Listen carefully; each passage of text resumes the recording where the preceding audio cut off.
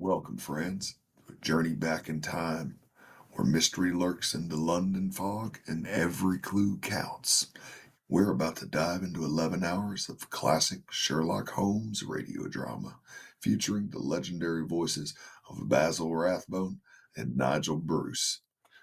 These old-time radio gems originally aired in the 1930s and 40s, bringing Sir Arthur Conan Doyle's characters to life for millions. So if this is your first time tuning in, welcome. You're stepping into a living memory, an audio time machine. And if you grew up with this voice, then welcome home. Grab a cup of tea, and let's walk these cobblestone streets, because the game is afoot.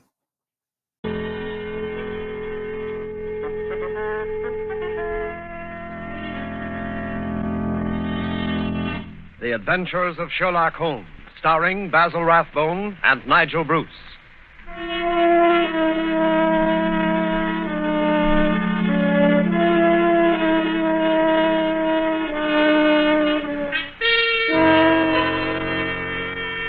The makers of Grove's bromoquinine tablets bring you another adventure of Sherlock Holmes, with Basil Rathbone as Sherlock Holmes and Nigel Bruce as Dr. Watson. A cold is a miserable thing. A cold may become a dangerous thing. Even a so-called light cold can take a serious turn. Be prompt, be decisive in your treatment of a cold. At the very first sign of a cold, take Grove's bromoquinine tablets. Bromoquinine tablets quickly check the symptoms of a cold, quickly relieve the distress of a cold. They give you speedy results, which are very important.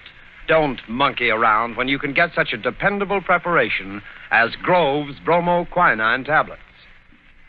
And now, here we are again on our usual visit to Dr. Watson. He's waiting for us in his study, a cheerful blaze crackling on the hearth. I'm very relieved to see you, Mr. Manning. Hasn't the weather been atrocious today? I was beginning to wonder if you'd be able to get here tonight through all this fog. Yes, it certainly is what you Londoners call a regular pea souper. Yes, indeed. It reminds me of the adventure of the missing submarine plans. A case that was solved in the underground. Underground? What you Americans call a subway. Yes, but what has a solution in a subway got to do with a foggy night? Well, you see, the affair started in weather exactly like this. It was the third week in November, the year 1895, to be exact.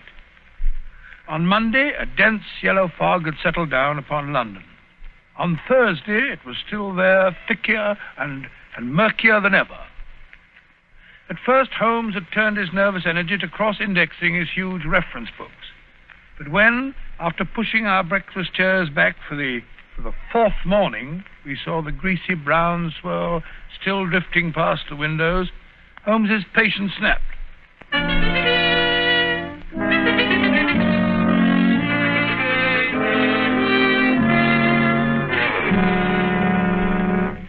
Holmes, if you must pace around in circles, I wish you'd change directions now and then. You're making me dizzy. Bah! It's inexcusable, Watson. Inexcusable. No initiative, no imagination. Nothing ever gets done. If you're alluding to the inactivity in this last session of Parliament, my dear Holmes... I'm not speaking of our lawmakers, Watson, but of our lawbreakers. The London criminal is certainly a dull fellow. What makes you say that? Well, look out of the window. Ideal weather for committing a crime. The criminal advances on his intended victim practically unseen. He pounces and disappears into thin air. There have been numerous petty thefts, I believe. Petty thefts, pickpockets, ragamuffins. What's the country coming to? Now, if I were a criminal, Watson... Well, I, for one, would move to America. Oh, hello. Mrs. Hudson's knocking. Excited. What's up, I wonder? Yes, Mrs. Hudson, what is it? Oh, a telegram for me. Yes, sir. Very well, thank you. Oh, well, what's it say? Oh, wait until I open it, can't you? Ah, dear me, what next? Most unusual, Watson, most unusual. What's most unusual, Watson? What's it say? Well, it's from my brother, Mycroft. You remember him. He helped us solve the case of the Greek interpreter. He's coming here. Why not? What's so phenomenal about Why this? not? Why not, indeed? It's as startling as it would be to meet a tram car coming down a country lane. Yes, now I come to think of it. Mycroft is rather like a tram car. His rails lead from his Pall Mall lodgings to the Diogenes Club in Whitehall. That's his circle. I wonder what upheaval could have derailed him. Doesn't the telegram explain? It says, must see you about Cadogan West, coming at once. Cadogan West? Duggan, why? That's the young chap who's found dead in the underground on Tuesday morning. I remember reading about it in the papers. Oh? The young man had apparently fallen out of a train and killed himself. He hadn't been robbed, and there was no reason to suspect violence. Quite an uninteresting case, if I remember correctly. And yet, it's serious enough to cause Mycroft to alter his habits. No, Watson. This must be an extraordinary event. Do you recall any other facts about the affair? Yes, now I come to think of it, there was one unusual bit came out of the inquest. They were unable to ascertain at what point he entered the train, because his ticket was missing. Strange. What articles were found on the body? Oh, £2.15, I believe it was, a checkbook and... Oh, yes, 2 dress circle tickets for the Woolwich Theatre, dated for that evening. Theatre tickets, eh? Then it wasn't suicide. A man doesn't procure theatre tickets for the evening on which he intends to end his life. Anything else?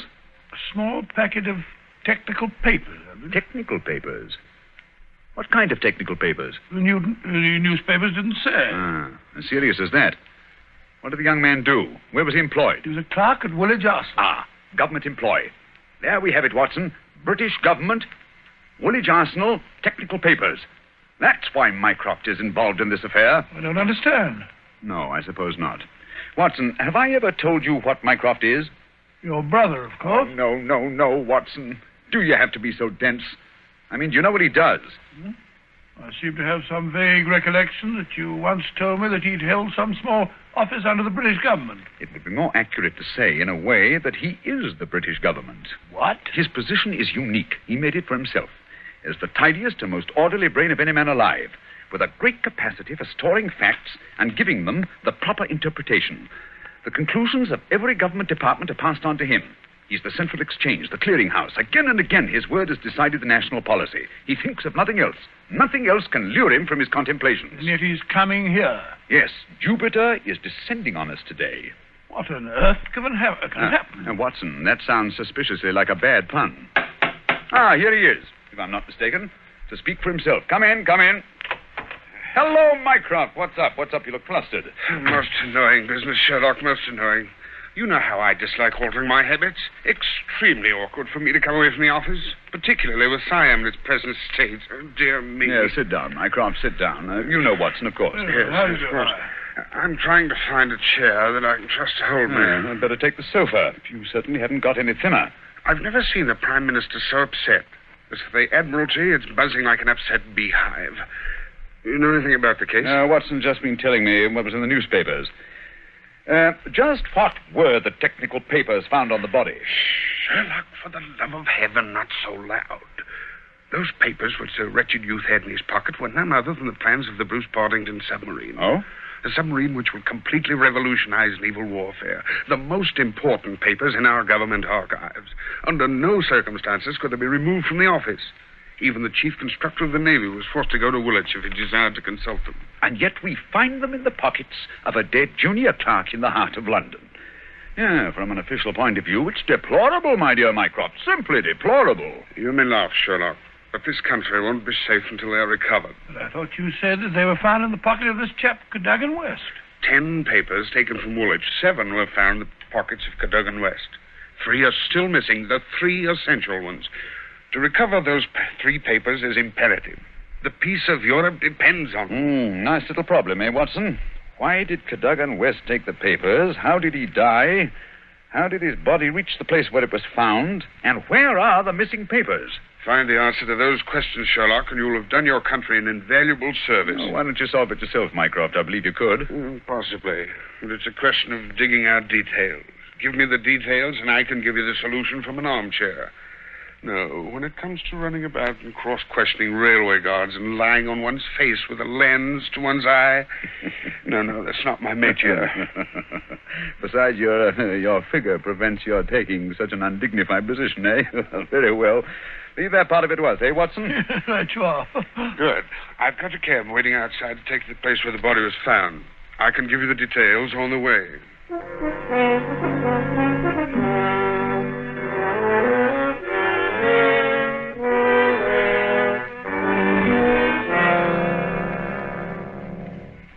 Now, Mycroft, who was the official guardian of these famous papers? No less a personage than Sir James Walter. A gentleman who's grown grey in the service.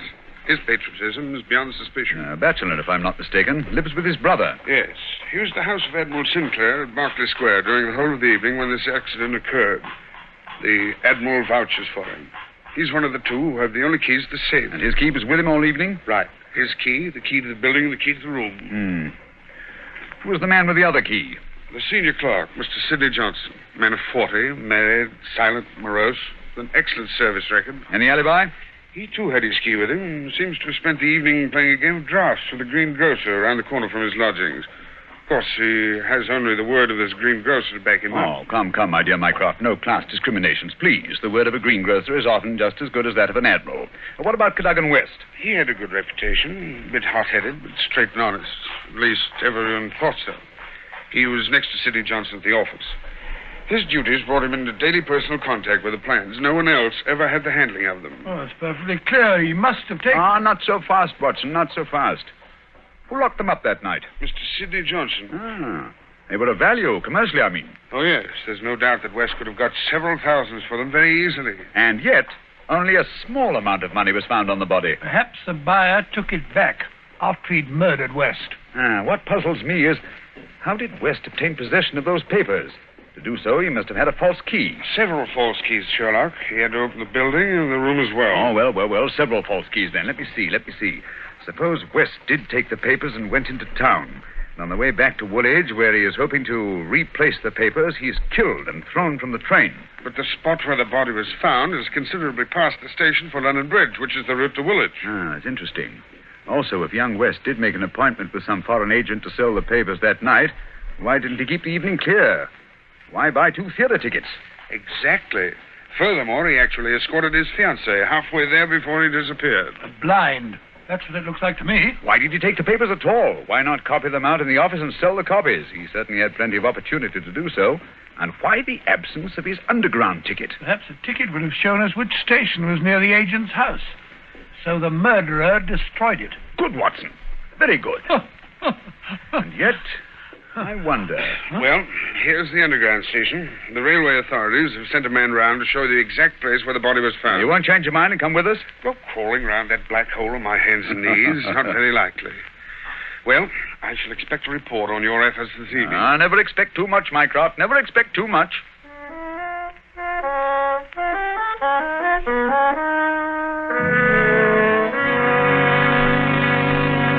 Before we follow Holmes and Watson into the mazes of the London subway system, I have a word of advice. Every year, colds cause a lot of sickness. Every year, they cause a lot of expense and time lost from work. Always regard a cold seriously. Always treat it earnestly. At the first sign of a cold, take Grove's bromoquinine tablets. Bromoquinine tablets are famous relief for the distress of a cold. Their efficacy has been fully established. Bromoquinine tablets go right to work on a cold symptom. They don't waste any time. They don't pull any punches. They quickly relieve the misery of a cold. They help reduce the fever of a cold. Thousands of people keep bromoquinine tablets handy all winter. Thousands of people depend on them as their relief for colds. No other preparation enjoys greater confidence than bromoquinine tablets. Follow the example of millions, and at the first sign of a cold, take Grove's bromoquinine tablets. Get them at any drugstore, a few cents a box. Ask specifically for Grove's, Groves, Bromo, Bromo, quinine, Quinine, Grove's bromoquinine tablets.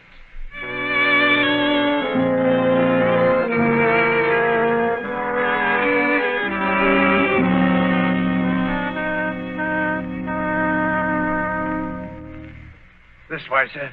Step right along the tracks. But it isn't safe. Supposing a train should come shooting round that curve. Oh, that's all right, sir. There won't be another for 5 minutes anyway. Here we are, sir. This is where they found the body. Right here alongside the rails.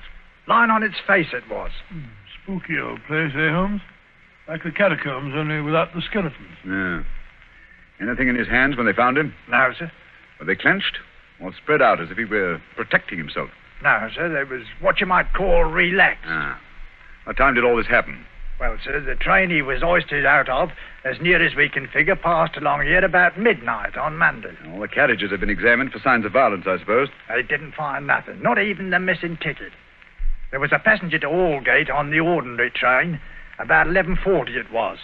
He said he'd heard a heavy thud, like something striking the line, just before the train reached this station. But it was so foggy, he said he was blessed if he could see what it was. Holmes, what's the matter? What are you staring at? The curve, Watson. What Curve of of it? the rails. What of it? What do you mean? I suppose there aren't many curves as abrupt as this. No, sir, I can't say as there is. What have curves got to do with it? Oh, an indication, Watson. Merely an indication. Unique. Perfectly unique. And yet, why not? I don't see any indications of bleeding on the line. No, sir, there wasn't any to speak of. But I understand there was a considerable wound. The bone was crashed right enough. Holmes, you hear that? It's a train. It's coming this way. Run, sir. Run for your life. Yes, yes, but where? Up ahead. There's a place where the train switches off. Run, Watson, run. It's just around the curve. We'll never make it. Yes, we will. Faster, faster. There's the switch up ahead. Come on. Here comes the train now. We'll make it. Justin, Watson, for the love of heaven, you're on the wrong track.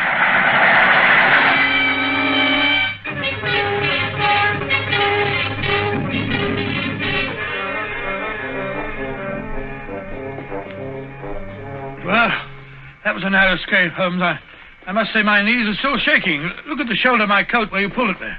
Lucky thing for you that I did. Where are we off to now in this fog?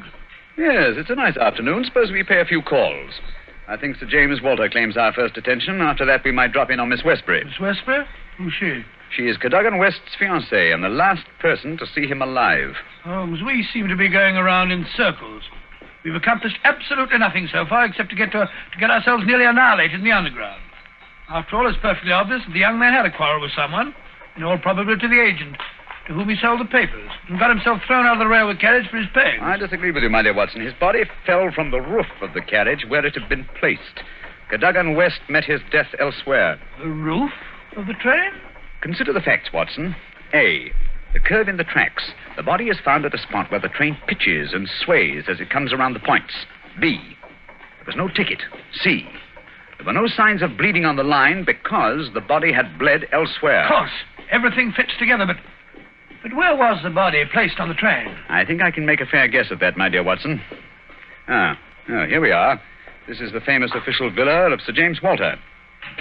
And that, if I'm not mistaken, is his brother, Colonel Valentine, just coming out of the house. What's the matter with the man? He looks positively haunted. Oh, pardon me, Colonel Valentine, but can you tell me if Sir James is at home? Sir James, sir? Sir James is dead. Good heavens, dead? He died this morning. It's terrible. Terrible. How did he die? Oh, it's this horrible scandal. My brother, sir, was very sensitive of his honor. He couldn't survive the disgrace to his department. It broke his heart. Pardon me, gentlemen, I must go. It broke his heart. Most appalling development. Eh, Holmes? I wonder if his death was natural, or if the poor fellow killed himself.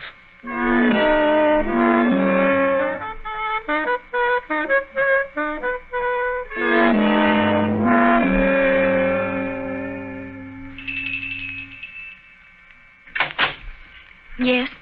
Will you tell Miss Westbury that Mr. Sherlock Holmes would like to see her? Oh, please come in, gentlemen. I'm Violet Westbury, Mr. Holmes. I've been expecting you ever since I heard you had taken the case. Please be seated. Well, thank you. Oh, Mr. Holmes, we must save his good name. He couldn't have done it. Cadogan was the most chivalrous, patriotic gentleman on earth. He couldn't have done it. He would have cut his right hand off rather than sell a state secret. But the facts, my dear Miss Westbury. I admit I can't explain them. Was he in need of money? No, Mr. Holmes. His needs were simple and his salary very good. He'd saved several £100s. We were to be married at the new year. I see. Had you noticed any signs of mental excitement? Why, well, that is... Come, Miss Westbury, be frank with us. Yes, Mr. Holmes. That night, I had a feeling that there was something on his mind. Mm-hmm. Tell us about it, will you? We were on the way to the theater. It was a foggy night, you remember? We were walking slowly. Our way took us close to his office. Cadogan seemed thoughtful and worried.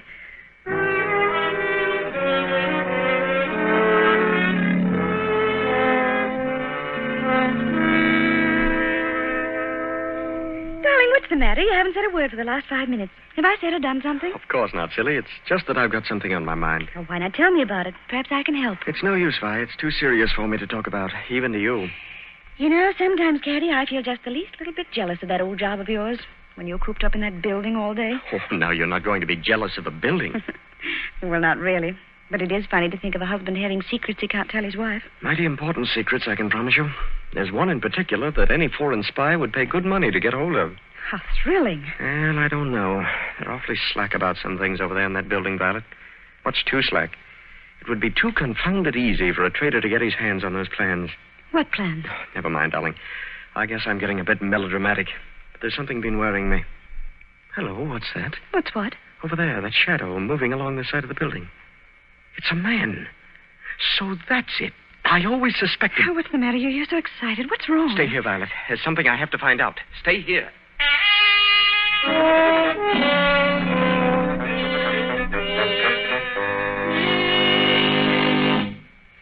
I waited and waited, but he never returned. Oh, Mr. Holmes, if you could only save his honor, it meant so much to him. We shall do our best, Miss Westbury. This shadow, this man moving along the building. Did you see it, too? I think I did, Mr. Holmes. But the night was so foggy, I can't be sure. But there must have been a man. Another man. It couldn't have been Cadogan. Surely character goes for something. Let us hope so. Come along, Watson. We must return home. I'm expecting an answer to some telegrams I sent Mycroft earlier this afternoon. We've done enough for one day.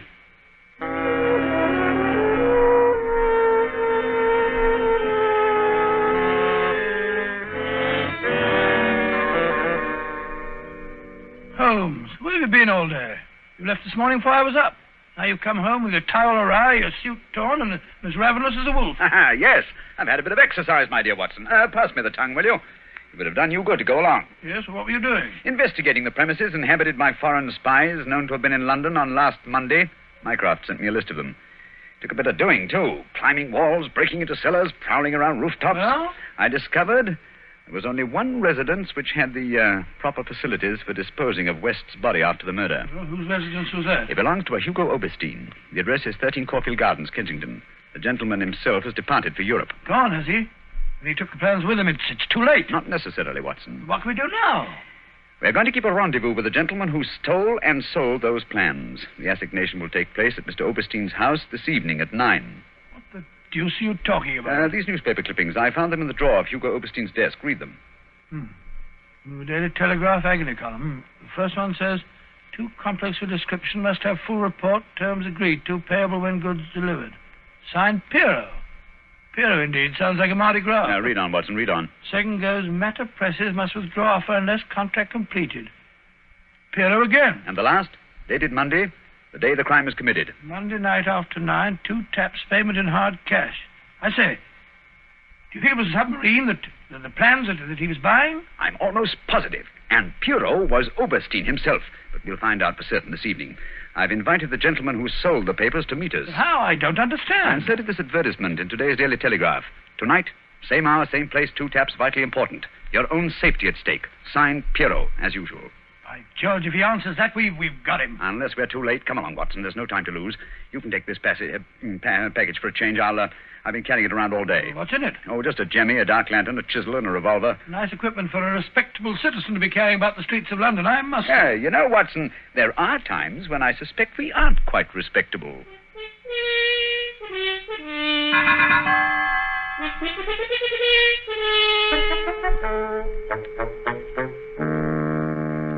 Here we are. This is Caulfield Gardens. Thank heavens, it's still foggy. I shouldn't like to be caught in the act of housebreaking. Yeah.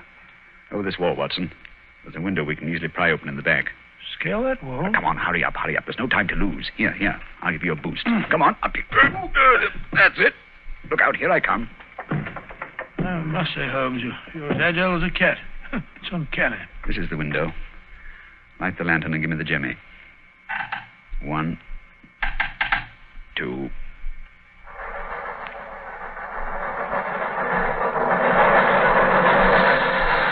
Holmes, the underground runs right past here, almost on the level of these windows. I could have reached out and touched it. Yes, quite convenient, wasn't it? It was here the body was placed on the roof of the train.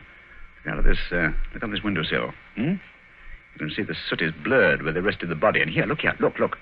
This brown stain is blood. Nasty, eh, Holmes? Let's get on into the house. Very well, then. Come along.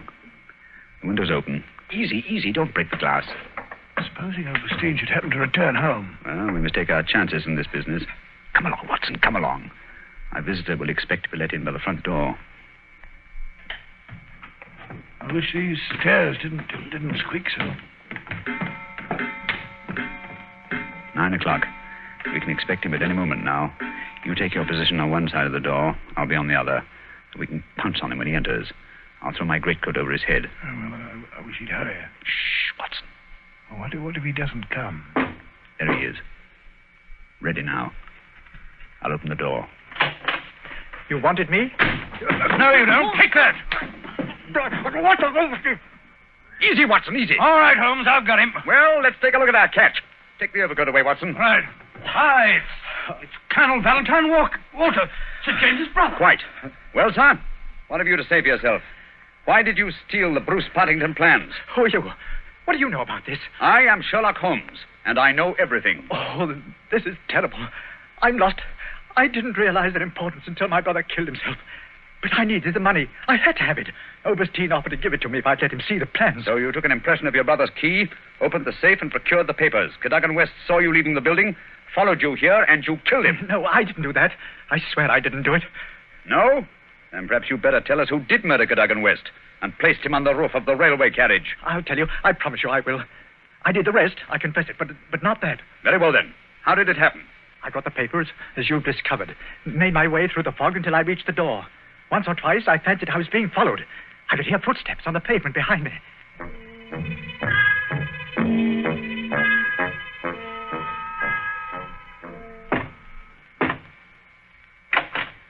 Colonel Walter? Yes? You have the papers? Yes. Let me in, quick. I think someone's been following me. Yes, it's me. You can't do this, Valentine. It's treason. Corey, do you hear? No, you can't sell the papers. Papa Overstein, he knows how to use a blackjack, eh? You've killed him. So? It's murder. I'm going to get out of this. Oh, no. I think different. You will come in here if you do not wish to taste the blackjack, too. But That is better. Oh, what can we do? They'll find the body. I have an idea. First, I look at those papers. I take the ones I want, and the rest we put in the pocket of this foolish young man. And then we give him a nice ride on top of the underground train, no? He will be the guilty one. Who will ever know?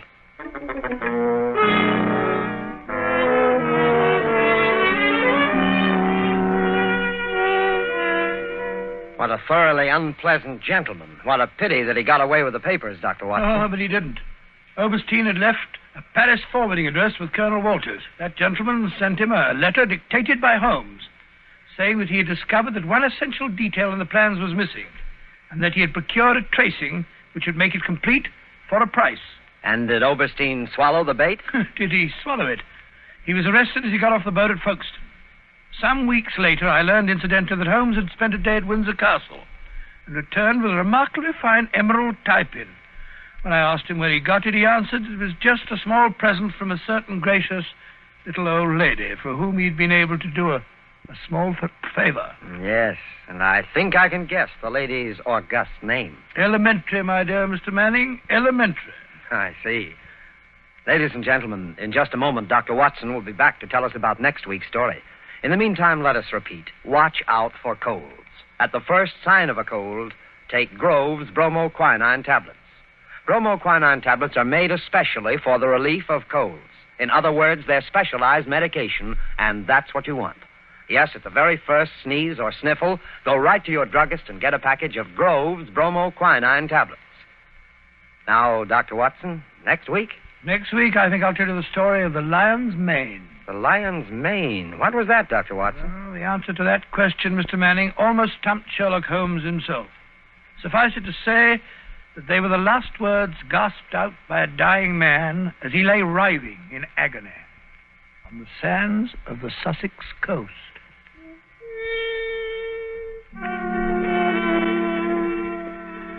You have been listening to a Sherlock Holmes adventure, adapted from Sir Arthur Conan Doyle's story, The Bruce Partington Plans, with Basil Rathbone as Sherlock Holmes and Nigel Bruce as Dr. Watson.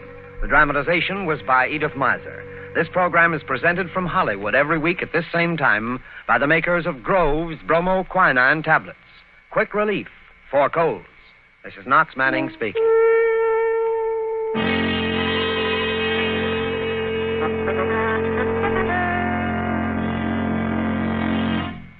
This is the National Broadcasting Company.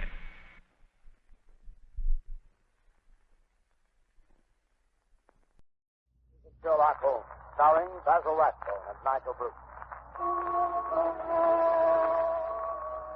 The makers of bromoquinine cold tablets bring you another adventure of Sherlock Holmes, with Basil Rathbone as Sherlock Holmes and Nigel Bruce as Dr. Watson. Friends, when you're the victim of a cold, remember this. Bromoquinine cold tablets are made exclusively to help relieve the usual distress of cold. They're not a cure-all. They're made for one purpose, and one purpose only. To help relieve the common miseries of a cold. The ache, the pain, the fever, and nasal stuffing. That's why they do such an effective job. Give yourself the advantages of specialized medication. When a cold attacks, take bromoquinine cold tablets as directed, and only as directed. Now, here we are again in our habitual armchair in front of Dr. Watson's fireplace, waiting for the good doctor to put down the evening paper. Oh, I beg your pardon, Mr. Manning. I didn't see you come in. I was reading about your latest American gang shooting. Yes, crime seems to be riding high, wide, and handsome in most of our big cities, I'm afraid. What a pity we haven't got Mr. Sherlock Holmes on the job. That's just what I was thinking. But on the other hand, these gangs of racketeers have sprung up since he retired. Perhaps he wouldn't know how to handle it. Rubbish. I can remember just one case we handled back in '94. It was concerned with Giorgiano, the worst gang leader New York ever had. We didn't call it racketeering in those days, but it amounted to the same thing. Kidnapping, blackmailing, bombing, terrorizing innocent people. By during the course of that particular case, Giorgiano had one man taken for a ride, as you call it. Yeah, that sounds interesting. Why don't you tell us about it? Well, it's a bad story. Let me see. It was in November in the year 1894. Holmes and I were sitting in our rooms in Baker Street. Well, I thought you said this story was about the head of a New York gang. Yes, so I did, Mr. Manning. So I did, just to interrupt. Even famous gangsters have been known to travel about from time to time. Well, as I was saying, Holmes and I were sitting in our rooms in Baker Street, and our housekeeper, Mrs. Hudson, ushered in a friend of hers, a landlady who kept lodgings in Great Orm Street. Holmes invited her to sit down. The poor woman was obviously harassed and kept sucking away at the fringe of her cape.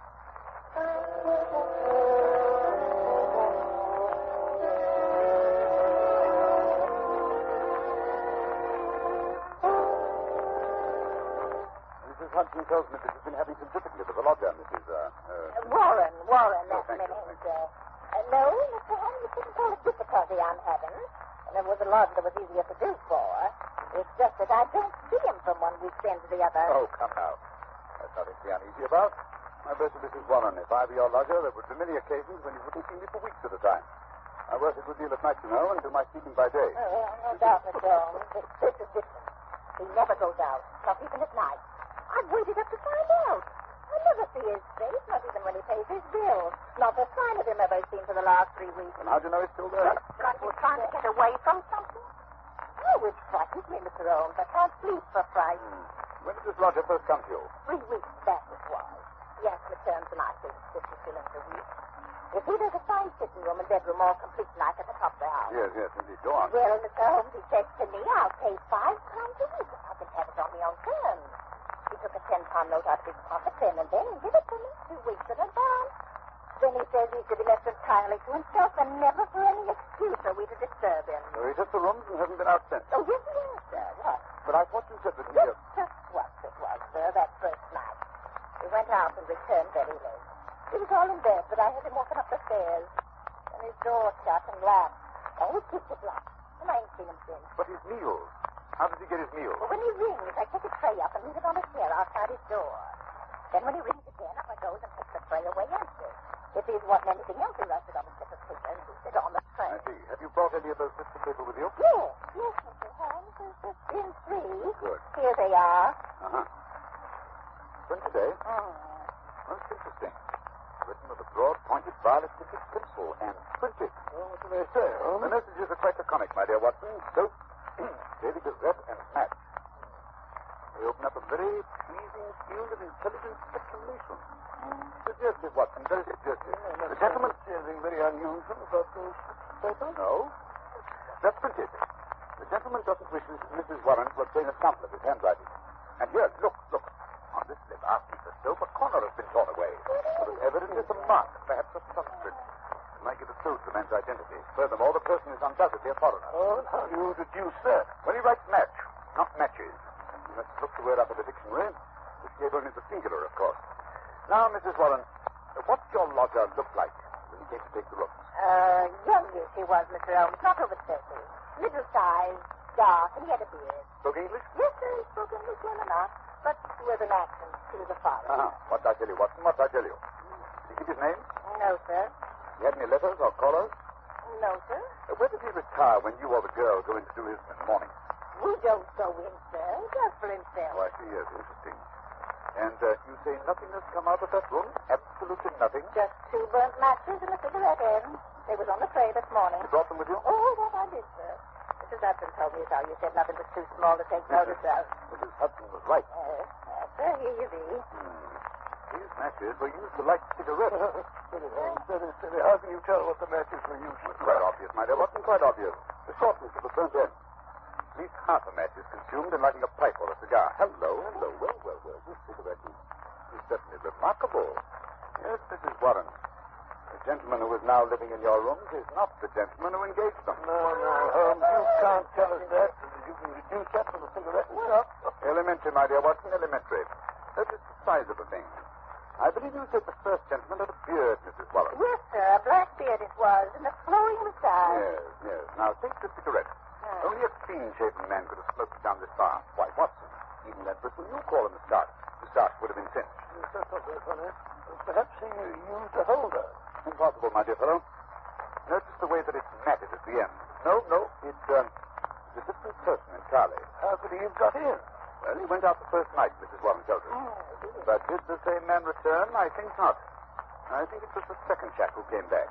The one for whom the first man took the room. Perhaps they both returned. Possibly that there are 2 men in those rooms. Excellent, my dear Watson, excellent. You're coming along. Now, tell me, Mrs. Warren, how much does the fellow eat? Would it be enough for 2? Oh, no, sir. He eats so little I often wonder if he can keep life in one. Well, that settles that. Oh? Well, Mrs. Warren, there seems to be nothing more to be done for the moment. I hardly think the situation is dangerous, at least not for the present. But keep us informed of any further developments. Oh, thank you, Mr. Holmes. I feel easier in my mind already. Thank you, sir. Thank you. Not at all. Good day, gentlemen. Good day, Mrs. Warren. Look here, Holmes. You're not going to go puttering about in this affair. The man is probably just a harmless eccentric of some sort. You never know, Watson. You never know. Whoever he is living in terror. Huh? Terror of what, I wonder? Oh, rubbish. Besides, who's going to foot the bill? What do you expect to get out of a case like this? Education? The pursuit of knowledge, Watson, is my great hobby. Pursuit of knowledge of afoot. Curiosity, that's what it is. Plain, unadulterated curiosity. Oh, possibly, Watson, possibly. Education, pursuit of knowledge, curiosity. Perhaps they all amount to the same thing. Where are you going to look for your education in this case, if I may ask? In the Daily Gazette, my dear fellow, in the Daily Gazette. A newspaper is often a very storehouse of knowledge.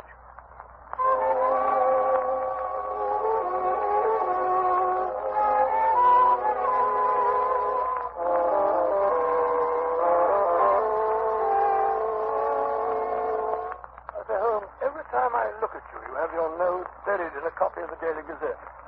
Why the fondness for that yellow rag? Yeah. The Daily Gazette is the paper Mrs. Warren's mysterious lodger asked for, remember? Well, what of it? What can you discover from a common newspaper? The answer is nothing. Nothing at all. Here it is 4 days since we heard of that mysterious gentleman, Mrs. Warren. What have you unearthed?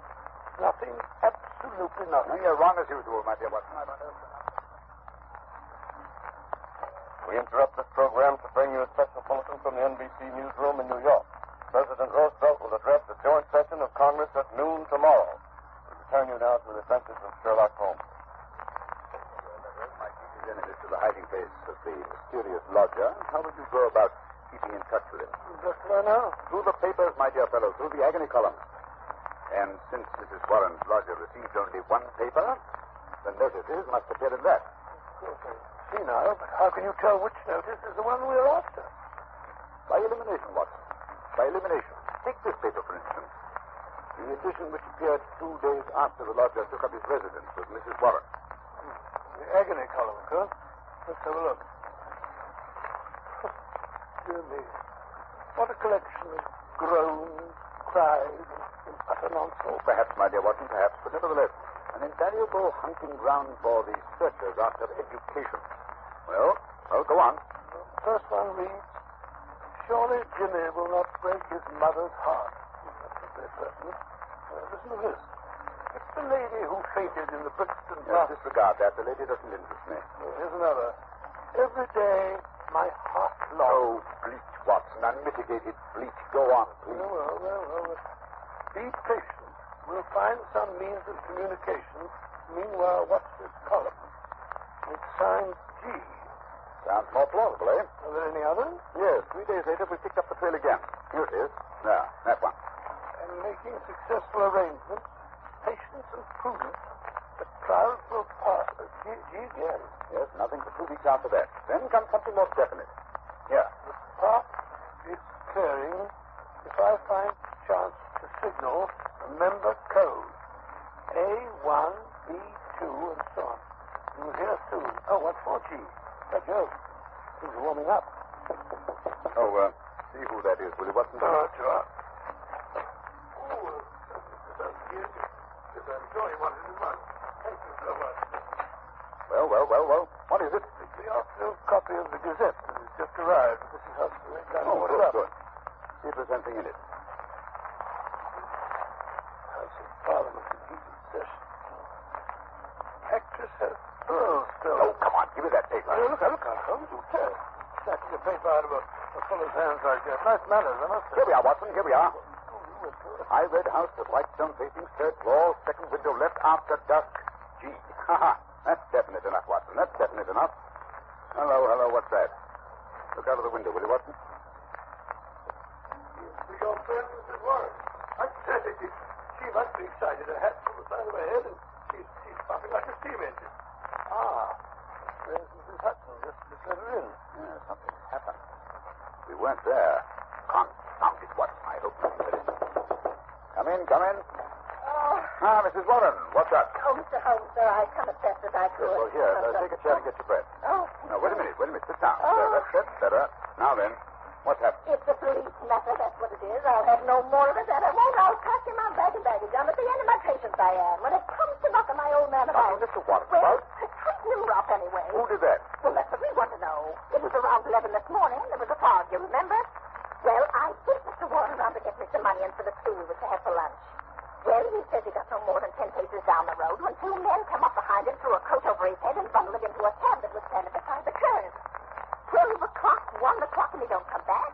And there am I and me stew left waiting for the onions. Well, at 2 o'clock, they come up a stew anyhow. And you know what a stew is like without onions. Yes, it's like tea without... Yes, I like mine. Well, tea without milk is about that. It's one of the most... Go on, Mrs. Warren. Go on, never mind. Yes, well, at 3 o'clock, my old man comes home, all black and blue, and his coat tore. At first, I think he's been in some pub. He's got a weakness for a drunk now and then. Yes. And pretty soon, I see he's not drunk, just dazed, and he tells me he's been driving around for 2 hours with a couple of men threatening him, and finally they opened the door and shoved him out. And when he comes to, he found he was on Hampstead Heath, so he took a bus home, and there he lies now on the sofa, moaning and groaning. Indeed, most interesting. Oh. Did he notice the appearance of the men? Did he hear them talk? No, Mr. Holmes. He's clean dazed. He just knows he was lifted up as if by magic and then dropped again. Is by magic? Yes, sir, that's right. And you connect this attack with your lodger? Well, sir, we've been living there 15 years now, and those happenings never came before. I've had enough of it. Money's not everything. I'll have him out of the house before the day is Now, done. wait a minute, Mrs. Warren. Wait a minute. Don't do anything rash. The matter's becoming more and more interesting. It's clear that these men mistook your husband for your lodger, and the heavy fog this morning, and when they discovered their mistake, they released him. They threw him out, they did, on his ear. Yes, well, wait a minute. The important thing is that your lodger's enemies have found him. They're on his track. They'll be back. I suggest you return to your home at once before anything serious has a chance to happen.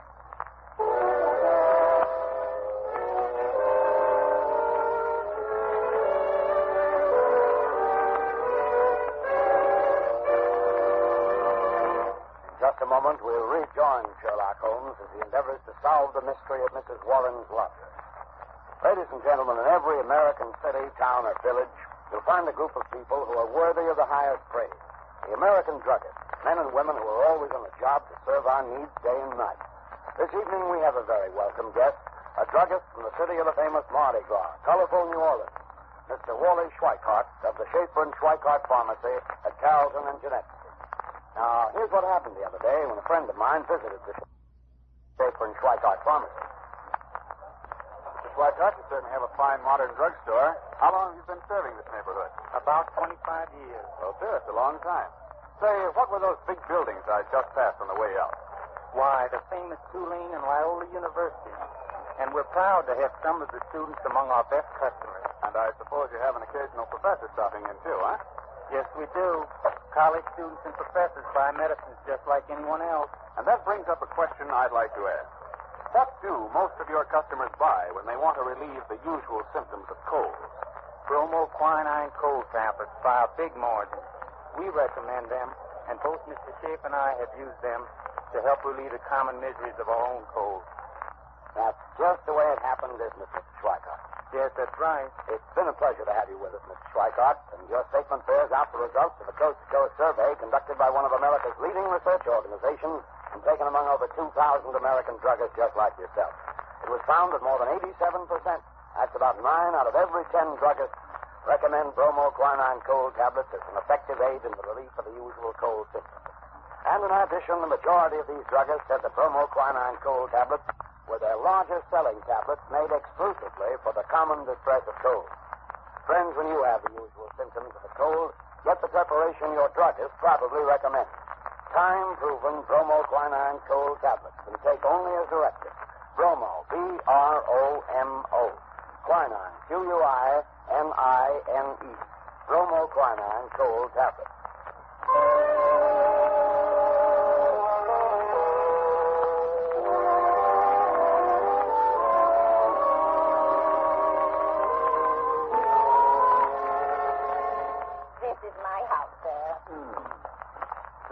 Very tidy indeed. Starched curtains, polished doorknobs. I do my best, Mr. Holmes. Now, where do I put my keys? Those windows on the top floor where the lamp is lit. Those are the lodgers' rooms, I take it? Yes, sir. Oh, here's the key. You slipped inside the linen and the bag.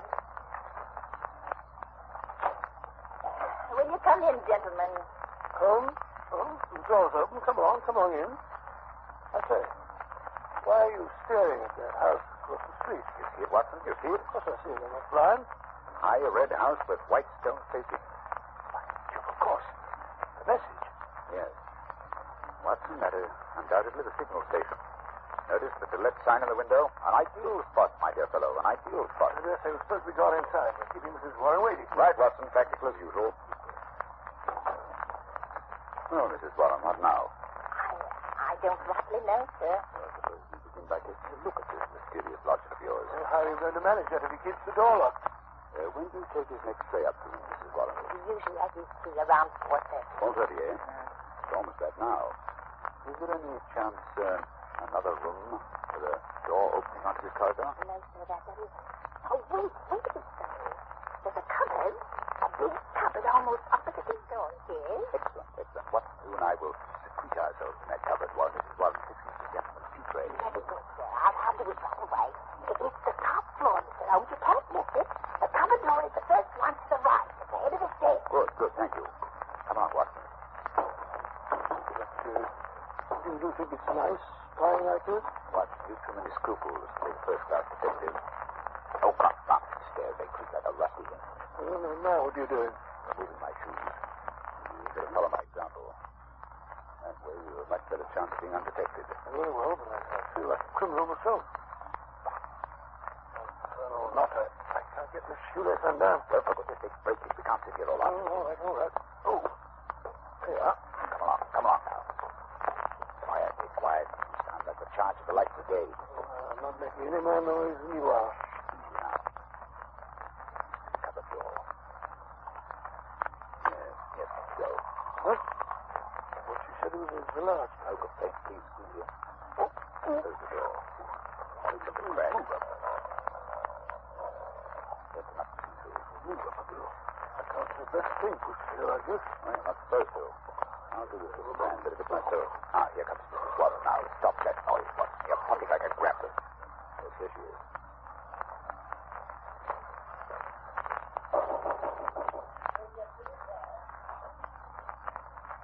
Sit down, chair. Going away. At the door now. Slowly. And a big fight thunder. Well, I'm dashed. What is it, Holmes? What's happened? Something I did not foresee. Follow me downstairs quickly, Watson. My own excitement. Who was it? Who opened the door? Remember I deduced the substitution of lodgers, Watson? Yes. What I did not foresee was that we should find a woman, and no ordinary woman, Watson. No, of course not. Dark, young, handsome, with a face etched with terror. Terror? Do you think she saw us? I think she suspected our presence. Well, what do we do now? We'll put on our shoes. We're going to spend the next few minutes on the front doorstep. Why? You remember the message said that G would communicate with the lady at dusk today? Please keep an eye on the window opposite. Yes, but that's all. Almost dark now. Come along.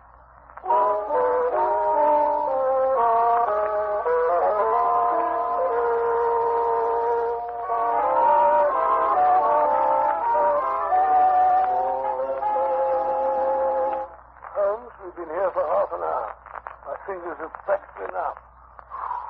Perhaps your friend has seen us and been scared off. Well, this doorway's too dark. It's more likely that something has happened to prevent his coming. Hold on. There's a light over there now. Yes, I can see a shadow. Look, there he is. Pale face. Just against the pane. He's got a candle. Peering across. Once they're sure she's there. Now we see this flash. A single flash. It's A. Take the message, Willie Watson, so we can check up on each other. Oh, I went to get that.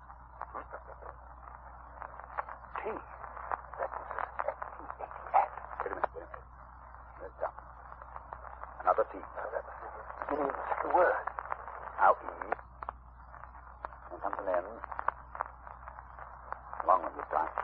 It's another T. An A. It's not. Well, surely that's not all. At Tenta. At Tentonite. That's why we're going. I had it. T-A is the initial. There it goes again. Why do you got to waste like that? I can't keep up with it. The same message over again. Curious, Watson. Attenta. Must be in cipher, Holmes. Not a very obscure cipher, Watson. It's Italian. Attenta means beware. It must be urgent. Very good, scared. Still the same message. Attenta. Hello. He's broken off. The light's gone out. Someone's broken the window. What's that? Quick, Watson. We must get in there. Something violent is happening.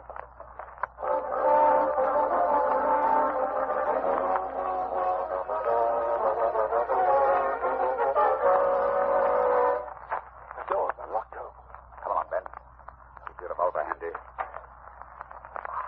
God, I can't see a face. Here, up these stairs. Hello. There's a candle where he dropped it. It's warm. Got him at Watson. That's better. Let's look around a bit. Oh, so quiet. It's uncanny. Where could he have gone? There's the broken window. And here, look here, Watson. Blood. A trail of blood. Some heavy object has been dragged along the floor.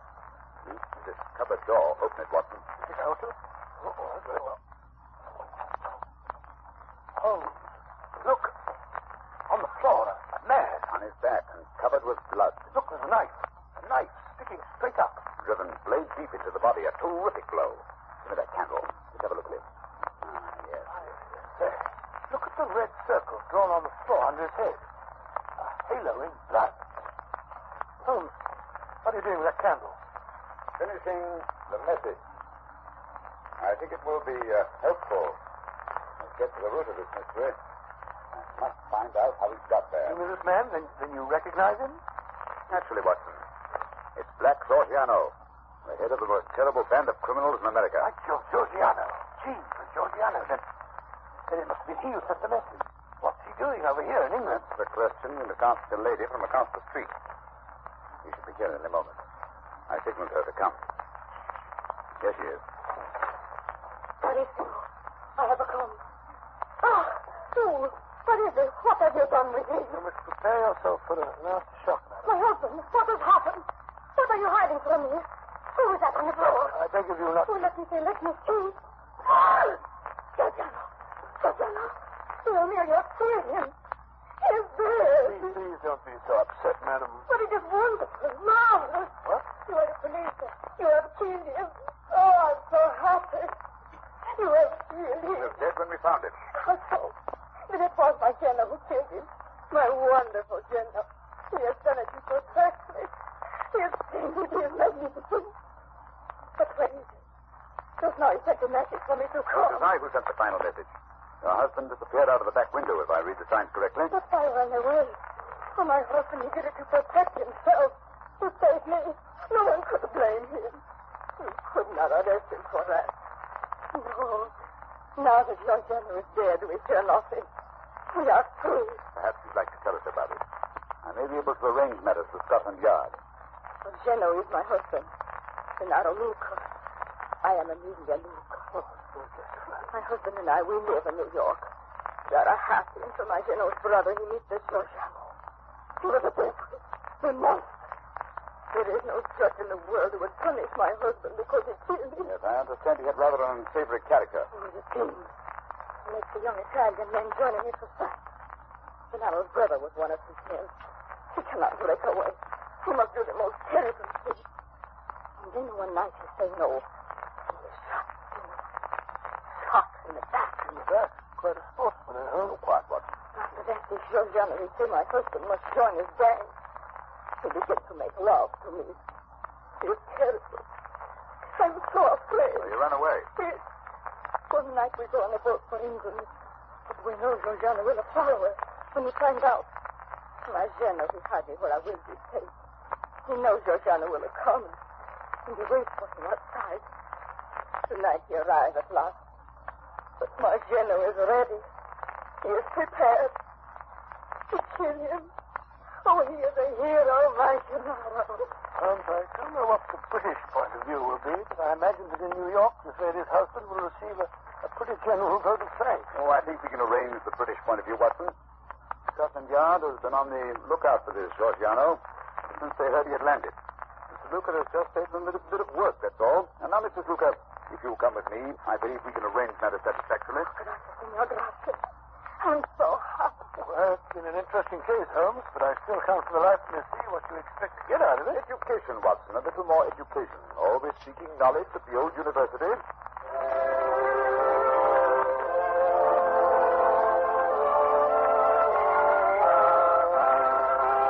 In just a moment, Dr. Watson will be back to tell us about next week's story. Ladies and gentlemen, when colds are prevalent, act wisely. Don't neglect the cold. Rest and avoid exposure. Remember, if neglected, even a so-called light cold may lead to more serious illness. But if a cold attacks with its headache, pain, nasal distress, and fever, take bromoquinine cold tablets. They go right to work to help relieve the usual miseries of a cold. They're specialized medication, and they work internally. They bring prompt relief, grateful relief, and they are time-proven. They're known and sold everywhere to help relieve the common discomforts of cold. Yes, you can take them with confidence. So when you have the usual symptoms of a cold, get busy and take bromoquinine cold tablets. Use only as directed, and be sure to get the real thing. Look for the letters LBQ on the tablet, and always ask for them by name. Bromo, B-R-O-M-O. Quinine, Q-U-I-N-I-N-E. Bromoquinine cold tablets. Now, Dr. Watson, what about next week? Well, next week I think I'll tell you an adventure that took me on a wild goose chase halfway across the continent of Europe. A case which Holmes solved by opening a coffin.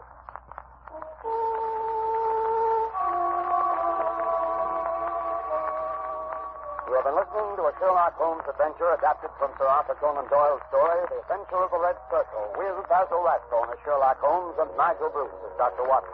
The dramatization was by Edith Miser, musical interludes composed and conducted by Lou Crossmark.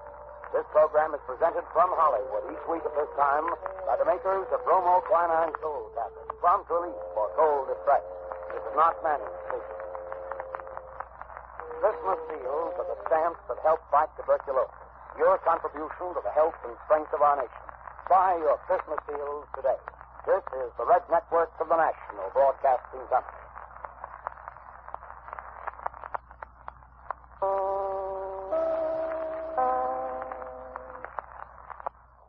Town was full of bevies of fresh young beauties, brought up from the country to be presented at court. The papers were full of accounts of dinners, soirees, garden parties, and all the rest of what now seems like a forgotten life. Naturally, all this meant very little to Holmes. Consequently, I was more than a bit surprised on returning one afternoon to our Baker Street lodgings to find him deep in a veritable snowdrift of illustrated society magazines and papers.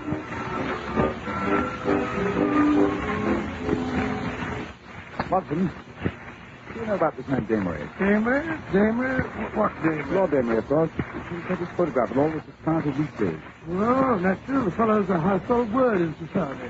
Yes. He's a man of the world with a backward turn to diplomacy, and he's asked me for a 4:30 appointment which I granted. You mean that Lord Damery's coming here? It's 4:30 now, and look at the mess of the place he's in. Calm yourself. It's that is Mrs. Hudson. Lord Damery is not paying a visit to Baker Street to investigate our housekeeping, but to consult me in my professional capacity. That will be the gentleman now, unless I'm very much mistaken. Punctuals of a minute. Take a look out of the window, will you, Watson? That's a good fellow. Really, Holmes, why you always expect me to play Sister Anne for you? Oh, all right, very well. Yes, Mrs. Hudson, she's up the door to it. I shoot, she's out on the front step making his curtsy. Oh, what's this, Donna? He's removing his hat and bag. His lordship must have got a very expensive tailor. Every detail, from his black satin cravat to his patent leather shoes, is perfect. The tape must have cost him Really, an unmarried man, our Lord Damery. Why do you say that, Holmes? But only a bachelor squanders money on his wardrobe with such a lavish hand. The married man is too busy putting his wife's bills for feathers and Oh, but it's worth it, my dear fellow. It's worth it, the pleasure of seeing the lady of one's choice in a fetching new bonnet or an agitating You tippet can wire. omit the rhapsody, my dear Watson. Our visitor is just outside the door. Come in. Lord Damery, I presume. And this must be the celebrated Mr. Sherlock Holmes. I'm delighted to make your acquaintance. Won't you sit down, sir? Watson, dump that encyclopedia off the other armchair. Yes, I was hoping to find Dr. Watson. A pleasure, I assure you. Well, the pleasure is mine, sir. Yes, I'm truly delighted to find Dr. Watson present. His collaboration may be very necessary, Mr. Holmes. We are dealing on this occasion with one of the most ruthless individuals in all England. Oh, and who might that be? My sister, the Lady Alicia, widow of the late Earl of Devonham. You don't say. Yes, she has the well-known whim of iron. Anyone who crosses her in any way is in great danger. You mean that she'd go as far as to poison them or life them with that? Ladies in high society, my dear Dr. Watson, have more subtle but nonetheless deadly ways of dealing with their adversaries. And for whom is the Lady Alicia sharpening her knife this time? Well, I suspect it's Miss Kitty Kissam. Kitty Kissam? You mean the delightful Kitty Kissam, the star of the Sweetheart of the Regiment? The same. And how did Lady Alicia's path happen to cross the charming Kitty? Through my dunce of a nephew, Percy, who also happens to be Alicia's only son. Oh. He's become infatuated with this Kitty? He's asked her to marry him. And quite naturally, his mother objects. No, that's the most startling aspect of the whole affair. As soon as I heard of the engagement, I rushed round, expecting to find Alicia in the midst of hysterics, or at least having taken to her bed surrounded with smelling salts. And such was not the case. No, on the contrary. She was sitting at her desk in the morning room, making out her list for a reception and musicale to be given tomorrow afternoon to honor Miss Kissam.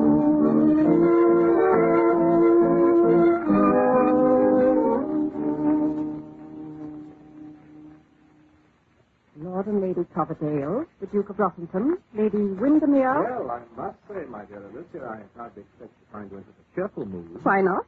After all, what this family needs is new blood. They told me dear Kitty's father was a butcher and her mother a barmaid. Yes, I'm sure Percy should be very, very happy with the dear little thing. She's bound to make a big impression on all our friends. Alicia, I don't like the way you say that. You have a certain glint in your eye. What glint, dear? The glint you had the evening you met the Lady Eustacia de Vere at the top of the grand staircase at Buckingham Palace. Yes, we've been quarreling all the winter. With such fun. Yes, you smiled politely and let her speak first. Then you deliberately stepped on her train, ripping it off at the waist, revealing the fact that she wore certain red flannel undergarments. Dear Eustacia, she was the laughing stock of Mayfair. I warn you, Alicia, Kitty Kissam is no Lady Eustacia. Of course not, darling. She's no lady at all. That's what makes me so anxious to have our friends meet her.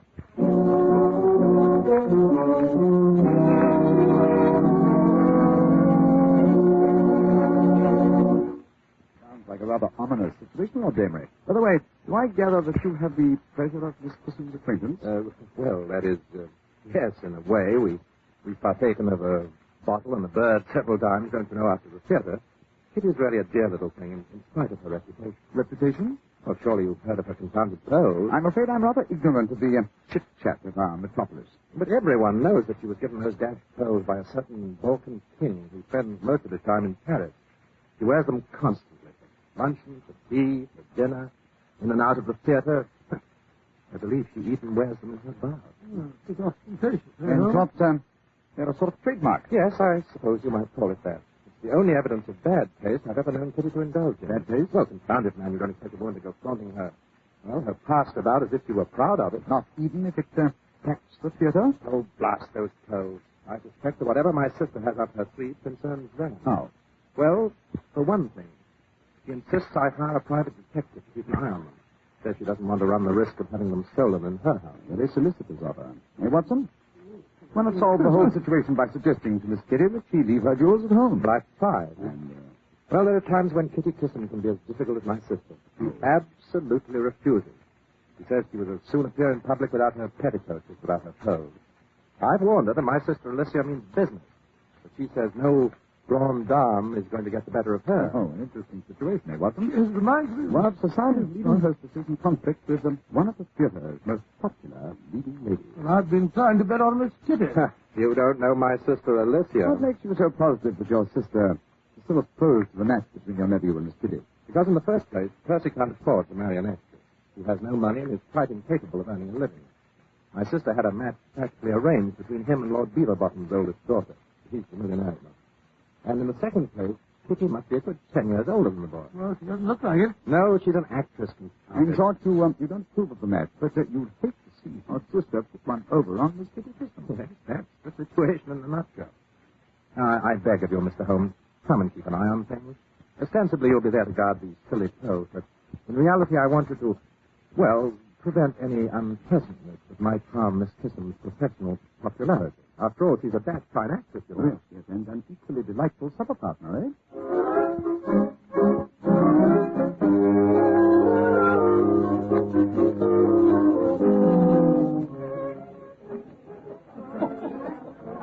I warn you, my dear, if anything awkward happens to Kitty, Miss Kissam, at this party of yours, I shall cut Percy out of my will. He won't get a penny from me. And then where would you be? My dear James, calm yourself. Anyone might think that it was you who'd become engaged to Miss Kissam instead of Percy. Besides, if Percy has to wait till you pop off, my dear, before he inherits the family wealth, I'll be dead and gone. You're too disgustingly young and healthy. It's no good trying to butter me up, Alicia. And I wish to remind you that it's not the family wealth Percy will inherit. It's my money, my own. I made it myself, and I shall leave it to whom I please. Of course you will, James. But we Dameries are famous for sticking together, aren't we, sweet? Oh, look. Who's the lean, rapacious, and very distinguished man who just entered? Sherlock Holmes and Dr. Watson. Oh, these are the gentlemen I've asked to guard Miss Kissam's pearls. And I warn you, Alicia, Sherlock Holmes has the best brain in England, so no monkey tricks. Don't be vulgar, James, my pet. Ah, they see you. Coming over. I'm all of a flutter. Ah, Mr. Holmes, it's so good of you to be so prompt. The guest of honor is due at any moment. Good evening, Lord Dameron. James, my darling, haven't you forgotten something? Oh, yes.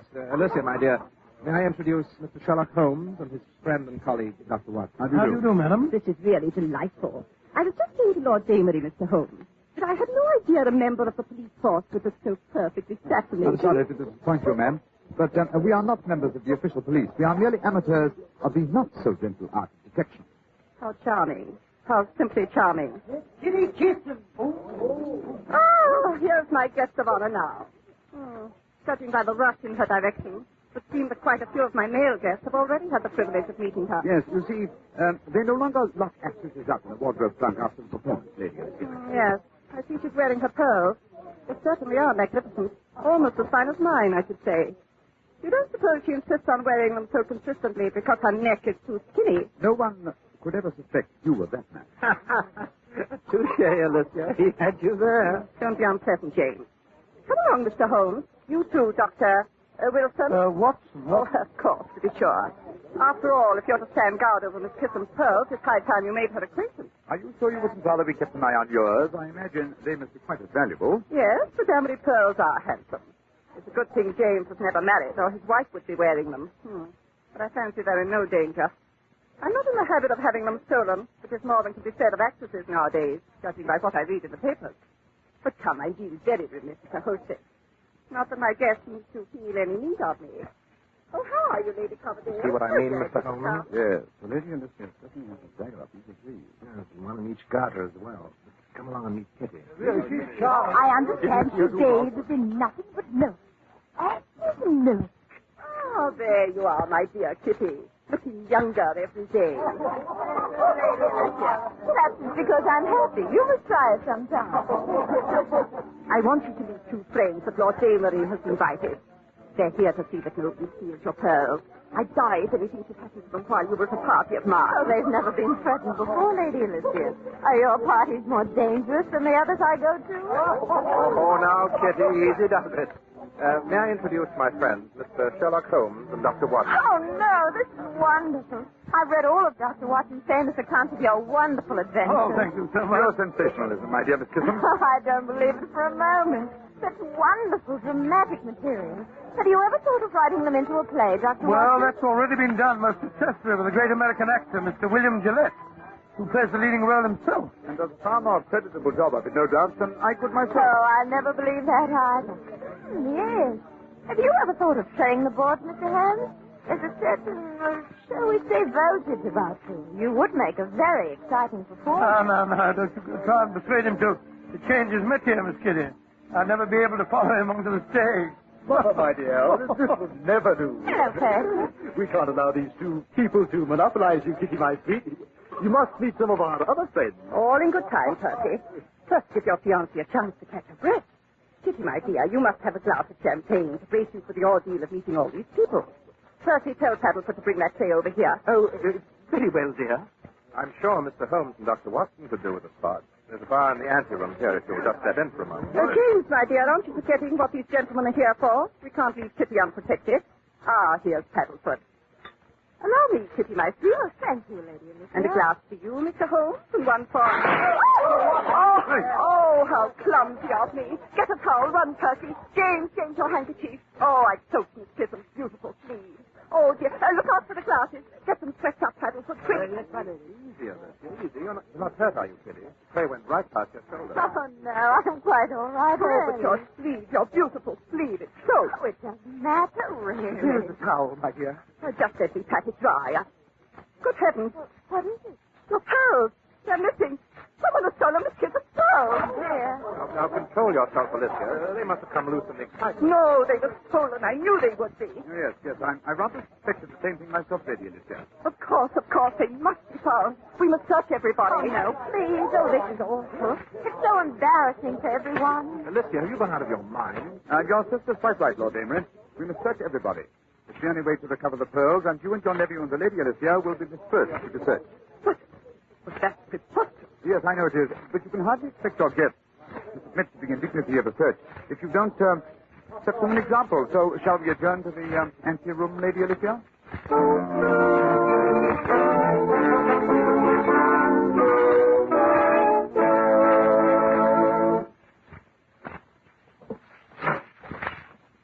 Well, here we are, Mr. Holmes. My sister, my nephew, and myself. Which would you like to search first? Suppose we allow Miss Kitty to choose. After all, it was she who lost the pearls. Oh, really, Mr. Holmes? I feel this is all so unnecessary. The pearls came loose in the excitement over the upset tray. They've probably rolled under a chair or rug somewhere. If we wait until the guests have gone, I'm sure we'll find them. Certainly not, my dear. Those pearls were stolen. There wasn't a chair or rug anywhere near us. Nothing but bare parquet floor and a lot of people. Yes, he's right about that, Holmes. Of course I'm right. There's a thief in my house, and I insist that the fact that he or she is probably a guest of mine should be no protection. After all, that necklace was given you by a certain royal personage. It's practically a historical relic. Yes, I know, but really, I'd much rather not have any fuss or commotion. Nonsense, my dear. We must find the culprit. Everyone must be searched. Bravo, Lady Alicia. Thank you, Mr. Holmes. And now that enough time has elapsed so that they will think that we've been thoroughly searched, suppose we call in the rest of the guests, one at a time. You gentlemen can search the men, and Kitty and I will search the ladies. Behind that screen. Oh, please, I'd be much happier if you wouldn't. Nonsense. Let's get on with it. Right. But I still insist the search begins with the camera. Oh, Very well, if you insist on being a stickler for form. I suppose Percy and Lord Damery may as well turn out their pockets. No, Lady Alicia. We should begin with you. Me? But I haven't any pockets. I don't even carry a reticule. So where could I hide anything? In your body. And Miss Chisholm, if you will investigate Lady Alicia's body. The idea. The very idea. Oh, I'd much rather not. Very well. If you won't, Kitty, I will. James, don't you dare. James, get your hands off my neck. This is an outrage. Oh, James, stop it. I'm sorry, but I can't let this part go on. That is, it's not worth it. That is, well, you see, those pears aren't real. My dear, you mean the king gave you imitation jewelry? That whole story was made up by my publicity agent. He thought it would be good for me. I rather suspect you knew the pears were imitation the first time you saw them. That's why you planned to show me up. But all these stories about you and the king... Oh, I'm so sorry to disappoint you, Percy, but I'm really quite a respectable person. I've never met a king. Well, I must say this is a blow. Surprise, I mean. I shall be terribly ragged by my pals, you know. They were all rather envious of me. Well, after all, no one needs to know. We don't have to publicize this thing to the world. Oh, but I must tell my guests, James, dear. After all, I owe them some explanation if I let the whole matter drop after making such an issue of things. I'm sure that everyone will be interested to know that not only are Miss Kissam's pearls not real, but Miss Kissam is somewhat of an impostor herself. But how could you know the pearls were false, Mother dear? After all, ladies don't wear imitation jewels. And actresses don't wear trinkets given them by men who don't consider them ladies. Here is your engagement ring, Percy. That is... Well, I didn't really... Oh, this is... Keep the ring as a remembrance, don't you know? Thank you, Percy, but I'd rather not. Well, Alicia, now that you've accomplished the results for which the party was undoubtedly given, suppose you let me send the guests home. Oh, not before I've had a chance to explain. You'll do nothing of the kind. Kitty Kissam wants people to think a king gave us some pearls. That's her business. Thank you, Lord Damery, but it really doesn't matter. I'd just as soon they did know. That story of the royal pearls was beginning to make me feel just a bit foolish. Oh, I'll admit it was helpful when I was just a struggling small part player, but now, well, I flatter myself that my hold on the ladder of success is firm enough so that it'll take more than a few imitation pearls to shake me loose. Bravo, Miss Kitty. I salute your courage. Thank you, Mr. Holmes. I say, look here. Perhaps I've been a bit hasty, don't you know? You keep your silly mouth shut. I'll handle this from now on. You stay here, Alicia. I'm going to explain the situation to our guests. But, James... Alicia, shut up! Well, really? I'm afraid, Mr. Holmes, there's a streak of vulgarity in my brother. I'm sure I don't know where it comes from. Yes, probably from the same place he gets his honesty and sense of fair play. Dear me. Don't tell me you're going to be cross with me, too. By the way, whatever made you think that I might have secreted Miss Kissam's pearls in my body? My dear Lady Alicia, when something of value disappears during a manufactured commotion, the first one suspected should be the person who did the manufacturing. You mean, you thought that I upset the tray on purpose? Quite. But come, let us join the others, shall we? I think we've given Lord Damery ample time to make his explanation. Miss Chisholm, if you will do me the honor. Watson, you may escort the Lady Alicia. Thank you. Thank you very much indeed. Oh, by Jove, here's one. Well, that makes 99. Here's two more. 100 and 101. I found 5 more, all in a little bunch. Oh, this is simply thrilling. So much more fun than hunting for Easter eggs. Well, that makes 106.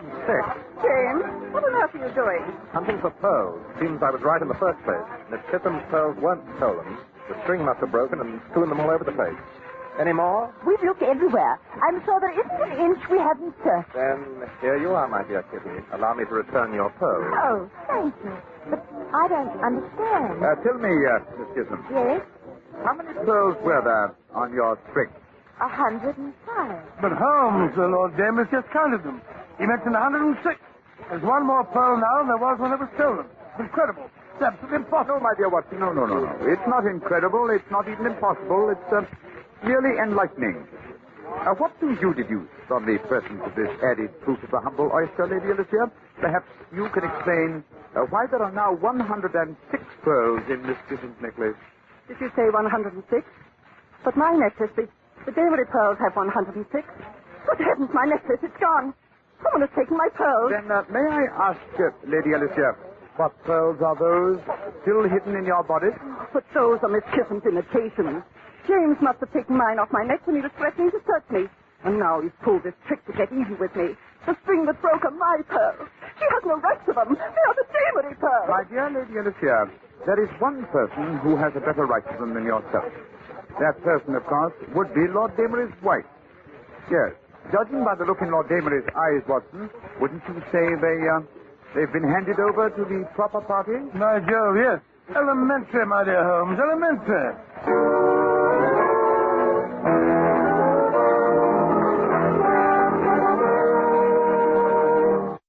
This episode from the life of Sherlock Holmes will be transmitted to our men and women overseas by shortwave and through the worldwide facilities of the Armed Forces Radio Service. Petri Wine brings you Basil Rathbone and Nigel Bruce in the new adventures of Sherlock Holmes.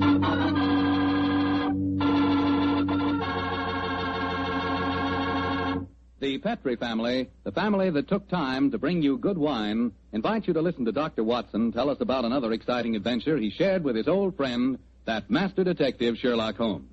It began on a summer evening in 1906. I'd been for a long walk in the park, I remember, and when I returned to Baker Street and entered our rooms, Holmes looked up at me with a twinkle and spoke.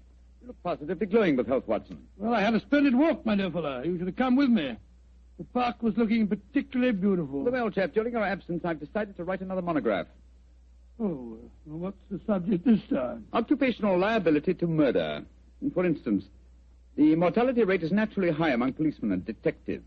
Physicians are murdered with fair regularity, but the murder of a dentist is rare.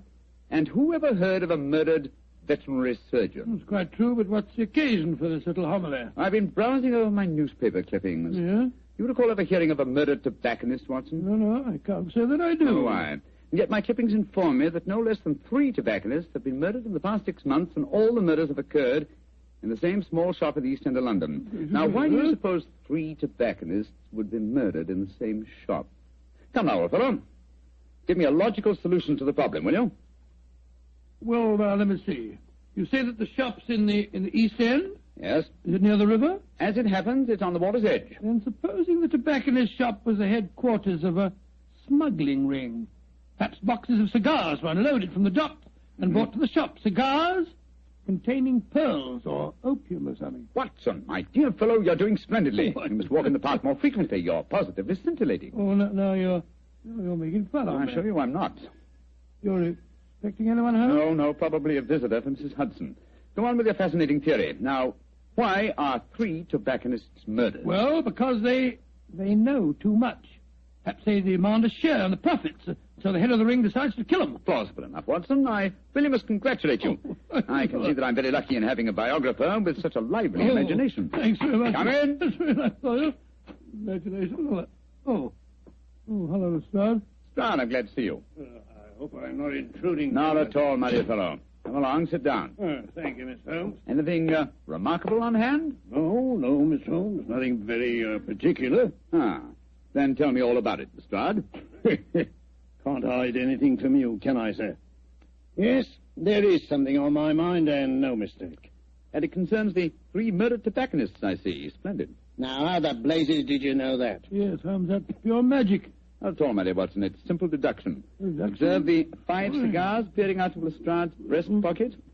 They are of a far superior quality to his usual brand. Obviously, the scene of his latest investigation has proffered certain, well, shall we say, professional perquisites. Am I right, Lestrade? Of course you are. Careful one, Mr. Holmes. Thank you, I'll stick to my pipe. Well, how about you, Doctor? Oh, thank you, Lestrade. By Jove. Coronas. And now, Inspector, tell me about the murdered tobacconists. Well, how much do you know about the case? Just what I've read in the papers. Well, curiously enough, we were discussing the affair as you walked in, Lestrade. It's a strange business, gentlemen. I only got hold of the old story today when I had a long talk to young Jack Longworth. He's the owner of the shop. Oh, in relation to Gerald Longworth, the taller member of Parliament who battled so successfully against the slum clearance bill? His son, Mr. Holmes. Nice young fellow, too. When his father died, he inherited this shop along with a lot of other property in the East End. Well, how big a shop is it, Lestrade? Oh, just a hole in the wall, Doctor, like all the other shops in that part of London. Young Mr. Longworth tells me he first rents it to a man by the name of George Grillet. He lives there with his daughter Lily and made it quite a nice go out of the shop. 6 months ago, when Jack Longworth was abroad, George Grillet has a stroke and nearly kicks the bucket. Kicks the what? He nearly dies, Doctor. Oh, kicks the bucket. Very good. I remember that. And then what happened, Lestrade? Well, while he's in the hospital, his daughter gives up the lease on the shop. A few days later, an Italian takes it over, and a couple of weeks later, he's found with his throat cut. Did you investigate that first murder yourself? No, Mr. Holmes. It seemed like any of a dozen killings we get in that part of London. A shopkeeper cut up, his till emptied, no clues. Who was the next tenant? A Scotchman. Bloke by the name of Mackintosh. A few weeks after he moved in, the same thing happened to him. That time, I did go down there, but I couldn't find out nothing. Was robbery again the apparent motive? Yes, sir. But the killing wasn't the same. He was strangled with a silk scarf. Silk scarf, eh? And who was the third tenant? The man who was murdered yesterday? A Hindu fella. A man by the name of Mukherjee.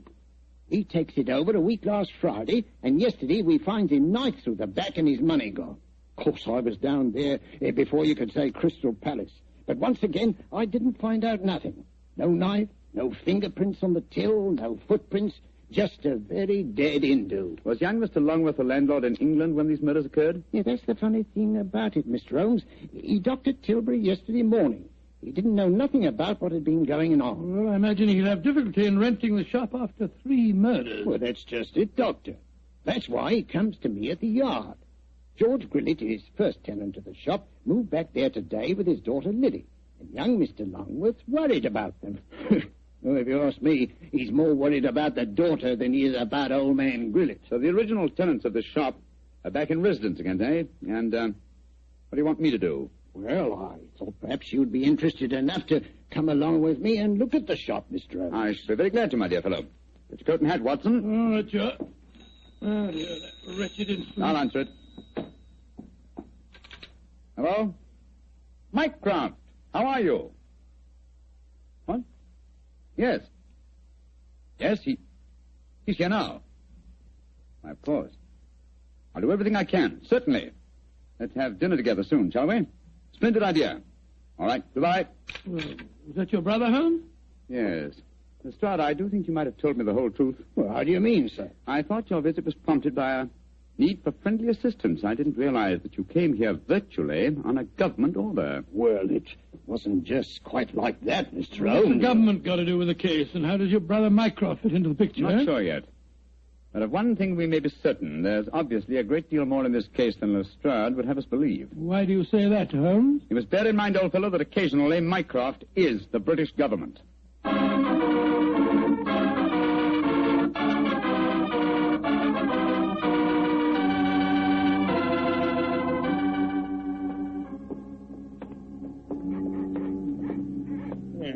Nice part of London to take a walk in on a foggy night, ain't it, gentlemen?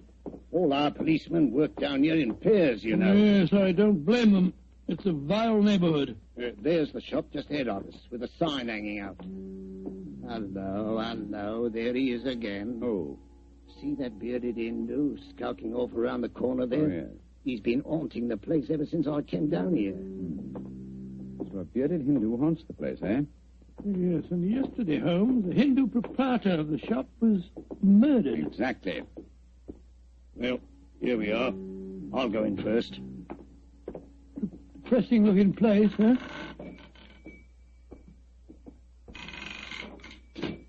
I'll be out in a jiffy. That's Lily, George Grillet's daughter. Helps him with the shop. Sorry to keep you wet. Oh, it's you, Inspector Lestrade. Yes, Miss Lee. I brought some gentlemen to see your father. This is Mr. Sherlock Holmes and Dr. Watson. Pleased to meet you, I'm sure. How do you do, Miss Grillet? How do you do, young lady? Is your dad home? No, Inspector, he won't be in till after dinner. Went down at the docks, he did, to see about some cigar shipments.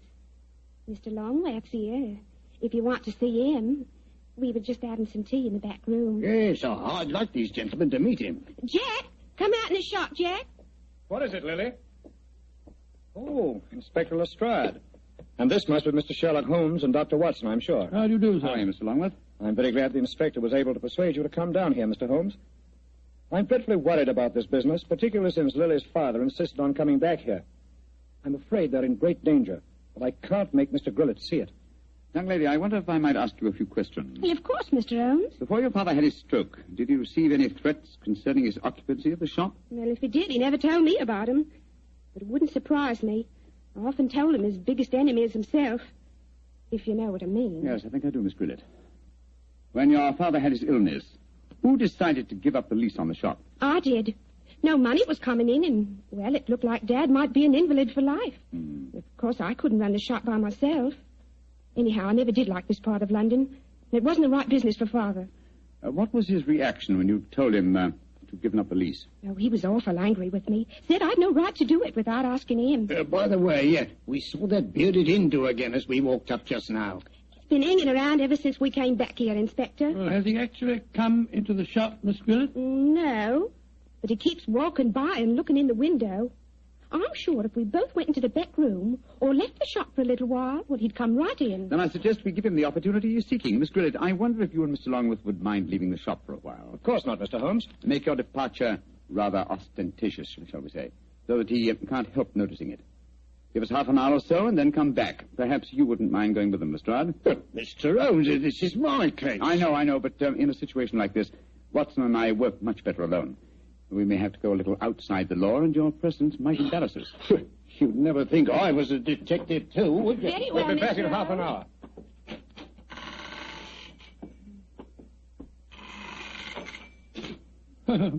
Poor old Lestrade.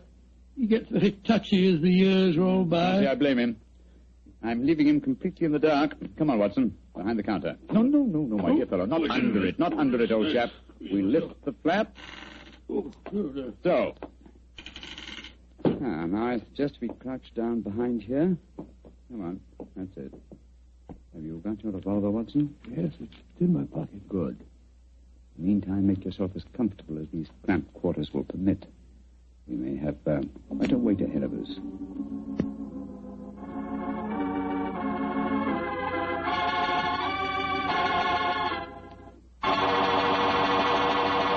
Look, Holmes. There's the Hindu now, peering through the window. Handy. Yes, sir. Here he comes.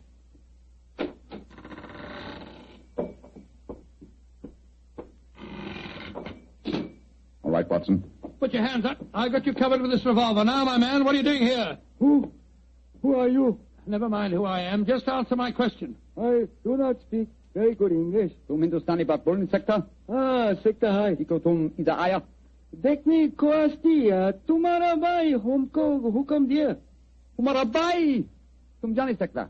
बहुत अच्छा. Salam. No, you don't, my man. Just you stay where you are. It's all right, Watson. Let him go. He's on our side. I wish you'd tell me what in thunder's going on. Who that man was and why you let him go. He's an investigator from the Foreign Office, old chap.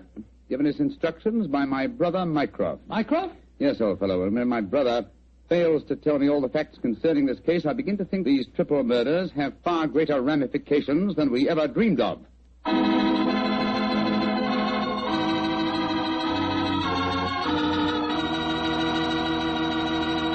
Dr. Watson's story will continue in just a second.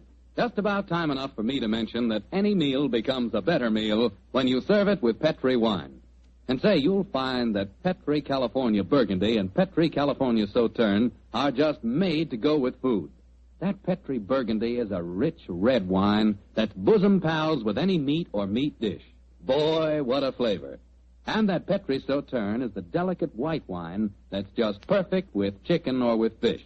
Yes, sir, with food, you just can't beat a good Petri wine.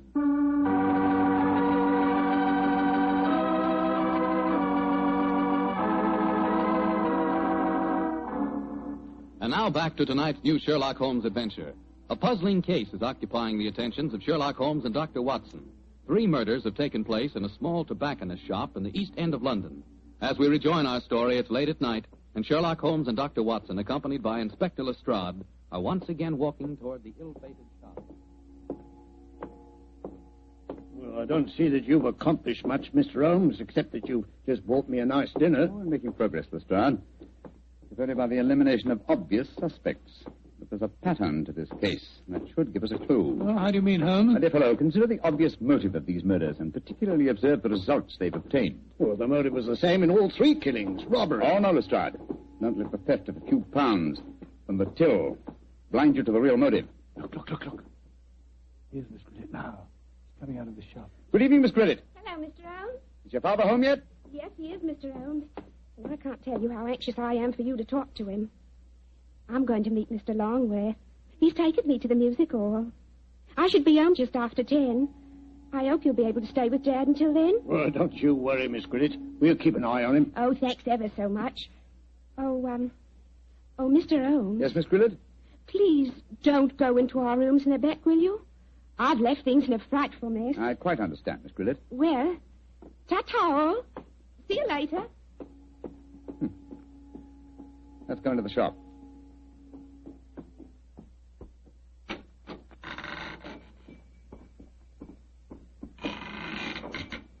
Who is it? Oh, it's you, Inspector. Yeah, these gentlemen, Mr. Sherlock Holmes and Dr. Watson. How do you do, sir? Good evening, sir. Good evening. Did you meet young Lily just now? Yes, she told us she was going out to the music hall with Mr. Longworth. Yes. I'm afraid we had quite a set to about that. A very strong-willed girl, Lily, very strong-willed. Am I to assume that you disapprove of your daughter's association with Mr. Longworth? Yes, of course I do. He's a top. He's got lots of money. Lily's so blind she can't see that he's up to no good. I'm pretty sure he's afraid I might find out what's really at the back of these here murders. And what is your theory, sir? Well, I'll tell you this in confidence. Got nothing to back it up now, you understand. There's been talk of widening the docks around here. That'd make property values go up, you see, of course. Well, young Longworth's been trying to buy up all the other shops along the waterfront here, but they wouldn't sell. If you ask me, he's had these murders done just to frighten people away so that he could buy cheap. Now, I'm not saying that he did the murders himself, you understand, but he planned them. Why, in these parts, it's easy enough any night to get a throat cut for a couple of quid. Yeah. That's why I'm glad you're here, gents. You see, I just got another warning. Warning? What do you mean, sir, warning? Found this note slipped under that door there not 3/4 of an hour ago. Let me see it, please. What does it say, Holmes? I shall call on you at 8:30 tonight. You know what's good for you. You'll be waiting for me alone. Try any funny tricks, you'll go where I sent the rest of them. Well, that's obviously from the killer. Possibly. What's the time now? Look, it's 8:20. I was hoping you gentlemen would wait in our rooms back of the shop. You can hear what's going on in here, and if he tries any rough stuff, you can pop in and nab him. Just what I was about to suggest myself, Mr. Gridlett. Either way, will you? Oh, yes. Just step behind the counter, gents. Through here. Here we are. Ain't exactly Buckingham Palace back here, but you can make yourselves comfortable, can't you, gents? Oh, don't you worry about us, Gridlett. Oh, I better turn out the gas. If this bloke spots a light under the door in here, he might smell a rat. Now, there we are. Now, as soon as I see him coming in the shop, I'll knock twice on the door, like this. And that'll give you the signal that he's here. Is that right? Right, you are, Gridlett. All right, now keep your ears open, gents. I may need your help. Where are you, Holmes? I can't see a thing. Over here, Watson. You know, I've got another theory why Jack Longworth might be at the back of all this. You listening, Holmes? Yes, I'm listening, old fellow. What is your theory? Longworth knows that Gridlett doesn't approve of his having anything to do with Lily. So when he goes abroad, he leaves instructions to murder the tobacconist. The assassins don't know about Gridlett having a stroke, of course, so they keep murdering the wrong fellow. Well, that makes very good sense, Doctor. What do you say, Mr. Holmes? Holmes? Holmes? Where are you? Oh, bless my soul, he's disappeared. No, I haven't. I was just exploring. Shh. The signal. There goes the front door. Somebody's come in.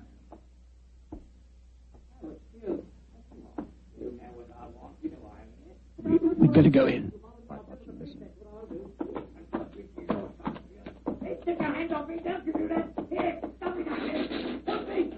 We've got to get in there at once. Open the door. Wait, stop. Never mind that. Get your shoulders into it. Come on, help me. On here. Go. Come on, one more.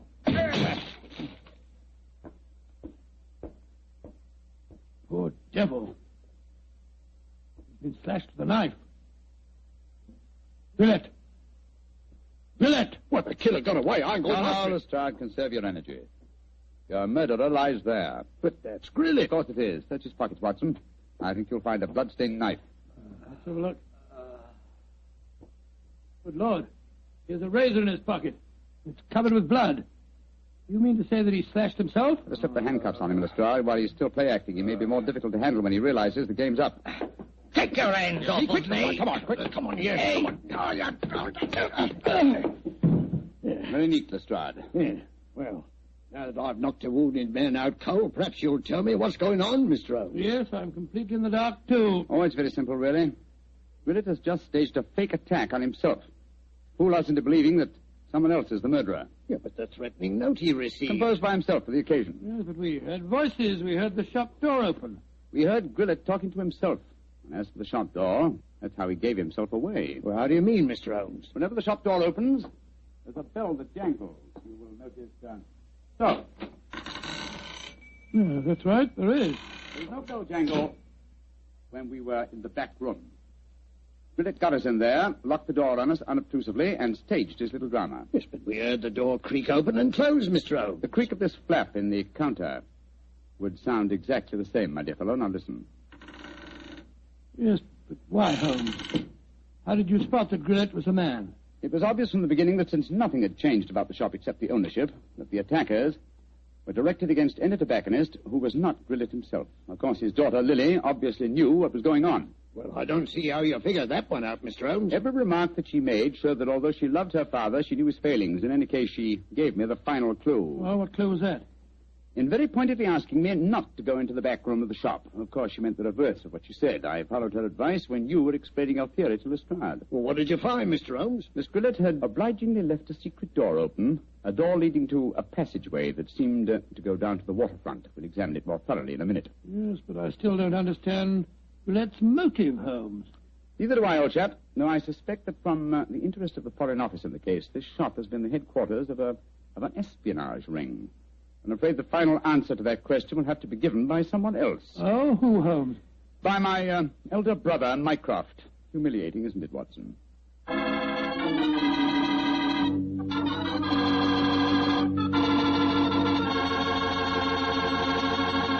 And what was the final answer to the question, Dr. Watson? Well, Holmes was right as usual, Mr. Foreman. The shop had been the headquarters of a spy ring operated by Grillet. Many international criminals had been smuggled in England or foreign ships moored up the river. And did Mr. Grillet hang for his crime? No, he didn't, my boy. Before he came to trial, he had another stroke and he died. Probably just as well for his daughter's sake. Oh, his daughter. Lovely girl. Did she marry Longworth? Indeed she did. As a matter of fact, I danced at her wedding. It was a very wonderful wedding reception. See, you would have been there yourself, Mr. Foreman. In fact, you'd have liked it very much. They served a pretty good wine. Was it a Petri wine by any chance? Oh, well, it was so good it easily might have been. You mean because Petri wine is the kind of a wine you can't forget? That's exactly what I do. Well, that's because the Petri family really knows all there is to know about the fine art of turning luscious, sun-ripened grapes into fragrant, delicious wine. You see, the Petri family's been making wine ever since they started the Petri business way back in the 1800s. And they've been able to hand on down in the family from father to son, every bit of their skill and experience. That's why Petri wine is so good today, because Petri took time to bring you good wine. And say, don't forget to take a moment yourself and send for your free recipe calendar. Remember, send to Petri Wine, San Francisco 26, California. This offer is intended to apply only in those states and other localities where its acceptance is permissible by law and regulation. And now, Doctor, do you feel like giving us a hint about next week's story? Yes, I do. Next week, Mr. Foreman, I'm going to tell you a strange adventure that happened to Holmes and me in the West End of London. It concerns the death of a famous actor who was portraying the part of an equally famous man, Sherlock Holmes. Thank you, Doctor. See you next week. And say, from the news we've had so far today, maybe by next week at this time we'll hear some really good news from Europe. I certainly hope so, Mr. Foreman. But let us remember the war won't be over when Germany quits. we've still got to lick Japan. And that's going to take a long time. So instead of celebrating when VE Day comes along, let's just strengthen our resolve to support the war more than ever here at home. Keep that war job. Don't leave it till you're released. Keep on buying more and more and more war bonds and keep them. Don't turn them in. Help all you can with all home front activities and observe all our wartime regulations such as price ceilings. That's the real way to celebrate a victory in Europe, by working harder to end the war in the Pacific.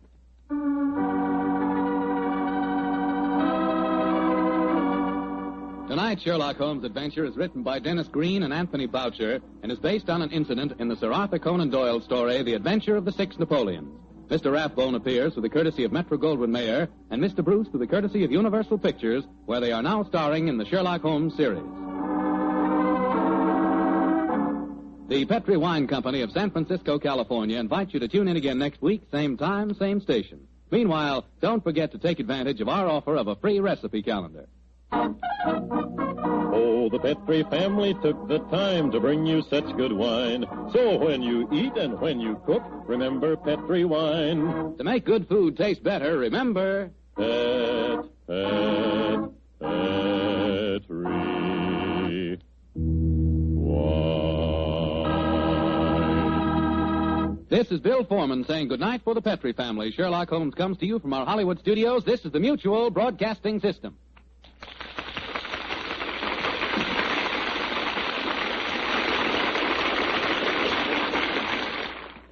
As evening approaches, a thick London fog moves quietly across the still waters of the Thames River, spreading along the cobblestone streets, covering the familiar landscape of the city. In Baker Street, the lodgings of 221B are empty, for Sherlock Holmes and Dr. Watson have left long ago on another case of murder.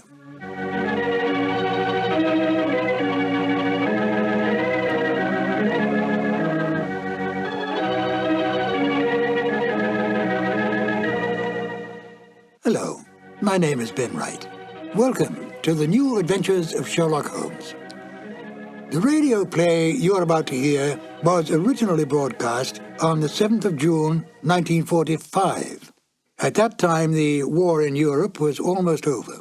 We were, however, still fighting in the Pacific, and it was essential during the war years that radio do everything in its power to keep up the morale of the people, to make them conscious of the need to give and give freely to the war effort that all men could remain free. It was no different for the Sherlock Holmes radio series. Unlike the Sherlock Holmes movies of the time, the radio series was not set during the war, but retained its original time frame of Victorian England. How then to enlist this popular series to bring across a message in wartime?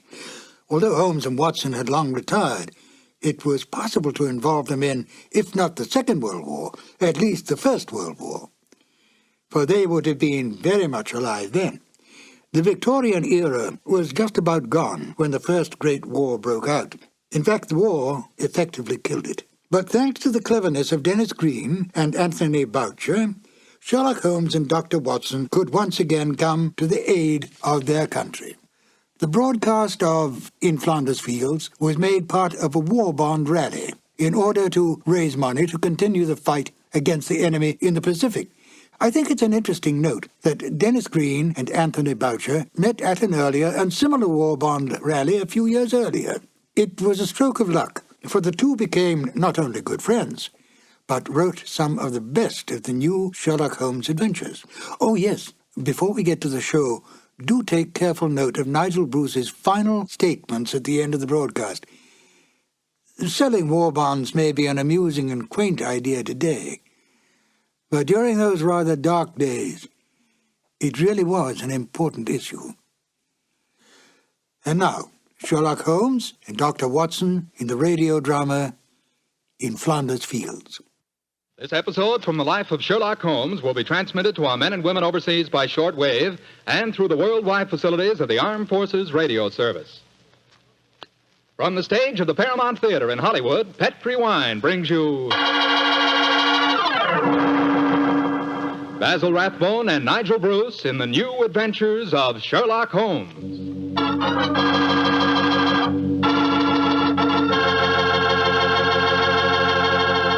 The Petrie family, the family that took time to bring you good wine, invite you to listen to Dr. Watson tell us about another exciting adventure he shared with his old friend, that master detective, Sherlock Holmes. You know something? If right now it were possible for me to ask every one of you what you had for dinner this evening, I'll bet a good many of you would say chicken. Chicken is an all-American favorite. But boy, you just haven't tasted chicken till you've tried it together with a glass of well-chilled Petrie California Sauterne. Petrie Sauterne is a perfect mealtime wine, just made to go with chicken. That Petrie Sauterne is a white wine, delicate in color, and what a flavor. A flavor that comes right from the heart of luscious, sun-ripened grapes. You can just taste those wonderful grapes.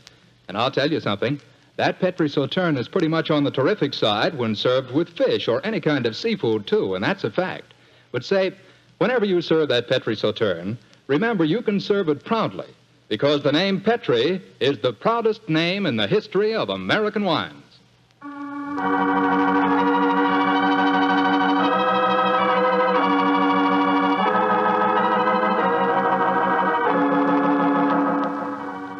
And now for our weekly doctor's appointment. Let's knock on his library door and see if... There's no point in doing that, Mr. Slattery. I'm right behind you. Oh, hello, Dr. Watson. Don't tell me you've been stalking me.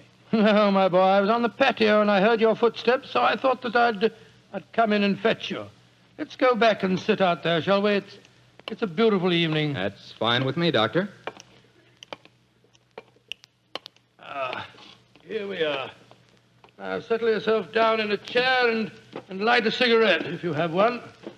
And I'll get on with my story. Well, last week you told us it concerned an adventure that you and Sherlock Holmes had in Flanders during the First World War. That's right, Mr. Slattery, did. I thought that you and the great man had retired at that period. We had, my boy, but it was only natural that as soon as the war broke out, we both offered our services in any capacity that might help our country. Of course. And how did tonight's story begin, Doctor? It was in the winter of that first year. Things weren't going very well for the Allies. The Germans were advancing on Paris, and the picture was looking very black. It was just 24 hours before the famous Battle of the Marne began, the battle that changed the early course of the war, when Holmes told me that we had to go up to the front lines on a secret mission. We'd been in Paris for several weeks, where Holmes had just solved the case of the missing aide-de-camp.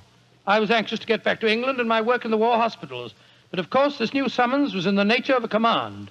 And so, late on a rainy September afternoon, Holmes and I, with the boom of gunfire in our ears, found ourselves in the front seat of a staff car, sloshing and jolting its way towards the battlefield. Am I driving too fast for you, gentlemen? No, Sergeant, not at all. No, you're doing a splendid job. Oh, my man, look out, considering the state of the road. Thank you, sir. Hello? The gunfire's getting nearer, Holmes. Yes, old fellow. I imagine we haven't much further to go, have we, Sergeant? No, sir, we're nearly there. Did you notice the two civilians in the back seat, Holmes? Yes. Handsome woman and a distinguished-looking man, several years her senior. I wonder who they are. I'll tell you. He's a Shakespearean actor of some note, though he never achieved the fame to which he thinks he's entitled. I shouldn't be at all surprised if he feels that he's been slighted in not receiving a knighthood. But, Holmes, that's amazing. How can you possibly deduce all that from just looking at the man as we got into the car? Elementary, my dear fellow, I didn't deduce it. We saw him twice last year in the London Theatre, if you remember. What? His name is Maitland Morris. As for his biography, he's a friend of my brother, Mycroft's. He told me about him. Well, what do you suppose he's doing up here near the front line? His brother is General Sir Stanley Morris, who's in command of this particular front, and it would seem reasonable to presume that his brother has come up here to give a performance for the front-line troops. I suppose this hut is as far as we can drive, Sergeant. I'm afraid so, sir. We're 4 miles from the front line now. You'll have to clear your papers here. See that ruined farmhouse there, sir? Yes, Sergeant. Is that the General's headquarters? Yes, sir. Come on, Watson. Good Lord, it's pelting with rain. Yeah, let's make a dash for it.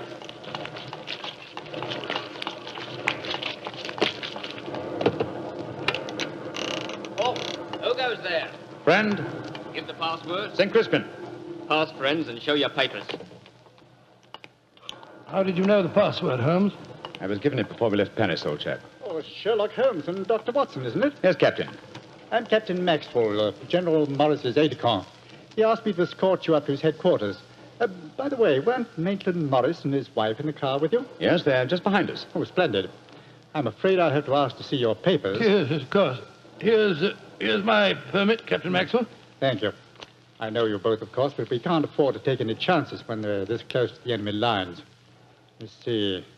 Oh, yes, that's fine, Doctor. Everything's in order. All right, yours, please, Mr. Holmes. Here you are. Thanks. Oh, who goes there? Friend. There's the rest of your party now. Oh, good. This is quite in order, Mr. Holmes. Show your papers. Oh, there you are, Captain Maxwell. Oh, hello, sir. Hello, Mrs. Morris. How are you, Captain Maxwell?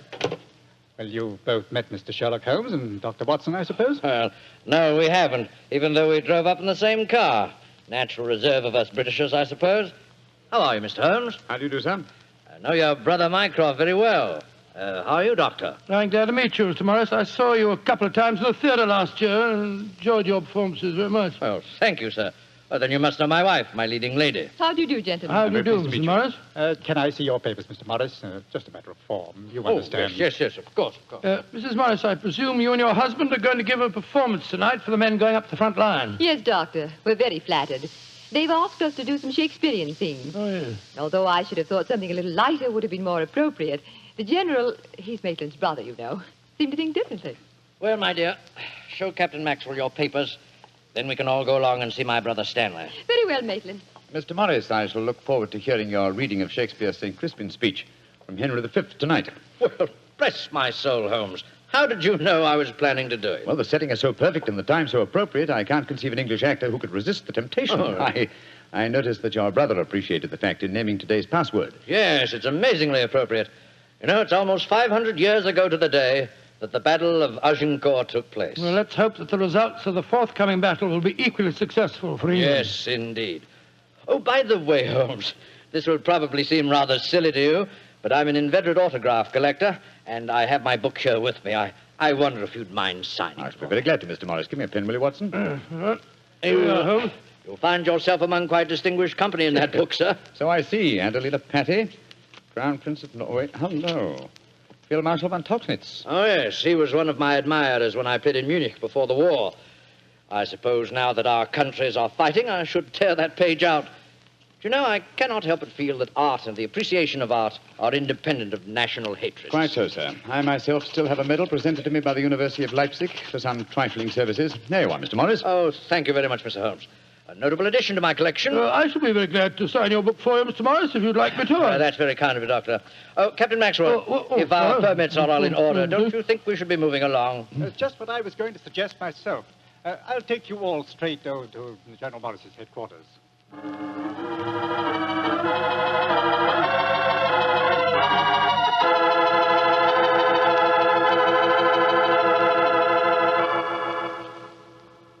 General Morris, may I introduce Mr. Sherlock Holmes and Dr. Watson? How do you do, sir? How are you, General? How do you do? Know a lot about you. Long way from Baker Street, isn't it? Yes, indeed, sir. Where's that brother of mine? Ah, there you are, Maitland. Cynthia, how nice to see you both. Oh, it's good to see you again, Stanley. Hello there, Stanley. The men will be glad you arrived. They're looking forward to your show tonight. We're very flattered that they want to hear us do some Shakespeare. Oh, rubbish, old boy. With you and Cynthia up there on the platform, you could read the telephone book and they'd love you. Oh, very kind. By the way, you'll find the stage very primitive. Just a few trestles and a large tent and a curtain made of army blankets. And your dressing room will be even worse. Oh, don't worry about our comfort, Stanley. As long as we cheer the boys up, that's the important thing. Yes, of course. By the way, what program do you have mapped out for us? Well, I thought we'd have two shows. The tent's not large enough to hold everybody at once. Anyway, we have to keep up an alert all the time. Mm-hmm. Think you can manage two separate shows? Oh, of course I can, Stanley. I may look old, but I don't feel it. You don't even look it, you scoundrel. Thank you. Perhaps we could take a look at the stage and equipment, eh? Oh, certainly. Captain Maxwell, take them over to the tent and show them what the facilities are, will you? Right, sir. Will you follow me? Oh, yes, of course. See you later, Stanley. Come along, my dear. All right. I'm glad you're here, Holmes. I'm sure I can speak quite freely in front of Dr. Watson. Oh, yes, with perfect freedom, sir. He's my colleague, and he's an old army man himself. Really? What regiment, Doctor? 5th Northumberland Fusiliers, sir. Later attached to the Berkshires in Afghanistan and wounded in the Battle of Mainwan. Really? Oh, then I'm sure I can speak freely in front of you. Holmes, You know why you're up here so near the front line, don't you? I have a very shrewd suspicion, sir. Yeah, I thought you had. That's why I asked for you to be sent here. You asked for me to be sent here, General. Yes, I think I understand. Well, I wish I did. You will, Doctor, in due time. In the meanwhile, gentlemen, I'll have an orderly show you to your quarters. Thank you, sir. And, Holmes, take a look around, will you, and keep your ears open. We're comparatively a little distance from the German front lines, and yet there's a very puzzling silence just now. Yes, I noticed that, sir. And half an hour ago, on our way up, there's quite a lot of shelling. Exactly. It's unnatural and rather frightening at a time like this. You see, we're attacking at dawn. The enemy might be trying to infiltrate spies, and the whole success of this battle depends on a surprise attack. I quite understand, sir. Come on, Watson.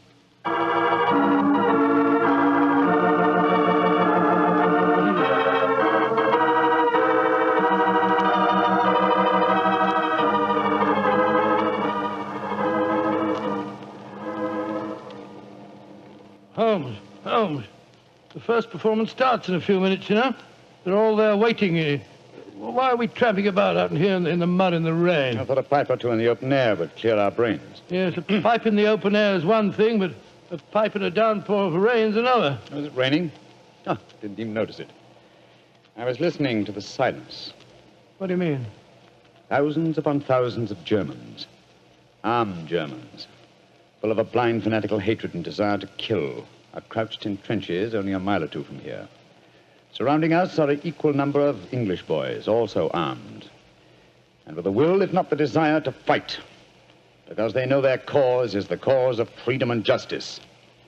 All these thousands poised, ready to pounce on each other and fight to the death, and yet, beyond that patter of rain, there isn't a sound to break the stillness of a September evening. Strange world we live in, old chap. You're being unusually rhetorical, Holmes. Yes, I am, aren't I? Let's be a little more practical, shall we? I wonder what is wrong with the actors tonight. Oh, why do you ask that? Well, a little while ago I noticed Mrs. Morris in a great state of excitement, going towards the farmhouse where the General is. Then she went back to her own quarters, and now she seems to be headed in our direction. Is anything wrong, Mrs. Morris? It's Maitland. What's wrong with him, madam? He's disappeared. Disappeared? What's happened? We were in the tent together, making up for our performance, when an orderly came in with a message. Maitland said it was from his brother, slipped on a raincoat and went out, saying he'd be back in a few moments. I waited and waited, and after a while I got worried, and I went over to see the General myself. He said that he'd sent no message, and that he hadn't seen any sign of Maitland. Good Lord, what can have happened to him? I don't know, Doctor, but I'm frightened. What shall I do, Mr. Holmes? You're a brave woman, Mrs. Morris. Brave? I don't know, Mr. Holmes. Why? Because the show must go on. I shall take your husband's place. But Holmes, something's happened to Maitland Morris. He's in danger. He might true, be... Watson, true. Huh? But 1,000 men inside that tent are in mortal danger, too. Tomorrow morning, many of them may be corpses on the fields of Flanders. But tonight, they've been promised a show. Do you think that you can do it, Holmes? Oh, I think I can, with the help of Mrs. Morris. I can't do it, Mr. Holmes. You can, Mrs. Morris, and you will. If only to uphold that great tradition of the theater, that the show must go on.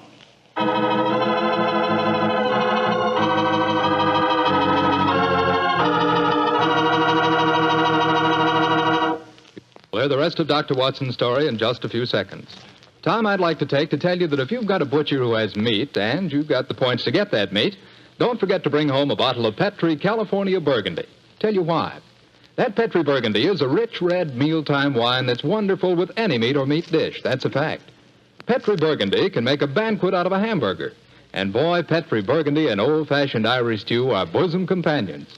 Just get yourself some Petri Burgundy and share it with your family. Petri Burgundy is the best friend a good meal ever had.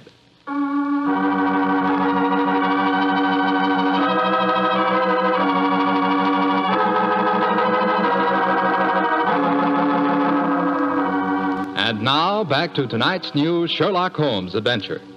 It is just before the Battle of the Marne in the First World War, and Sherlock Holmes and Dr. Watson are at headquarters a few miles behind the front-line trenches. A famous Shakespearean actor who was to give a performance for the troops has mysteriously disappeared, and the great detective has taken his place at the last minute. As we rejoin our story, Sherlock Holmes, alone on the improvised stage, is delivering a Shakespearean speech before a spellbound audience.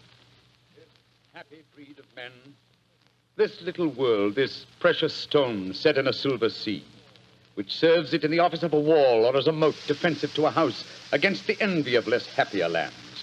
This blessed plot, this earth, this realm, this England.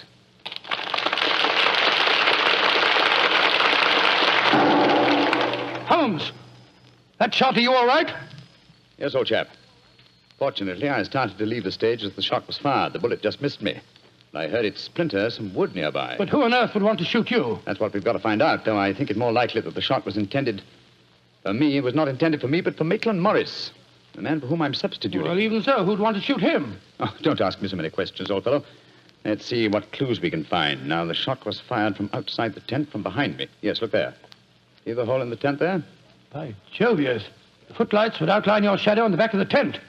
Whoever it must have fired at your silhouette. The question is, where did the bullet embed itself? Aha. Look here, Watson. You got a penknife? Yeah, wait a minute. Here, Holmes. This shouldn't be hard to extract. Look at this splintered tent pole. Wait a minute. There we are. Excellent. Huh. Very interesting. Oh, what's so interesting about it? Just a revolver bullet, isn't it? No, it isn't, Watson. Huh? It's fired from just a revolver bullet. This bullet was fired from a German Luger pistol. A German pistol? There must have been a spy here behind our lines. That's a reasonable enough assumption. Yes, we may be sure that no English soldier would carry such a weapon and face inspection. Come on, I want to talk to Mrs. Morris.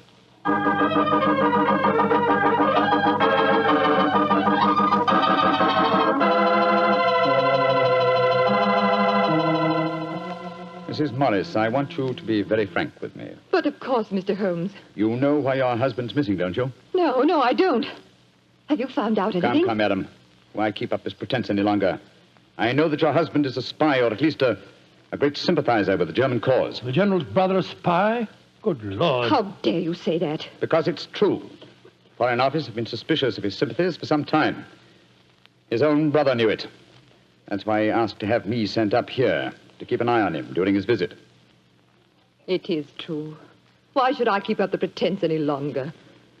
You see, Maitland was a disciple of Stuart Houston Chamberlain. Oh, who was this Stuart Houston Chamberlain? An Englishman who married one of Richard Wagner's daughters and became a German citizen, and an arch-enemy of England. I tried to dissuade Maitland. I implored him to consider his British heritage, his brother's name and mine. But Maitland was a strange man. His life was one of frustration and envy. Envy of his brother, I suppose? Yes. When Stanley was knighted, it hurt Maitland terribly. He said it was typical if the English would knight a soldier and yet leave a great artist like himself unrecognized. That in Berlin, they really understood and rewarded the artist. Well, if the authorities knew that, it's amazing they allowed him to come so close to the front lines at a time like this. Oh, it was at the General's request. He wanted to plead with my husband to warn him that his secret was known. And now Maitland's gone over to the German lines. Oh, it's terrible. It's worse than that. It's disastrous. He can give them information as to the strength of our troops here. He knows the password. He might even know the hour the attack is timed to start. How did your husband expect to enter the German lines in safety, Mrs. Morris? He speaks fluent German, Mr. Holmes. I fancy the autograph book he was carrying containing the signature of Field Marshal von Tauchnitz, was in reality his pass through the German lines. You've told the General that his brother was gone, of course. I haven't been able to. He moved up to the front line position immediately after the first performance, though I had warned him what I thought Maitland was planning to do. I think he intended to give his performance first, then cross the lines immediately afterwards. But something must have made him change his mind. Perhaps he suspected I'd warned the General. Anyhow, as you know, when I got back to our quarters, he'd gone. Did he leave any note, madam? Yes, he did. Here it is. Thank you. I have gone, my dear. Try and understand and forgive if you can. You wouldn't come with me, and so I'm taking what is left of my heart and my hopes where they belong, among the friends that understand and appreciate me. It is something stronger than love and blood and country that makes me do this. It is something dearer to me than life itself. Dearer to me than life itself. Oh, how could he? How could he? The shame of this will kill poor Stanley. Mr. Holmes, will you break the news to him? I know it's cowardly of me, but I just can't tell him myself. Don't worry, Mrs. Morris. I'll tell him. Dr. Watson and I will ask Captain Maxwell to escort us to the General's frontline headquarters. In the meantime, try and keep calm. We'll tell him.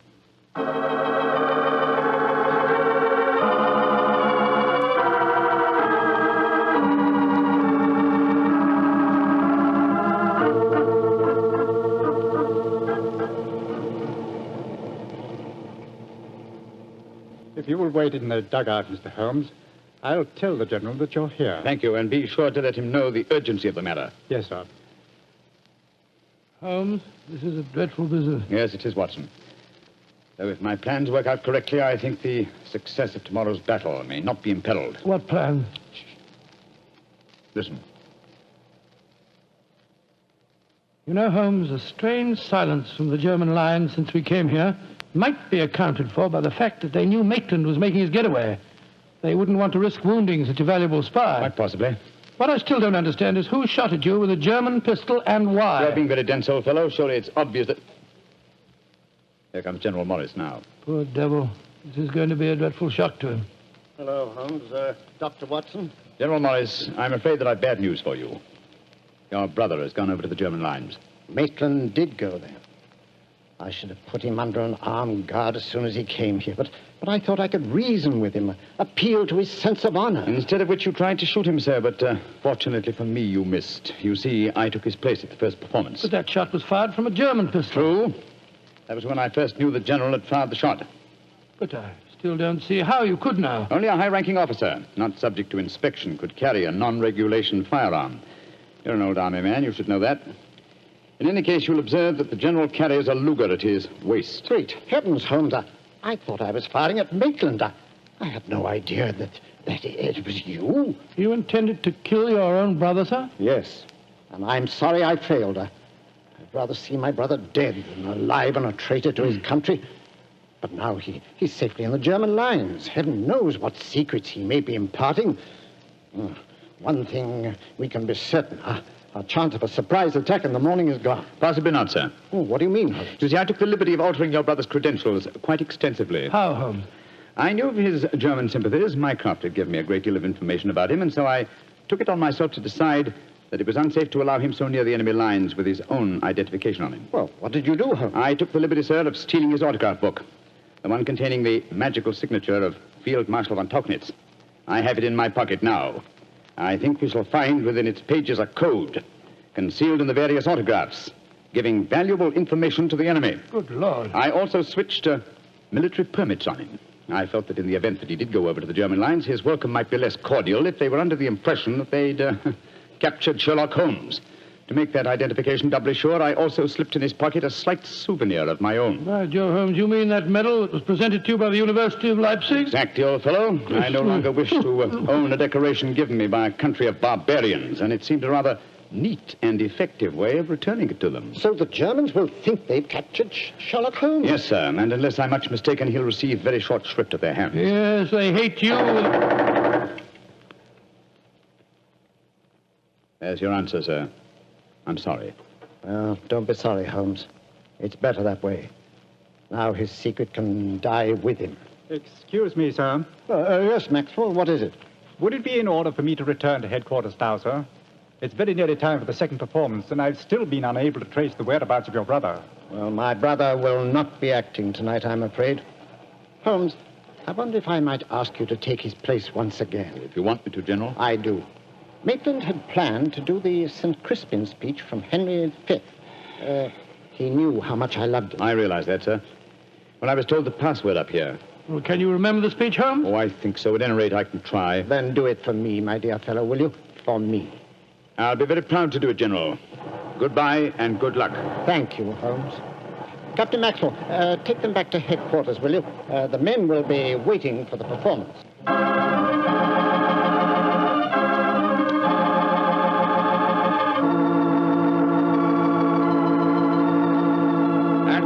Crispian shall ne'er go by from this day to the ending of the world, but we in it shall be remembered. We few, we happy few, we band of brothers. For he today that sheds his blood with me shall be my brother. Be he ne'er so vile, this day shall gentle his condition. And gentlemen in England now abed shall think themselves accursed they were not here, and hold their manhoods cheap, while any speaks that fought with us upon St. Crispian's Day.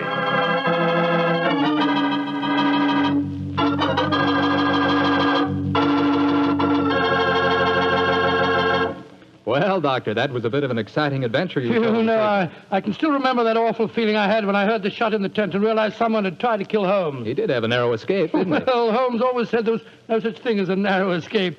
He said you either escaped or you didn't. If you did, well, why worry? And if you didn't, you couldn't worry, so what?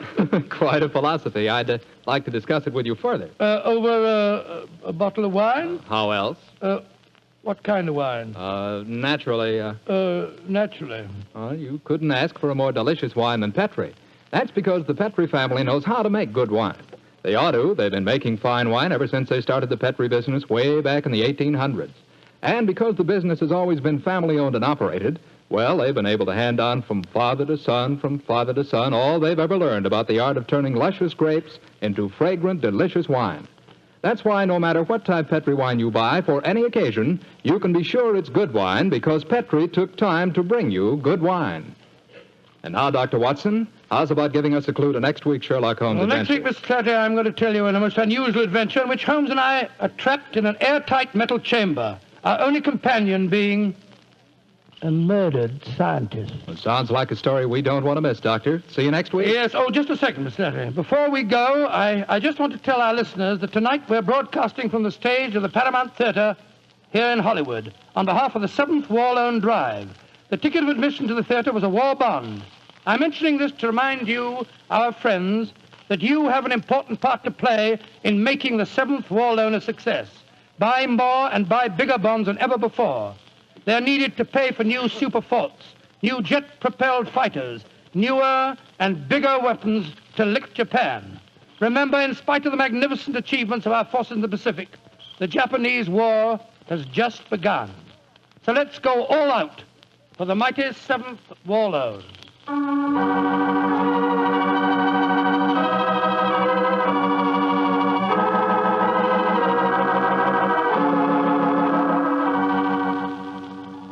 Tonight's Sherlock Holmes adventure is written by Dennis Green and Anthony Boucher and is based on an incident in the Sir Arthur Conan Doyle story, The Adventures of the Blanched Soldier. Mr. Rathbone appears through the courtesy of Metro-Goldwyn-Mayer and Mr. Bruce through the courtesy of Universal Pictures, where they are now starring in the Sherlock Holmes series.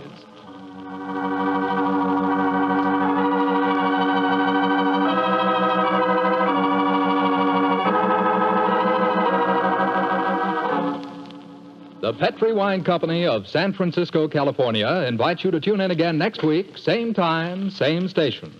Oh, the Petri family took the time to bring you such good wine. So when you eat and when you cook, remember Petri wine. To make good food taste better, remember... Petri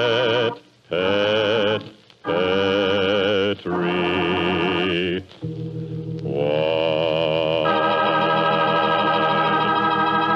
This is Jack Slattery saying good night for the Petri family. This is the Mutual Broadcasting System.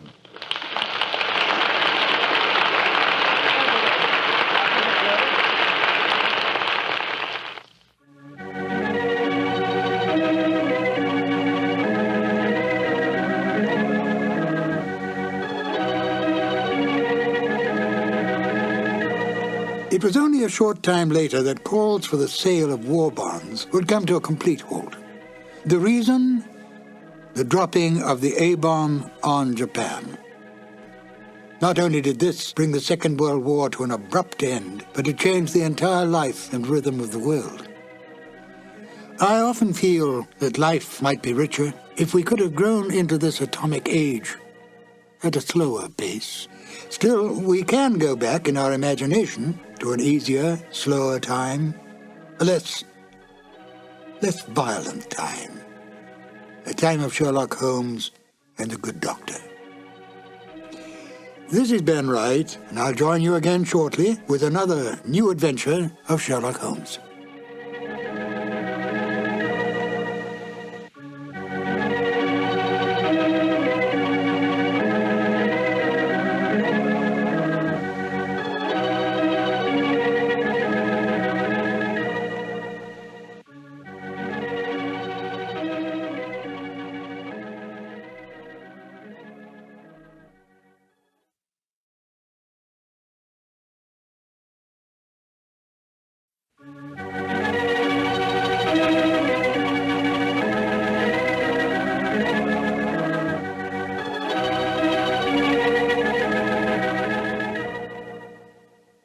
Once again, it's time to walk down Baker Street with its swirling fog, its passing hansom cabs, and bustling London life.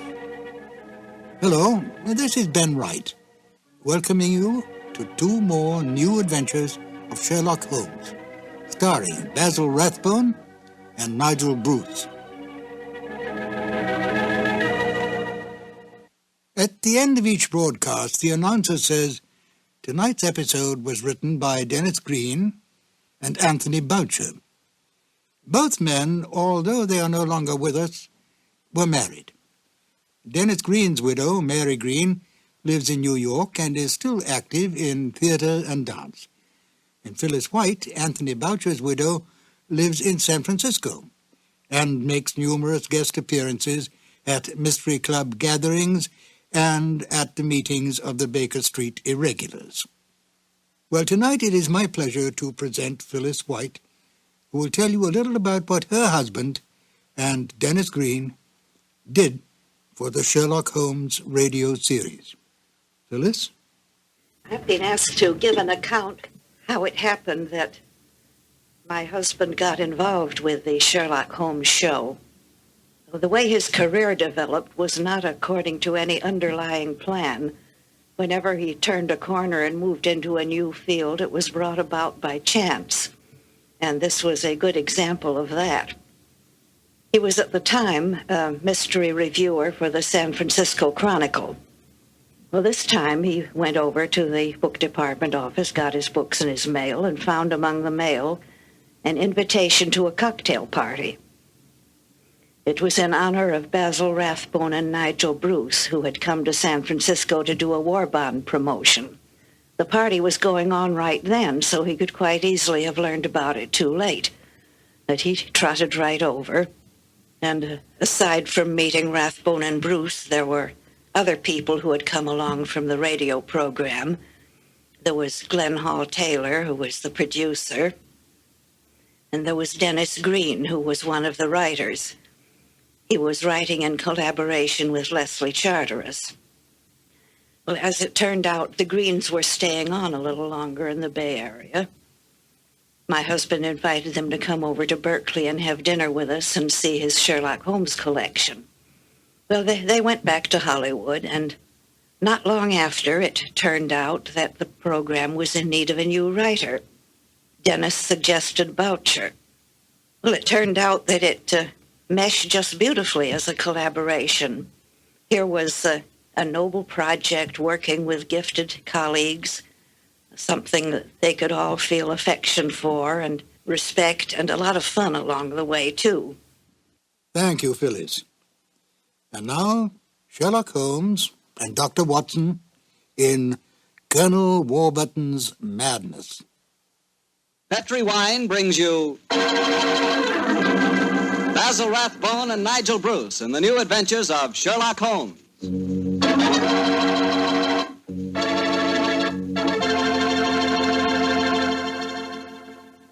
The Petri family, the family that took time to bring you good wine, invites you to listen to Dr. Watson as he tells us about another exciting adventure he shared with his old friend, that master detective, Sherlock Holmes. And you know what I wish I could share with you sometime? A bottle of Petri California sherry. Have you ever tasted Petri sherry? It's just perfect before dinner. Why, that Petri sherry can change the usual before-dinner lull into a special event, and that's a fact. Just look at the clear color of Petri sherry. It's a deep, rich amber, clear and cheerful-looking. And wait till you taste it. That's when you find out for sure just how good a wine can be. That's when you find out just what I mean when I say that the flavor of Petri sherry comes right from the heart of the grape. Try Petri sherry by itself, or with hors d'oeuvres or canopies or whatever you call those little cocktail sandwiches, and say, if you like your sherry dry, well then Petri California Pale Dry Sherry is the sherry for you. Just be sure the label says Petri, the proudest name in the history of American wines.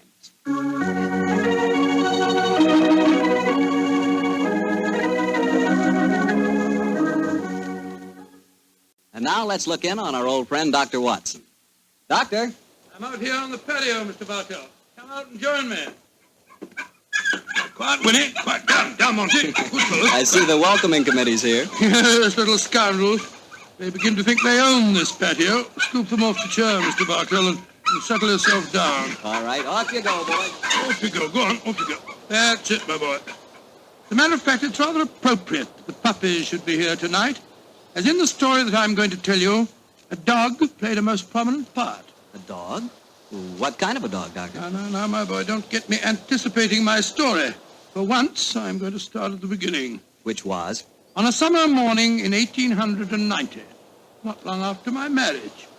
I'd gone back to my private practice, you know, and Sherlock Holmes was living alone in our old Baker Street rooms. You still saw him, I suppose. Indeed I did, Mr. Bartell. In fact, occasionally I even persuaded him to forego his bohemian habits so far as to visit my wife and me. But to get back to my story, I'd been exceptionally busy that summer.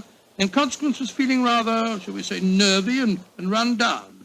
So much so that Mary, Mrs. Watson, persuaded me to take a fortnight's holiday. We went down to the charming little village of Taplow on the lower reaches of the River Thames.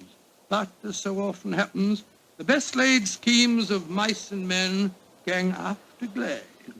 I guess the holiday backfired on you, Doctor, and you found yourself involved in a mystery? Maybe a mystery calling for the aid of your old friend Sherlock Holmes? Quite correct, Mr. Bartell. We'd only been down there a couple of days when the trouble began. In fact, the whole thing became so involved that I thought the best thing to do was to put the whole strange story in a letter to Sherlock Holmes. This I did. And I can imagine how he chuckled when he read my news. Dear old Watson. Seems to be a little out of his depth. My dear Holmes, I need your help. Or at least your advice. 2 days down here, and I've become involved in a most unusual problem. It began this morning when Mary and I were out for an after-breakfast stroll. The sun was shining, the birds were singing, and there seemed every indication of it being a happy and careful day.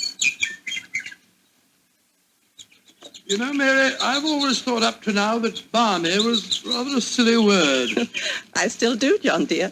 Nevertheless, it's the only possible word that describes a day like this adequately. Very well, dear, it's balmy. Personally, I'm so happy to see you relaxing that I don't care what the weather's like. You've been working much too hard. Yes, it's been a busy year. Yes, and last year Sherlock Holmes monopolized most of your time. At least I've got you to myself for once. You dear little thing, you've always been rather jealous of my association with Holmes, haven't you? Not jealous, dear, but I must confess his influence on you wasn't entirely for the good. He had a habit of keeping you out all night. Well, you should be used to that, dear. After all, it happens often enough in my practice. True, John, but on those occasions I know where you are and don't worry about you. And again, you've copied so many of Mr. Holmes' eccentricities. Keeping your tobacco in a Persian slipper, for instance. And, oh, John, look down. Look, do you see that woman walking across the field towards us? Yes, what's the matter? Do you know her? I'm not sure, but I think it's Ellen Warburton. I believe she does live somewhere near here. And who is Ellen Warburton? An old friend of mine. She's frightfully clever and advanced. She's interested in women's suffrage and all sorts of things. Oh, sounds dreadful. Imagine giving women the right to vote. Their place is in the home. It is Ellen. Ellen Warburton. Oh, how are you? Mary Watson. How very nice to see you again. I'm Mary Watson now. This is my husband. How do you do, Miss Warburton? How do you? How do you do? Mary, I'd heard that you'd married. Aren't you a medical detective or something, Mr. Watson? Not quite, dear. I hold the degree of Doctor of Medicine from the University of London, madam. But he's helped the great Sherlock Holmes on many of his cases. That's how I've heard of him, then. Do you mind if I walk with you a little way? Of course not, Ellen. Come along. Do you live near here, Miss Warburton? About 4 miles away, Doctor, at Chevy Grange. I'm a glorified housekeeper for my uncle, Colonel Warburton. Oh, dear, that sounds rather dull for you. As a matter of fact, the state of my uncle's health at the present moment makes it anything but dull for me. That's why I asked if I might walk with you for a way. Well, what's the matter with him, Ellen? He's going mad. Before my eyes. And I can do nothing to help him. Mad? Oh, come now, Miss Warburton, surely you... Doctor, I'm not an hysterical girl. In fact, I regard myself as something of a scientist. I studied physics for a number of years at Bristol University. And I tell you that my uncle is going insane. What are the symptoms? Most of the time, he's perfectly normal. But when these attacks are on him, he gets in the most frightful rages and says the strangest things. He's even complained of hearing a shrill, piping whistle that comes out of nowhere. I can't hear it, nor can anyone else. But Uncle gets into the most dreadful state. I wonder, would you have a look at him for me, Dr. Watson? Well, I don't Of hardly course, feel... John will do everything he can. Thank you so much. Then supposing you both come over... So, my dear Holmes, at 7 o'clock this evening, we found ourselves approaching Chevy Grange. It was rather a forbidding-looking place, covering a little more than an acre, I should say. As we stood waiting for admittance, I must confess that I was not entirely... Gloomy-looking place, isn't it, Mary? It is a little forbidding, John, dear. Oh, dear. What's that? Sounds like a tom-tom. Someone singing a weird chant. Seems to be coming from the direction of that barn over there. It doesn't seem quite appropriate, dear, does it? I mean, not in the heart of Buckinghamshire. Why not knock on the door again, John? Yes, it's all right, I will. Perhaps they didn't hear us. Oh, they did. Who is it? Oh, it's guests. It's Dr. and Mrs. Watson, my good man. Acker's the name, sir. Come in, please. The Colonel's expecting you, sir. He's in the study. This way, sir. By the way, Hacker, as we were waiting outside the front door, we heard a strange chant, and it sounded as if someone was beating a tom-tom. Oh, that was Miss Narda. You'll be hearing more of her. Promising beginning. Let's see what happened next. This very unpleasant fellow Hacker showed us into the study where we met Colonel Warburton. First, it was hard to believe that he was a sick man. He looked well enough, and his conversation was sprightly. Spent most of his army life in Africa as military governor in a Zulu district. And the African spears and other trophies that lined his study walls bore mute evidence to his past life. He encouraged me to tell him some of my own army experiences. Oh, dear, poor fellow. It was really rather flattering. There I was, Colonel Warburton, on the howdah of this wretched elephant. The river was a raging torrent, and I couldn't get the confounded animal to budge. Well, I'm a pretty strong swimmer, you know. Won several cups of swimming, as a matter of fact. Of course, I was a much younger man then. and John, dear. Yes, ma'am? You interrupted Colonel Warburton's story, Oh, dear. sorry. I thought this little incident would be interesting. Do go on, Colonel. Yes, Your please story don't. was All so right, interesting. all right. You were telling us that you were intercepted by an African drum code message. Oh, yes. Well, I don't want to sound conceited, but I doubt if there was another Englishman in the world who could have told you what those particular drum beats meant. Oh, I don't doubt that, Colonel Warburton. Well, I'd spent a good number of years studying the native customs. I spotted the code right away. It meant that an uprising was planned to start throughout the whole province at noon the next day. Of course, there it is again. The devilish whistle. Can you hear it, Dr. Watson? Mrs. Watson? I can hear nothing, sir. Nor can I. Of course not. No one can hear it but me. Now, Colonel Warburton, don't get so excited, It's sir. black magic, that's what it is. Oh, really, sir, black you magic. must realize that the powers of jungle witchcraft are completely unknown in this country, Dr. Watson. But I know of them, and I can think of many people who might wish to employ them against me. Come in. Oh, it's you, Nada. Great Scott, she's very beautiful. Nada, I want you to meet some friends of Ellen's, Dr. and Mrs. Watson. I am very pleased to meet both of you. How do you do? How do you do, Miss Nada? Nada's father was a Chagajula, one of the greatest Zulu chieftains I ever had the privilege of knowing. He did me the rare honor to swear blood brotherhood. So when the missionary sent Nada to England to complete her education, I insisted that she spend her first few months here under my wing. Listen. What is it, Colonel? That whistle again. For heaven's sake, say that you heard it this time. Please say that you did. I didn't hear a thing, sir. Well, I did, and I know where that sound came from. Now, put down that spear at once, will you, Colonel Warburton? The devils are trying to kill me. I'll kill them first. No, don't throw it, sir, don't throw it. Someone's opening the door. Uncle! It's Ellen. Great Scott. The spear missed her by an inch. Uncle, what is it? Whistle. I heard it again, Ellen. And I'm going to find where it came from. Poor Uncle. Of course, you heard no sound. Nothing, Ellen. What can we do to help him, Dr. Watson? Well, it's hard to say, Miss Warburton. I'm not sure that medical help's what she needs. He seems perfectly sane and lucid except for these strange outbursts. But we must do something. I propose to, madam. As soon as I get back to the inn, I think I'll write to my old friend Sherlock Holmes and ask his advice. There's the problem.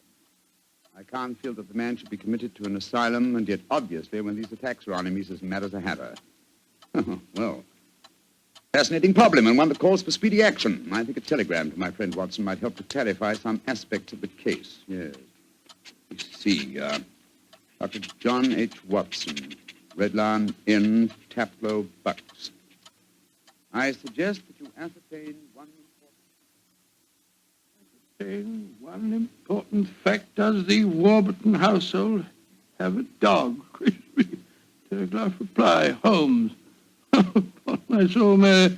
That's a cryptic answer to my letter. Yes, dear, it is. I'm afraid Ellen will be disappointed.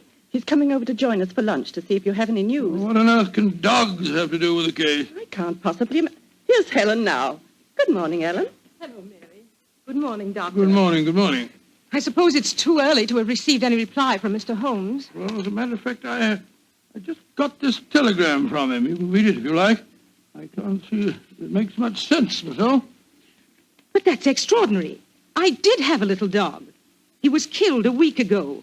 But it didn't occur to me to tell you about it yesterday. Well, that's amazing. How could Mr. Holmes have known about it? It's very little that Holmes doesn't know, my dear. How was your dog killed, Miss Warburton? I found him in the grounds with his head smashed in by a stone. Oh, how dreadful. Who do you think did it? It might have been a poacher. And then again, it might have been... Your uncle? It's possible. When he's in those rages, I don't think he knows what he's doing. That's very important. I think I shall go and send Holmes a telegram at once. Don't wait lunch for me.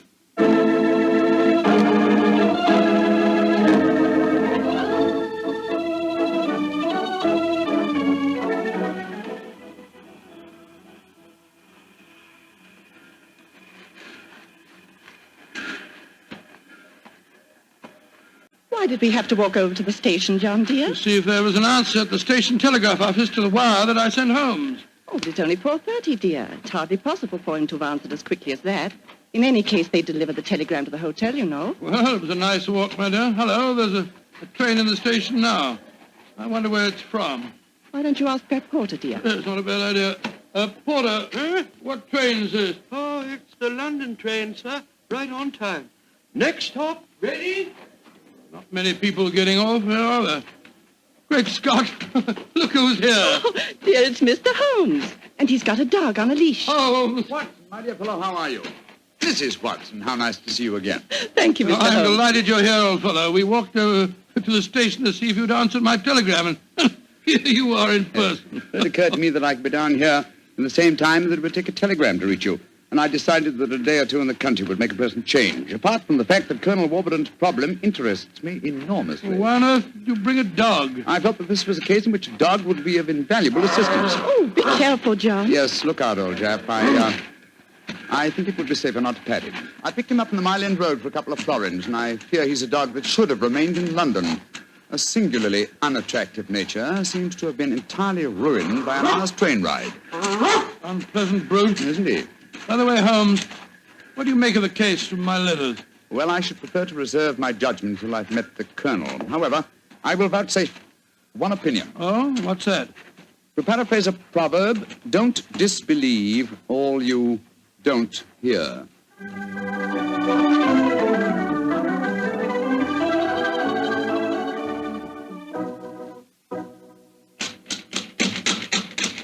I can't think why someone doesn't answer. They can't all be out. Well, while we're waiting, I think I'll tie the dog up to this tree here. I don't want my arrival to cause too much commotion. Quiet! Quiet! Don't you think perhaps we could try the door, John? Yes, certainly. It's a good idea. Hello, hello. It's unlocked. Then let's go in, old fellow. Let's go in. Colonel Warburton? Colonel Warburton? Ellen? Ellen? What was the name of that butler fella? Hacker. Yes, of course, that's it, Hacker. Hacker! Hacker! We appear to be in an empty house. The dog! Oh, fool that I am, I shouldn't have left him here. Come on!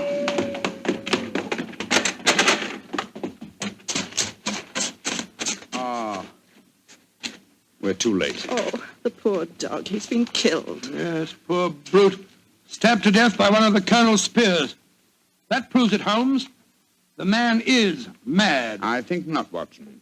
I think it proves that Colonel Warburton is a great deal more sane than some of the members of his household.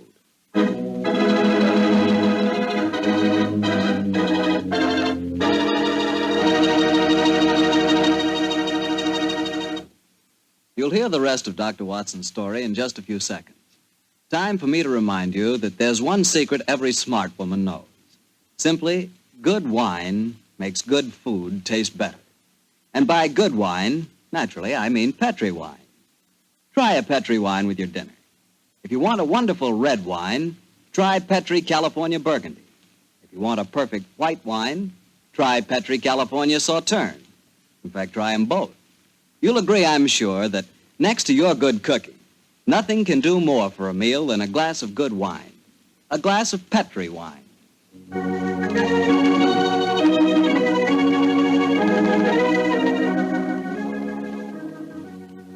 And now back to tonight's new Sherlock Holmes adventure, the story of Colonel Warburton's madness.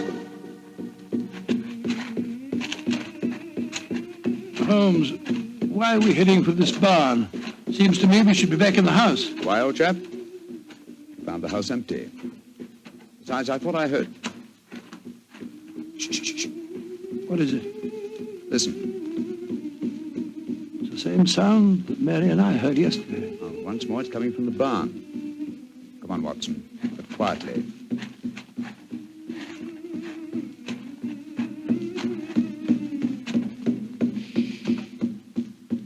We can see through this window here. It's that Zulu girl, Nada. She's beating a drum and chanting. Who's the man with her? It's Colonel Warburton. No, it isn't. It's that servant fellow, Hacker.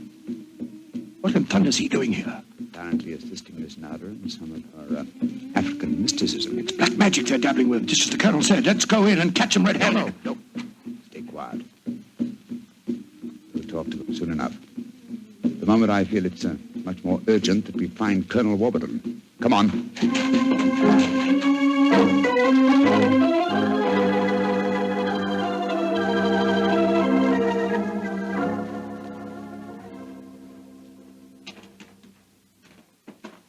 There's the Colonel pacing up and down in front of the house with Mary and his niece, Miss Warburton. We shouldn't have left the women alone with him, you know. The man's dangerous. I don't think the women have been in any danger, Watson. John, dear, where have you been? Oh, well, Holmes and I decided we'd take a little walk. It proved very interesting. Miss Warburton, this is Mr. Sherlock Holmes. How do you do, Mr. Holmes? I'm so glad you're here. How do you do, Miss Warburton? And this is Colonel Warburton, Mr. Sherlock Holmes, eh? I suppose you think I killed your wretched dog. Well, I might have done it. When I hear that whistle, something seems to snap in my brain. I might have killed it. Why doesn't your doctor friend certify me as insane? Send me where I belong before I do any worse, damn it. Poor man. Isn't there anything you can do for him, Mr. Holmes? I most certainly will try to, Miss Warburton. Watson, old fellow, I wonder if you'd follow the Colonel and give him a sedative. I'm afraid he has quite an ordeal before him. Of course I will, Holmes. Miss Warburton, where were you when my dog was killed? Down in the greenhouse. As soon as I heard the poor animal yelping, I ran up to the house. I see. Mr. Holmes, you are going to be able to help the Colonel, aren't you? I'm convinced of it, Mrs. Watson. That is why I brought a dog with me from London. But now that he's dead, I must obtain another one before I can proceed further with the case. Now, I wonder where on earth I can find a dog. Look, Huh? down by the gate. There's a little girl walking with the dog. That's Sarah Entwistle, the daughter of our neighbors. Sarah, eh? Oh, excuse me, will you just a moment? Sarah! Sarah! Yes? Oh, Sarah. Sarah, my dear, what a pretty dog you have there. What's his name? It's a her. Her name's Boojum. What's your name? Holmes. Sherlock Holmes. Sherlock? That's a funny name. Yes, it is, isn't it? Look here, Sarah. Here's a nice, shiny half-crown for you. Why are you giving me money? Well, because I love dogs, and I want to borrow, what did you call him? Boojum. Boojum, oh, yes. I want to borrow Boojum for half an hour. Why? Well, I want to play with her, Sarah. You can play with her here. She's awfully friendly. Well, you see, I really want to take her for a nice walk. Why? She's just had one. Now, look here, Sarah. It's a beautifully shiny half-crown. Mommy's told me I mustn't take money from strangers. But I'm not a stranger. I'm a friend of Colonel Warburton. Having trouble, Mr. Holmes? Yes, I am, Mrs. Watson. You see, I want to give Sarah half a crown for borrowing Boojum for a short while, but she doesn't want to do it. Sarah, does Boojum like bones? Oh, yes. Loves them. We've got a lot of bones up at the house we'd like to give her. Have they got plenty of meat on them? Plenty. She can have a wonderful feast, and then we'll bring her back in half an hour. All right. Go on, Boojum. Now, promise you'll bring her back in half an hour. We promise. Yes, Sarah. And Sarah, what about the half-crown? Well, I'll take it home and ask Mummy if I may keep it. Good. Goodbye. Goodbye. And take care of Boojum. Oh, she's a sweet little girl. Mr. Holmes, you're not going to expose Boojum to any danger, are you? None, Mrs. Watson, otherwise I shouldn't have borrowed her. I'm convinced that Boojum will give us the clue to what appears to be Colonel Warburton's madness.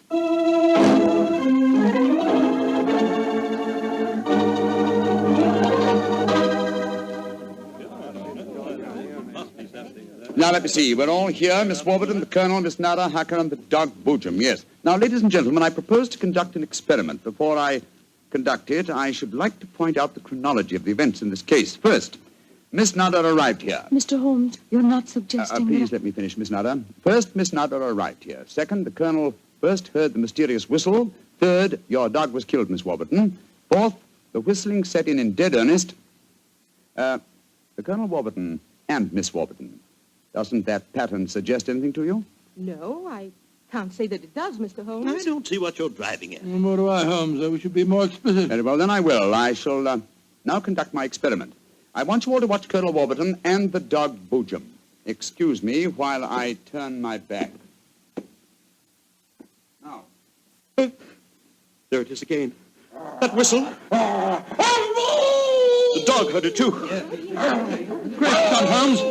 What does it mean? It means that this wooden whistle in my hand is the answer to the mystery. The sound made by this cunningly designed instrument is above the normal range of pitch. You see, the Colonel has hypersensitive ears. But the dog heard it. Perhaps I should have said the normal human range of pitch. Then do you suppose someone has deliberately been trying to drive the Colonel mad? Of course, Mary. That's why the dogs were murdered. Whoever it was knew that a dog would give the game away. And it's not hard to guess who that someone is.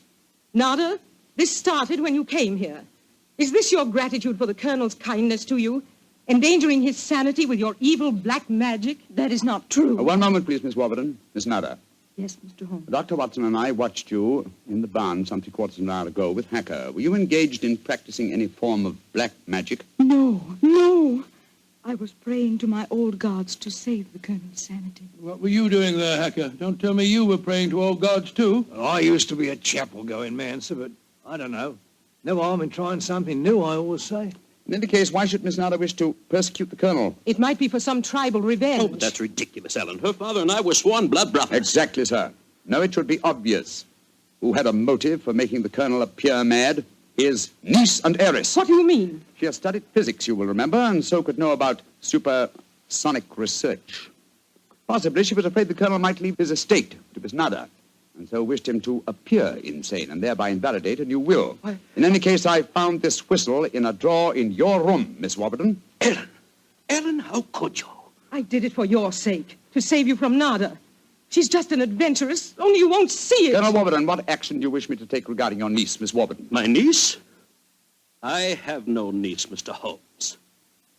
Come, Nada, my dear.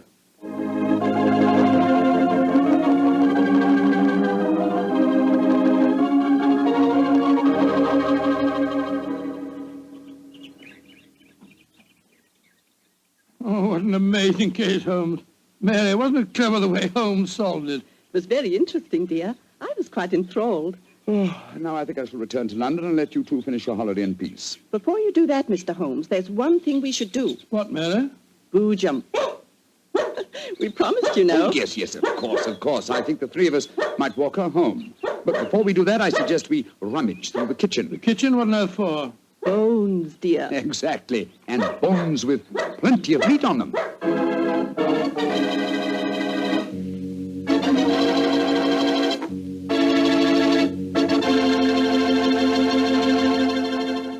Say, Doctor, that was a swell story. And look, you mean there really is a whistle that only dogs can hear? I thought you'd ask me that question, so I've got one of those whistles to show you. There. Well, there's nothing unusual about it. Blow it, Doctor. Well, listen, Mr. Bartell, if I want you to come quickly, I don't just have to whistle. All I have to say is, would anybody like a glass of Petri wine? And hey, presto, there you are. Well, can you blame me? I know a good wine when I hear it. And Petri wine sure is good wine. It ought to be. The Petri family's been making wine for generations. As you know, ever since they started the Petri business way back in the 1800s, that business has always been family-owned and operated. So just think of all the experience the Petrie family's gained. They've been able to hand on down from father to son, all they've ever learned about the art of turning luscious California grapes into fragrant, delicious wine. So whenever you're choosing a wine to serve before dinner, with dinner, or at any time, you can't go wrong with a Petrie wine. Because Petrie took time to bring you good wine.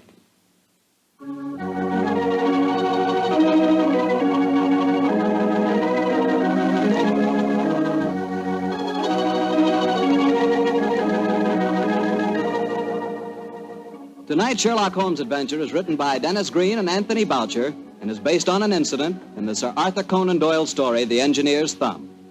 Mr. Rathbone appears through the courtesy of Metro-Goldwyn-Mayer and Mr. Bruce through the courtesy of Universal Pictures, where they are now starring in the Sherlock Holmes series.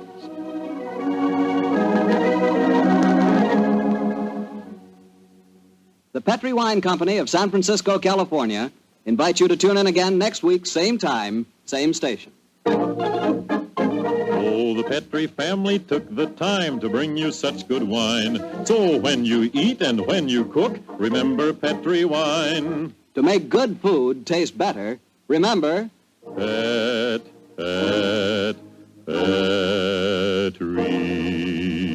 wine. This is Harry Bartell saying goodnight for the Petrie family. Sherlock Holmes comes to you from our Hollywood studios. This is the Mutual Broadcasting System.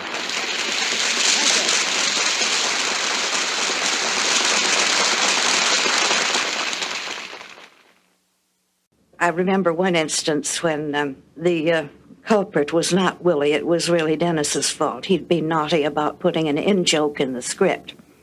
Holmes and Watson had to meet someone at a hotel, and he gave the hotel a name which was recognized by all the former denizens of London as that of a house of ill repute. Well, there were various comments about that, and Edna said, "Oh, but it's a very high-class one." Order was restored, and the rehearsal continued. They read on. Holmes and Watson were making their way through the fog to this rendezvous, until Watson exclaimed, "There it is now. I see the red light." Edna used to permit a certain amount of this, but she would clamp down firmly because it was a tight schedule. This is Ben Wright. Phyllis White and I will return shortly with another new adventure of Sherlock Holmes.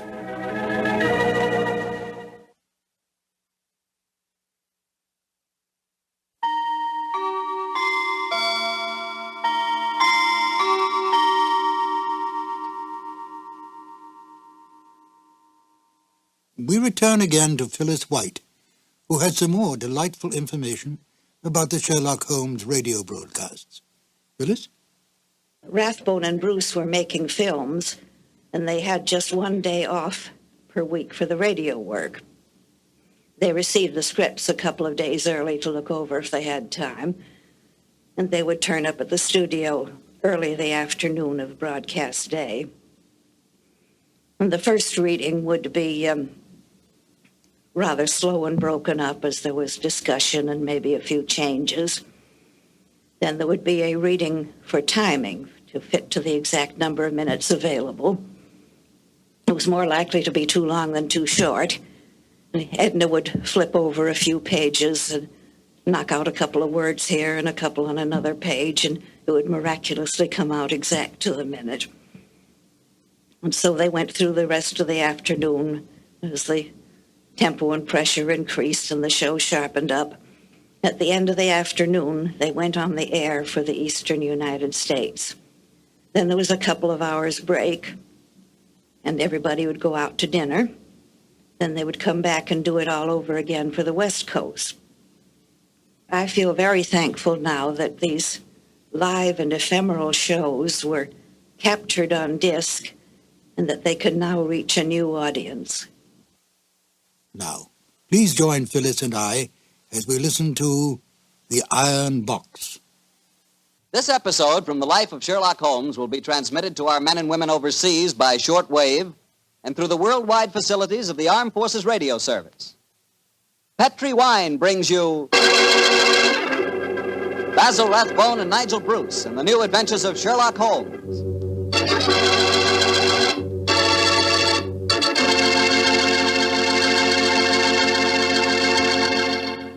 The Petri family, the family that took time to bring you good wine, invite you to listen to Dr. Watson tell us another exciting adventure he shared with his old friend, that master detective, Sherlock Holmes. Well, this is it, New Year's Eve. And I wish you could be here with us this evening so we could toast each other with a glass of Petri California port. As you know, port wine has long been a favorite wine for celebrating a happy occasion. That's because port is a wine rich in tradition. And you couldn't ask for a more delicious port than Petri port. Petri port is a deep, glowing red color, beautiful to look at and wonderful to taste, with a hearty, full flavor that's right from the heart of the grape. And when you serve Petri port to your friends tonight or any time, remember you can serve it proudly because the name Petri is the proudest name in the history of American wine.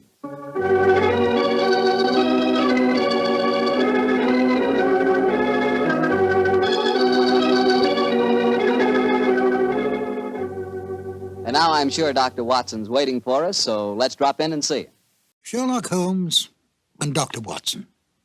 Murder, mystery, and intrigue at the turn of the century. Welcome to the new adventures of Sherlock Holmes. My name is Ben Wright.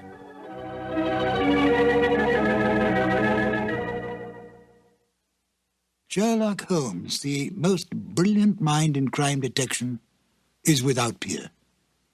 He has more than stood the test of time. He has become an institution, a myth, the best of the best. But he was deeply human. He seemed a man possessed, focusing all his energies on crime detection. Yet he could be humbled by his own mistakes and was deeply attached to his friendship with Dr. Watson. He distrusted women, and yet spoke glowingly of Maud Bellamy as a most remarkable woman. And of Irene Adler, she was to him the woman. A man of almost manic depressive nature, he could be brilliant beyond belief, and yet turn quickly to cocaine when his depression reached deeply into his inner being. With an almost photographic memory, he could recall some small detail in a long-forgotten unsolved case, and then use it to solve one on which he was presently working. Although he lived and worked in the bustling city of London, Holmes loved nature. Witness a remark he made in the story The Naval Treaty. Our highest assurance of the goodness of Providence seems to me to rest in the flowers. Could this be the foreshadowing upon retiring of his desire to become a beekeeper on a small farm in the Sussex Downs? Although Holmes did not cultivate friendships, with the major exception of Watson, he did have some friends. At least Dennis Green and Anthony Boucher, the writers of The Out-of-Date Murder, would like us to think so. They enjoyed embellishing the original Holmes stories and adding information to the canon that Sir Arthur Conan Doyle never touched upon. Listen carefully to the end of this exciting adventure, where the story reveals the exact kind of payment Holmes accepts for solving this case. It's a delightful addition to the canon, totally imagined by Dennis Green and Anthony Boucher. And here they are now, Basil Rathbone as Sherlock Holmes and Nigel Bruce as Dr. Watson in The Out-of-Date Murder. This episode from the life of Sherlock Holmes will be transmitted to our men and women overseas by shortwave and through the worldwide facilities of the Armed Forces Radio Service. Petri Wine brings you Basil Rathbone and Nigel Bruce in the new adventures of Sherlock Holmes.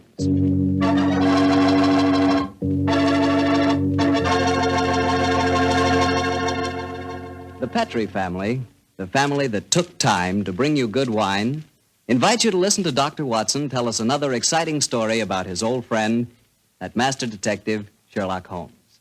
And we'd also like to tell you something you really ought to know. The fact that the one sure way to make good food taste better is to try that good food together with a glass of good Petri wine. Did you ever try Petri wine with dinner?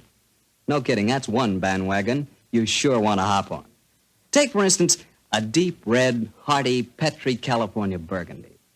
Wait till you taste that Petri Burgundy with, let's say, a delicious old-fashioned beef stew. Or maybe try a glass with spaghetti. I'm telling you, when you add the luscious flavor of that Petri Burgundy to the flavor of your favorite foods, you're really living. You're finding out for the first time what good eating really means, on the level. So better keep a bottle of that Petri Burgundy right on the dining room table. And never forget, the best friend a good meal ever had is a glass of Petri wine.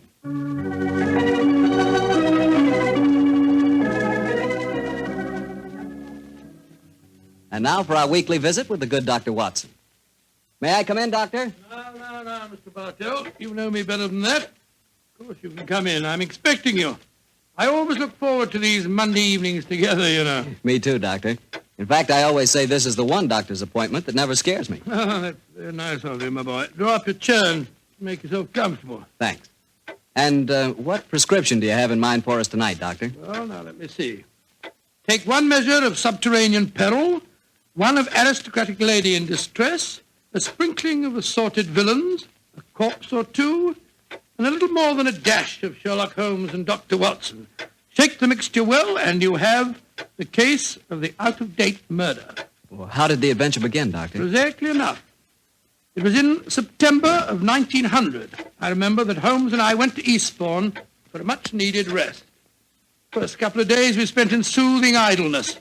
On the morning of the third day, Holmes, a dash of colour back in his cheek and a hint of the old sparkle in his eye, suggested that we should go and call on his good friend Evan Whitnell, curator of a nearby museum. And so, just after lunch on that September day, found the two of us talking to Professor Evan Whitnell in his private office at the museum. It only seems yesterday. Holmes was saying... Professor Whitnell, your recent discoveries in this part of England have made you world famous instead of just nationally famous. My congratulations. Professor, I do wish you'd tell me about your discoveries. Oh, with pleasure, Dr. Watson. Less than 2 months ago, I was excavating on the downlands in this neighborhood when I was fortunate enough to discover a number of underground caves. Caves saturated with a heavy deposit of lime that gave clear evidence of having the property of rapidly mummifying any flesh, human or animal, deposited in them. Good gracious me, that's very interesting. And what treasures have you unearthed, Professor? Well, a number of mummified specimens of animals clearly belonging to bygone eras. My prize specimen is the body of a large wolfhound. The inscription on its collar identified the animal as having belonged to some local squire in the year 1748. Amazing. I didn't know that limestone had such qualities of preservation. Come in. Yes, Alan? What is it? It's Lady Clavering, Professor. She asked me to tell you that she was in the museum. Oh, yes. Show her up here, will you, Alan? Very good, sir. Yes, I'm most anxious for you both to meet her. And she, in turn, is even more anxious to meet you. Now, I dined with her last night, and when I told her that you were coming here today, she insisted on meeting you. Oh, Whitnell, you scoundrel. There's a twinkle in your eye. I suspect that Lady Clavering is here to consult me in my professional capacity, and that you engineered the meeting. Well, perhaps I might have dropped a hint. No, I warn you, Professor, Holmes can't become involved with another case. He's completely run down. Well, don't worry, Doctor. All that Lady Clavering requires is a little advice. Advice? Oh, that's a different matter altogether. Yes, sir. I knew you wouldn't mind, Holmes. Helena, my dear, there you are. Come along in. Thank you, Alan. Allow me to introduce Lady Clavering, Mr. Sherlock Holmes and Dr. Watson. How do you do, How are you, gentlemen? Now, here you are, my dear. Sit down here. I may as well tell you, Helena, that our little plot has already been discovered. Oh, dear. And I was just getting ready to exert all my feminine wiles in an attempt to persuade you to help me, Mr. Holmes. Oh, I'm certain that he found you utterly irresistible, my dear Lady Clavering. You flatter me, Doctor. No, I mean it. The professor tells me that you're in need of a little advice, Lady Clavering. Yes, Mr. Holmes. I'll put my question simply. 5 years ago, my husband, Sir George Clavering, left me. Left you? Gracious me, how stupid of him. I haven't seen or heard tell of him since. I now wish to remarry, but of course I couldn't do that without having my husband declared legally dead. My dear Lady Clavering, I can't help feeling that a lawyer is the proper man to consult, not a detective. Perhaps you're suggesting that there was foul play in connection with your husband's disappearance. Oh, no, Dr. Watson. The Claverings are a strange family, self-willed and headstrong. George and I were not happy together. I think he disappeared deliberately. You reported his disappearance to the police, of course. Oh, yes, Mr. Holmes. But they've never been able to trace him. This kind of thing has happened in the family before, Holmes. Tell them about Sir Nigel, Helena. Well, he was one of my husband's ancestors. He walked out one day in 1777 and was never seen again. Extraordinary family, always disappearing. George knew of the legend. He often threatened to do the same thing himself. But your problem, Lady Clavering, is not that of your husband's fate, but rather of your own freedom. Yes, Mr. Holmes. Well, I'm afraid my advice can be of little consolation to you. The law has specified a number of years that must elapse before anyone disappearing can be declared legally dead. I would suggest that you possess your soul in patience until that period has elapsed. Oh, dear. And I was hoping you'd be able to think of some terribly clever way of getting round the law, Mr. Holmes. Lady Clavering, sometimes perhaps my methods may be unorthodox, but I assure you that getting around the law, as you put it, is a procedure I do not indulge in. Oh, dear me, now I've offended you, Mr. Holmes. And it's the last thing on earth I meant to do, I assure you. My friend's a little touchy about matters concerning his professional honor, you know, Lady Clavering. Oh, nonsense, my dear Watson. I'm not touchy and I'm not offended. And now, may I suggest we all examine the professor's latest treasures, and after that, perhaps he'll take us for a stroll on the downs. I'm most anxious to examine those lime pits of his.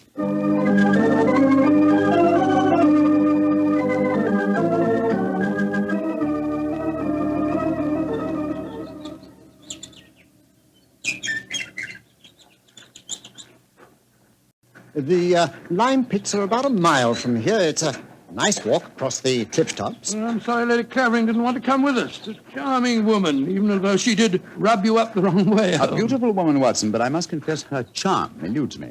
Her lack of concern about her husband's fate seemed completely unnatural. Yeah, not if you'd known her husband, Sir George Clavering. He was a tyrant and a bully, both in his home life and in the village. Hello? Who's this coming towards us? It's Timmy.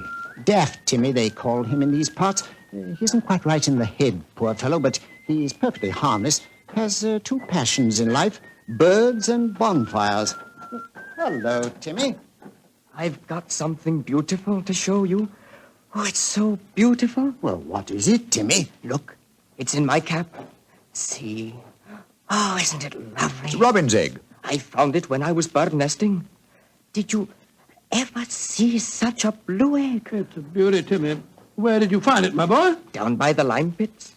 Oh, I'm going to build a lovely fire on the downs tonight. I'll let you come and watch it if you give me a shilling. Now, you be careful, Timmy, or you'll be in trouble again. Timmy doesn't get in trouble anymore now. Not since he had Sir George carried away. Sir George Clavering used to whip Timmy when he found him on the land. Timmy, tell me, how did you have Sir George, as you put it, carried away? I told my birds about him.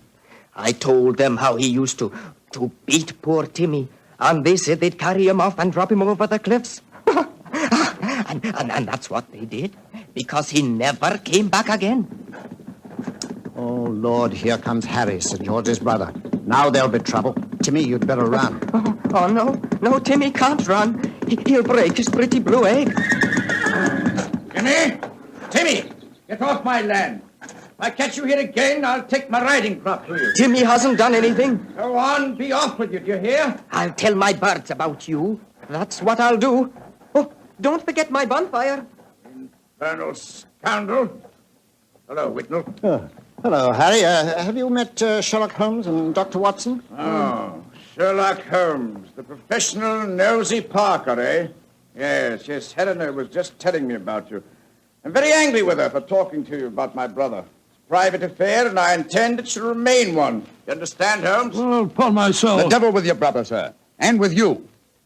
I'd advise you to remember that you're not addressing a half-witted villager who can't defend himself. If you know what's good for you, you'll do what I say. Here, Fist. Impertinent brute. He spoke to you as if you were a stable boy, Holmes. Oh, really? He was quite refreshing. I'm reminded of an apposite quotation of my young friend James Elroy Flecker. Thine impudence hath a monstrous beauty, like unto the hindquarters of an elephant. Yeah, he's almost as much disliked as his brother before him. Tell me, does he succeed to the title when his brother is declared legally dead? Oh, yes, and what's more, he's Helena's unofficial fiancé, worse luck. I see. Personally, I'm beginning to get a trifle bored with the affairs of the Clavering family. Let's go on to the lime cave, shall we?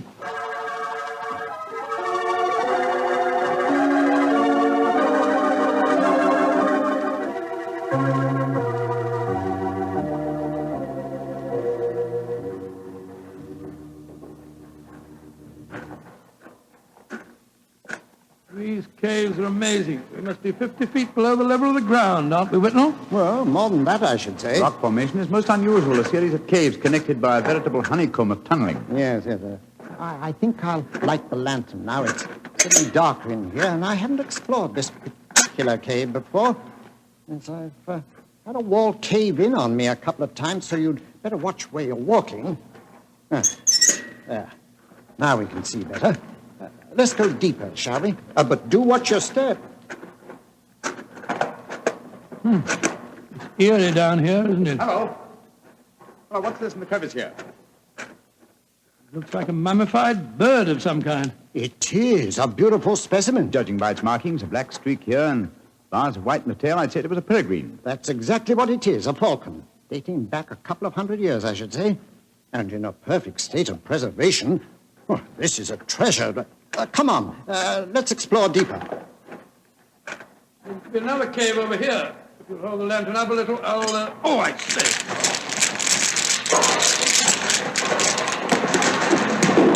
Good Lord, the whole wall's collapsed. Watson, you're not hurt, are you? No, Holmes, I'm all right. Why, you've unearthed another cave, Dr. Watson. Let's go in. I think we can just manage to crawl through. Great Scott, I don't believe my eyes. Magnificent. Whitnell, this is a treasure indeed. A perfectly preserved body dressed in 18th century costume, powdered wig and all. Yes, and there's no mistaking who it is. Look at that typical beak profile. It's a Clavering, and it isn't hard to identify which one. By George, you mean the one that Lady Helena told us about this afternoon? Exactly. Without doubt, this is the body of Sir Nigel Clavering, who disappeared in 1777. Let's search his pockets. We might find some identification. Here's a snuff box of the period and some coins. Yes, the inscription of George III is still visible on them. Hello, here's his diary. This is unbelievable. What are you up to, Holmes? We're examining the body, Watson. This man was murdered. Murdered? With this wound just above the heart. Obviously inflicted with a sharp instrument, probably a dagger. This is interesting. An entirely new experience for me. The opportunity of solving an unsuspected murder committed well over 100 years ago. Glance through that diary, Watson, will you, old chap? Let's see if the poor devil suspected his fate. Rather hard to read. All the S's look like F's. Peculiarity of the 18th century writing. They are saying, I suppose that means saying, they are saying in the coffee houses that my brother, Harry, hath been coveting my wife. But this is amazing, Holmes. See how history repeats itself. It's an exact parallel of the situation existing today. Harry is coveting his brother's wife, Helena, and Sir George has not been seen for 5 years. What an extraordinary coincidence. If it were one. As it is, it's one of the most ingenious frauds I've ever seen. The clothing appears authentic, so do the coins and the faded ink, the paper of the diary, and due to the peculiar mummification of the body, it would be almost impossible to say how long it's been here. Nevertheless, I am convinced that this is a recent corpse, and undoubtedly that of Sir George Clavering. Well, what makes you so sure, Holmes? Writing in the diary. 18th century used an S that looked like an F, it is true, but never at the end of a word. You will recall, Watson, that you were reading H-A-F, have, for H-A-S, has. That's perfectly true, I was. Well, that would be incorrect in genuine 18th century writing. No, obviously, this is an extremely clever attempt to disguise the comparatively recent murder of Sir George Clavering. It's incredible, Holmes. And yet I believe you're right. I'm sure of it. Well, what are you going to do about it? Do? You and I, old chap, will mount guard over the body. You, my dear Whitnell, if you don't mind, will be good enough to go and fetch the police.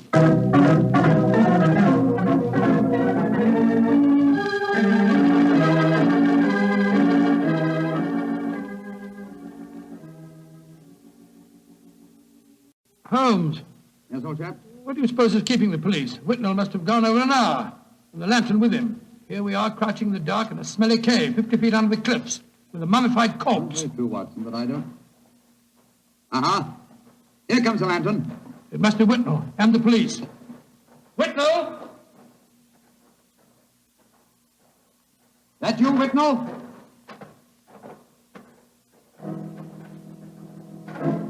That lantern's blinding me. Is that you, Whitnell? Answer, can't you? Look out, Watson!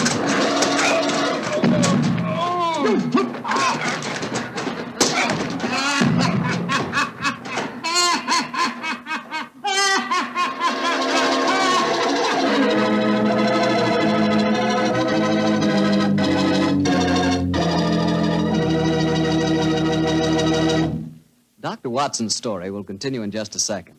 And I'm going to take that second to ask you what you think of when I say good food.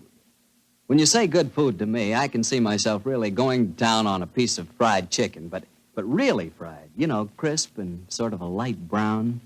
And when I see that chicken, I sure want to see some Petri California Sauterne. Because, believe me, Petri Sauterne is a white wine that's the wine for chicken. That Petri Sauterne has a delicate kind of flavor. Delicate like its pale gold color. But what a flavor, and what a wine. If you want a swell white wine, you certainly want Petri Sauterne. Try it and see.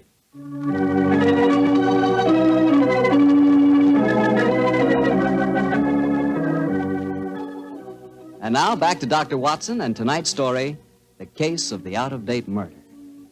Well, Doctor, you certainly had me on the edge of my chair during the first part of the story. Oh, I'm glad of that, my boy. Say, what happened when Sherlock Holmes yelled out at you in the cave? I was struck from behind with a spade and knocked out. A second later, the same thing happened to Holmes. You see, we were blinded by the lantern and couldn't protect ourselves. When we came to, we found we were at the bottom of a pit. The walls were narrow and vertical, and I saw no earthly way of our getting out of the trap. But as usual, Holmes had something up his sleeve.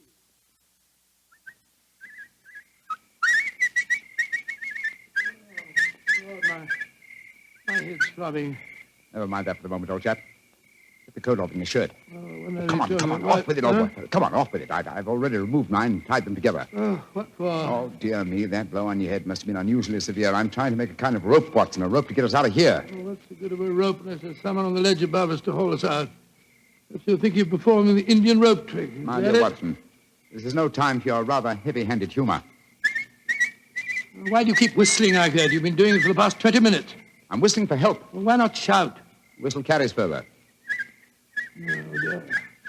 Who's going to hear that? That Timmy, I hope. Remember, he was having a bonfire on the cliff-tops tonight. My whistle is that of a nightingale, a song unheard in Sussex at this time of the year. If he does answer it, I'm sure it'll bring him down here. Oh, dear. Well, I hope you're right. Seems to me that Whitnell and the police will never find us here. We shall mummify, just as the filthy murderer intended us to. Courage, Watson, I'm sure... It's worked! It's Timmy! Cutting a burning log. We're down here, Timmy! Nightingale, pretty birdie, what are you doing down there? Timmy, I've tied these clothes together to make a rope. I'm going to throw them up. You ready? Catch. Good. He's caught it. Now, Timmy, lower it to us. Oh, I shouldn't do this. They'll whip me. No. Nobody will whip you, Timmy. And we both want to give you a shilling to come up and see your bonfire. Oh, that's different. 2 shiny shillings. I'll lower the rope. Here it comes. That's it. All right, now then. You first. All right, Timmy, pull away. Here I go.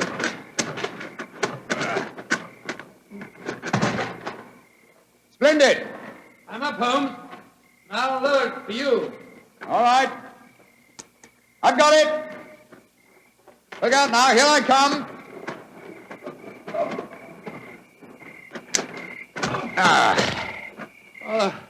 Thank goodness we got out of that place all right. I don't see the nightingale.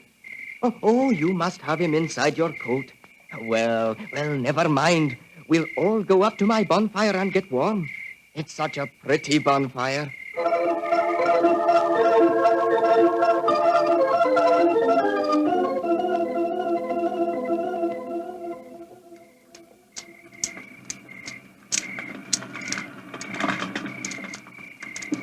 Did you ever see a finer bonfire? Never, Timmy. It's lovely. It's the most comforting sight I've seen for the last couple of hours. Oh, just one thing's bad, though. Somebody tried to burn a book in my lovely fire. It must have been when I was off getting more wood. I found it when I came back, and I pulled it out of the fire and stamped on it. See, here it is. Let's have a look. Hello, it's the diary that we found on the body in the lime pits. Precisely, Watson. Now I begin to see daylight. People shouldn't burn books. Books are nice. Books are like birds and bonfires. Well, they're nice to be near. Oh, your nightingale must be cold. I'll get some more twigs to burn. Well, now that fellow's gone away for a moment, I can see why we were attacked tonight. The murderer knew that we were going to the caves. He was afraid that his devilish plot wouldn't stand up under your scrutiny. So he watched us. When we discovered the body and sent Whitnell off for the police, he knew that he'd got to get rid of us. And who do you think that somebody is, old fellow? Well, that's easy. There's only one person strong enough to have knocked us both out and shifted our bodies. The dead Sir George's brother, Harry Clavering. I think not, old fellow. Didn't you observe as we entered the caves that pickaxes and wheelbarrows were much in evidence? Yes, that's right. They were, of course. Strength was not required under the circumstances. We were extremely vulnerable in the darkness. Any man with a modicum of cunning could have disposed of us, or any woman, for that matter. Good Lord, you're not suggesting that... Watson! Oh, Whitnell! Why, thank heaven you're safe. I've had the police with me for the last hour, but we couldn't find you. You went where I left you. True. Whitnell, I want you and the police to take me to Lady Clavering's house at once. After that, I wish to lodge information and make a charge of assault and possibly a charge of murder.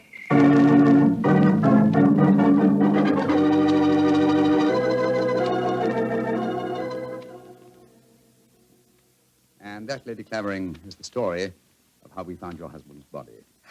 Horrible, Mr. Holmes. Horrible. But who in thunder could have planned such a devilish plot? Yeah, why did the murderer attack you and Watson? There, my dear Whitnell, you have the key to the murderer's identity. The man who so cunningly conceived and executed the murder of Sir George could never have bungled the job of disposing of Watson and myself unless he had meant to bungle it. You mean he didn't mean to kill us? Exactly. He merely wished us out of the way while the incriminating evidence was removed. You mean the diary? Of course I do. You will recall we found it partially burnt in Timmy's bonfire. Then it was Timmy who... No, my dear fellow. Surely it's obvious one person and only one knew that the diary was the key to the murderer's identity.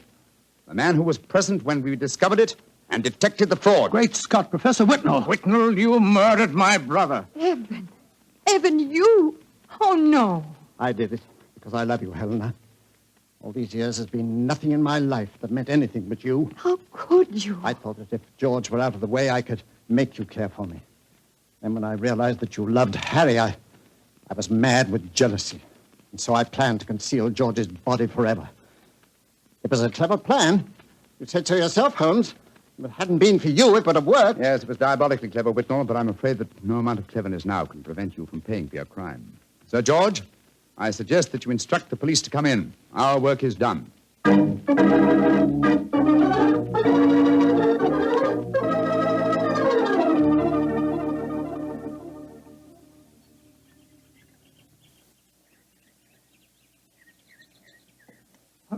Holmes, look there on the point. Timmy's bonfire is still burning away. Yes. Tim is a simple fellow with simple tastes. Why are you so gloomy? You solved the case brilliantly. My dear fellow, my faith in human nature has been sadly shaken, old chap. Evan Whitnell was a good friend and an old one. Hard to be instrumental in sending him to the gallows. Well, he richly deserved it. Yes, I know he did. That's quite true, but it's depressing just the same. Come on. Let's continue our walk home across the downs.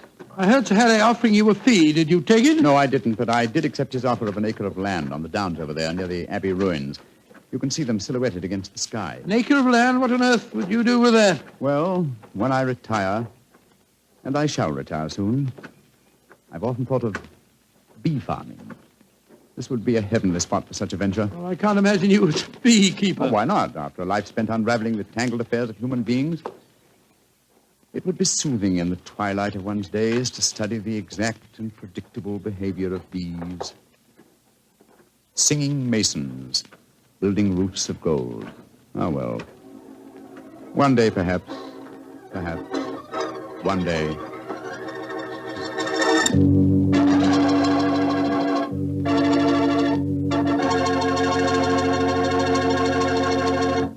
Doctor, that was a swell story.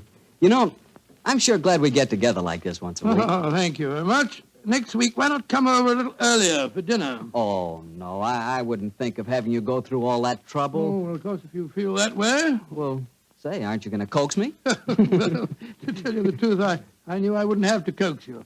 Mr. Bartell, I was just going to show you the 2 thick steaks that I've got frozen in my refrigerator. Oh, no. Oh, yes. I'll also put aside a bottle of Petri Burgundy. Well, in which case, I'll bring along a very hearty appetite. If you pick the steak, I know it's good, and when it's Petri wine, you know that's got to be good, too. Because the Petri family has been making fine wine for generations. They've owned and operated the Petri business ever since its inception, way back in the 1800s. During all that time, they've sure learned plenty about the fine art of turning luscious grapes into clear, fragrant, delicious wine. And they've been able to take this experience and hand it on down from father to son, from father to son. That's why, when you want a wine for any occasion, you can't go wrong with a Petri wine. Because Petri took time to bring you good wine. Now, Dr. Watson, what story do you have lined up for us next week? Well, now, let me see. Next week, Mr. Bartell, I'm going to tell you an adventure that occurred to Holmes and me in the shadowy depths of the Limehouse district in London. It's a strange tale of death and terror. I call the story The Eyes of Mr. Layton. Well, Doctor, we'll be sure not to miss it. And meanwhile, don't you forget you promised to contribute to the National War Fund. National War Fund, of course, Mr. Bartell. It's a must. The money you give to your war fund not only helps the men and women in our armed forces, and it not only helps our allies, but that money goes to work right in your own community, helping make possible many relief and welfare agencies in your own hometown. So let's all be generous in victory. Give to your community war fund. Tonight's Sherlock Holmes adventure is written by Dennis Green and Anthony Boucher and is based on an incident in the Sir Arthur Conan Doyle story, The Adventure of Wisteria Lodge. Mr. Rathbone appears through the courtesy of Metro-Goldwyn-Mayer and Mr. Bruce through the courtesy of Universal Pictures, where they are now starring in the Sherlock Holmes series. The Petri Wine Company of San Francisco, California, invite you to tune in again next week, same time, same station. Oh, the Petri family took the time to bring you such good wine. So when you eat and when you cook, remember Petri wine. To make good food taste better, remember... Petri wine. This is Harry Bartell saying goodnight for the Petri family. Sherlock Holmes comes to you from our Hollywood studios. This is the Mutual Broadcasting System.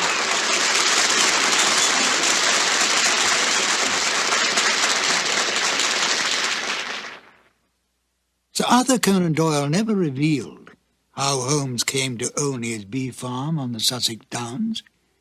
This wonderful touch at the end of the case adds a little extra to the original stories and seemed to please the Sherlock Holmes aficionados when it was broadcast. Well, I'm Ben Wright. In a moment, I will present you with another new adventure of Sherlock Holmes.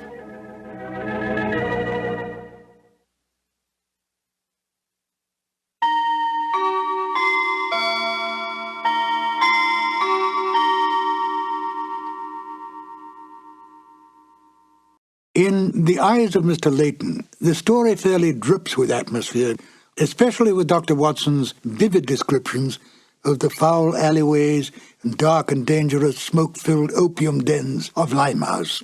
It is some of the best of dramatic radio's way with the listener's imagination.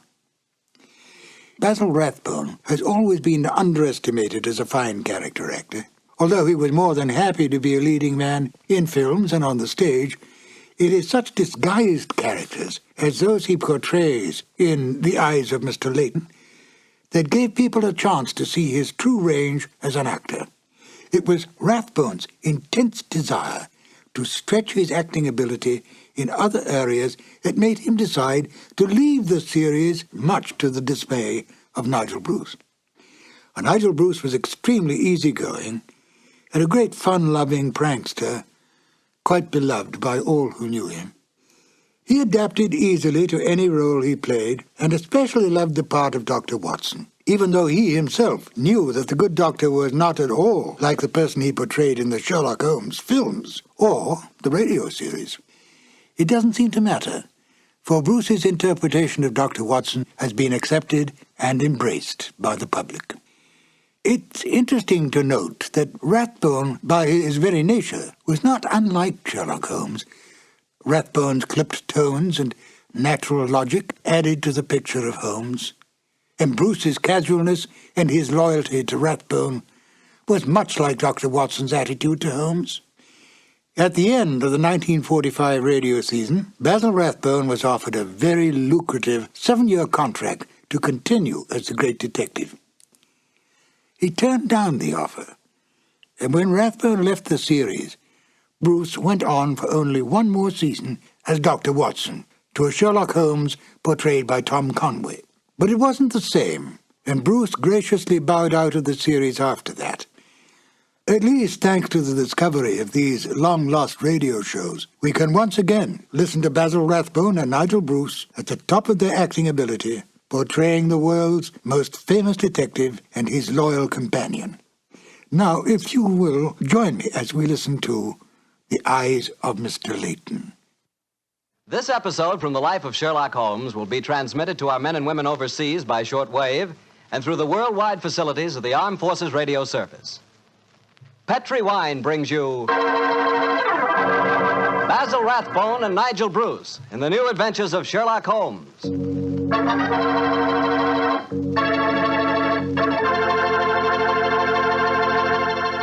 The Petri family, the family that took time to bring you good wine, invites you to listen to Dr. Watson tell us another exciting story about his good friend, that master detective, Sherlock Holmes. And I'd like to tell you something that maybe you already know. The fact that America's favorite wine is port wine. Did you know that? If you didn't, you'll know why port is the way out front favorite if you'll just sample some Petri California port. You just look at that Petri port and you know it's good.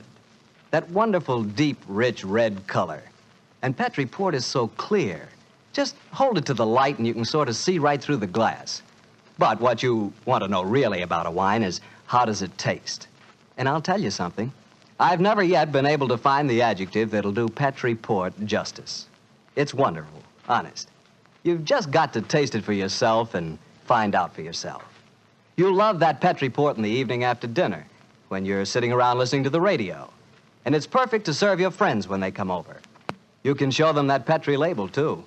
In fact, you can show it proudly, because the name Petri is the proudest name in the history of American wines.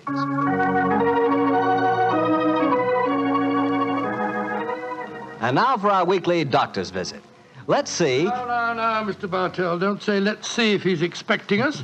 You know I always expect you at this time on Monday evenings, my boy. So draw up your usual chair and settle down. Thanks, Doctor. That's it. All alone this evening, Doctor? Where are the puppies? Out on the patio. They had a most unfortunate encounter with a dead seal on the beach this afternoon. In consequence, they're a little malodorous, shall we say. In that case, Doctor, perhaps we'd better change the subject. So, suppose I ask you about tonight's new Sherlock Holmes adventure. Well, my boy, as I told you last week, the story took place in the foul alleyways of Limehouse. It was there on a foggy December evening in 1890 that my story began. An old friend and patient of mine, Isa Whitney, had disappeared, and his distraught wife had come to me for help. Knowing the man to be the victim of the shocking habit of taking opium, I suspected that I might find him in one of the vile dens inhabited by the dregs of the waterfront. And so, Mr. Bartell, about 5 o'clock on that December evening, I began my search.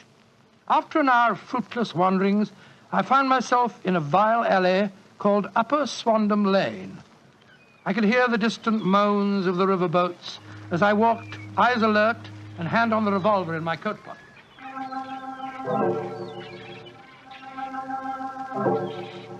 Suddenly, I saw a steep flight of steps leading down to a black gap, like the mouth of a cave. I walked down them.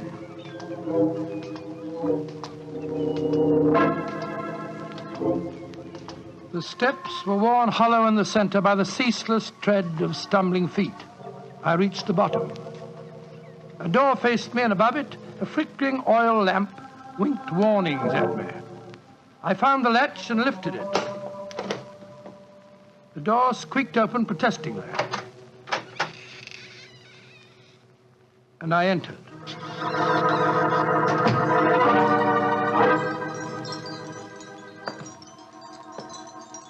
There was a tinkle of Chinese wind bells as I walked towards a long, low room.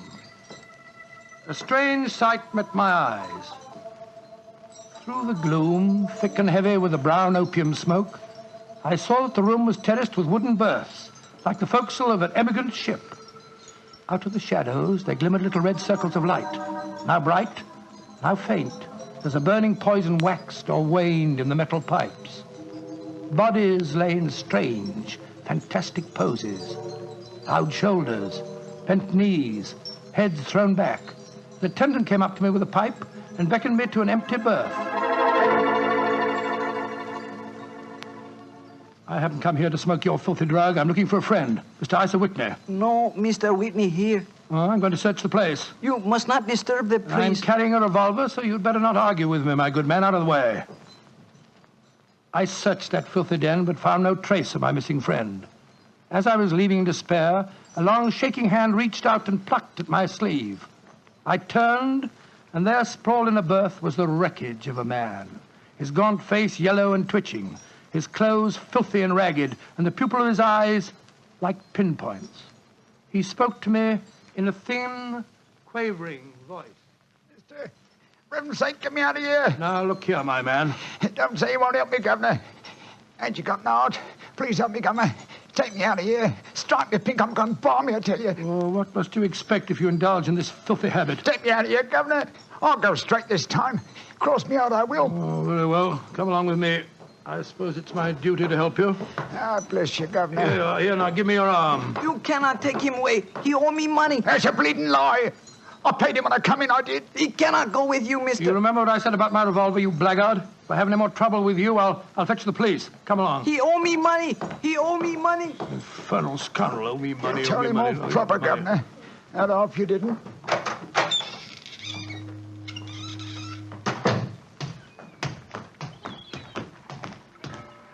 Now, look here, my good man. I'll give you a square meal, some advice, and some medical attention. But the rest Never mind the advice, Watson, but I'll take you up on that square meal. Holmes. Yes, I'm very glad to see you, old fellow. What brought you to that filthy den of iniquity?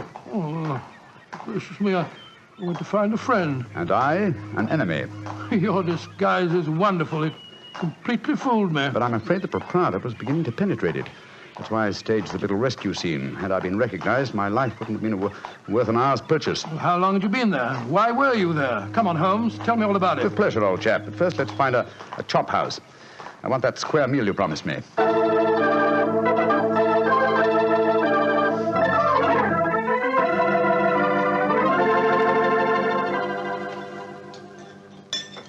An excellent meal, Watson. Yes, they're surprisingly good for such a shoddy-looking place. Well, Holmes, now perhaps you'll tell me what you were doing in that opium den. I've already told you my story. I'm shadowing a most unusual criminal. A man who haunts the opium dens. Yet I know that he himself is not an addict. Oh, I don't see anything very criminal about that. He might be looking for a thrill, or perhaps he's one of those writer fellows or something. But this man pretends to be an addict. I've watched him closely. He fakes his smoking, and grease paint has enabled him to simulate the characteristic pallor of a drug victim. He even affects the typical mannerism of nose scratching, but it's his eyes that give him away. The pupils are wide open, I suppose. Exactly, old fellow. Whereas, if he were really addicted to the drug, they would, as you know, be contracted. I myself always treat my eyes with a special kind of drop on the occasion when, I have to enter these dens. Well, why does a man haunt an opium den in order not to smoke? That, my dear Watson, is the problem that I intend to solve. Well, perhaps the fellow's a policeman or a private detective like yourself, Holmes. I've already checked on those possibilities. No, Watson, I believe there is only one answer. I believe the man is planning a murder. A murder? It's a tempting setting for a murder. Your victim is an addict, drugged and helpless. Your witnesses are in an equal state of befuddlement. The proprietor is anxious to cover up the crime because of the police. But you... Yes, Holmes. Now, the question is, who is the intended victim? That, my dear Watson, is why I've been shadowing this man. Unfortunately, he was not present in the den we just left, but I intend to continue my search. Holmes, can I help you? My wife's away, you know. You know, it's a long time since we were on a case together. I shall be delighted, my dear chap. I've missed you sadly during the past few months. And are you, Holmes? What's the next move? Back to Baker Street, old fellow. My disguise is wearing thin, and I must contrive a new one.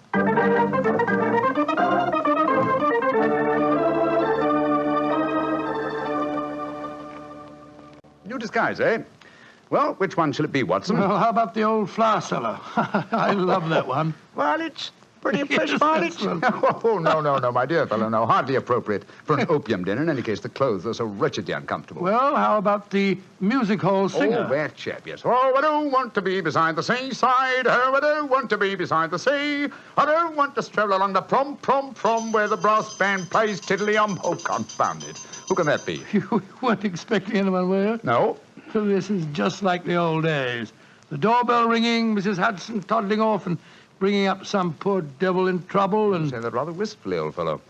Don't tell me that you repent of marriage. No, of course not, Holmes. Mary's a perfect darling, and I couldn't be happier. Just the same, it is rather fun to be back here again. Come in. Yes, Mrs. Hudson? It's a gentleman, sir. He gave me this card. Says he's very anxious to see you.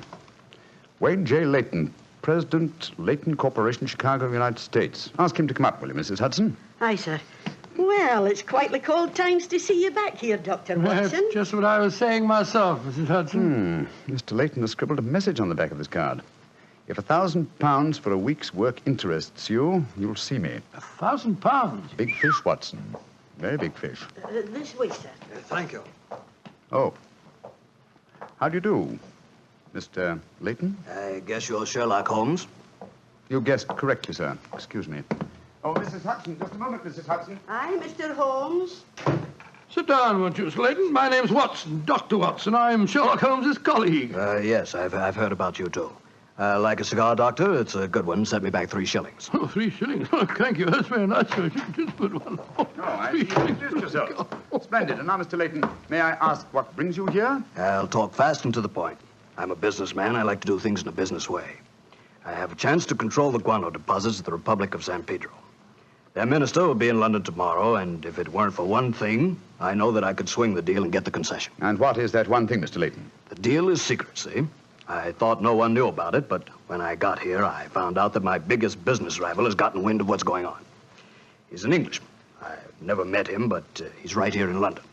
Now, I'm not going to tell you his name, not until you give me your word that you'll work for me. Just what you wish me to do, Mr. Layton. Get this rival of mine and keep him out of circulation for a week. I don't care how you do it, and I won't ask. In a week's time, I'll give you the other half of this £500 I brought with me. Oh, good Scott. What kind of Watson, detective give Mr. Layton his hat and gloves. That's it. Thanks, old fellow. Goodbye, sir. What are you doing, throwing me out? I can't think where you gathered the impression that I indulged in kidnapping. Once again, goodbye, sir. And here, sir, you can take back your cigar. Well, if you don't want some easy money, I'll soon find someone else that does. This is the last you'll see of me, Mr. Holmes. Life is full of little consolations.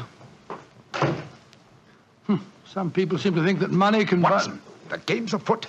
Mr. Layton is the man I've been seeking. The man who pretends to be an opium smoker. Why in blazes did you let him get away? Here, I'll go after him. No. Don't worry. I've already arranged for that. Oh, how? When I left the room just now to talk to Mrs. Hudson, I was intending to tell her to summon some of my band of street urchins. You know, the Baker Street irregulars. When she informed me that half a dozen of them were in the kitchen at this very moment, partaking of one of her incomparable steak and kidney pies. The rest should be obvious. You left instructions for one of them to shadow Mr. Layton when he left here. Elementary, my dear Watson. Oh, don't tell me that Layton back again. No, I think not. I should say that at the moment he's just about to walk out of the front door. No, I think we shall have another visitor. And judging by the commotion, the incoming and the outgoing visitors know each other and are not on the best of terms. Well, it sounds to me as if they're having a fight. Here comes Mrs. Hudson to tell us about it. Come in. Oh, Mr. Holmes, you've got another visitor. So I gathered. Mrs. Hudson, you gave my instructions to one of the boys? I did that, sir. Young Wiggins was going to follow the gentleman. Mrs. Hudson, what was all that commotion about downstairs just now? Oh, it was the 2 gentlemen shouting at each other. Him that was leaving and the one that was waiting on the doorstep. And who is our new visitor, Mrs. Hudson? Here's his card, sir. Oh, thank you. Linton Chumley, 9 Belgrave Square. Well, ask him to come up, will you, Mrs. Hudson? Very well, Mr. Holmes. Oh, one thing more. Yes, sir. Please instruct another of the Baker Street irregulars to follow this Linton Chumley when he leaves here and report to me. All right, sir. You're taking no chances, Holmes, eh? You're having this fellow shadowed, too. Layton is a potential murderer. Of that I'm convinced. This Mr. Chumley might possibly be his intended victim. While we're talking to him, Watson, old fellow, I want you to be sure to look at the condition of his eyes. Yeah, I certainly will. Come in. Oh, good evening, Mr. Chumley. Are you Mr. Sherlock Holmes? I am. This is my colleague, Dr. Watson. How do you do, sir? That was Wayne Layton that was just left here, wasn't it? Won't you sit down, sir? Thank you. I don't want to sit down. All right, you needn't answer my question, but I know it was Layton. I've never met him, but I've seen his picture in the newspapers. Oh, very well then, sir. It was Wayne Layton. I know why he came to you. He's trying to have me put out of the way while he closes that deal on the San Pedro and Guana concession. Now, look here, Holmes. You've got to be on my side. Whatever fee he offered you to dispose of me, I'll double it if you'll take care of him for a few days. Oh, dear me, this is becoming monotonous. Watson? The hat and gloves? Thank you, old chap. That's right. Good night, Mr. Chumley. Look here, Holmes. I'll treble his fee. I'll quadruple it. My dear Mr. Chumley, I have accepted no fee from Mr. Layton. I don't propose to accept one from you. Your hat and gloves, sir? That man is out to kill me, Holmes. Well, if you won't help me, I'll go to the police. That's an excellent idea, Mr. Chumley. Again, good night. Did you notice his eyes, Watson? Yes, the pupils were contracted. He's obviously an opium addict. And also a potential corpse. What do we do now? Wait for the irregulars to report? No, you'll return home for your medical bag. I have a feeling that you'll need it before the night is out. Then come back here. If I've gone before you return, I'll send one of the irregulars to bring you to wherever I may be. Wait until you receive a message from me. On your way, old chap. There's work ahead of us.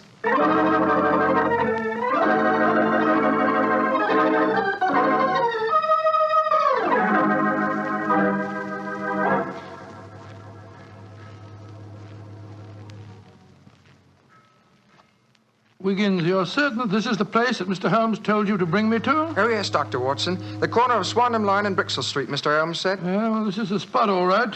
I don't see any sign of him. Hello? This old woman coming towards us. So that's the disguise he chose. Oh, spare me a few coppers, will you, mister? My feet hurt something awful, and I ain't had a bite of food all day. No, you don't, Holmes. You can't fool me this time. As a matter of fact, your makeup isn't very convincing. You hardly look like a woman, and nobody's nose could be quite as red as that. Don't look like a woman, don't I? My nose is too red, is it? I'll take that. No, steady, look here. Making fun of a poor old woman who's plighted me. I'm sorry, madam. I didn't mean to insult you. Well, matey, she gave you a bit of what for, all right, didn't she? Box your ears. No mistake about it. You mind your own business. And anyhow, why aren't you aboard your ship at this time of night? Because I'm not a sailor, Watson. It's Mr. Holmes. Great heavens, Holmes. I wish you wouldn't confuse me like this. I'd never recognized you. My dear Watson, when you're able to recognize me, it will indeed be the beginning of the end. When your eagle eye penetrates my disguise, I shall realize that my retirement is imminent. But enough of this. See that house opposite? You mean the ramshackle place with the broken tiled roof? Yes, I gave the irregulars instructions to let me know at once if our two quarries ever enter the same house at the one time. They're inside there now, and I'm going in after them. Be careful, Holmes. I better come along with you. Can't I come too, Mr. Holmes? No, certainly not. Both keep watch outside. If I need any help, I'll smash one of the windows, and then you can come in after me. Wait here for me. I don't expect I'll be very long. I'll be here, Holmes. Don't worry about me. Just take good care of yourself.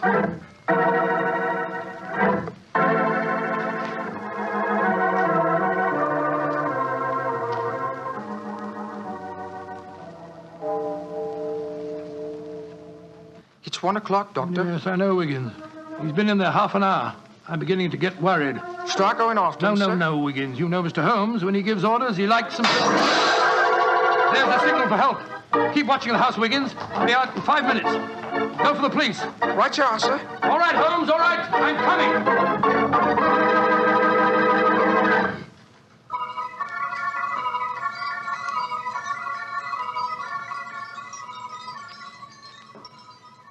You have searched my house from basement to attic. Why do you not give up? I tell you again, there has been no one here tonight. But my friend came in here half an hour ago. I saw him, and before that, 2 other men are known to have come in here. If that is so, then where are they? 3 men cannot vanish. That's just the point, you scoundrel. Out of the way. I'm going to search this hovel again. I'm not leaving here until I find Mr. Sherlock Holmes.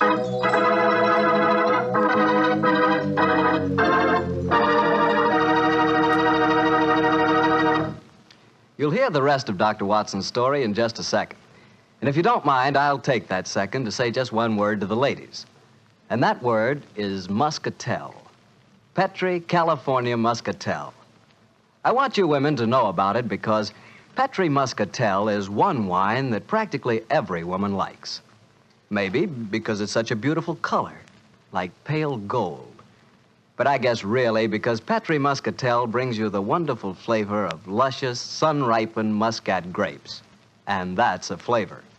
Try Petri Muscatel after dinner, or any time as a change from Petri Port. Remember, if it's a Petri wine, you know it's a good wine.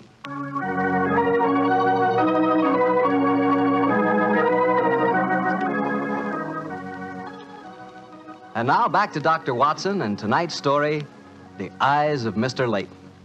Well, what happened next, Doctor? When you searched the house for the second time, did you find any trace of Sherlock Holmes or the two rival businessmen? No, Mr. Bartell, I'm afraid I didn't. What did you do? I told Wiggins to report the matter to the nearest police station and then rattle back to Baker Street in a hansom cab as fast as I could. When I arrived at the old familiar doorstep, I wrenched at the bell in a frenzy of anxiety. Finally, the door opened, and there stood Mrs. Hudson. Dr. Watson, what is it, sir? Why, you're as white as a ghost. Mr. Holmes, is he here? Aye, sir, came in half an hour ago. He was dressed as a sailor and was half carrying some drunken friend of his. Oh, thank heavens he's safe. I'll go up. All right, sir.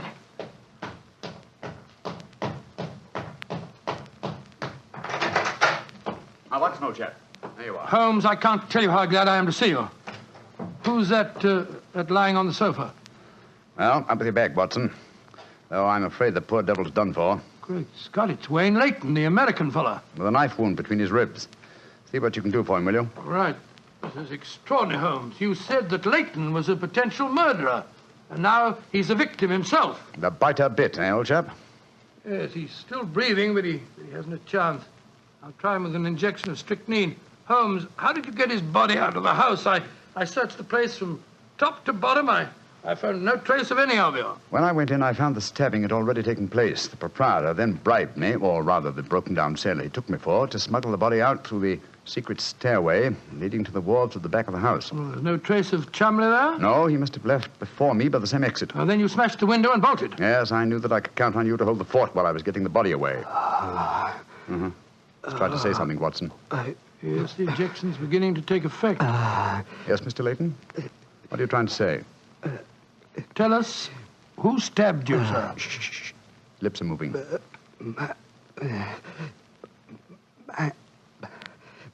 Mandalay.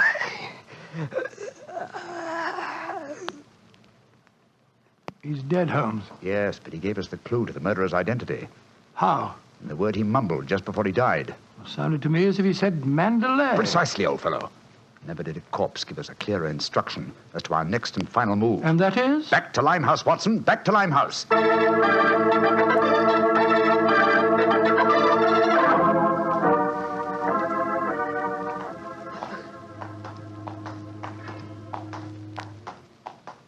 Here we are. This must be the place. What's this? Another opium den? Yes, I knew that since Chumley refrained from smoking earlier on in the night, in order to keep his faculties alert for murder, that an enormous reaction would set in. You'd have to find a den at once, and beyond question a different one from that in which the murder was committed. But how do you know that he's inside here? Well, just before you returned to Baker Street tonight, I had a message from one of my irregulars. He tracked him here after he escaped from the scene of the stabbing. That was a couple of hours ago. He might have slipped away again. No, Watson, tonight he came to drown his senses with a wretched drug. He'll be here. Come on.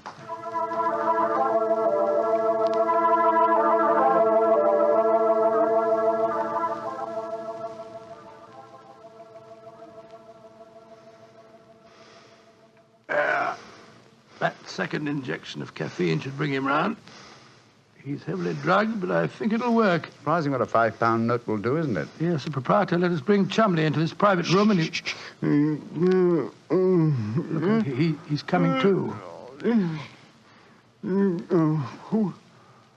Who are you? What do you want? You remember me, sir? I'm Sherlock Holmes. Oh, yes, I remember you. You're in serious trouble, Mr. Chumley. Very serious trouble. Trouble? What trouble? Wayne Layton didn't die. Oh. He's badly wounded, but he's going to live. He's at Baker Street now.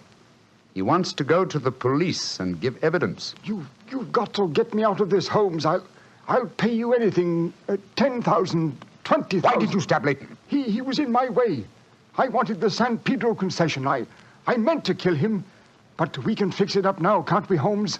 We can fix it up now. Yes, we can fix it beautifully, sir. As neat a murder confession as ever I listened to, Holmes. Exactly. Come along, Mr. Chumley. I think some night air will be good for you. We'll take you for a nice drive to Scotland Yard.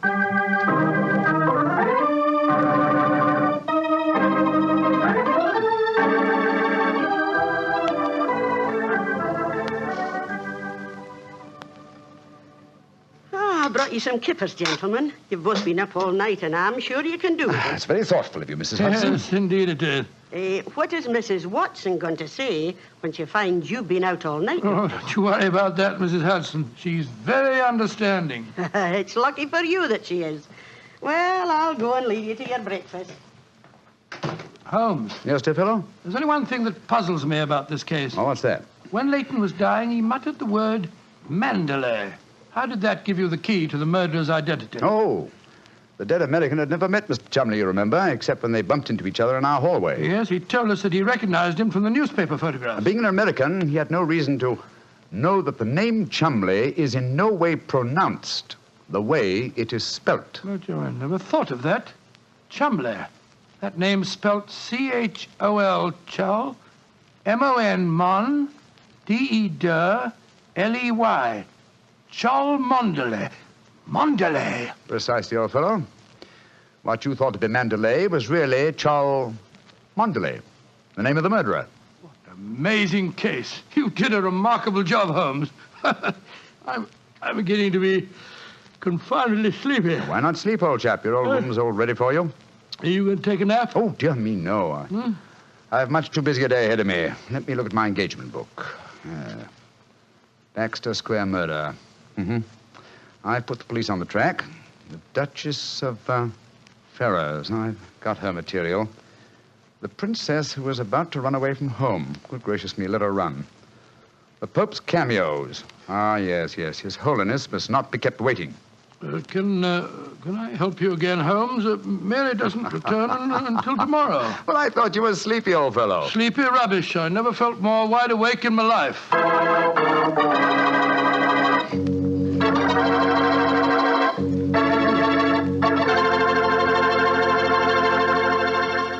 That was a swell story, Doctor. I'm glad you enjoyed it. And it was really funny when you mistook that old lady for Holmes and she slapped your face. It wasn't very funny at all. Sure it was. Come on, admit it, Doctor. Well, she did look like Holmes in disguise, you know, and you would have made the same mistake that I did. Okay. Her nose was ridiculously red, and she did look like a man. Now, look, Doctor, forget I ever said anything. I won't say another word. I'll keep my mouth closed forever. Oh, come on, I wouldn't do that. Mr. Bartell? Mr. Bartell? Won't you even open your mouth to finish your wine? Your Petri wine? Okay, you win. You know I'll open my mouth for Petri wine anytime. That Petri wine is always good wine. And for good reason, too. The Petri family has always owned and operated the Petri business. They've been making fine wines for 3 generations, since way back in the 1800s. That adds up to a lot of experience. Experience handed on down from father to son, from father to son. The Petri family really knows how to turn luscious California grapes into fragrant, delicious wine. And that's why, no matter what kind of wine you want, I'm sure you'll like it better if it's a Petri wine. Because Petri took time to bring you good wine. And now, Dr. Watson, what story are you going to tell us next week? Well, now, next week, Mr. Bartell, I'm going to tell you a most unusual adventure that Holmes and I had in the heart of the English countryside. It concerns a corpse, a missing revolver, and a beautiful girl who was frightened of her own shadow.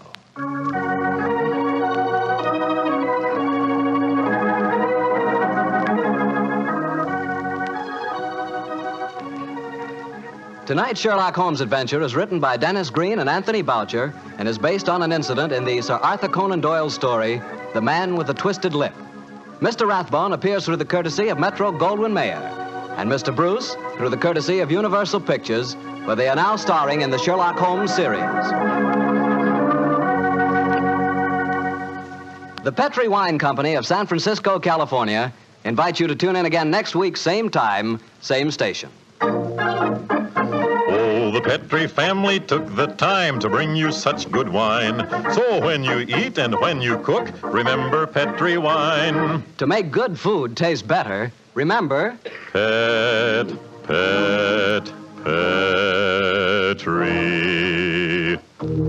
wine. This is Harry Bartell saying goodnight for the Petri family. Sherlock Holmes comes to you from our Hollywood studios. This is the Mutual Broadcasting System.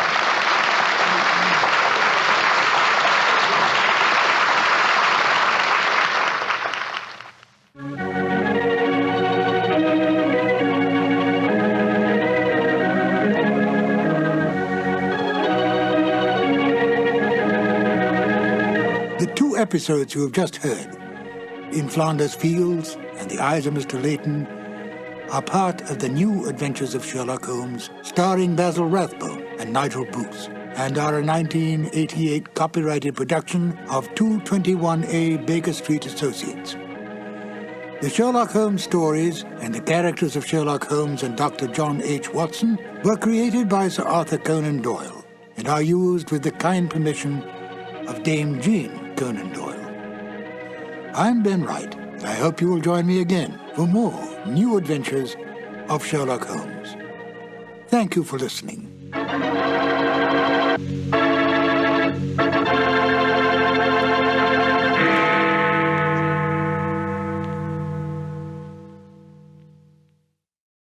On a cold and foggy day in May of 1886, a young doctor named Arthur Conan Doyle set aside his medical practice for the afternoon, took pen in hand, and began to write a mystery novel. The doctor-turned-writer did not realize then what a lasting effect his works would have on literature. Hello, and welcome to two more New Adventures of Sherlock Holmes. My name is Harry Bartell, and I'm proud to say that I was the announcer on the Sherlock Holmes radio series starring Basil Rathbone and Nigel Bruce.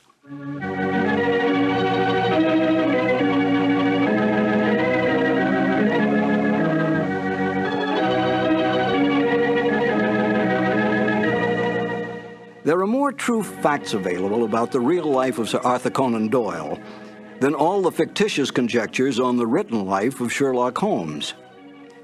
Yet it was Conan Doyle's great detective that brought the author worldwide fame.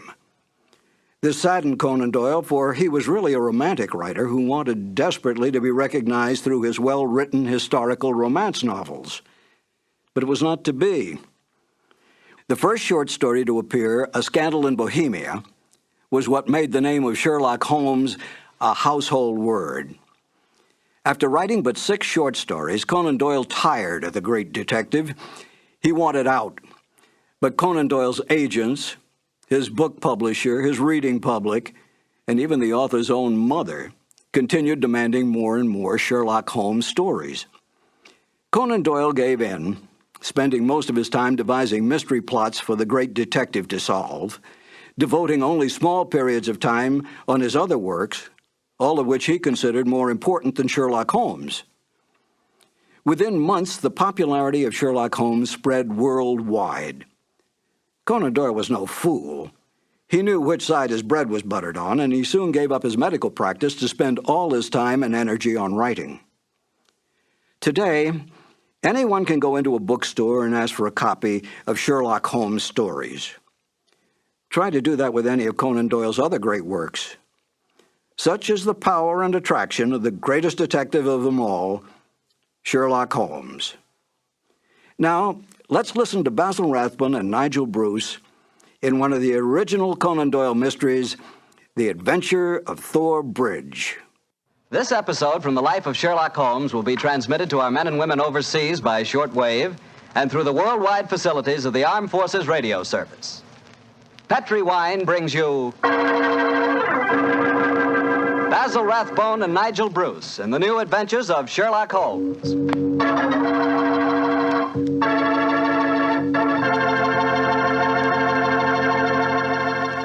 The Petri family, the family that took time to bring you good wine, invite you to listen to Dr. Watson tell us another exciting adventure he shared with his old friend, that master detective, Sherlock Holmes. And while you're settling back comfortably in your chair, Mind if I tell you about something I'd like you to share with me? It's a glass of Petri California Sherry. Of course, most people think of Petri California Sherry as the one wine that's really swell any time, but personally, I like a glass of that Petri Sherry just before dinner. You know, that's the time you're a little on edge, you've just finished your day's work, and you're waiting for your dinner, and, well, that's when you want to lean back and take it easy. And boy, that's the time a glass of Petri Sherry tastes like something just too good to be true. Try it. Petri Sherry is the perfect before-dinner wine. And incidentally, if you like your sherry dry, you know, not sweet, then you'll find that Petri Pale Dry Sherry is just made for you. The important thing is the Petri label, because when it says Petri, it always means good wine.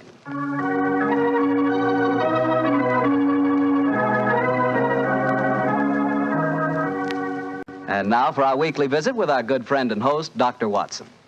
Good evening, Doctor. Good evening, Mr. Bartell. You're a bit late. I've been keeping some dinner hot for you. Here, pull up your chair and join me. That's very nice of you. Thanks, Doctor. Are you all set with tonight's story? Yes, my boy, I'm all set, as you call it. As a matter of fact, I was going over my notes on the case just before you arrived. Last week, you hinted that a beautiful girl figured prominently in your adventure. That's quite right, Mr. Bartell. An extremely beautiful girl. In fact, I often used to say to Sherlock Holmes that if I'd been a little younger at the time, I might... Oh, well, you haven't come here to listen to my personal reminiscences. You want to hear the story that I called The Problem of Tor Bridge. That's what you promised us, Doctor. How did it begin? On a windy morning in October... In the 1890s it was. As I was dressing, I observed how the last remaining leaves were being whirled away from the solitary plane tree which graced the yard behind our Baker Street house. I descended to breakfast, prepared to find my companion in depressed spirits, for, like all great artists, he was easily impressed by his surroundings. But, to my surprise, he was in an unusually gay mood. As I entered the room, he looked up at me and, with a smile, my dear fellow. Hope you slept well. Splendidly, thank you, sir. I'm so glad. Well, you're very solicitous this morning. I think you must have got a new case. Am I right? The faculty of deduction is certainly contagious. Yes, I have a new case. After a month of trivialities and stagnation, the wheels revolve once more. Good. Tell me all about it. Well, as yet, there isn't much to tell. Have you ever heard of Neil Gibson? Neil Gibson? Oh, yes, he has something to do with gold mining, isn't he? A great deal to do with it, my dear fellow. In fact, he's considered the greatest mining magnate in the world. About 5 years ago, he bought a large estate in Hampshire.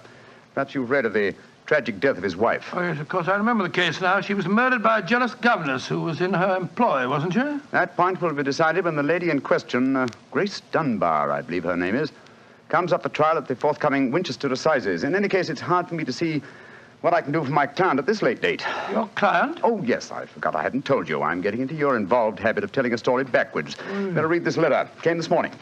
Oh, let's have a look. Dear Mr. Sherlock Holmes, Miss Dunbar is innocent. I can't see the finest woman in the world go to her death without doing everything possible to save her. I shall call on you at 10:30 tomorrow morning to discuss the matter. Yours faithfully, Neil Gibson. Good gracious me. There you have it, Watson. That is the gentleman I await. Do you know anything about his dead wife? Only what I've been reading in the papers. Apparently she was past her prime, which was the more unfortunate as this Miss Dunbar, who superintended the education of the two young children, is reputed to be a very attractive young lady. The eternal triangle, eh? Well, where did the murder take place? On Gibson's estate in Hampshire. His wife was found in the grounds nearly half a mile from the manor house, late at night, clad in her dinner dress, with a shawl over her shoulders, and a revolver bullet through her brain. Any weapon found near her? No, there were no clues found at the scene of the crime. What made them suspect the governess? Well, in the first place, there was some very incriminating evidence. A revolver with one discharged chamber, the caliber corresponding with a bullet in the dead woman's head, was found on the floor in Miss Dunbar's wardrobe. Oh, was it? Pretty damaging evidence, Holmes. So the coroner thought. And to make the case even blacker against Miss Dunbar, the dead woman had a note on her making an appointment at that very spot.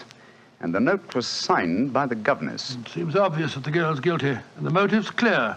Mr. Gibson would be a great catch for a young girl. Love, fortune, power, all dependent on one life. Possibly, Watson, but circumstantial evidence can be very misleading at times. As the gentleman in question, unless I'm very much mistaken, considerably before his time. I can see him from the window here. Formidable-looking fellow.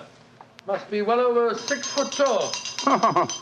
Judging by the way he's wrenching at that doorbell, he's a man with a violent temper. Mrs. Hudson's opening the door to him now. Meet him on the stairs, will you, old chap? It'll save Mrs. Hudson a journey. Sure, Holmes. Up here, sir. Thank you, Mrs. Hudson. All right. Are you Mr. Sherlock Holmes? No, indeed. I'm his colleague, Dr. Watson. Come along in, won't you? Mr. Neil Gibson, I presume? That's right. So you're the great Sherlock Holmes, huh? The adjective is your own, Mr. Gibson. Sit down, won't you? By the way, you may speak quite freely in front of Dr. Watson. Well, I may as well begin by telling you that money means nothing to me in this case. You can burn it if it's any use to you in lighting the truth. Miss Dunbar is innocent, and it's up to you to prove it. Just name your fee. Mr. Gibson, my professional charges are on a fixed scale. I don't vary them except when I omit them altogether. Very well. I imagine that you've read the newspaper reports of the coroner's inquest. Yes, very thoroughly. I don't see that I can add anything that'll help you. But if there are any questions you'd like to ask, I'll answer them. Well, thank you. First, what were the exact relations between you and Miss Dunbar? I suppose you're within your rights in asking such a question, Mr. Holmes? We will agree to suppose so, shall we? Then I can assure you that my relations with Miss Dunbar were always those of an employer towards a young lady with whom he never conversed or even saw, except in the company of his children. Oh. Rather a busy man, Mr. Gibson, and I've no time or taste for aimless conversation. I wish you good morning. What the devil do you mean by this, Mr. Holmes? My dear sir, the case is difficult enough without your giving me false information. Meaning that I lie, sir? I was trying to express it as delicately as possible, but if you insist on the word, I won't contradict you. Why, you confound... Don't be noisy, Mr. Gibson. Please don't be noisy. I find that after breakfast, even the smallest argument is unsettling. I suggest that a stroll in the morning air and a little quiet thought will be greatly to your advantage. I suppose I can't make you take the case, but you've done yourself no good this morning, Mr. Holmes. I've broken stronger men than you. No man ever crossed me and was the better for it. Good morning, Mr. Gibson. You've a great deal yet to learn. On my soul, Holmes, you were unusually severe with him. I dislike liars, Watson, and I cannot tolerate arrogance, particularly when it's coupled with great wealth. Well, how did you know about his relations with the governor? I didn't. It was pure bluff. Bluff? It certainly worked.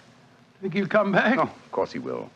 He needs my help too badly. He'll probably change his mind before he's halfway down the stairs. Come in. Mr. Gibson. Just saying to Dr. Watson that I was certain you'd be back. I've been thinking it over, Mr. Holmes, and I feel that perhaps I was hasty in taking your remarks amiss. Just the same, I can assure you that the relations between Miss Dunbar and me really don't affect this case. Surely that is for me to decide, Mr. Gibson. You see, Mr. Gibson, my friend is like a doctor. He wants every symptom before he can give his diagnosis. Fire away, Mr. Holmes. What is it you want to know? The truth. I can give it to you in very few words. To begin with, I met my wife when I was gold mining in Brazil. Your wife was Brazilian by birth, wasn't she, sir? Yes, doctor, and very beautiful. Well, to make a long story short, I fell in love and married her and brought her to England. After a few years, I realized that we had nothing, absolutely nothing in common. And then I suppose this young governess, Miss Dunbar, arrived on the scene. That's right, Mr. Holmes. Well, the story should be obvious to you from there. You fell in love with this girl, I suppose, sir? Who could help it? Did you suggest marriage to her? Yes. Though I knew that my wife would never divorce me. I see. Then you made an utterly insincere proposition to her. Now, look here, Mr. Holmes. I came to you on a question of evidence, not of morals. I'm not asking for your criticism. It's only the young lady's sake that forces me to touch your case at all. Now, tell me, sir, what is your own opinion as to Miss Dunbar's guilt? It's very black against her. I can't deny that. One explanation of the tragedy did come into my head, Mr. Holmes. I give it to you for what it's worth. Pray continue, Mr. Gibson.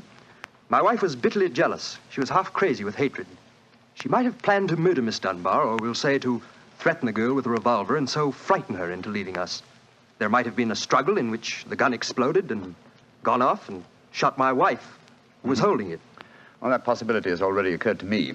It's the only obvious alternative to deliberate murder. The revolver, Holmes, was found on the floor of the governess's wardrobe. Mr. Gibson, I should like to examine your house and the scene of the murder as soon as possible.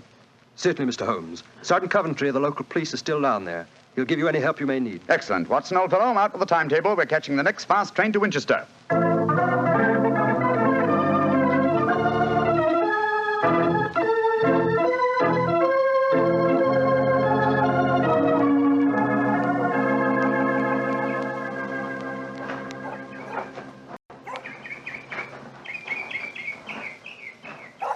So if I have to have someone else on the case, I'd rather have you, Mr. Holmes.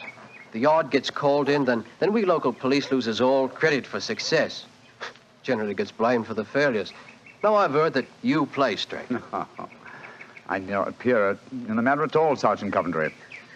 If I can clear it up, I don't ask to even have my name mentioned. Well, that's handsome of you, I'm sure, and I know your friend Dr. Watson can be trusted, too. Oh, don't worry, my dear fellow. We won't steal any of your thunder. Well, that's nice and friendly of you, Doctor. Well, come on, gentlemen. I'll walk you down to the bridge. That's where we found Mrs. Gibson's body. It's not far from the house here.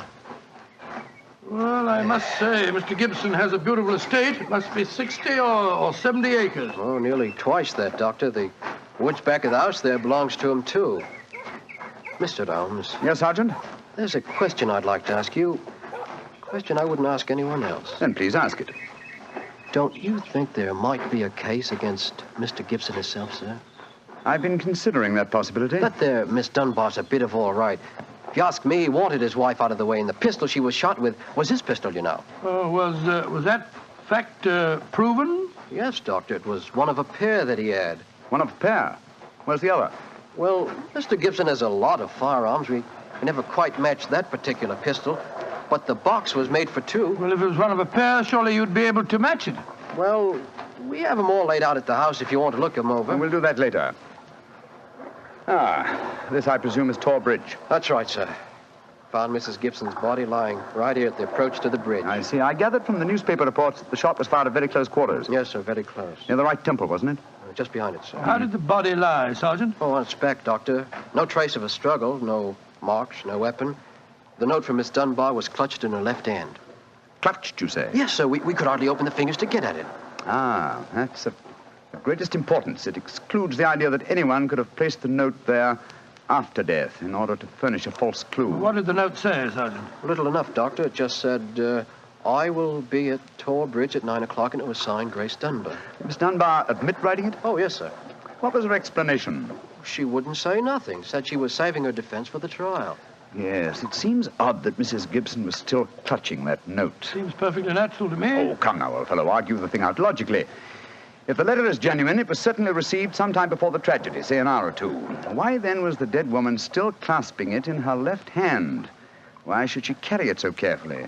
She certainly didn't need to refer to the note at all at the interview. Doesn't it strike you as rather strange? Well, now you put it that way, it does seem a little peculiar. Hello. Did you notice this, Sergeant? Oh, you mean that chip out of that stone on the underside of the parapet of the bridge, sir? Yes, I noticed it. Didn't think nothing of it, though. It isn't a very large chip. Yes, but it's been done recently. Notice how the stonework is white just here. It took some violence to do that. Hand me your cane, Watson, will you? Here you are, Bullet. Thanks. Yes. It's a hard knock. And in a curious place, too. But it's 15 feet from where we found the body, Mr. Dow. Yes, Holmes, I don't see how it could have any connection with Mrs. Gibson's murder. Possibly it hasn't. But it's a point worth noting.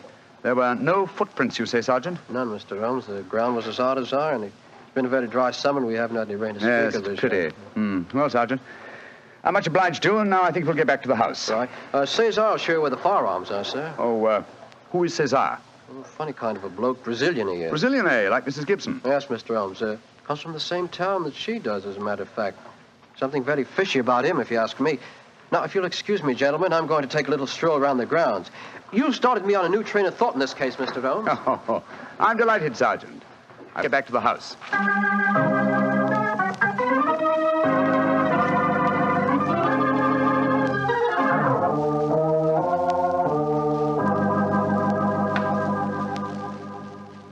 I see. And these are all the firearms in Mr. Gibson's possession, eh, Cesar? Except for the revolver that is missing from the case. Yes, so I say I see him. I've never seen such a collection of guns and revolvers in my life. Mr. Gibson had many enemies, senor.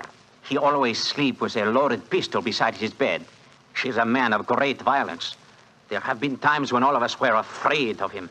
Did you ever witness physical violence towards Mrs. Gibson? No, senor. I cannot say that I have. But I have heard him say many terrible things to her. He would taunt her in front of we servants. I have heard him do it many times. Thank you, Cesar. That will be all. Muito bem, senor. You know, Holmes, I still think the case against Miss Dunbar looks very black. I should agree with you if it were not for one fact. The finding of the revolver in her wardrobe. On the soul, Holmes, that seems to me the strongest evidence of all. I think not, old chap. Huh? We must look for consistency. Where there is a want of it, we must suspect deception. I don't quite follow you.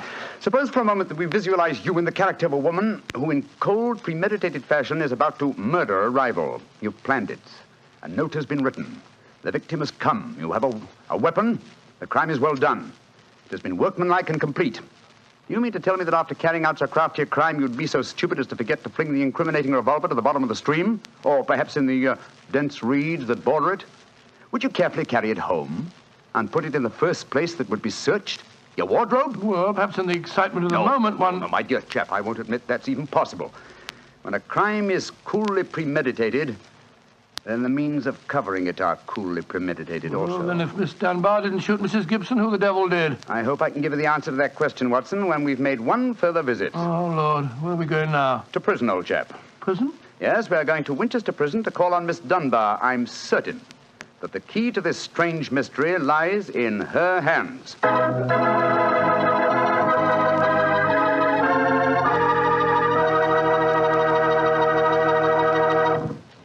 You'll hear the rest of Dr. Watson's story in just a few seconds. Just time enough for me to remind you that the easiest way to make good food taste better is to serve that good food with a good Petri wine. If you like a red wine, well, you want a Petri California Burgundy. If you'd rather have a white wine, then you want a Petri California Sauterne. But red or white, Petri Burgundy or Petri Sauterne, you're choosing a dinner wine that's sure to turn a simple meal into a feast. Your whole family and all your friends will love Petri, the wine that makes good food taste better.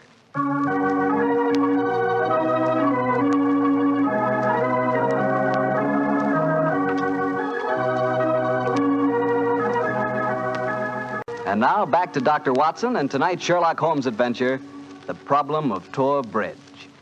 Well, Doctor, did you go to Winchester Prison and see Miss Dunbar? We did, Mr. Bartell. An hour later, I found the two of us sitting in a dank and gloomy cell, talking to one of the most beautiful girls that I've ever seen.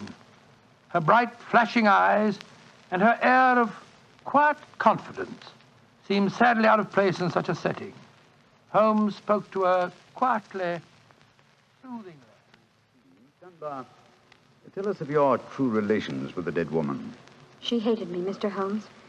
She hated me with all the passion of her distorted mind. Please tell us exactly what happened on the evening of Mrs. Gibson's death.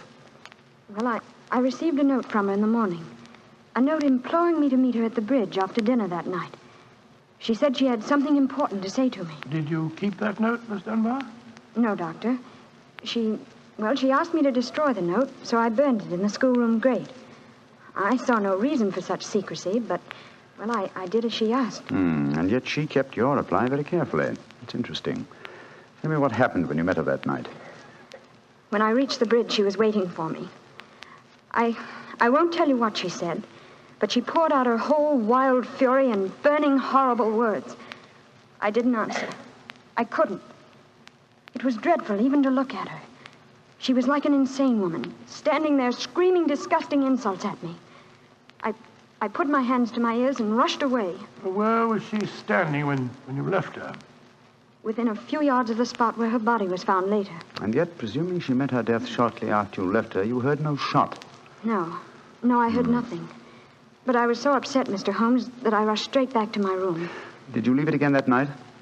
Yes.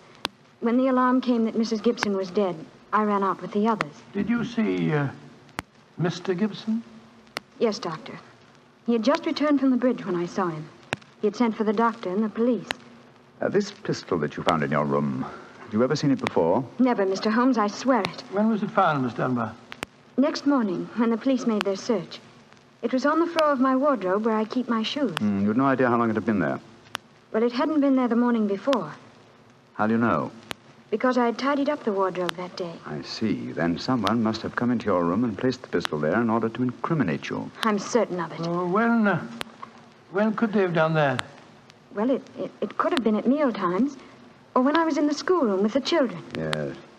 Miss Dunbar, on examining the scene of Mrs. Gibson's death, I noticed that a piece of stonework on the underside of the parapet of the bridge had been broken away. Can you suggest any possible explanation for that? Oh, surely it must have been a mere coincidence, Mr. Holmes. Possibly. But why should it appear at the very time of the tragedy and to the very place? Could it possibly be that... Why, yes, of course. Idiot. Why didn't I think of it before? Come on, Watson. Where are we going, Holmes? Back to Thor Bridge, old fellow. As fast as we can get there. What have you found out, Mr. Holmes? The answer to this mystery, I hope, my dear young lady. You will get news before the day is out. And meanwhile, take my assurance that the clouds are lifting and that the light of truth is breaking through.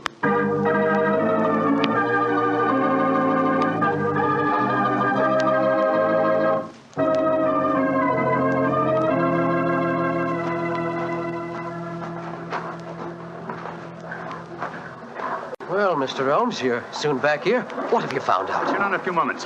You got my message? Oh, yes, sir. Here you are. Ball of twine. What you wanted for, I can't imagine. You'll soon see, Sergeant. Watson, I have some recollection that you usually go armed on these excursions of ours. Yes, I'm carrying my revolver. Why? Give it to me, old chap, will you? Thanks. I believe your revolver may have a very intimate connection with the mystery we're investigating. You're joking. Now, Watson, I'm very serious. We have a test to make. If the test is successful, Miss Dunbar will be free before nightfall, and the test will depend on the conduct of this revolver of yours. Yes, I'll take the precaution of unloading it. There we are. Now, Sergeant, the ball of twine, please. Wish I knew what you was up to, sir. I tie one end of the twine like this to the handle of the revolver. So. Sergeant, see if you can find me a heavy stone, will you? Oh, right, you are, sir. Holmes, what are you doing? Trying to reconstruct the killing of Mrs. Gibson. But you've seen me miss the mark before, Watson. I have an instinct for such things, and yet it has sometimes played me false. It seemed a certainty when it first flashed across my mind in Miss Dunbar's cell. But one drawback of an active mind is that one can always conceive alternative explanations which would make our scent a false one. And yet, oh, well, we can but try. Here's a nice stone, Mr. Holmes. Thank you, Sergeant. Yes, now, sir. I tie the other end of the twine to the stone. Wait a minute. Like that. Splendid. Sergeant, will you please take this stone and stretch the twine across the parapet of the bridge there, so that the stone will swing just clear of the water on the other side of the bridge? Right, you are, sir. I'll stand on the spot where Mrs. Gibson's body was found. That's it, Sergeant.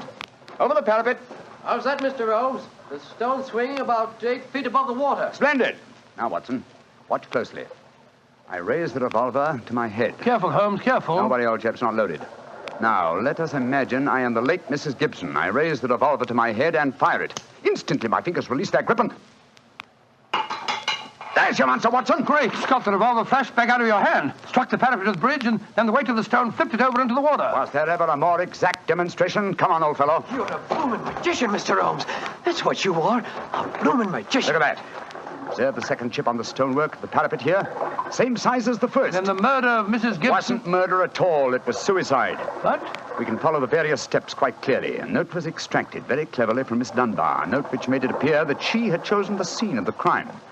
Mrs. Gibson, in her anxiety that the note should be discovered, somewhat overdid it by holding it in her hand to the last. That alone should have excited my suspicions earlier than it did. So she stole one of her husband's revolvers and planted the other one in Miss Dunbar's wardrobe. Exactly. After discharging one of the cartridges, which you could easily do in the woods without attracting suspicion, she then went down to the bridge, where she contrived this exceedingly ingenious method of getting rid of her weapon. When Miss Dunbar appeared, she used her last breath in pouring out her hatred, and then, when the girl had left, carried out her terrible purpose. Then the missing revolver... You'll find it with the aid of a grappling hook at the bottom of the stream, and also the stone and the string, with which this vindictive woman attempted to disguise her own crime and fasten a charge of murder on an innocent victim. Yes, Sergeant, and don't forget while you're at it that my revolver's down there, too. No, don't worry, Doctor. I'll get some grappling hooks right away. I must say, Holmes, you've solved this case brilliantly. Quite brilliantly. I disagree, old chap. And I fear that you'll not improve my reputation by adding the case of the Tor Bridge mystery to your annals. Oh, nonsense, but that's ridiculous. Oh, no, it isn't, old boy. I've been sluggish in my mind and wanting in that mixture of imagination and reality which is the very basis of my art. I confess that the chip in the stonework was a sufficient clue to suggest the true solution, and I blame myself for not having attained it sooner. Well, Holmes, personally, I agree with the sergeant's opinion of you. Oh? What was that, old fellow? You're a blooming magician, Mr. Holmes. That's what you are, a blooming magician.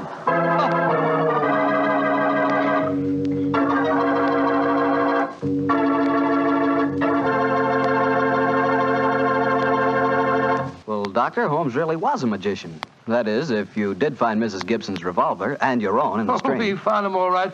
You don't think I'll tell you the story otherwise, do you? What do you take me for, anyway? Well, now that you ask, I'll tell you.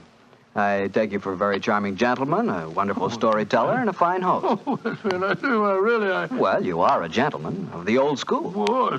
And you do tell a fine story. You flatter me, you... And you are a perfect host. Oh, that meal we had tonight was wonderful. Oh, it was, eh? And, that wine, what kind was it? It was Petri wine, and you know it. And I should have known that you were leading up to something. Mr. Bartell, you should be ashamed of yourself. You will do anything to get a chance to talk about Petri wine. Oh, I can't say that I blame you. Well, honestly, Doctor, I meant everything I said. But you don't really want me to stop talking about Petri wine, do you? After all, it's worth talking about, isn't it? What other wine is made with the loving care that goes into Petri wine? Don't forget, Petri wine is made by the Petri family. Winemaking is their business.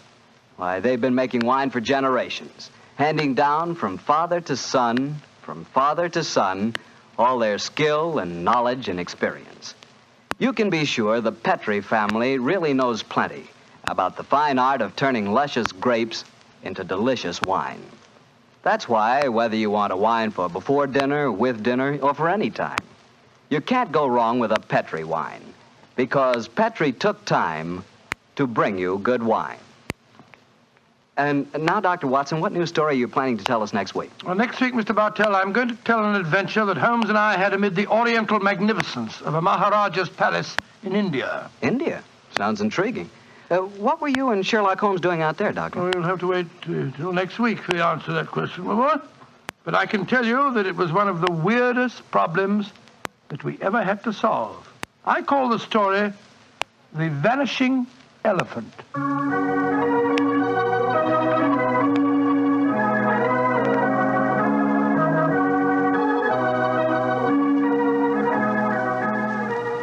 Tonight's Sherlock Holmes adventure is written by Dennis Green and Anthony Boucher and is adapted from the Sir Arthur Conan Doyle story, The Problem of Tor Bridge. Mr. Rathbone appears through the courtesy of Metro-Goldwyn-Mayer and Mr. Bruce through the courtesy of Universal Pictures, where they are now starring in the Sherlock Holmes series. The Petri Wine Company of San Francisco, California, invites you to tune in again next week, same time, same station. Oh, the Petri family took the time to bring you such good wine. So when you eat and when you cook, remember Petri wine. To make good food taste better, remember... Petri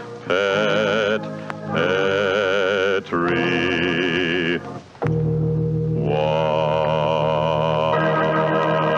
This is Harry Bartell saying goodnight for the Petri family. Sherlock Holmes comes to you from our Hollywood studios. This is the Mutual Broadcasting System.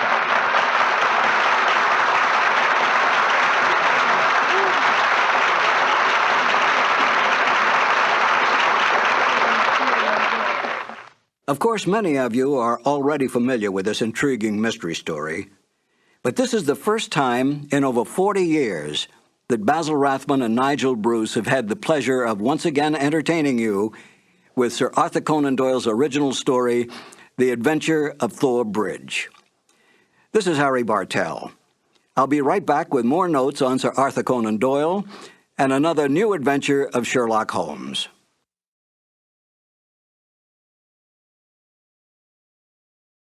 Sir Arthur Conan Doyle claimed he based the character of Sherlock Holmes on a teacher of his, Dr. Joseph Bell, whose real powers of deductive logic awed all who knew him. Yet Dr. Bell, in a letter to Conan Doyle, stated quite bluntly, "You are yourself Sherlock Holmes, and well you know it." Conan Doyle did not dispute this statement, for in fact Sherlock Holmes had the best characteristics of his creator. So did Dr. Watson. Highly educated, honest to the core, and one of the best writers of the Victorian age, the British public and then the world took him to their hearts. It was not long before the doctor-turned-writer found himself a well-established man of letters and friend to such countrymen as Oscar Wilde, Rudyard Kipling, and H.G. Wells. Not bad company to be with. In real life, Conan Doyle solved more than 2 actual murder mysteries, saving the lives of innocent men by his careful research, gathering of facts, and deductive reasoning. Few men in history can claim such feats. When he died in 1930, a time not so long ago, Sir Arthur Conan Doyle had this epitaph engraved on his tombstone: "Steel true, blade straight, Arthur Conan Doyle, knight, patriot, physician, and man of letters." Fitting words for such a giant of a man. And now, Basil Rathbone and Nigel Bruce in The Adventure of the 00. This episode from the life of Sherlock Holmes will be transmitted to our men and women overseas by shortwave and through the worldwide facilities of the Armed Forces Radio Service. Petri Wine brings you Basil Rathbone and Nigel Bruce in the new adventures of Sherlock Holmes.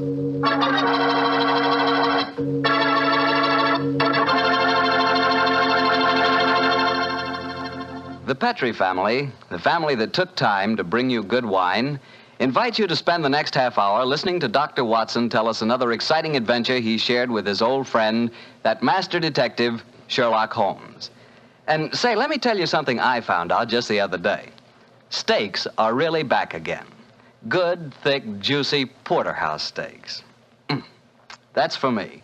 A thick, tender steak on the rare side, together with a glass of Petri California Burgundy.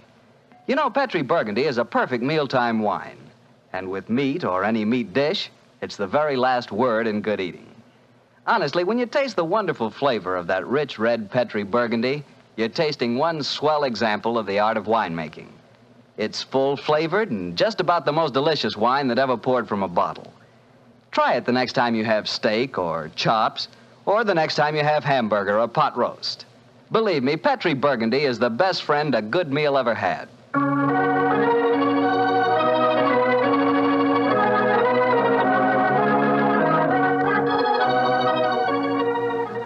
And now let's look in on our good friend and host, Dr. Watson. Come in. Ah, there you are, Mr. Bartell. Evening, Doctor. Just in time to join me in a cup of coffee. Draw up your chair, young fellow, my lad. Thank you. Ah, that's it.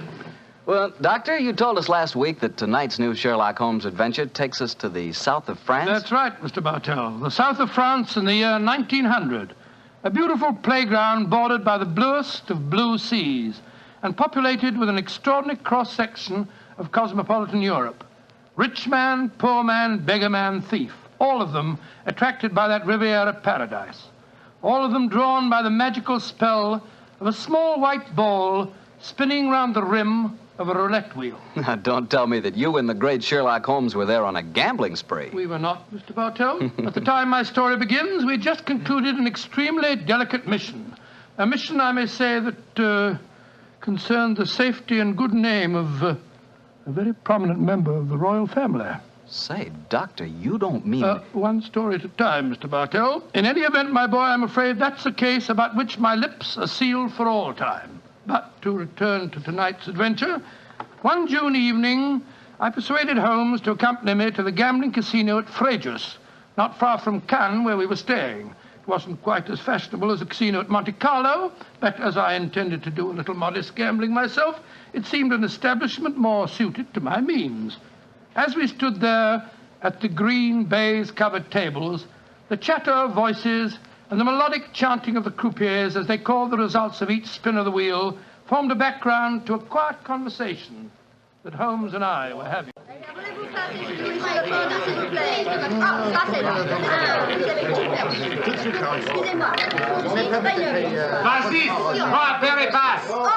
Lost again, Watson? Oh, confounded. That number 10 must come up soon. Oh, why not cut your losses, old fellow, and come for a stroll with me on the waterfront? Well, just a big wait. A couple more bets, Holmes. I have a feeling that 10 is bound to come up in a minute. Watson, I believe the blood of a gambler courses through your veins. Oh, there's no harm in taking a little flutter once in a while.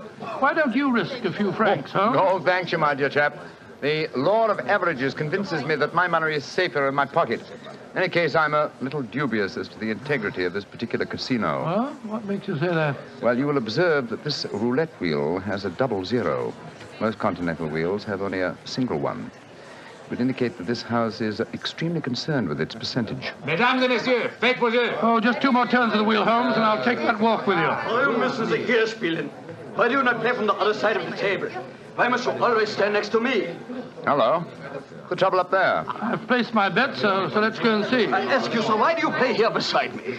I'm afraid I don't see any reason why I can't play wherever I wish. You've broken my luck. Ever since you come to the table, I've done nothing but lose. Please to move away. Well, move away yourself if you don't like my company. Heinrich, why do you not stop now? You've already lost more than we can afford. One more throw-in, sir. I can win it all back if only this young man will move away. Why should my husband move? He's had a bad run of luck, too. Rien ne va plus. Neuf.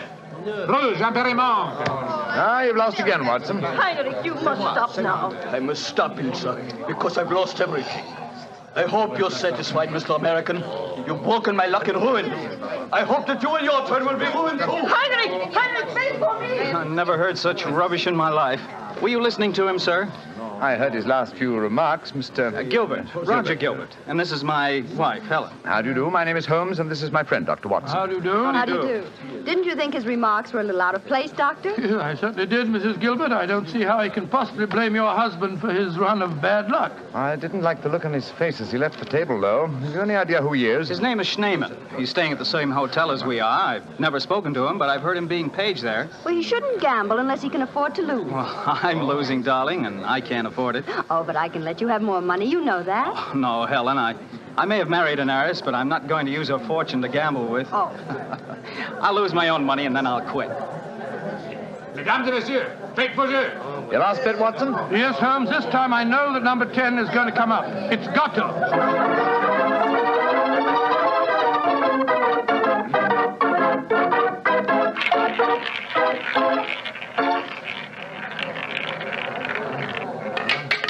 Numéro 10. 10 at last.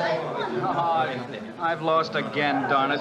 Helen, this is my bad night. Well, why don't you stop now, dear? Holmes, I've made 350 francs. On this throw of the wheel, old fellow, but as you've lost some 500 francs doing it, I can't say that your profits stagger me. Oh, Mr. Holmes, I can see that you're no gambler. I'm afraid not, Mrs. I Gilbert. wouldn't say that, Holmes. You may not like roulette. You've taken a good many chances in your life with long odds against you, too. Well, nevertheless, old chap, in the sense Mrs. Gilbert means it, I'm not a gambler. Say, what's the commotion over there? That German woman with a crowd forming around her. Yes, the wife of that man that said I ruined him. Attention! Attention! Est-ce qu'il y a un docteur dans la salle? There must be trouble. He's asking for a doctor. Doctor, come along, then. Will you excuse me, please? Thank you. Excuse me, madame. Mon ami est docteur. Monsieur, cette dame a besoin d'un docteur. What happened, madame? It is my husband. Is he ill? I just found him lying out in the garden. Please come with me at once, gentlemen. Of course we will, madam. What seems to be the matter with him? Herr Doctor, I think he is dead.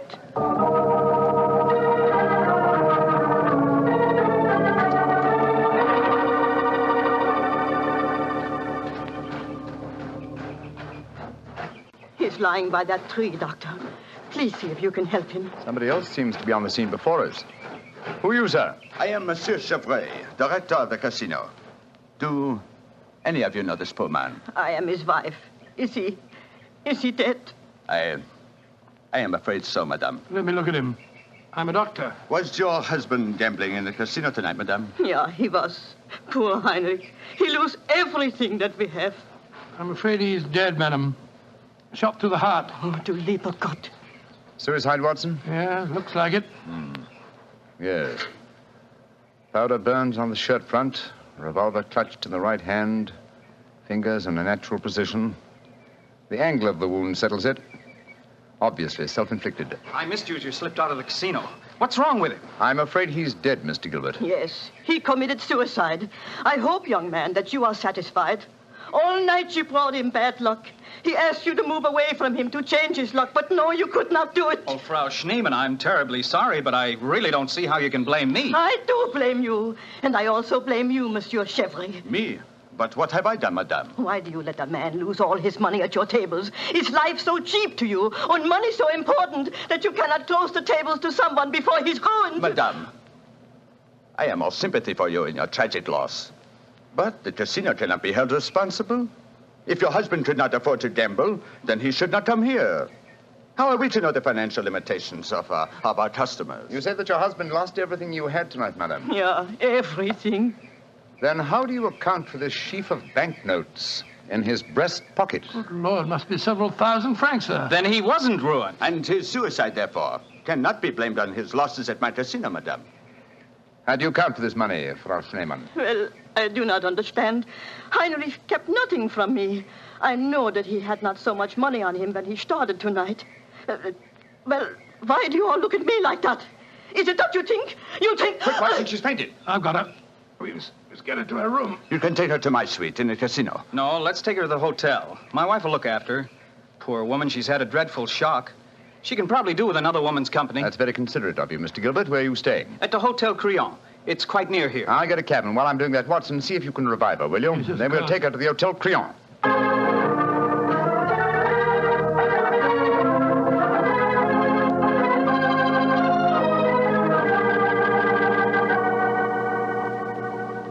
Very kind of you, Mrs. Gilbert, to let us bring the poor lady into your suite. Well, it's the least I can do, in spite of what she said about Roger bringing her husband bad luck. I'm sure she'll need your help when she wakes up, Helen. Yes, I think you'll find that she'll sleep for some hours. I gave her a strong sedative. Well, we were just about to have a drink, gentlemen. Do you care to join us? Oh, thank you, sir. Well, that'd be very nice, Mr. Gilbert. Roger was just telling me that quite a large sum of money was found on Herr Shaman's body, Mr. Holmes. Yes, Mrs. Gilbert. Several thousand francs. It's very puzzling, Holmes. Why should a man commit suicide with so much money on him? I think the answer is obvious. He didn't. What on earth do you mean? Well, the money was placed there after he had shot himself.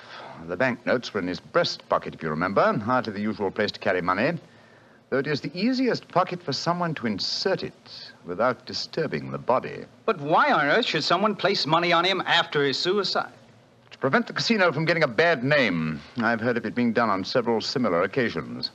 Gives the impression that the unfortunate victim had other motives than gambling losses to account for his suicide. Great Scott, you mean that one of the casino employees found the body lying there and slipped the money in his breast pocket before we arrived on the scene? As you know, my dear Watson, I'm not a gambling man, but I'll lay you 100 to 1. That is what happened. Well, that's a new one. Well, here are your drinks, gentlemen. Thank you. Thank you, sir. Thank you. Say, Helen, Mr. Holmes has given me a brainwave. Another one? What is it this time, Roger? Now, I've been losing very heavily tonight. Roger, I've told you, if you need money, I'll be only... But I don't. I've got a scheme for making some. Oh. I'm going to gamble again tonight after dinner. If I lose, here's what I'll do. I'll stain my shirt front with red ink, walk out in the grounds, fire a shot, and lie down as though I'm dead. I'll wait for someone to come along and stuff my pockets full of banknotes. Not a bad idea, Mr. Gilbert. I think it's a darn good one. What do you say, Mr. Holmes? It's a whimsical one at any rate. Who knows? You might even be successful. Roger, you're not really going to do it, are you? Sure. Perhaps I'll get some of my losses back that way. Well, let's drink to it, gentlemen. At least I may have hit upon an idea of making money.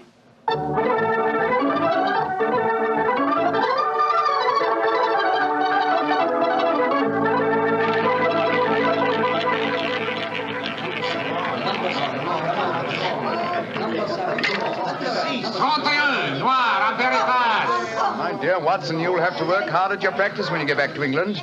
Your infallible system appears to be extremely fallible. And yet the fellow who told me about it said it couldn't miss. It's just a matter of doubling the stakes each time you lose, and then... Oh, my dear fellow, I've been studying your system, but I can tell you a really infallible way of making money at roulette. You can? What is it? Well, own the gambling house and operate the tables yourself. The odds would be all in your favor. Oh, what a brilliant suggestion. The gambling house will operate Not gambling for tonight, Watson? It's nearly 11 o'clock. Yeah, I think so. Let's take a stroll round the other table, shall we? By the way, old fellow, the young American, Mr. Gilbert, was losing heavily again tonight. He was? I wonder if he'll try that trick that he threatened, the one with the red ink and the shot in the night. I shouldn't be at all surprised. As a matter of interest, I saw him leave the tables about half an hour ago. Here comes his wife, on the arm of Monsieur Chevry, the director of the casino. Good evening, Mrs. Gilbert. Monsieur? Bonsoir, monsieur. Hello, Mr. Holmes, Dr. Watson. Monsieur Chevry is giving me a personally conducted tour of the casino. It's quite fascinating. And it is quite fascinating for me to have so beautiful a woman on my arm, mademoiselle. I know that I am the envy of all the men in the room. Oh, stop flattering me so much. I'm not used to it. Mrs. Gilbert, how is Frau Schneemann? She seems much better. She wakened an hour ago and insisted on going back to her own room. I wanted her to spend the night with us in our suite, but she wouldn't hear of I it. think I should drop in and see her before I go to bed. Oh, you have finished the gambling for tonight, perhaps, Doctor? No, perhaps about it, Monsieur Chevry. I've had a bad run at the tables. Oh, I am so sorry. Has anyone seen Roger? He left the tables about half an hour ago, Mrs. Gilbert. After doing as I did and losing quite heavily. So he lost again, did he? I wonder if he'll try that new system he was talking about. We were just discussing that possibility ourselves, Mrs. Gilbert. Mrs. Gilbert! Mrs. Gilbert! Frau Schneemann, you shouldn't have left your hotel, you know. It is too late to worry for me, Herr Doctor. It is for Mrs. Gilbert now that you should worry. What do you mean, madame? Well, I went back just now to where poor Heinrich died. And there, lying in the grass, I saw another body. I was too shocked to go too close. But I am quite sure that I recognized your husband, Mrs. Gilbert. Oh, Dr. Watson, she's ruined Roger's trick. And he'll have taken fright and bolted by the time we get there. Possibly. Let's go at once and find out, shall we?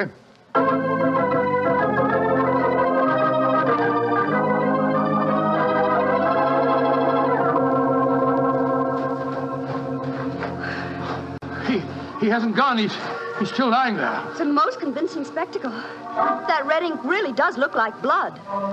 Yes. And blood sometimes looks like red ink. Mr. Gilbert. Roger, get up. The joke's spoiled.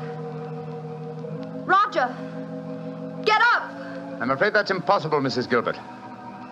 He's dead.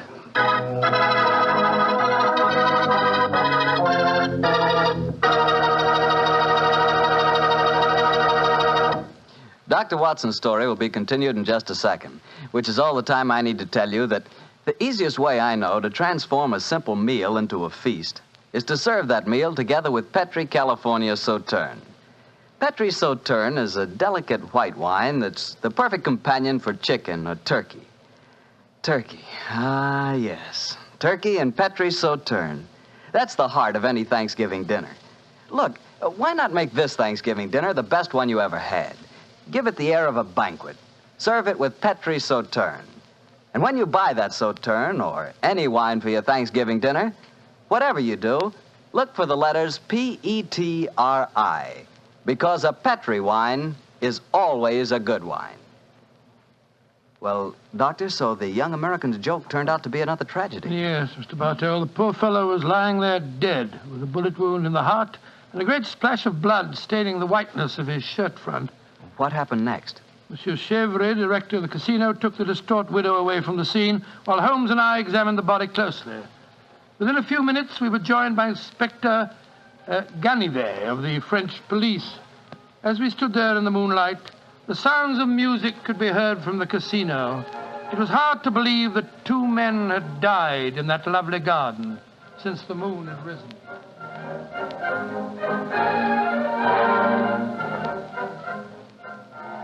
Monsieur Holmes, you and Dr. Watson have concluded your examination? Yes, Inspector Ganivet. Will you favor me with your observations? You say that you are certain that this is not another suicide? I'm sure of it, Inspector. Look at the wound. The bullet entered the body at a direct right angle, whereas a self-inflicted shot is always fired obliquely. Yes, that is so. Then you suggest that this man was shot from above as he lay on the ground pretending to be dead? I'm convinced of it. Why, Monsieur Holmes? Well, for two reasons. Though it's impossible to be sure without a laboratory test, I'm certain that beneath those blood stains are stains of red ink. Look for yourself, Inspector. Yes, indeed, it does look like it. What is your other reason for being certain that this man was shot as he lay here pretending dead? Show him the banknotes, Watson. Here you are, Inspector. We found them stuffed in his breast pocket. So, banknotes with a bullet hole through the middle of them. Very illuminating. Tell me, gentlemen, how many people knew of this little plot you have told me about, this plan of the dead man's to pretend to be shot? Just 3 people, Inspector. Dr. Watson, myself, and Mrs. Gilbert. Alors, then the answer is obvious. You and your friend are innocent. It must be the wife who killed him. No one else knew of the plot. I'm not so sure of that. Frau Schneemann, the dead German's widow, was in the next room when Gilbert told us about his plan. She might have heard, though I could swear that she was asleep. I gave her a very strong sleeping draught. From what you have told me of her husband's suicide, she might easily have had a motive for murdering this man. Come, gentlemen. Surely it's obvious who murdered Mr. Gilbert? Who, Monsieur Holmes? Well, it's certainly one of the 2 widows. Since there seems to be some doubt in your minds, I suggest we return to the casino. I can promise you the answer to your question within a very few minutes.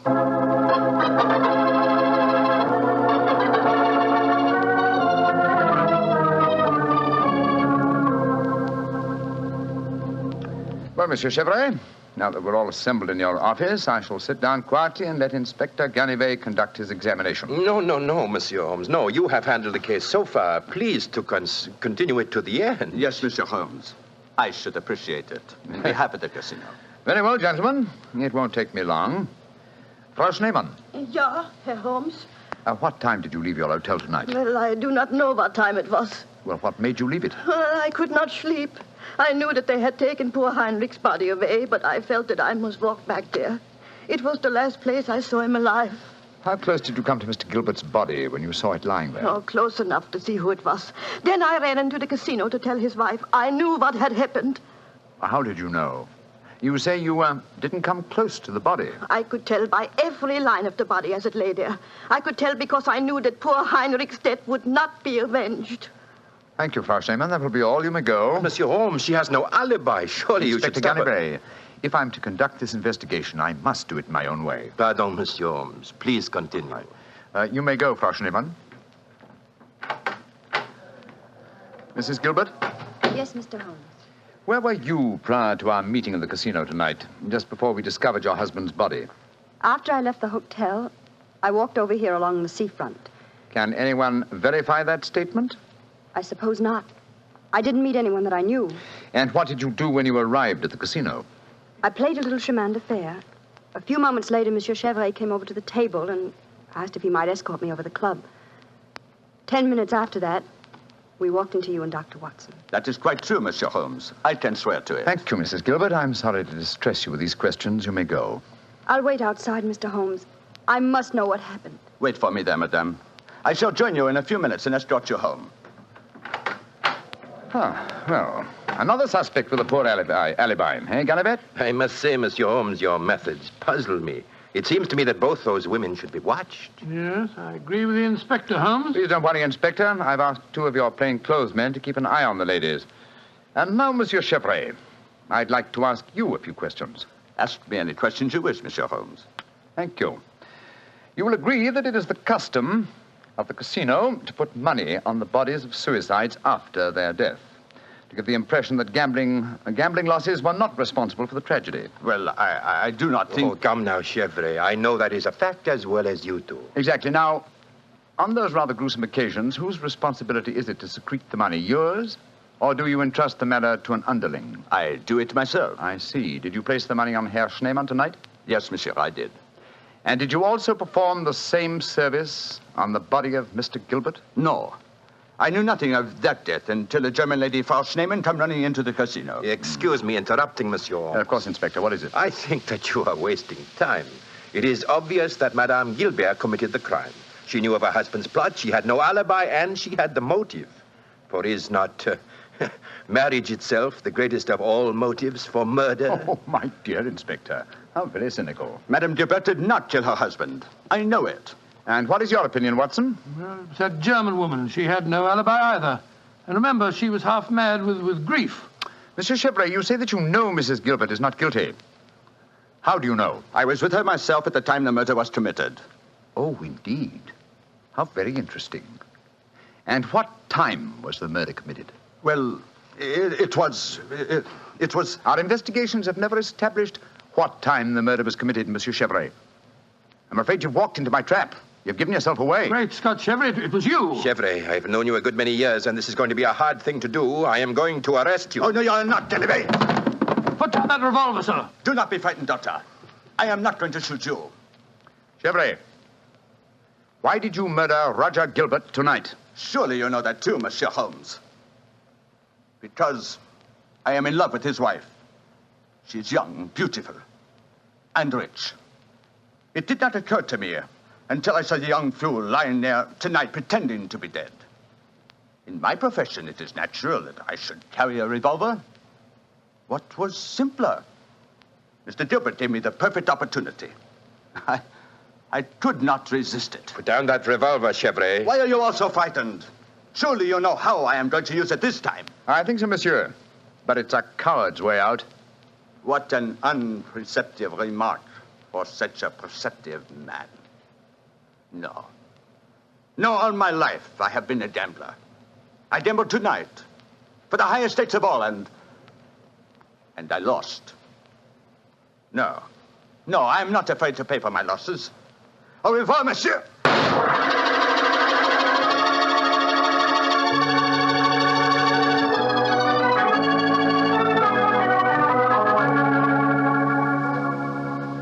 An extraordinary case, Holmes. I never suspected Chevrolet. And I, old chap, suspected him from the beginning. Well, I wasn't the only one who was stupid anyway. Inspector Ganivet thought it was the wife. True. Very puzzling conclusion for a detective inspector to arrive at. Well, it seemed logical enough to me at the time. No, my dear Watson. Cold logic should have told you otherwise. Roger Gilbert had been losing heavily and had planned this hoax. He obviously had no money on him. Therefore, the money was planted in his pocket by Chevrolet. After he shot him? No, my dear fellow. Before. Before? The bullet hole through the banknotes provided that. Now, had the money been put there innocently, Gilbert would have, come back to life as soon as the person placing it there had left. He would not have remained lying on the ground for a murderer to find him. And Chevrolet must have bent over him as he lay there, placed the money in his breast pocket, and then fired. Precisely, Watson. Well, Holmes, I must say you solved it very neatly. You've told Inspector Ganivet that you wanted no credit in the case. Naturally, publicity would be unfavorable. If you remember, no one is supposed to know that we're in the south of France. I'm certain that the inspector learned a few tips about detection tonight. Possibly, old fellow. And I hope that you have learned a few things about gambling. How do you mean, Holmes? Well, you're backing the wrong color. A gambler is usually superstitious, and superstition... Well, I should have told you what color to follow tonight. I still don't understand you, Holmes. I was playing number 10. Exactly. Number 10 is black. You should have followed a red color tonight, old fellow. The color of red ink. Red ink. And blood.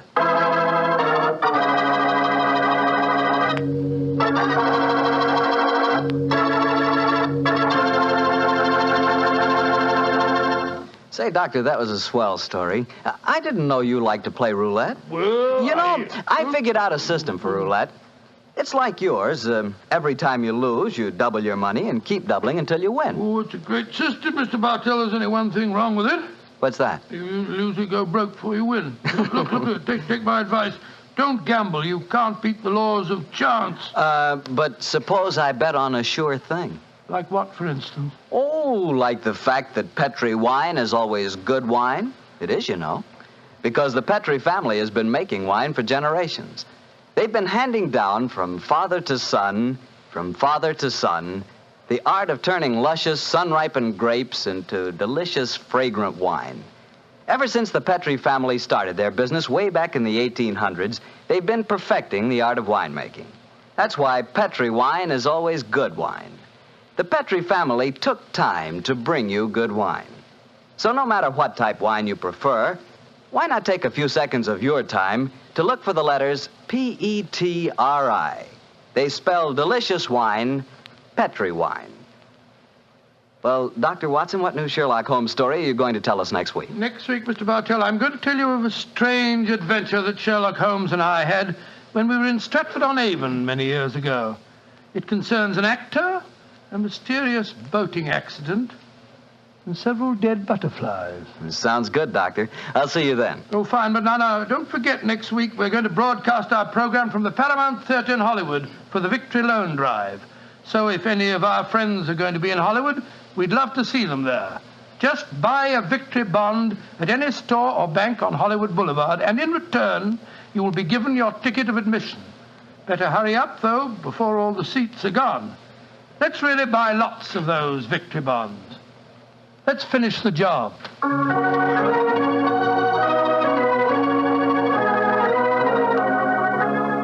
Tonight's Sherlock Holmes adventure is written by Dennis Green and Anthony Boucher and was suggested by an incident in the Sir Arthur Conan Doyle story, A Study in Scarlet.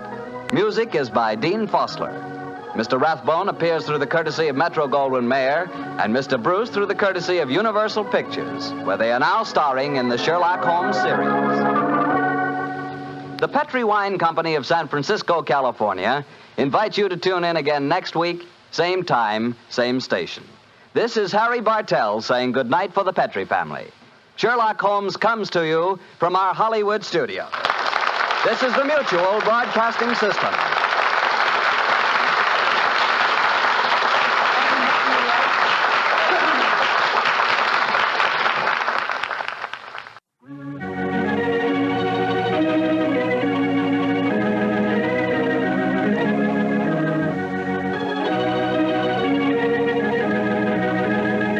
The two episodes you've just heard, the original The Adventure of Thor Bridge and The Double Zero, are part of the New Adventures of Sherlock Holmes starring Basil Rathbone and Nigel Bruce, and are a 1989 copyrighted production of 221A Baker Street Associates. The Sherlock Holmes stories and the characters of Sherlock Holmes and Dr. John H. Watson were created by Sir Arthur Conan Doyle and are used with the kind permission of Dame Jean Conan Doyle. This is Harry Bartell. Won't you join me again on another cassette when I present Murder in Wax and The Man with the Twisted Lip? Thank you for listening.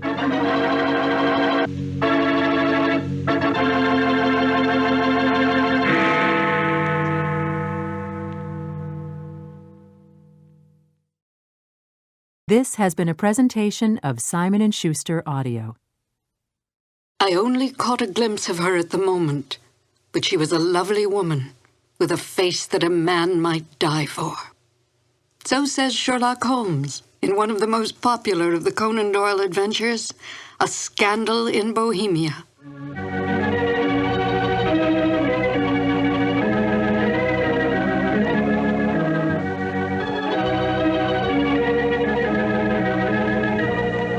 Hello, and welcome to 2 more new adventures of Sherlock Holmes. My name is Peggy Weber, and I had, as a young actress, the good fortune to perform with Basil Rathbone and Nigel Bruce on some of their Sherlock Holmes radio broadcasts. To Sherlock Holmes, Irene Adler was the woman. A great deal has been made of this over the years in many a pastiche, and even in some recent feature films, implying that Holmes was in love with Miss Adler. But we must not lose sight of the true nature of Sherlock Holmes. As Dr. Watson writes, Holmes was a man to whom all emotions, particularly that of love, were abhorrent to his cold, precise, but admirably balanced mind. It would not be in Holmes' nature to be in love with such a woman. We must also bear in mind that outward signs of love in the Victorian era were suppressed. Women were considered second-class citizens, creatures who stood behind their men, bred and raised their children, and stood by silently and supportively. Such forward women as Irene Adler were considered loose women, a woman who was, in the words of the King of Bohemia, an adventuress. Holmes accepted this label placed upon Miss Adler by his client, but did not have so narrow a mind about women himself. He might not care for them, but he certainly did respect them, especially such a formidable woman as Irene Adler. Miss Adler was a benign adversary to Holmes, for in truth all her actions were to protect herself, not to bring harm to the great detective or his client, the King of Bohemia. Miss Adler's cunning, her awareness, as well as her immense beauty, and her ability to best Holmes, who rarely lost the game, are the traits that endeared her to Holmes from the moment he realized she had outfoxed him. And now, Sherlock Holmes and Dr. Watson in the classic adventure, A Scandal in Bohemia. This episode from the life of Sherlock Holmes will be transmitted to our men and women overseas by shortwave and through the worldwide facilities of the Armed Forces Radio Service. Petri Wine brings you Basil Rathbone and Nigel Bruce in the New Adventures of Sherlock Holmes.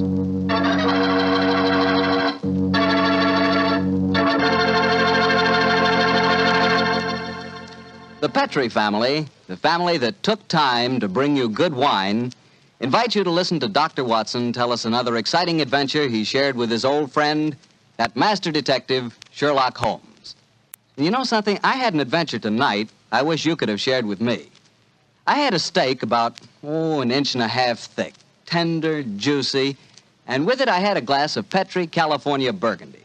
Now there's a combination, steak and Petri Burgundy. That Petri Burgundy's a perfect mealtime wine. It's a rich red wine that's hearty and full of flavor. Flavor that comes right from the heart of the grape. And don't think that Petri Burgundy is only good with steak. It'll make a hamburger sandwich taste like a feast, too. Try Petri Burgundy with any meat or meat dish. It's just wonderful. And serve it proudly, too, because after all, the name Petri is the proudest name in the history of American wines.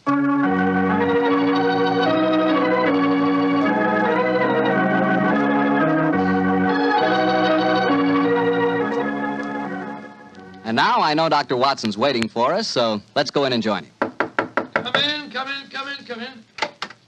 Good evening, Dr. Watson. Good evening, Mr. Bartell. You're quite muffled up tonight, I see. Overcoat, scarf, and gloves. Slip 'em off and come and join me by the fire. Thanks, Doctor. It's quite a nip in the air tonight. Yes, there is indeed. Well, Doctor, you told us last week that tonight's story centered around the activities of a brilliant and beautiful woman. Yes, my boy. Her name was Irene Adler. But I never knew Holmes refer to her by any other name than the woman. She sounds mighty intriguing. How did you happen to meet up with her? Well, I'll tell you the story from the beginning. One night, it was on the 20th of May in 1888, to be exact, I was returning home from a visit to a patient when my steps led me through Baker Street. Since my marriage, I hadn't seen much of Sherlock Holmes. And you couldn't resist stopping by at 221B, I'm sure, Doctor. Of course I couldn't. As I stood outside the well-remembered door, I looked up at the lighted windows and saw the tall, spare figure of my old friend pass twice in dark silhouette against the blind. He was pacing the room swiftly, eagerly, with his head sunk on his chest and his hands clasped behind him. To me, who knew every mood of his and habit of his attitude and manner told their own story. He was hot on the scent of some new problem. I rang the bell, and a few moments later, found myself standing before him. You look in splendid shape. Yes, Holmes, I'm feeling very well, thanks. And in practice again, I see. You didn't tell me that you'd gone back into harness. Oh, and how did you know? Elementary, my dear chap. If a gentleman walks into my rooms smelling of iodoform with a black mark of nitrate of silver on his right forefinger and a bulge on the left side of his hat to show where he's secreted his stethoscope, I should be dull indeed if I didn't pronounce him to be an active member of the medical profession. Just the same as ever, Holmes. By the way, I'm not interrupting you. Well, you are, old fellow, but it's a most welcome interruption. You're working on a new case? It looks like it. This letter arrived by the last post today. It's undated and has neither signature nor address. Read it. Let's have a look. There will call upon you tonight at 7:45 a gentleman who desires to consult you upon a matter of the very deepest moment. Your recent services to one of the royal houses of Europe have shown that you are one who may safely be trusted. This account of you we have from all quarters received. Be in your chamber, then, at that hour, and do not take it amiss if your visitor wears a mask. Great Scott, it's all very mysterious. What do you imagine it means? Look carefully at the note, old fellow. What do you deduce from it? Well, now, let me think. Well, the man who wrote it was presumably well-to-do. Such paper couldn't be bought under half a crown a packet. And it's peculiarly strong and stiff. Peculiar. That's the very word. It's not an English paper at all. Hold it up to the light. Don't you notice anything? Yes. There's a large E with a small G and a large G with a small T. That's right. Woven into the texture of the paper. What does that suggest to you? The name of the maker, no doubt, or perhaps his monogram. Not at all, my dear fellow. The G with the small T stands for Gesellschaft, which is the German for company. And the EG? That stands for Igria. It's a German-speaking country in Bohemia, not far from Carlsbad. Oh, so the paper was made in Bohemia? Undoubtedly, my dear fellow. And the man who wrote the note is a German. How do you know that? Observe the curious construction of the sentence. This account of you we have from all quarters received. A Frenchman or a Russian could not have written that. It's the German who is so discourteous to his verbs. Oh, there's your client now. I better go home. No, unless you have to. Well, I could stay. I thought that perhaps Then stay, old chap. I'm lost without my Boswell, and this promises to be interesting. I told Mrs. Hudson to let the masked visitor come upstairs unannounced. Come in. Good evening, sir. You received my note? Yes, indeed, sir. Come in, won't you, and sit down. This is my friend and colleague, Dr. Watson. You may say anything before him that you can say to me. Whom have I the honor to address? You may address me as Count von Kram. How do you do, sir? You must excuse this mask that I wear. The august person who employs me wishes his agent to be unknown to you, and I may confess at once that the title by which I have just called myself is not exactly my own. I'm well aware of that fact, sir. You see, Mr. Holmes, the matter I am about to discuss implicates the great house of Ormstein, hereditary kings of Bohemia. That has not escaped me either, sir. In fact, if you will state your case, I shall be the better able to advise you. Your Majesty. How did you... Yes.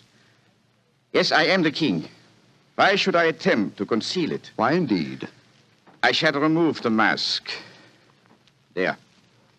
Mr. Holmes, I have traveled incognito from Prague for the express purpose of consulting you. Then pray consult. Briefly, the facts are these. Some 5 years ago, during a visit to Warsaw, I made the acquaintance of the well-known adventuress Irene Adler. Irene Adler? We know of her, Your Majesty. Look her up in the index for me, will you, Watson? Yes, it's right beside you on the desk there. I imagined that the name would not be unfamiliar to you. Here we are. Abrahams, Acton Green, Hatchet Murders, Adler. Splendid, old fellow. Hand me the file, will you? Yeah. Thank you. Irene Adler, born in New Jersey in the United States in 1858, contralto. Prima donna Imperial Opera of Warsaw. Retired from the operatic stage, living in London. Quite so. And here's a recent notation. Your Majesty, as I understand, became entangled with this young person, wrote her some compromising letters, and is now desirous of getting those letters back. Precisely so, but how did... Was there a secret marriage? None. No legal papers or certificates? No. Then I fail to follow, Your Majesty. If this young lady should produce her letters for blackmailing purposes, how is she to prove their authenticity? There is the handwriting. Well, that could be a forgery, Your Majesty. But it was private notepaper. Stolen. My own seal. Imitated. My photograph. Bought. What? They were bought in the photograph. Oh, dear. That's very bad. Your Majesty has indeed committed an indiscretion. Did you inscribe the photograph, Your Majesty? Yes, Dr. Watson, I'm afraid I did. Gracious me. Mr. Holmes, it must be recovered. Perhaps if you were to pay enough, the photograph might be bought. She refuses to sell. Oh, stolen, then. 5 attempts have been made. Twice burglars in my pay ransacked her house. Once we diverted her luggage when she traveled. Twice she has been waylaid. There has been no result. Oh, dear. It's quite a pretty little problem. It is a deadly serious one to me. Your Majesty, what does Miss Adler intend to do with the photograph? To ruin me. Oh, how? Well, I'm about to be married to the second daughter of the King of Scandinavia. She is the soul of delicacy.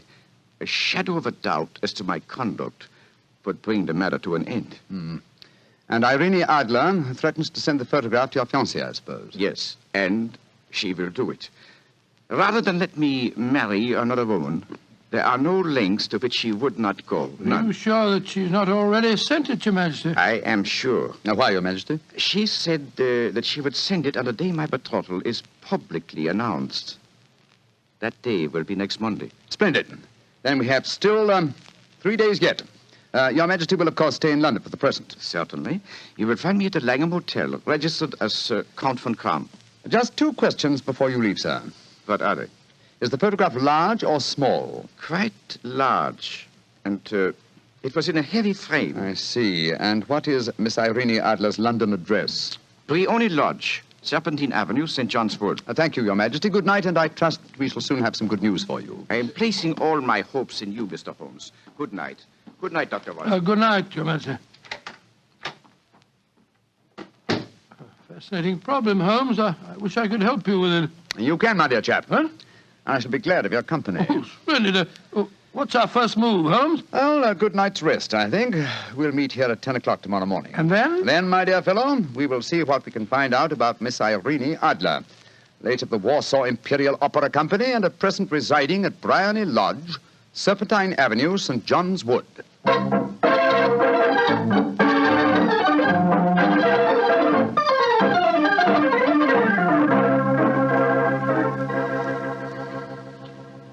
Well, Holmes, a cursory examination of Briony Lodge didn't prove very illuminating. No, a bijou residence that represents the essence of dignified suburbia, but tells us very little about its owner.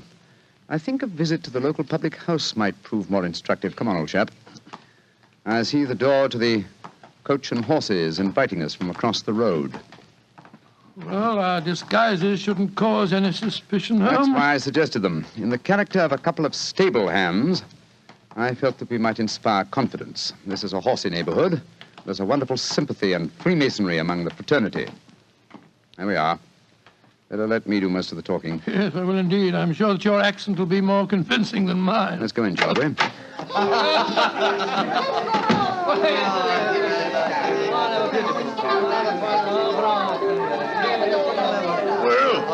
what'll it be, mateys? Half of Oldham Mile, please. How about you, Charlie? All ever say? Yeah, 2 halves of Oldham Mile.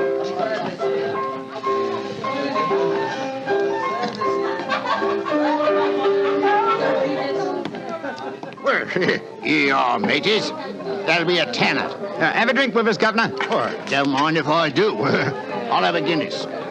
You blokes new round here? Yes, that's right. Came over from Clapham. Clapham, eh? Well, here's looking at you. Hunting for jobs? That's right. We was told that Miss Idler across at Bryony Lodge needed a new coachman and a groom. Well, it's the first I've heard of it. It might be true. Have you been over there to ask? No, not yet. We thought we'd find out something about the old girl first. She ain't no old girl, matey. She's the prettiest young thing you ever saw under a bonnet, and that's a fact. You know her, Governor? Why, of course I know her. Used to drive her carriage, I did. Before I came to work here. Oh, what's she like? Oh, nice little lady, as you'll find, chum. Work you hard? No. She lives quiet, like. Goes out singing at concerts once in a while. The rest of the time, it's money for jam. She goes out for a drive in the park every day at 5 and comes back to dinner at 6:30. The rest of the time's your own. She ain't married, you say? No. But she's got a bloke what comes to see her all the time. He's a barrister. Nice gentleman. Mr. Geoffrey Norton is his name. Good-looking fella. Wouldn't be surprised to see him get spliced. Sounds like a cushy job to me. Come on, Charlie. Let's get over to the house and see what's what. Much obliged to you, chum. Well, good luck, mateys, and thanks for the Guinness.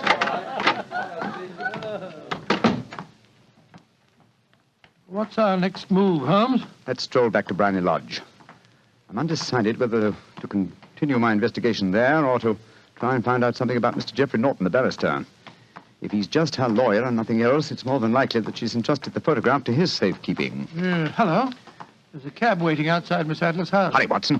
Maybe Mr. Norton's. Here we are at the gate. Yes. Here comes a man hurrying down the pathway. Quick. Flatten yourself behind this post. Listen. Where to now, Mr. Norton? Drive like the devil. First to Gross and Hankey's in Regent Street, and then to the Church of St. Monica in the Edgware Road. Half a sovereign if you do it in 20 minutes. Right, y'all, Mr. Norton. Up in. Try and signal the cab, Watson. We must follow him. Well, here comes one. Oh, no, it isn't. It's a private carriage. Miss Adler's, no doubt. Here she comes down the pathway. Back behind the post again, Watson. Where to, Miss Adler? The Church of St. Monica's, John. And half a sovereign if you reach it in 20 minutes. The game's afoot, Watson. Quick. We must get a cab and follow them. Here comes a hansom. Hi, cabby! Here! You blokes got enough money to take a cab? Here's a half sovereign for you, my man. Right, you are. Where to, Governor? The Church of St. Monica in the Edgware Road, and another half sovereign for you if you get us there in 20 minutes.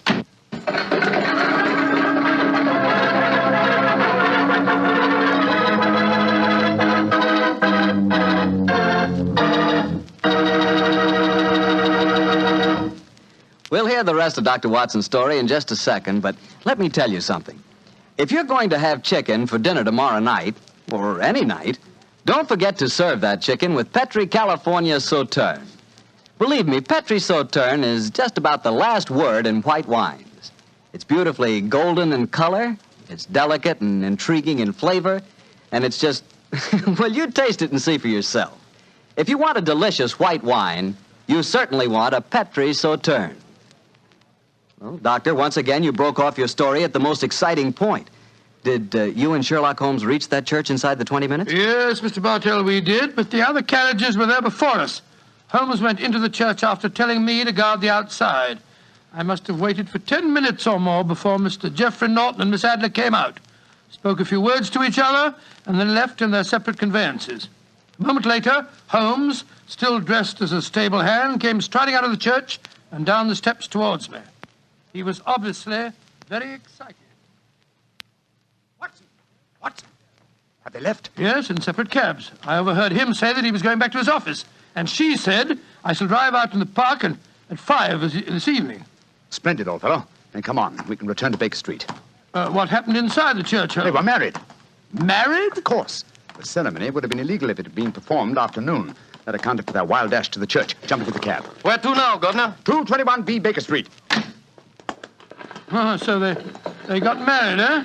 Yes, and it may amuse you to know that I acted as witness at the ceremony. Oh, you did? But how did that happen?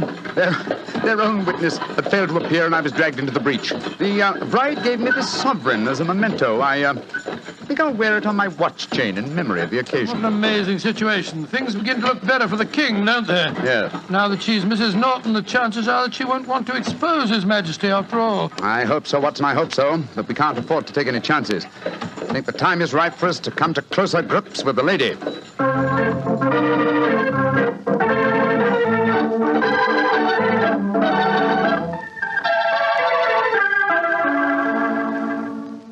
Well, Holmes, now that we've eaten, perhaps you'll tell me your plan. With pleasure, my dear fellow. And while I'm so doing, I'll proceed with applying the makeup for my new disguise. Another disguise? What's it to be this time? I think the character and appearance of an amiable and simple-minded nonconformist clergyman would be most suited to my plan for entering Miss Adler's house. Oh, you're going to try and enter, then? I must, dear fellow. Yes, I'm sure the photograph is there. Miss Adler, or rather Mrs. Norton, will return from her drive in the park at 6:30. We must be at Bryony Lodge to meet her. And what then? You must leave that to me. I've already made my arrangements. There is only one point on which I must insist. You must not interfere, come what may. You understand? I'm to remain neutral.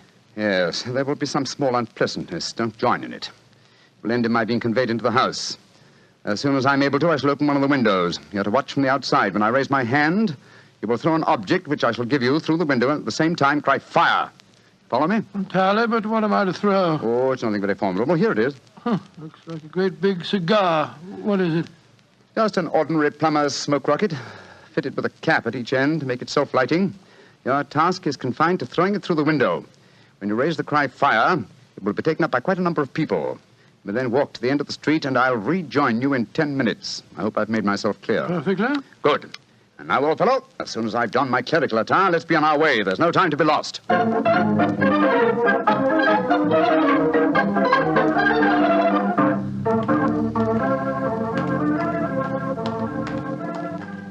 It's nearly 6:30, Holmes. We've been pacing up and down in front of her house for half an hour now. I hope she does come back. I'm sure she will. There seem to be a lot of loafers hanging round her gate. All part of my conspiracy, old chap. You'll see them play their parts in a few minutes. You still think the photograph is inside the house? Yes, I'm sure of it. Hmm? It's most unlikely that she carries it about with her. Remember, the king told us it was a large frame picture. And also remember that she planned to use it within a few days. It must be where she can lay her hands on it. It must be inside her house. But her house has been burgled twice. They don't know how to look. Well, how will you look? I won't. I'll get her to show me. She'll refuse. No, she won't be able to. Shh. Here comes the carriage now. Remember, Watson, carry out my orders to the letter. Yes, you can trust me, Holmes. Blimey, here comes the Duchess of Tiddleweeks. Let's put out the carpet. She might get her tootsies wet. Oh, put a sock in it, Elfie. Leave him alone. She's no better than she ought to be. Please let me through. I live here. Well, ain't that nice? We'll all come in and have a cup of cocoa. Move out of the way, please, and let the lady through. Mind your own business. Just 'cause your collar's turned the wrong way, you can't spoil our fun. That's right, Eddie. Keep your nose out of it, parson. Please don't fight about it. I tell you to stop molesting the lady. Do ya? Then how would you like a biff in the nose? Oh, he hit the poor man. Then he ran away, the coward. Is the clergyman badly hurt? He hit his head, Mum, and he fell.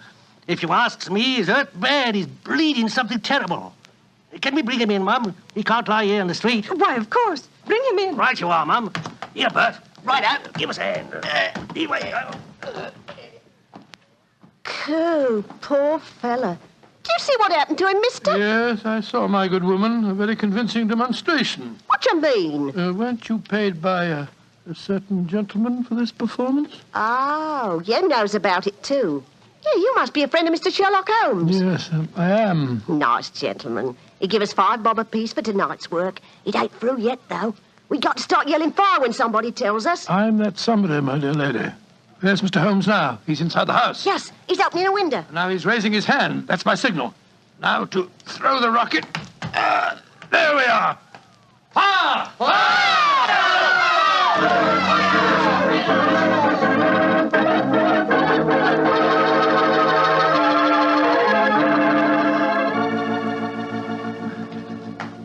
Holmes, there you are. You have the photograph? No. But I know where it is. She showed me, as I told you she would. I'm still in the dark. There's no mystery, old chap. When my accomplices started the round the street, I had a little moist red paint in my hand. As my good friend Alfie pretended to strike me, I clapped my hand to my head and fell down. It's an old trick. Yes, I understand that, but how did my throwing the rocket help you? It was all important, my dear fellow. When a woman thinks her home is on fire, her instinct is at once to rush to the thing she values most. A married woman grabs her baby. An unmarried reaches for her jewel box. In this case, of course, it was the photograph. Well, where was it? In a recess in the living room, just above the right-hand bell pull. I caught a glimpse of it as she half drew it out. When I made it known that the fire was a false alarm, she replaced the photograph. As soon as I was able, I assured her that I was feeling well enough to leave. You didn't take the photograph, then? No, I felt that over-precipitance at this stage might ruin everything. And what do we do now? Drive to the Langham Hotel and inform His Majesty of what has happened. Then return with him here. After that, my dear chap, the case will be ended.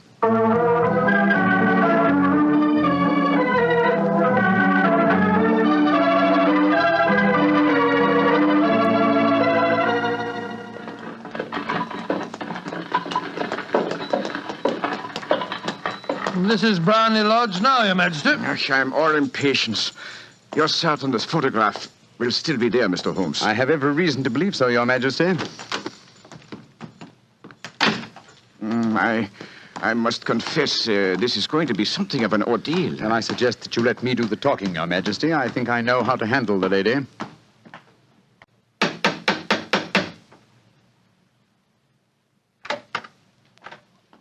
Mr. Sherlock Holmes, I believe.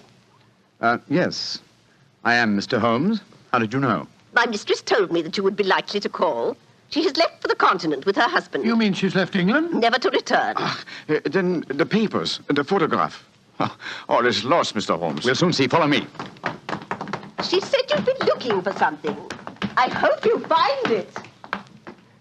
This was the bell pull. There's a sliding panel behind it somewhere. Ah, here it is.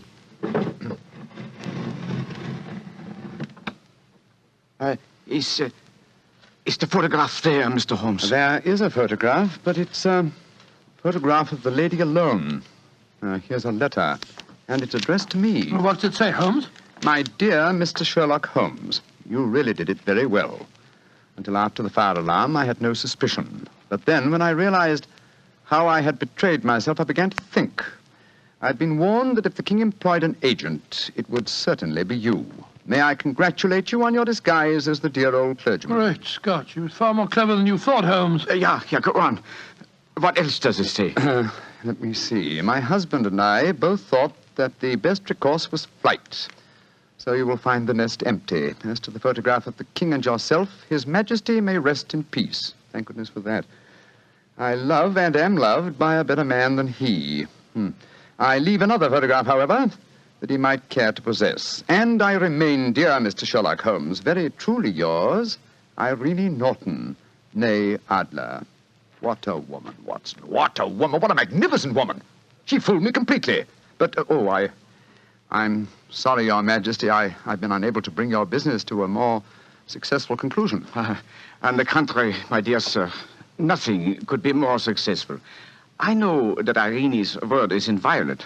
The incriminating photograph is now as safe as if it were under fire. I'm glad to hear Your Majesty say so. I am immensely indebted to you. Now, pray tell me in what way I can reward you. This beryl ring that I wear, I should be proud Your Majesty has something that I should value even more highly. You have but to name it. This photograph. Irene's photograph?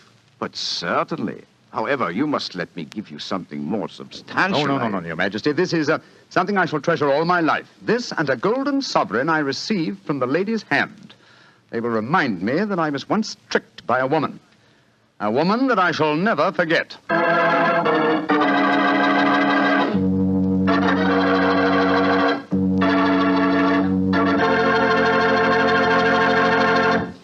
What a woman, that Mrs. Adler. Or should I say, Mrs. Norton. That's the kind of woman I could really go for, Doctor. Yes, you could. Just between ourselves, you know, I sort of, I sort of could go for her myself. She was intelligent. Yeah, she was rich. Beautiful. That's the kind of woman you want sitting next to you in front of a cozy fire on a nippy fall night. Just the three of you. The three of you? Mm-hmm. You, she, and a glass of Petri port. Mr. Bartelli. Why not? That Petri California port is some wine. Boy, that Petri family really knows how to make good wine, all right. And no wonder. Look at all the experience they've had.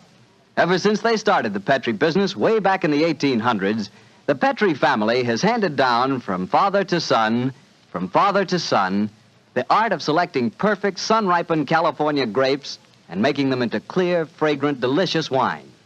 Those letters, P-E-T-R-I, on the label of every bottle of Petri wine are the personal assurance of the Petri family that every drop of wine in that bottle is good wine. It's got to be, because Petri took time to bring you good wine.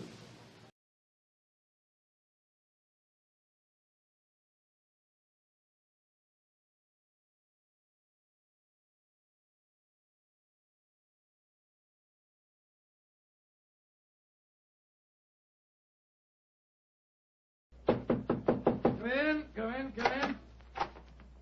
Ah, there you are, Mr. Bartell. Good evening, Doctor. Oh, no, don't get up. You look much too comfortable. Take off your overcoat and come and join me. Well, I enjoyed your story of a scandal in Bohemia last week, Doctor, and tonight you promised us a sequel. Yes, that's right, Mr. Bartell. A sequel that took place over 20 years afterwards, in 1909 to be exact. Sherlock Holmes was living on his Sussex bee farm.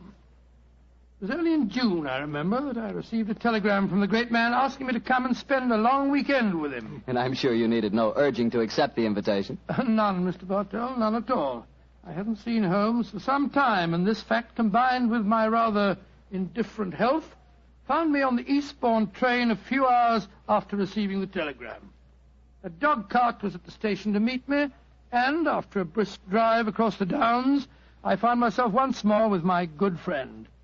He looked somewhat older than when I'd last seen him, but as he spoke to me, I realized from the keenness of his voice and the sparkle in his eye that Sherlock Holmes would never really be old. After a while, our conversation lapsed into the comfortable silence that kept on me exist only between friends. And then, as the sun was setting, Holmes picked up his beloved violin and began to play some haunting melody. As he lay back, eyes half closed, his long, thin fingers caressing the instrument, a wave of nostalgia swept over me. I thought of the many years that we'd spent together, and of the exciting adventures that we had shared during the old days in Baker Street.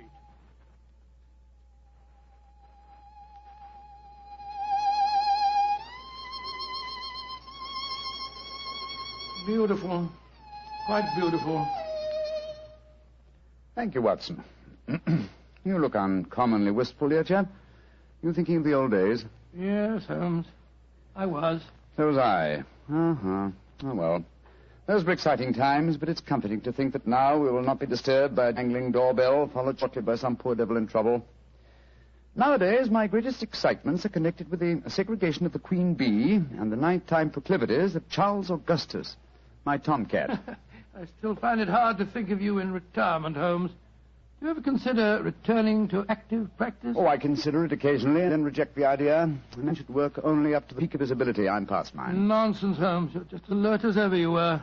Mentally, perhaps, but not physically. Would you consider handling a small problem in England? Oh, if it's a personal problem that affects you, my dear chap, you know I'll do anything I can. Well, it's not exactly my problem, Holmes, but there was a charming young girl on the train. We got into conversation and... You don't age it in a real chap. You're just as susceptible as ever. No, Holmes, let me finish. She said that you knew her mother quite well. Her mother? Come in. Oh, yes, Devers, what is it? I'm sorry to disturb you, Mr. Holmes. Your man said I might come in. My master, Mr. Lytton Stanley, instructed me to deliver this note. Oh, thank you. He also instructed me to wait for a reply. What confounded impudence. You tell Master that there's no answer to this letter. But he told me I must get a reply, sir. You may tell Mr. Lytton Stanley that I will instruct my solicitors to reply to his message in due course. But, sir... That's all, Devers. You may go. Very good, sir. Oh, what did the note say, Holmes? Read it for yourself. Keep your filthy bees where they belong. One of my guests was stung yesterday. If this happens again, I'll have the police run you out of this place. Good Lord, what an offensive letter. The man himself is even more offensive. He's a retired manufacturer who thinks that his immense wealth entitles him to domineer over the local residents. Oh, but let's not spoil a nice sunny afternoon by discussing him. Please continue with the story of the young lady that you met on the train. Yes, I'd like to. Poor little thing seems in dreadful trouble. I do wish you would help her. You say that she told you her mother knew me? Yes. What's her name? Norton. Irene Norton. Norton? I don't seem to recall it. Oh, but of course! Where is the girl, Watson? She's staying at the Red Lion in the village. Then ring her on the telephone and ask her to come over here as fast as she can. Of course I'll help her. I'm delighted, Holmes, but what made you change your mind so suddenly? Your memory's so short that you can't remember Irene Adler. Surely you haven't forgotten that in the case you called a scandal in Bohemia, I was completely fooled by her? Why, Joe, yes, of course. You always refer to her as the woman. But how does Irene Norton fit into the picture? Irene Adler married a barrister named Geoffrey Norton. Tell Miss Norton to come at once, Watson. She is the daughter of the woman.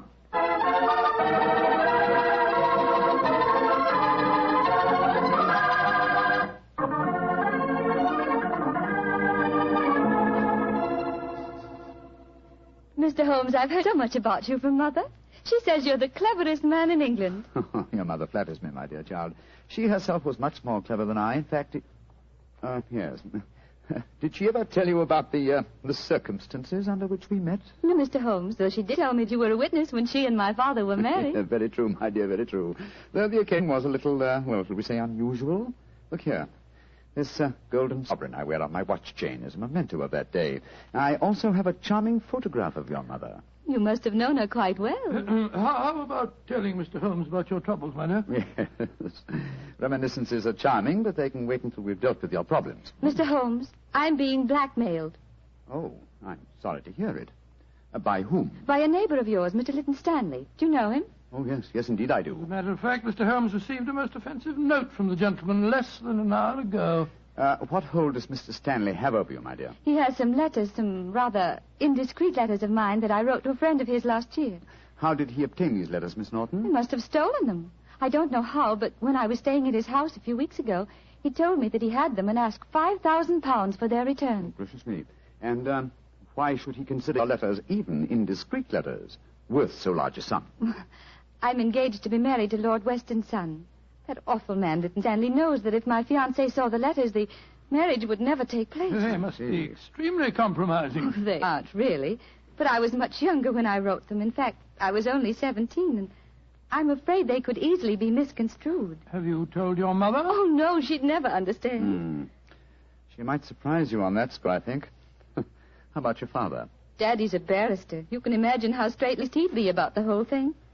That's why I came to you, Mr. Holmes. Oh, I see. You feel that I am not so, shall we say, straight-laced? Of course you aren't. Mother's told me about you, and in any case, I've read Dr. Watson's stories. Watson, my dear fellow, your stories will land me in serious trouble one of these days. What are you suggesting Mr. Holmes can do for you, Miss Norton? Get the letters back for me. But how? Steal them, of course. Really, my dear, I hardly think you... No, my dear Watson, don't be shocked. Miss Norton is a forthright girl, like her mother before her. It's most refreshing. Mr. Holmes, you can't say you won't help me. No, I don't think that I can say it. In any case, I have a slight personal score to settle with Mr. Lytton Stanley myself. He's rude and has no understanding of bees. But how are you going to steal the letters? That problem requires a little thought, old chap. I can tell you how to do it, Mr. Holmes. Oh, really? This is delightful, my dear. You've explained the problem and also the way of solving it. How easy a detective's work might be if all clients were equally helpful. Tell me, what is your plan? Tomorrow is the servant's half-day off at Mr. Lytton Stanley's. He will be alone there during the afternoon. How do you know that fact? My maid was keeping company, as they say, with Devers, the butler, when I was staying there a few weeks ago. She found out everything from him. My letters are kept in a filigree box in his desk. With your enterprise, my dear, I'm surprised that you didn't try and open the desk yourself. I did. But it's very sturdy and has a combination lock. Oh. However, I'm sure that you and Dr. Watson can think of some way of getting the letters, particularly if Mr. Lytton Stanley's alone in the house. We shall do our best, Miss Norton. Promise me one thing, though, both of you. Oh, what's that? Don't read the letters, will you? I'm really rather ashamed of writing them. Oh, of course we won't, my dear child. You're both so sweet to me. How can I thank you? Thanks would be a little premature, but you could do us a favor. Of course. What is it? Your mother had a beautiful voice, I recall. I wonder if you inherit her talent. I do sing, though I've never done so professionally, like Mother. And I've never played the violin professionally. But perhaps between us we could give Watson a little concert? That's a delightful idea. We can't do anything until tomorrow anyway. What would you like to sing? Songs my mother taught me. Really remarkably appropriate. In the days long vanished, seldom from her. Charming. Tonight, music, and tomorrow, a touch of daylight robbery.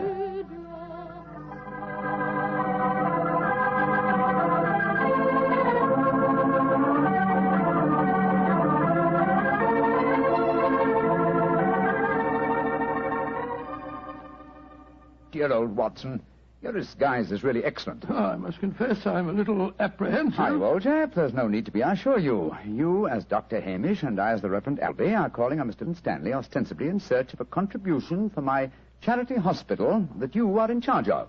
What could be simpler? Well, what made you decide on the role of a clergyman? It should simplify our entrance to the house, though I must confess that a rare touch of sentiment prompted the choice of my disguise. Well, how does sentiment enter into it? Oh, surely you remember that it was in the role of a simple-minded nonconformist clergyman that I once attempted to deceive Miss Norton's mother. That's right. Yes, I'd forgotten. That woman really fascinates you, doesn't She does, old chap. Irene Adler was one woman I've always regarded with unbounded admiration, even though she was a criminal. But enough of this. Come on, old fellow. Are you ready? Yes. You have the equipment I mentioned to you? In my pocket. Let's be off, old chap. Let's be off. If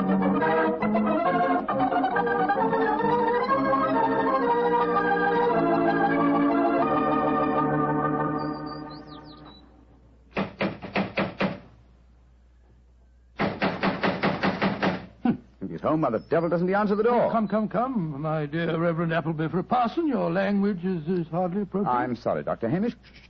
There comes someone. Yes? Miss Lytton Stanley? That's my name. Mine is Appleby, and this is my friend, Dr. Hamish. I'm proud to meet you, sir. I've heard a great deal about you. What can I do for you? If we could come in for a moment, I'll explain our mission. Very well. Come into the study. We're raising a subscription list for a charity hospital at Paddlewaite, just across the downs. You're a prominent resident here, and we thought that you'd like to donate a few guineas. I'm really not very interested. I've given as much to charity this year as I can afford. Well, it's a fine cause, sir. I'm giving my medical services 3 days a week, and the Reverend Appleby is donating his services too. Who else has contributed to this fund? All your neighbors, sir. We just came from the bee farm over the downs. The owner, Mr. Holmes, gave us a check for 5 guineas. Holmes gave you 5 guineas, did he? Aye, a very nice gentleman, Mr. Holmes. We're proposing to name a ward in the hospital after him. Is this list of subscribers going to be published in the paper? Oh, yes, Mr. Lytton Stanley. I'll give you 10 guineas. 10 guineas? Thank you, sir. Very kind of you, sir, I'm sure. I'll get my checkbook. It's in this desk. Watson, the chloroform. Right. Now, who do I make this check payable to? Order. Hold him still, Holmes. Hold him still.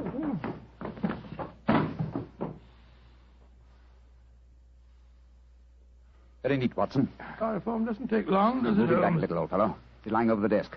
That's it. Is the filigree box in there? Uh-huh. Here it is. Splendid. Holmes, don't open it. You promised that you wouldn't. I just wish to make sure that... Make sure of what was there, Mr. Sherlock Holmes. Who there? Oh, no, don't move. I have a revolver, and don't turn round. Place the box on the table, Mr. Holmes. And put your hands up, gentlemen, both of you. That's right. I know that voice. It's Devers, the butler. Quite correct, sir. Well, Davis, you needn't point a revolver at us. Is your master injured? I'm not in the least interested in my master's health, Dr. Watson. In fact, if he were dead, I should be delighted. And what are you up to, Devers? I'm taking advantage of a situation, sir. I've been trying to open that desk for weeks. After such kindness on your part, sir, I hate to seem ungracious, but I'm dreadfully afraid I shall have to kill you. To kill both of you.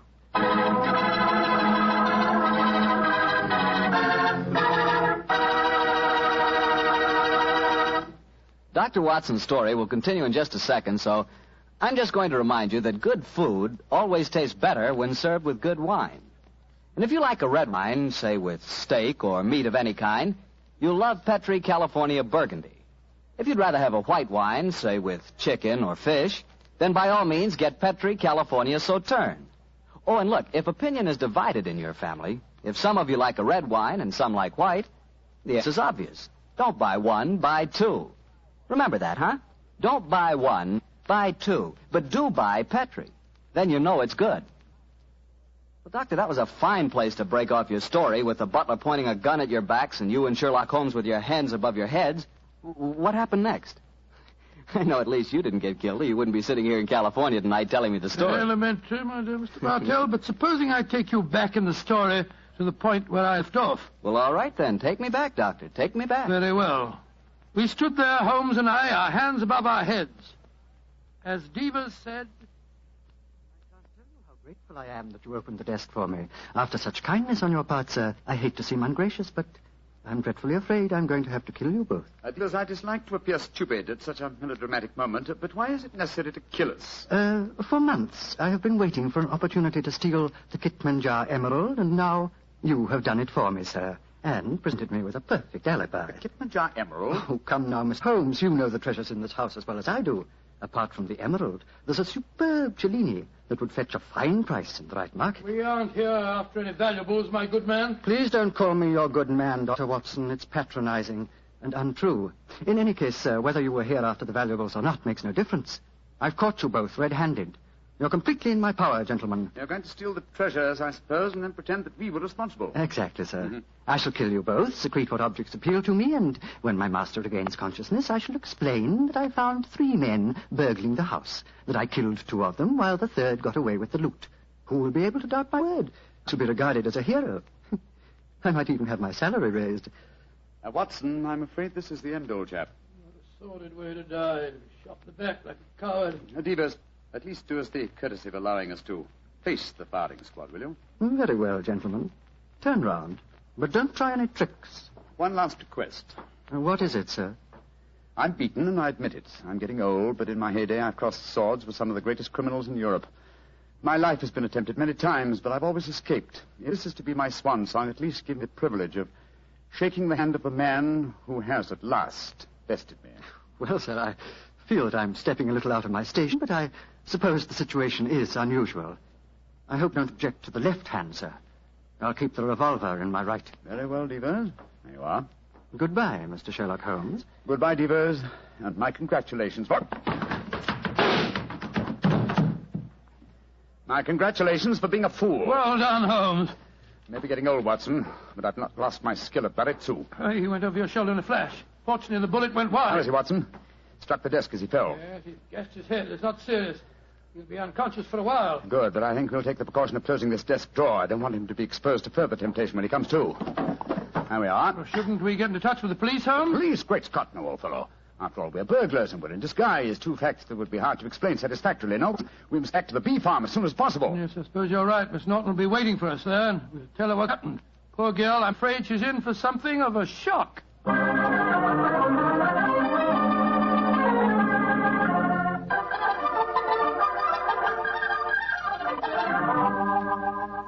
Mr. Holmes, Dr. Watson, I'm so glad to see you back again. Did you get the filigree box? Yes, Miss Norton, here it is. But, Holmes, I didn't know that you... Watson.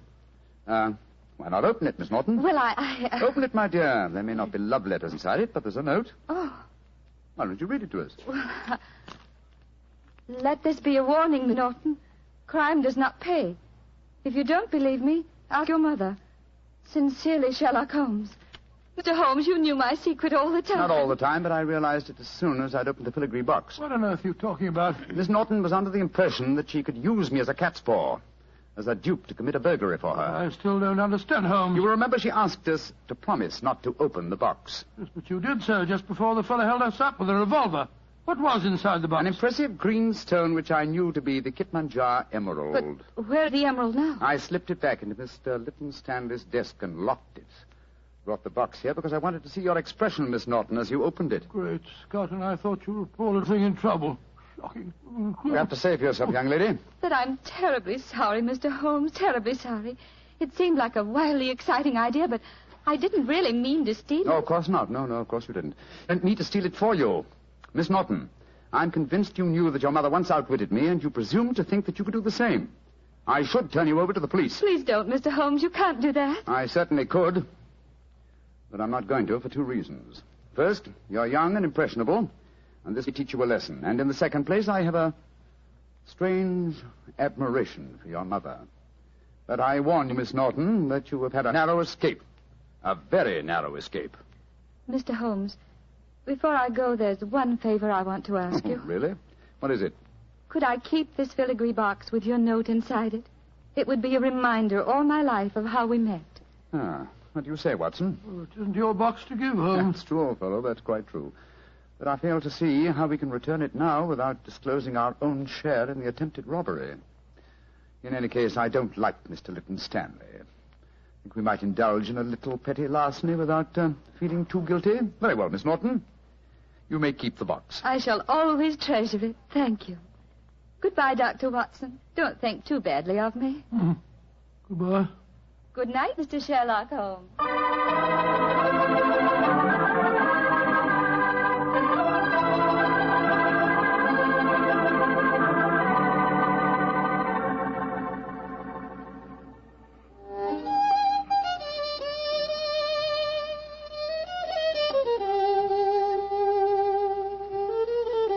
You know, Holmes, I must say you were surprisingly lenient with that girl. Do you suppose her mother put her up to the whole thing?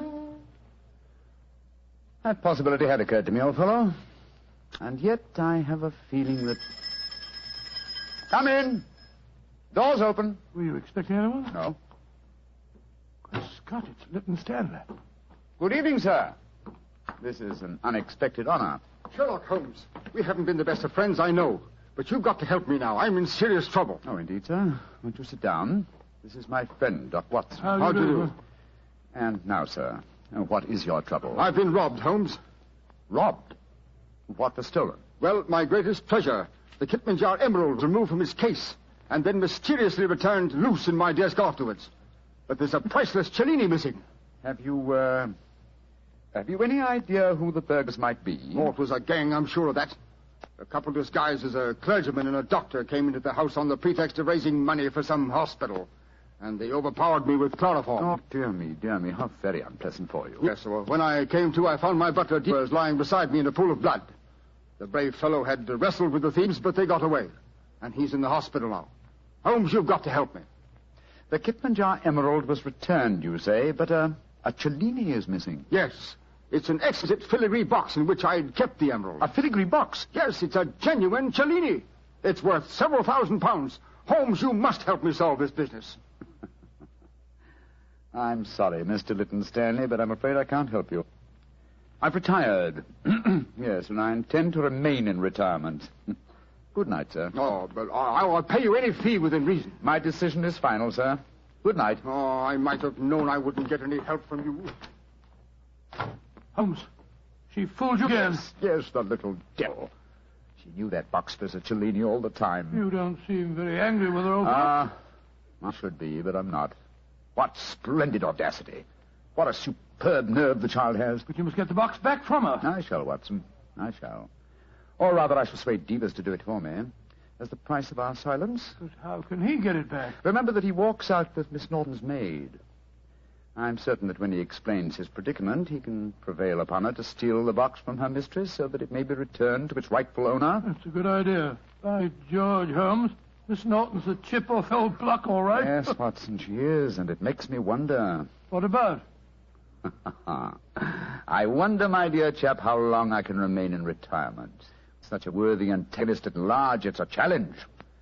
It's an irresistible challenge.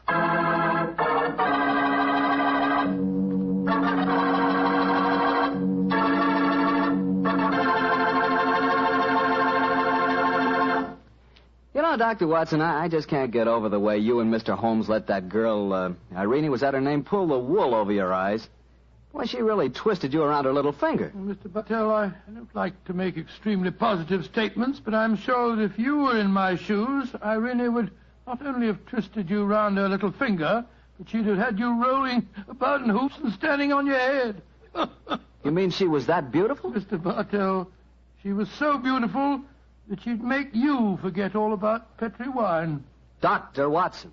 No girl is that beautiful. Oh, how young you really are. Well, maybe so, but there are lots of pretty girls in this world and only one Petri wine. That's because there's only one Petri family that's been making wine since the 1800s. And believe me, because the Petri business has always been family-owned and operated, they've been able to hand on down from father to son, the highly skilled art of making fine wine.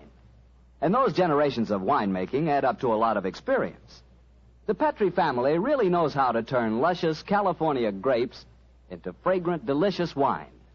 That's why, no matter what type wine you wish, you can't go wrong looking for the label that says P-E-T-R-I, Petri, because Petri took time to bring you good wine. Well, Dr. Watson, what story are you planning to tell us next week? Well, now, next week, Mr. Bartell, is the day before Christmas.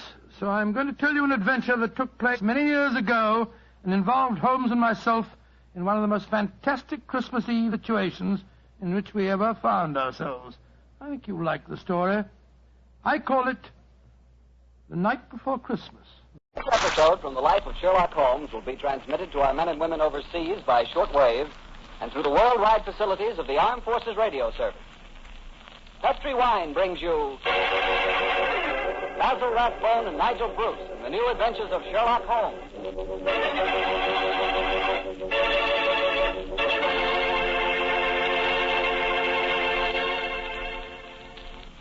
The Petri family, the family that took time to bring you good wine, invite you to listen to Dr. Watson tell us another exciting adventure he shared with his old friend, that master detective, Sherlock Holmes.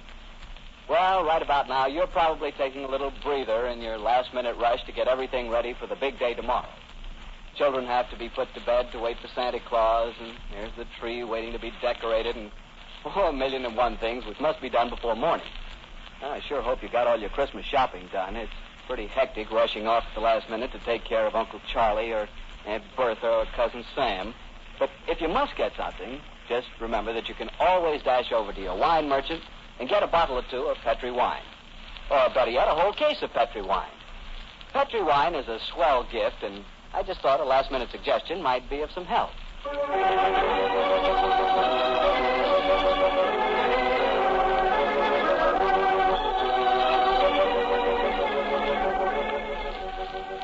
And now I'm sure our good friend Dr. Watson's waiting for us, so let's go in and join him. Ah, there you are, Mr. Bartell. Well, say, Doctor, I can see you're going to have yourself quite a Christmas. Big tree in the corner with colored lights on it. Where'd you get those? Table covered with presents? You must be mighty popular. Oh, they aren't all for me, my boy. You see, I'm having a Christmas party tomorrow for my housekeeper's little nieces. Oh. I'm going to dress up as Santa Claus for them. I'm sure you look very convincing in the part. By the way, Doctor, I brought you a little present. Here it is. I hope you like it. Oh, kind of you, Mr. Bartell. I got one for you, too, but you mustn't open it until tomorrow. Here, my boy. Thanks a lot, Doctor. And now, how's about tonight's story? Last week you told us you'd chosen an adventure with a lot of Christmassy atmosphere. Yes, Mr. Bartell. My story begins on another Christmas Eve many, many years ago. To be exact, in 1886. At the time the adventure occurred, I must confess I didn't quite understand what was going on myself. In fact, I never did make head or tail of it until Holmes took pity on me later and explained the whole thing. But I shan't try to confuse you, Mr. Bartell. I'll tell you the story exactly as it happened. Right you are, Doctor. Let's go. Very well. On that Christmas Eve in '86, I was standing in our Baker Street rooms, dressed in the costume of Santa Claus. Holmes, his long, thin fingers pressed together, lay back in an armchair and gazed at me quizzically, while our housekeeper, Mrs. Hudson, stood by the door and... You make a grand Santa Claus. Doesn't he, Mrs. Hudson? Now the beer on, old chap. Oh, I'm afraid it was uncomfortable. How does it look? Oh, you look just like the old man of the Christmas cards, Doctor. Yes, Watson. It really becomes you. The cheery twinkle of the eyes, the ruddy complexion, and the appropriate girth. Oh, shame we can't obtain some snow and a sleigh and reindeer for you. However, I'm sure Mrs. Hudson's nieces will be very much impressed. They will that, sir. And it's very kind of you, Doctor, to offer to come over to that house with me. With her father in the hospital and my sister at his bedside, it would have been a very miserable Christmas without you. I should enjoy myself, but I think I'll take this fear off till we get there. That's it. You ready to leave, Mrs. Hudson? I am, sir. Will I get a cab? How far do we have to go? Oh, Lexington Gardens, number 28. It's just off the Edgware Road, Doctor. Far, but bearing in mind my costume, I suppose we'd better take a cab. Aye, sir. I'll get one. Holmes, what are you going to do with yourself? I hate leaving you alone on Christmas Eve. Oh, don't worry, old chap. I shall spend a profitable evening writing on my new monograph. What's this one about? An analysis of teeth marks on pipe stems, with particular regard to indicated character. Gracious me, how exciting. Well, I'll be going. Don't forget your sack of presents, Watson. Oh, no. And when you come to distribute them, you will find that I took the liberty of adding a few trinkets on my own behalf. That's very thoughtful of you, Holmes. Excuse me, Mr. Holmes, but there's a gentleman to see you. Says he's an old friend of yours. Here's his card, sir. Oh, thank you, Mrs. Hudson. Why, it's Lord Whitcomb. Splendid. Ask him to come up, please, Mrs. Hudson. All right, sir. And I hope your party is a great success, Mrs. Hudson. Thank you, sir. Are you sure you don't want me to stay? Now that you've a visitor, Oh, no, indeed, no, Mrs. Hudson. I can show the gentleman out myself. You go off and have a good time. Thank you, sir. I wonder what Lord Whitcomb wants. Perhaps I should stay. Oh, certainly not, old chap. We've far more important work to do. Whitcomb probably wants his revenge at chess or, something equally innocuous.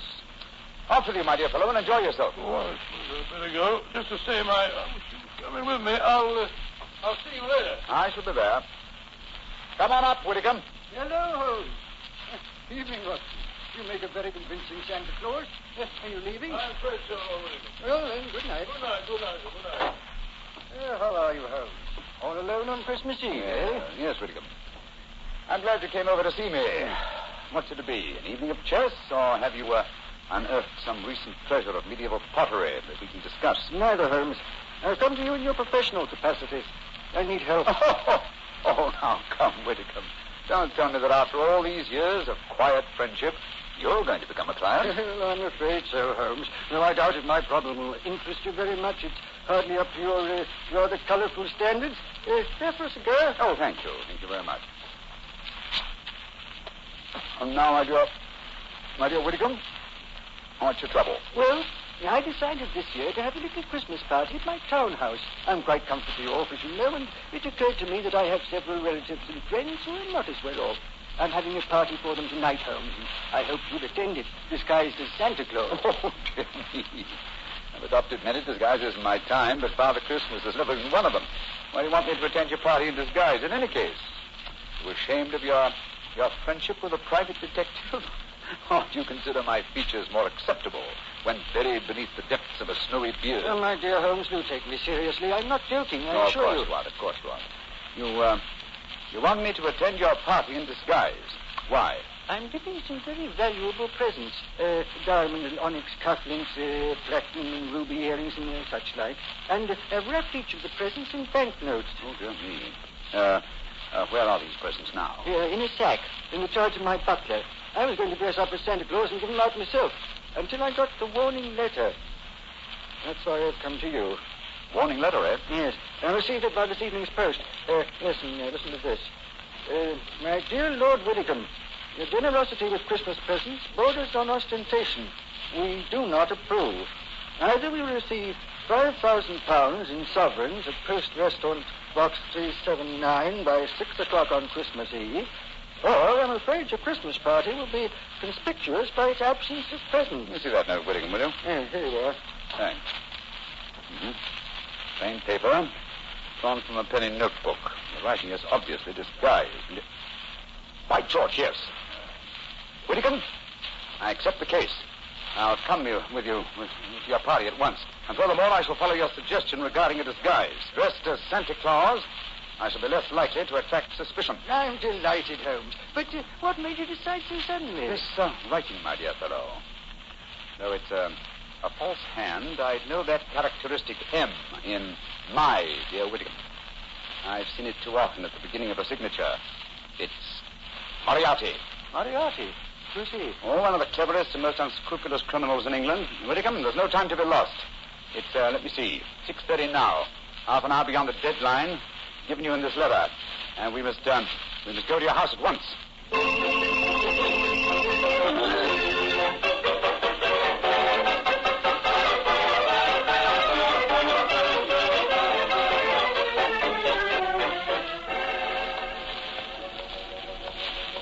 This is as far as the cab can take us, Doctor. Here you are, cabby. Here's 5 shillings for you, and a Merry Christmas to you. Oh, bless you, Governor. And a Merry Christmas to you, too.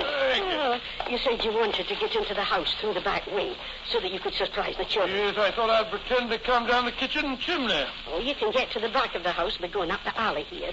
I'll go in the front door. Splendid. Which is the house, Miss Hudson? Number 28. It's the third one down the alley, Doctor. I'll have the back window open in no time, and you can slip in without any of the bearing seal. Oh, very well. Gloomy little street, I must say. Well, where's the music coming from? Oh, it's from that temple across the street, Doctor. The disciples of the Octagonal Square, they call themselves. Oh, what on earth do you suppose that means? Some newfangled cult. Heathens, most likely. Hello, I'm not the only Santa Claus abroad tonight. Look at that fellow across the street there. Oh, dressed just like yourself, Doctor, and carrying a sack, too. He's running up the steps to the temple. Well, Scotty, he slipped on the ice. Oh. What is Hollywood? Here. Let me help you up, sir. Oh, now, you be careful, Doctor. Do not trip up yourself. Here, now, give me a hand. Thank you, sir. The silly of me, wasn't it? Oh, we Santa Clauses have to help each other, you know. Up you come. That's it. Oh, good gracious me. Oh, Doctor, I told you to be careful. Now you've fallen too. Oh, it's this confounded red coat of mine. It tripped me up. Did you hurt yourself? Oh, I'm all right. How about you, sir? Oh, I'm all right, thanks. It's silly of me to run, wasn't it? Here's your sack, sir. Thank you. Good night, and Merry Christmas. Same to you, sir. Oh, he went into the temple. He must be a disciple of the Octagonal Square. Are you sure you're no hurt, Doctor? No, of course not. Thank you, Miss Hudson. Here, give me my sack, please. Thank you. Your sister's house is the third one down this alleyway, you say? Aye, and I'll hurry and open the back window. I'll be waiting for you, Mrs. Hudson. It's going to be rather fun. What a shame Holmes isn't with us. Oh, well, he's probably happier having a good game of chess with Lord Whitcomb.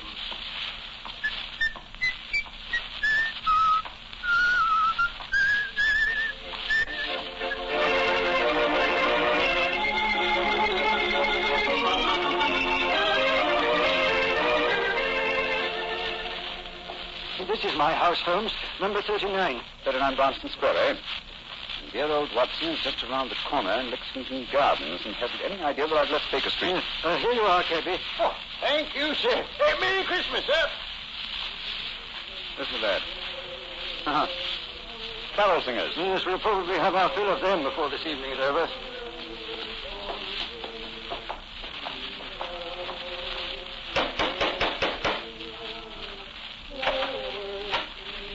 Good evening, my lord.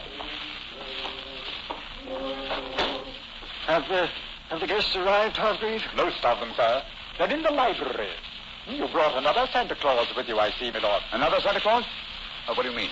A gentleman arrived 3/4 of an hour ago, sir, dressed as Santa Claus. I took him to your study, my lord, and showed him the sack of presents. Confound it. You've got to get before this. Where is this study? This way. I hope I didn't do wrong, my lord. You told me that a gentleman dressed as Santa Claus would be coming here. Dear me. The gentleman appears to have gone. Yes, and the sack containing the presents with him. But he can't have left the house, my lord. I've been watching the front door. Yes, and while you were doing that, he stepped out through the window here. The catch is undone. Hargreave, describe this man. I can't tell you much about his appearance, I'm afraid, sir.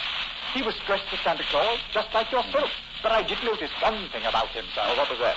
He lisped, sir. It was quite pronounced. Of course. Lou, the lisper. Who on earth is Lou the lisper? One of Moriarty's most trusted accomplices.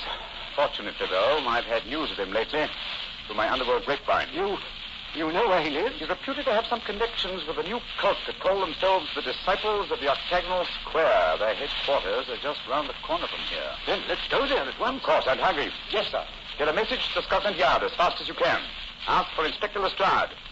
Tell him to join me at the Temple of the Octagonal Square in Lexington Gardens as soon as possible.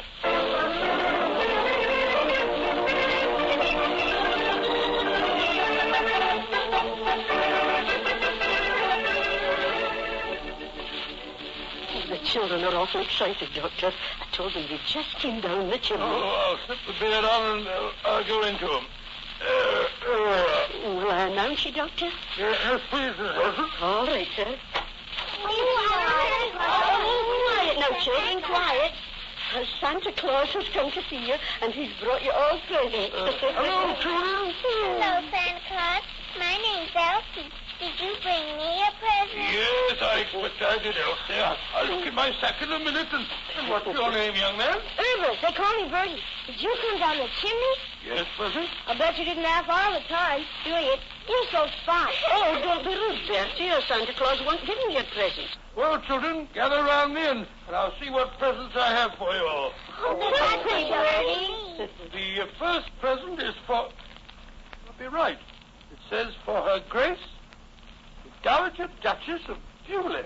Do you suppose Mr. Holmes has been playing a practical joke on you, Doctor? I suppose so, though I can't see the point, but he did say that he'd added a few trinkets of his own. I want my present. Then supposing you take this one, Elsie. Ooh, thank you. And this one is marked Reverend Arthur Carter. I wish I know what Holmes is up to. Here you are, Bertie. Ooh, thanks. And this is for you, Lionel, because you've been a good little boy. It isn't very big, is it? I wanted a dog. Oh, what a dog is. Well, I'll bring you a dog next year, Lionel. Dr. Watson. Yes. Oh, look at the wrapping on these presents, Doctor. They're 20-pound notes. Great Scott. Look what I got. Let me see. What? Cufflinks. Look. Diamond and onyx ones, too, unless I'm not mistaken. I got some pretty earrings. Look how they sparkle. Let me see. Gracious. Yeah. These are platinum rubies. And bundles going on. I want my earring back. Give me back mine, too. Oh, here you are. Dr. Watson, what do you suppose has happened? No, Mrs. Hudson. Perhaps my toys are still at the bottom of the sack. I can't understand it. I wish Holmes were here instead of dozing in front of our fire in Baker Street.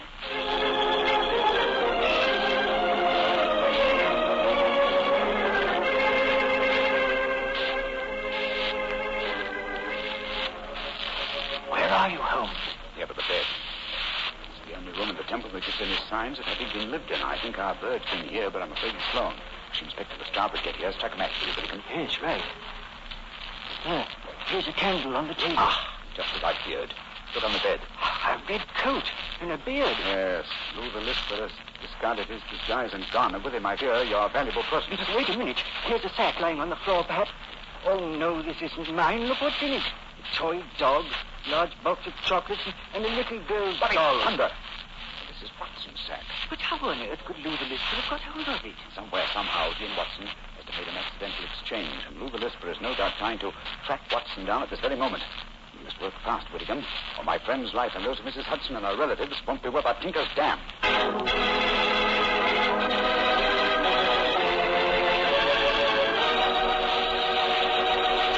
Oh, now, Doctor, you can't break off your story there. Oh, yes, I can, my boy. Before I go on, I thought we'd have a glass of port just to freshen us up.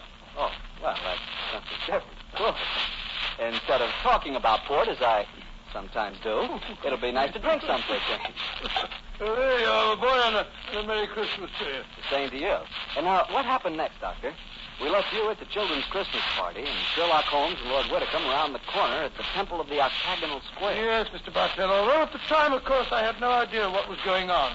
There I was, cheerfully handing out gifts worth, well, if not a king's, at least a baronet's ransom. While outside the Temple of the Octagonal Square, Holmes and Lord Whitcomb were talking to Inspector Lestrade of Scotland Yard. That's the case in a nutshell, Lestrade. Yeah, seems to me, Lord Whitcomb, it would have been wiser to get in touch with Scotland Yard when you first got the warning note. You could have nabbed him when he came to your house and pinched the sack of presents. Lestrade, this is no time for post-mortems. We've got to reach Lou the Lisper. before he finds Dr. Watson. Do you suppose you can do that, Holmes? It wouldn't be difficult. Lou the Lisper is nearly as clever as his master, Professor Moriarty. The chances are that you were followed when you came to Baker Street tonight, Whittingham, and it's equally likely that Watson and Mrs. Hudson were followed as they left it. Moriarty seldom leaves anything to chance. Well, where did Dr. Watson go tonight? 28 Lexington Gardens is just around the corner from here. Well, then let's go there at once. Right now, quarter your way? No, Lestrade. He's a little Saturday. Now, Lou the Lisper wishes to recover that sack of presents from Watson. How would he invade the party with the least trouble? By dressing up as Santa Claus again. No, I think he's overplayed that role for one evening. Well, then how would he try to get in? Oh, come now, Lestrade, come on. Our group of people can enter any house on Christmas Eve without invitation and without creating suspicion. The carols. Exactly, my dear fellow. Wouldn't be at all surprised if at this very moment Lou the Lisper and some of his gang are singing carols outside 28 Lexington Gardens. But then what are we going to do? Form a rival choral society. How many men did you bring with you? 3. A sergeant and 2 constables. They're wearing greatcoats, of course. Yes, Mr. Holmes. Good. Why? They can hide their helmets and pretend to be singers. Come on there. Let's go over and while we're walking, we'll rehearse our carols. We must appear reasonably convincing. Sound your A, Lestrade. Sound your A.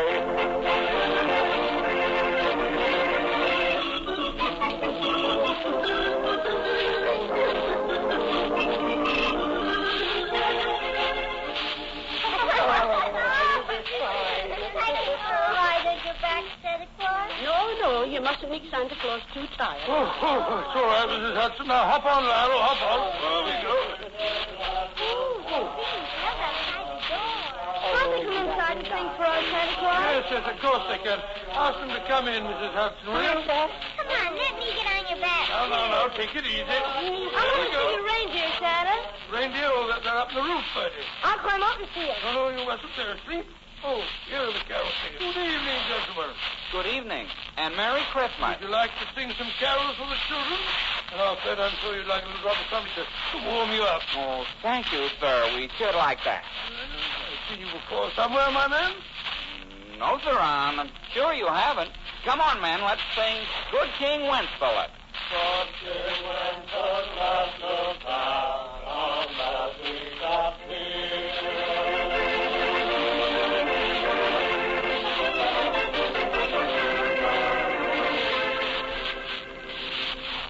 Well, here we are outside the house, Mr. Holmes.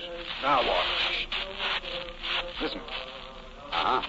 Lou the Lisper and his men are already there. Are we going in now? In a moment. Now, men, you all have your truncheons handy? Yes, Mr. Holmes, we're ready. Splendid. Now, remember, when you're inside and I yell Merry Christmas at the top of my voice, you bring out your truncheons and get Lou the Lisper and his gang out of there as quickly as possible. Don't arrest them until you get them outside again, Lestrade. I don't want to frighten the children. Right on, Mr. Holmes. We're ready. Just give us the word and we'll go in and get them.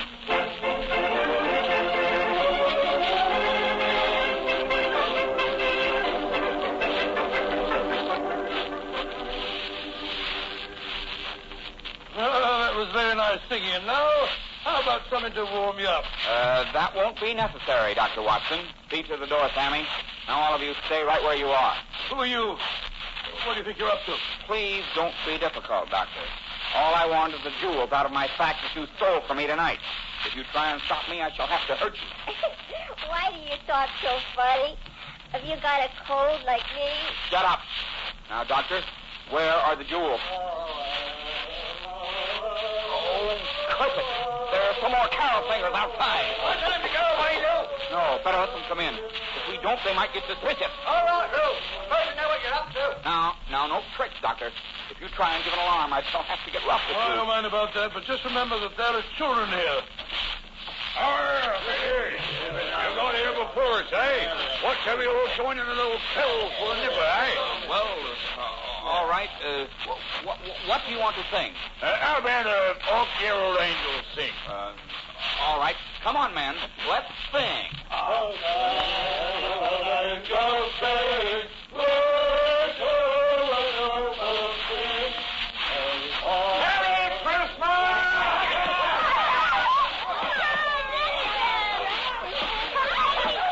Dr. Watson, what's happening? They're all hitting each other with tension. Look here, you can't do that. They're all going away. They're dragging each other. Hi!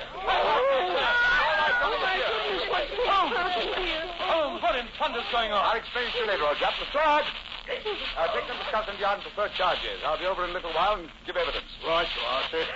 Too bad we didn't get Professor Moriarty, too. Well, at least we have some of his cohorts. I'll see you later, Lestrade. I wish I knew what was going on here. Is Moriarty fixed up in this business? Yes, Watson. I'll tell you all about it as soon as I've straightened this thing out. Whittingham. Yes, sir. The 20-pound notes that you used as wrapping for your gift seem to have been scattered all over the house. Do you want me to recover those, too? No. From what you told me of the children, I think their parents could use the money much more profitably than my relatives. In any case, I can replace it. Very generous Christmas present.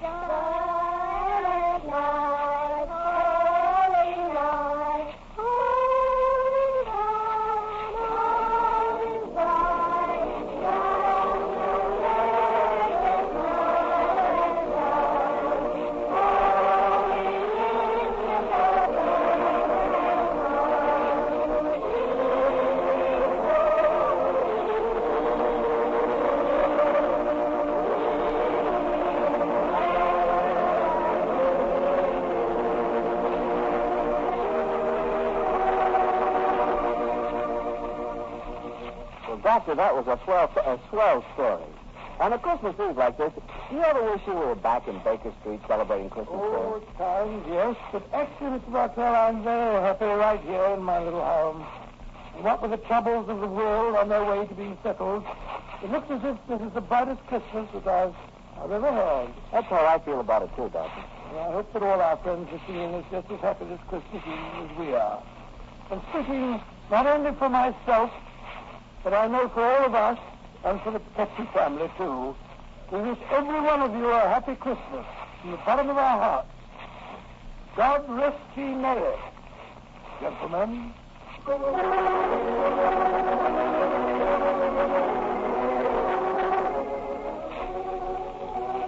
Tonight's Sherlock Holmes adventure was written by Dennis Green and Anthony Boucher and was suggested by an incident in Mr. Arthur Conan Doyle's story, The Adventure of the Blue Carbuncle. Music is by Dean Faulkner. Mr. Rathbone appears through the courtesy of Metro-Goldwyn-Mayer, and Mr. Bruce through the courtesy of Universal Pictures, where they are now starring in the Sherlock Holmes series.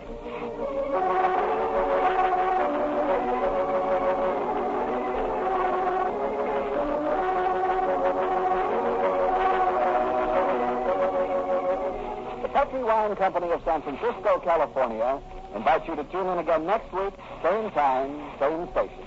Sherlock Holmes comes to you from our Hollywood studio.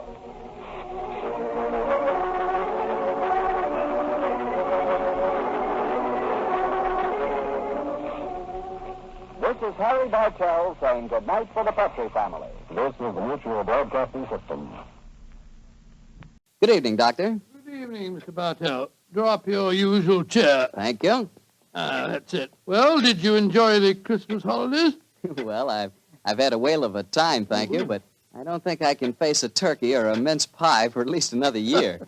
How about you, Doctor? Oh, I had a very pleasant week, too, my boy. Parties, visitors, and a flattering number of Christmas messages to be answered. Oh, say, you got a new pipe.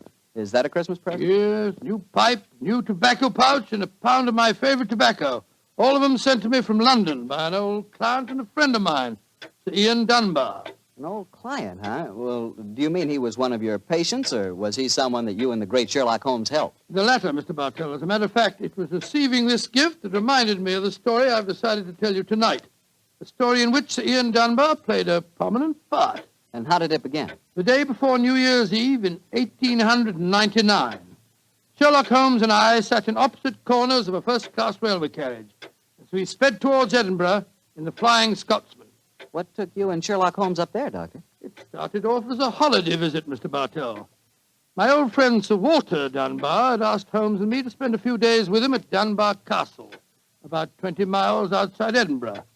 After we left King's Cross Station, Holmes, his sharp, eager face framed in his deerstalking cap, dipped into the bundle of fresh papers which he'd brought with him.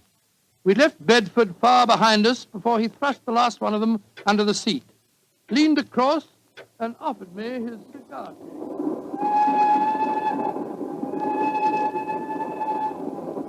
Care for a cigar, Watson? No, thanks, awful. I'll stick to my pipe. Flying Scotsman's living up to its name. We're going splendidly.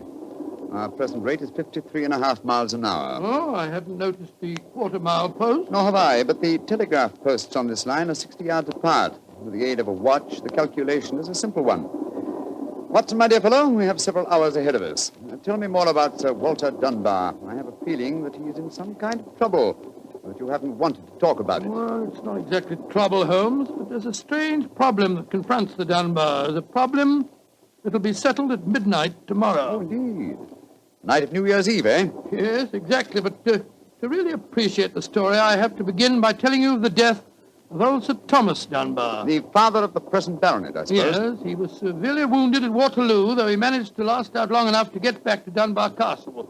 The story goes that as he lay there on his deathbed, he told his wife of his plans for their unborn child. Dinna grieve, lass. I'll fetch the baronetcy home from Waterloo. What if I fetch the mortal wound as well?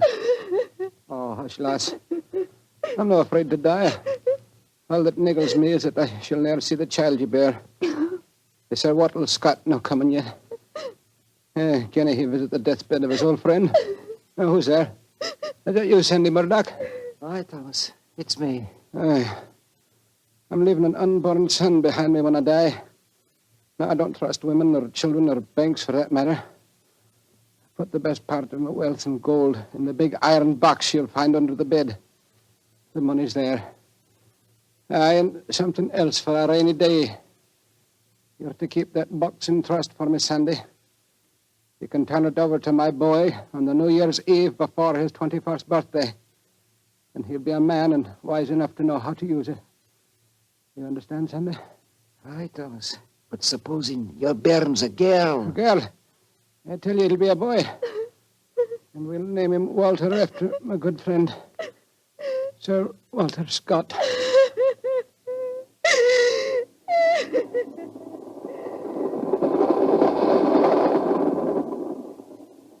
Very interesting story, Watson. And that child, of course, is the gentleman we are going to see now, Sir Walter Dunbar. Exactly.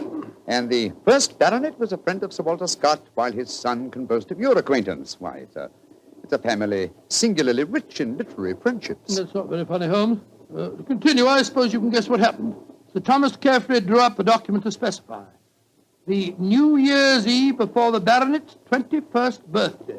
And the poor child was born on February the 29th. It was a leap year. Oh, so poor Sir Walter is still waiting for his iron box full of gold. Yes, he'll be 84 next year, and yet legally, with only one birthday every 4 years in the eyes of the law, he'll at last be 21. A most amusing situation, though I'm afraid Sir Walter finds it far from entertaining. The lawyers must have been extremely scrupulous in abiding by the letter of the document. Yes, old Sandy Murdoch is dead now, of course. But he, too, is a great-grandson, William Murdoch, who still handles the Dunbar estate. He'll be at the castle tonight to formally hand over the iron box. I'm delighted you accepted the holiday invitation of Sir Walter. My dear fellow, I've needed a rest, but I've always loathed too strict a one. This situation may pose a nice little problem for me. Problem? Yes, I'm reasonably certain that the aged Sir Walter Dunbar will not get his iron box full of gold on this New Year's Eve either. But we shall see, old fellow. We shall see.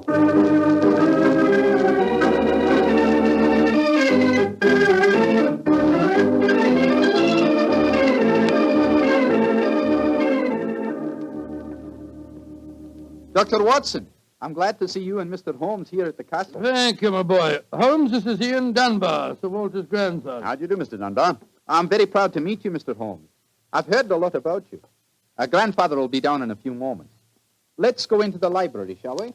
Well, I imagine Sir Walter's quite excited about tonight's ceremony, isn't he? Wouldn't you be, if you'd waited 63 years too long for an inheritance? Thank the Lord I had the foresight to be born on the prosaic date of August the 21st. In the event of your grandfather's death, you will be the next baronet, I take it. Yes, Mr. Holmes. You see, my father was killed 2 months ago at Mafeking. Yes, I read about it in the papers, my boy. I'm very sorry. Thank you, Doctor. The opening of the box isn't going to be the only ceremony at midnight. Dorothy and I are announcing our engagement. Dorothy? Dorothy Small. She and her father are staying here, too. My congratulations. Yes, indeed, Ian. Indeed, mine, too. Thank you. It's been quite a battle with her father, though. He's a businessman and isn't impressed with titles when they aren't accompanied by a suitable income. But when we told him about the inheritance, he relented and gave his consent. Here's Dorothy now. Dorothy, darling, I want you to meet two friends of mine, Mr. Sherlock Holmes and Dr. Watson. How do you do? Now, how do you do, Miss Small? How are you, my dear? From what this young man's been telling us, I gather that congratulations are in order. Thank you. I finally persuaded Father that Ian would make a worthy son-in-law. For a while, I was afraid we'd have to elope to Gretna Green, live in a cottage on bread and cheese and law, but brave the parental wrath, just as they do in the storybooks. Oh, Sir Walter, there you are. Watson, my dear boy, how are you? And this must be your friend Sherlock Holmes. How do you do, Sir Walter? Very well for a young nipper who'll be 21 at midnight. Gentlemen, may I introduce Mr. Herbert Small? How do you do, sir? I believe that we have to congratulate you on the engagement of your daughter. That was supposed to remain a secret until midnight. The Dunbar box was finally opened. Dinna be grouchy, Herbert. The children are in love, and I'm going to settle money on Ian. And it's New Year's Eve. Let's enter into the spirit of the occasion. Bring out the glasses, Ian. I've had some bottles of my special pride put out. It's the finest port in Scotland. The cream of Dunbar. Aye. My father laid the first bottle down the year before I was born. And a drink of the brew will surely warm the cockles of your heart. My mouth's watering already, Sir Walter.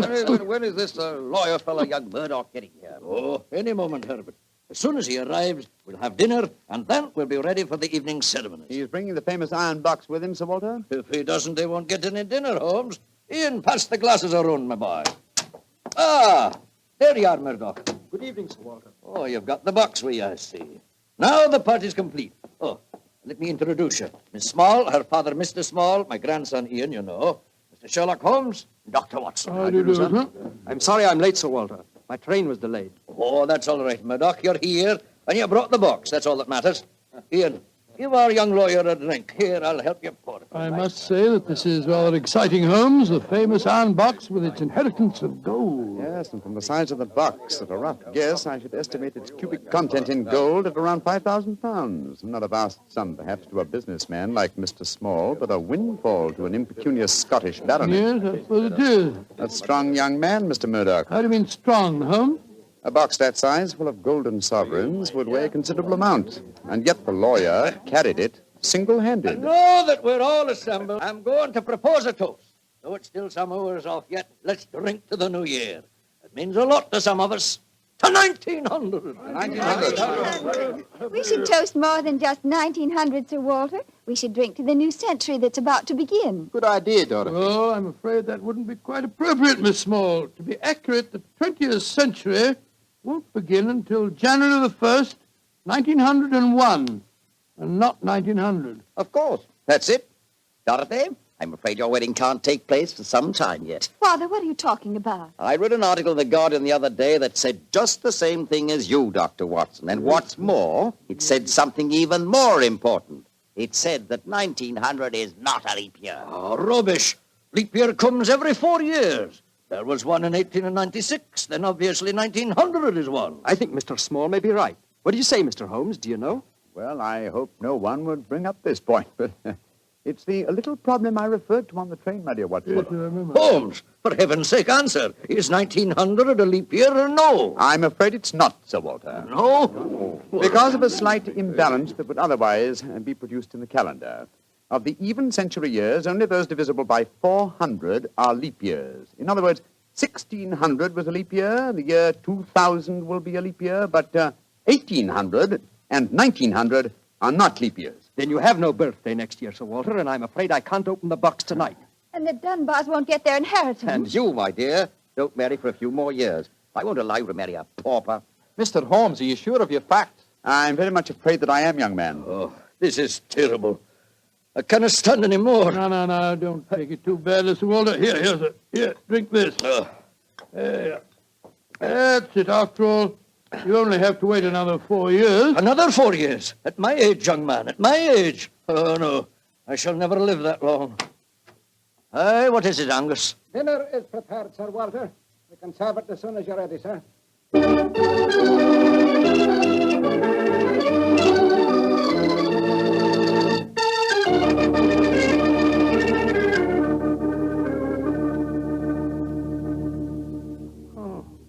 What what a miserable meal, Holmes.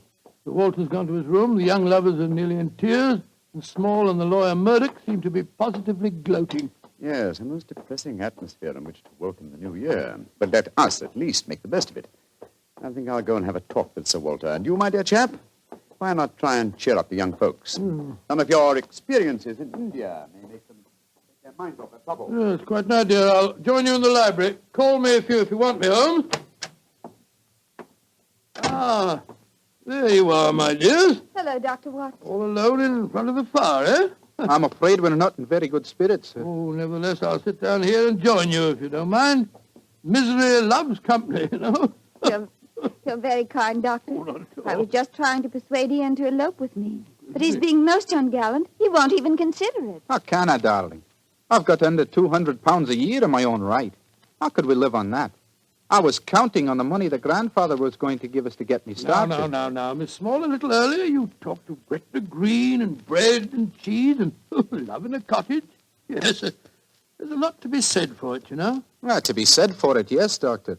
But have you ever tried it? Not literally, my boy, but I may tell you that when Mary, my wife, and I were first married, I had very little money. In fact, my income was just about the sum that you mentioned. And we were very happy. Ah, but you have a profession, Doctor. Look at me. I've been trained for nothing except to be Laird of Dunbar Castle. I can't support a wife on tradition. But you're young, Ian. You can get some kind of position. I'm sure you can. Yes, of course. As a matter of fact, I think that... Holmes, what is it? What's wrong? There's devil's work afoot, Watson. Come with me, old fellow. And you, Mr. Dunbar. Mr. Holmes, what's happened? It's Sir Walter. I went to his room. It was in darkness, but in the moonlight I saw two figures struggling by the open casement. One of them was Sir Walter. As I entered, he disappeared from sight. His attacker had pushed him out of the window into the moat. How dreadful. The other man got away in the darkness. We must get lanterns and go out to the moat at once. Though I'm very much afraid, Mr. Dunbar, that your grandfather is beyond our help.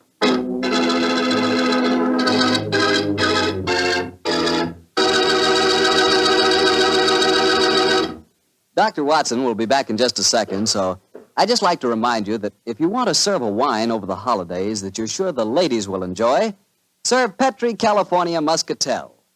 Petri Muscatel is a golden wine with a wonderful flavor. The flavor of big, plump Muscat grapes. And you know what a flavor that is. I'm sure you'll find that Petri Muscatel is the favorite wine of all women, just as Petri Port is the favorite wine with men. And incidentally, if you're not sure which to get, Petri Muscatel or Petri Port, don't buy one, buy two. Get them both, and you'll be sure to please everyone. Now, to get back to our story, someone had pushed poor old Sir Walter out of his bedroom window and into the moat below. Isn't that right, Dr. Watson? Yes, Mr. Bartell. Of course, we grabbed lanterns as fast as we could and rushed outside, but it was a hopeless task. The water was 8 or 10 feet deep, and it seemed obvious that the elderly Sir Walter wouldn't have a chance of saving himself. But we searched on, the flicker of bobbing lanterns and the scurrying figures in the frosty moonlight, forming a weird, fantastic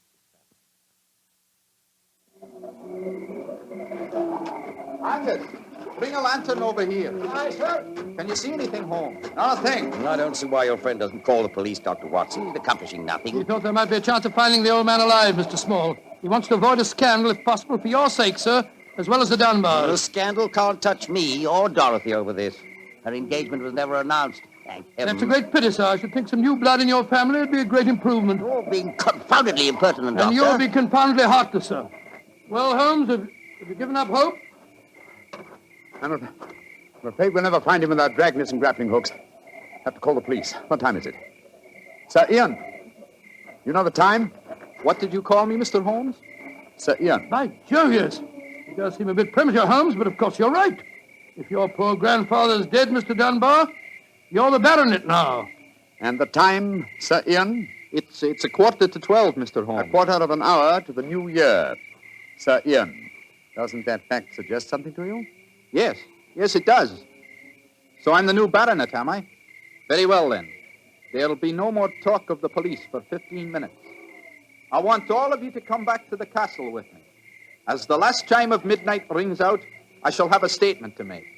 A statement that I want you all to hear.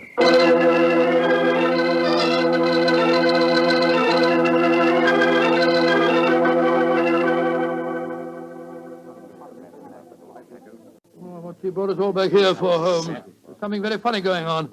I tell you, I don't like the look of it. And I, Watson, like the look of it very much. I wish you wouldn't be so dashed mysterious. What are you up to? You haven't taken a step yet towards finding the murderer? Haven't I? And I wonder what causes the beads of perspiration on Mr. Small's brow. Small? You mean that Small... Yes, and I wonder what causes the singular look of apprehension on the face of Murdoch, the young lawyer. You remember, of course, on my remarking how easily he carried the large iron box. Good Scott, yes. And it took a strong man to throw Sir Walter out of the window. Watson, huh? The new year is approaching.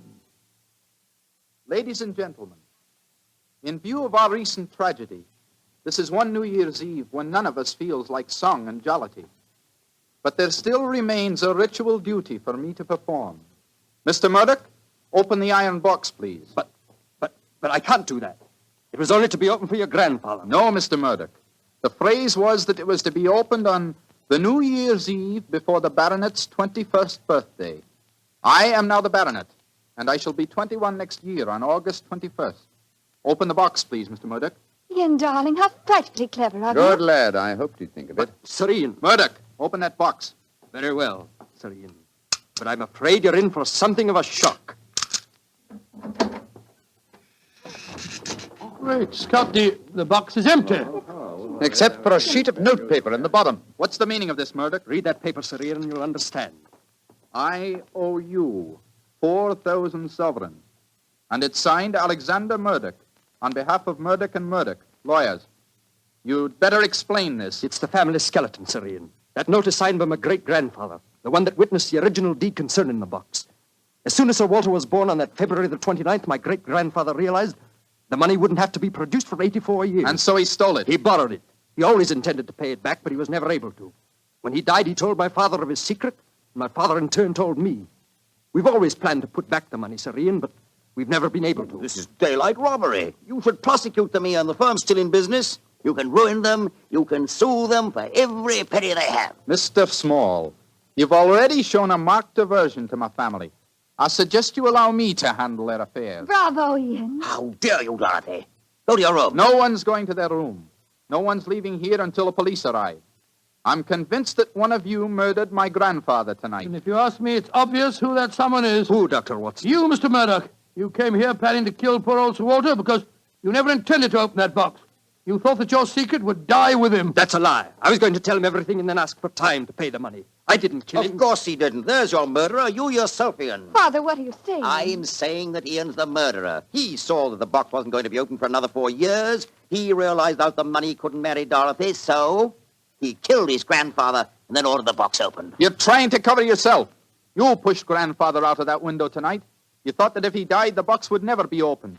So Dorothy couldn't marry me. You young Gentlemen, please. Upon my soul, Holmes, you seem remarkably calm. Do I, my dear Watson? I must say I'm absolutely fascinated by listening to three people accusing each other of murder, and each of them producing perfectly sound motives. It's a remarkable example of the dangers of reasoning from motive alone. We should profit by experience, Watson. Mr. Holmes, how can you be so calm? There's a murderer in this I room. suppose this game of charades is getting a little out of hand, Miss Small. Let's conclude it. You'd better come out now. That tapestry, it's moving. A happy new year to you all. Grandfather. Sir Walter, oh, am I seeing a ghost? Oh, Sir Walter, you're all right. Now, what kind of a game have you been playing? It's a bunny game that Holmes and I invented. You might call it forcing the issue. I was determined to have the box open before the next 4 years were out, whilst I was still alive to look inside it. But the trickery of your family, Murdoch, has made me a very unhappy man. Sir Walter, I shall pay back the money in a few years. I swear I will. It'll be too late to do me any good, but I'll take care that Ian gets it. I've half a mind to prosecute you. Grandfather, the money isn't important now that you're all right. You were counting on it just the same, my boy, so that you could marry Dorothy. I know that. She'll never marry a pauper. I won't allow it. When I'm 21, you can't stop me, Father, and I am going to marry Ian. Be quiet. Sir Walter, this is a very unsavory business. I think that you owe us an explanation of your behavior tonight. You tell him, Holmes. I fancy a wee drop of cream of Dunbar. Watching you all search for my body in the moat has made me thirsty. The explanation is a very simple one, ladies and gentlemen. When you arrived here tonight, Mr. Murdoch, I knew from the way you handled the box that it could not contain the sum of gold it was supposed to. And so you suspected fraud and devised a plan to force the opening of the box. Yes, and Sir Walter was an eager conspirator. Of course I was. Ian is 21 next August. Supposing I had died after he came of age and before my next birthday, 4 years hence, the box would never have been opened. And so we invented the fake murder story. By the way, Ian, I must congratulate you for grasping the possibilities of the situation so speedily. If you hadn't demanded the opening of the box, the Murdoch secret might still be a secret. Well, it's a clever plan, Holmes. It's too bad that it had to have such a miserable ending. I'm not sure that we have finished with the matter. Mr. Murdoch. Yes, Mr. Holmes? You say that your family took £4,000 from that box? Yes, Mr. Holmes. Curious. I would have sworn from its size that it would hold closer to 5,000. And in your account of the legend, Watson, you told me that Sir Thomas Dunbar stated on his deathbed that he had put something else in the box. Right. Something for a rainy day, is that it? Mm-hmm. Did the Murdochs find that extra something? No, Mr. Holmes. They found nothing but the gold. Oh, that's very odd. I think I'll take a closer look at that box, if you don't mind. Since this seems to be a night of telling secrets, I think you might as well know, Father, that if you don't give your consent, I shall elope with him. Oh, bravo, my dear, bravo. No such thing. I admire your resolution, young lady, but I hardly think it will be necessary. What do you mean, Holmes? Permit me to show you all the treasure of the Dunbars. What have you found, Holmes? Something for a rainy day that old Sir Thomas spoke of. You see, since the cubic contents of the box obviously differed from my calculations, I deduced the existence of a false bottom. I was correct. And in that space, I found this. Oh, it's a manuscript. Quite so, the manuscript of a book. Look at the title page and see the author's name. History of the Dunbar Family by Sir Walter Scott. Scott? I think, Sir Walter, that an original and unpublished manuscript by your distinguished namesake will prove worth several times the gold that is missing from that box. You've saved the day for us, Holmes, my boy. God bless you. Oh, this has been as strange a new year as ever I knew. But it's turned out to be a bonny one, thanks to you, Holmes. Well, fill up your glasses. We're going to drink a toast to the new year. By Joe, yes, Sir Walter. This is really a happy occasion. Then let's complete it by singing the traditional song of the season, Auld Lang Syne. And in this case, when we sing, Should Old Acquaintance Be Forgot, I feel that in our hearts we should be thinking of Sir Walter Scott. Though he died over 60 years ago, he's made us all very happy here tonight. Should old acquaintance be forgot and never brought to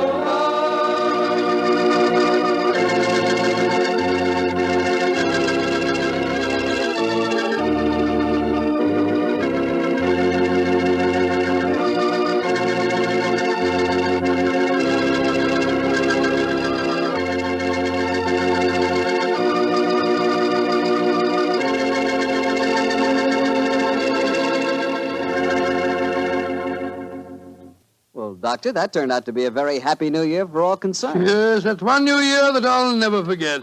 Well, I sure hope you'll always remember this one, too. Oh, just a second, my boy. That calls for a glass of port. Fine. Well, to a happy new year, my boy, for you and for our many friends listening in. And to you, Doctor.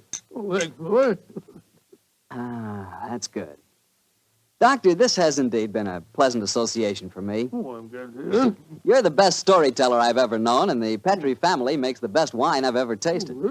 I hope that, just as they've been making wine for generations in the past, the Petrie family will continue to make fine wine in the future. And Mr. Bartell, I know that you'll always be here to tell us just how good that Petrie wine is. Well, I hope so, Doctor.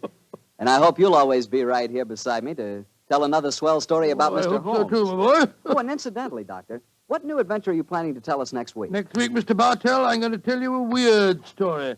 It starts with a series of murders on Hampstead Heath and ends with a battle to the death in a burning waxworks. I call it the strange case of the murderer in wax. Tonight's Sherlock Holmes adventure was written by Dennis Green and Anthony Boucher and was suggested by an incident in the Sir Arthur Conan Doyle story, The Silver Blaze. Music is by Dean Fossler. Mr. Rathbone appears through the courtesy of Metro-Goldwyn-Mayer, and Mr. Bruce through the courtesy of Universal Pictures, where they are now starring in the Sherlock Holmes series.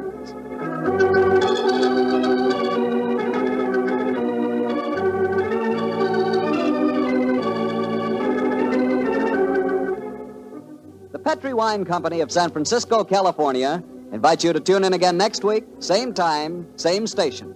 Sherlock Holmes comes to you from our Hollywood studio.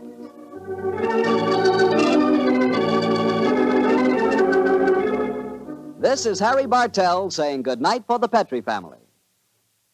For a solid hour of exciting mystery dramas, listen every Monday on most of these same stations at 8 o'clock to Michael Shayne, followed immediately by Sherlock Holmes. This is the Mutual Broadcasting System. I would like to thank Phyllis White for taking the time to tell us about her husband, Anthony Boucher, and also about Dennis Green, and those wonderful times, not so long ago, when Holmes and Watson were played by Rathbone and Bruce. The 2 episodes you have just heard are part of the New Adventures of Sherlock Holmes, starring Basil Rathbone and Nigel Bruce, and are a 1988 copyrighted production of 221A Baker Street Associates. The Sherlock Holmes stories and the characters of Sherlock Holmes and Dr. John H. Watson were created by Sir Arthur Conan Doyle and are used with the kind permission of Dame Jean Conan Doyle. This is Ben Wright. Won't you join me again sometime soon for 2 more New Adventures of Sherlock Holmes? Thank you for listening.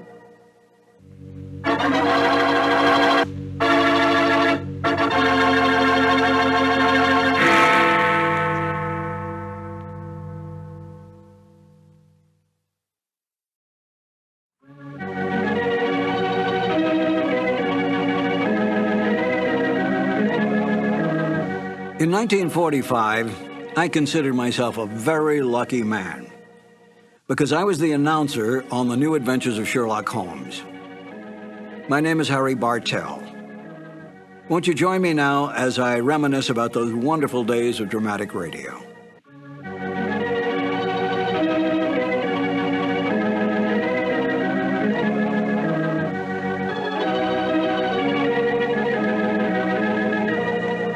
Glenn Hall Taylor was the producer of the show. He was the Young and Rubicam representative, Young and Rubicam being the advertising agency for Petrie Wines. And Edna Best, in the season that I was on the show as the announcer, was the director. So that Glenn Hall would provide commercial material and so forth for Edna's use, and then Edna directed the show in the booth. She was the one who made all the line changes, all the timing changes, all the cuts, and so forth. I know that Glenn Hall, I think, directed it 1 year. I got the Sherlock Holmes show by accident. I came over to CBS Studios on Sunset Boulevard one day to rehearse for another show, and the lobby was loaded with announcers. Practically every announcer in Hollywood was there. I couldn't figure out what was going on, and as the secretary came out with her list and said, George or Sam or whoever, I said, what's going on here? And she said, they're auditioning for a new show. And I said, who's holding the audition? They said, Edna Best. Edna Best was a lovely, lovely lady. I had worked with her on other shows. And I said, if she has a moment, let me sneak into the studio, if you don't mind, just to say hello, and I'll come right back out. She said, I'll ask. So she came out a little later and said, you can go in for just a second. I went in, stepped in front of the microphone, which was set up in the studio, and said, Edna, I came in to say hello. Hello, bye-bye. And I started to leave. And she said, aren't you going to read? And I said, well, no, I hadn't planned to read. She said, well, as long as you're here, read anyway. So she gave me the copy that they were auditioning. And I said, thank you very much. It's been a pleasure to see you again. And I left, never dreaming that I would ever get it. Because there were big-name announcers, the Ken Carpenters, the Ken Niles, the Wendell Niles, a whole bunch of them. And sure enough, I got a call, and that's how I wound up on the show, because I happened to be in CBS at that time. Petrie Wine brings you Basil Rathbone and Nigel Bruce in the New Adventures of Sherlock Holmes.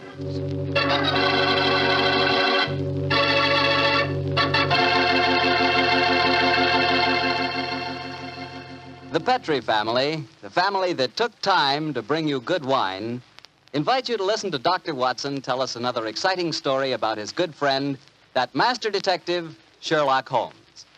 And I'd like to tell you something that maybe you already know. The fact that America's favorite wine is port wine. Did you know that? Well, if you didn't, you'll know why port is the way out front favorite.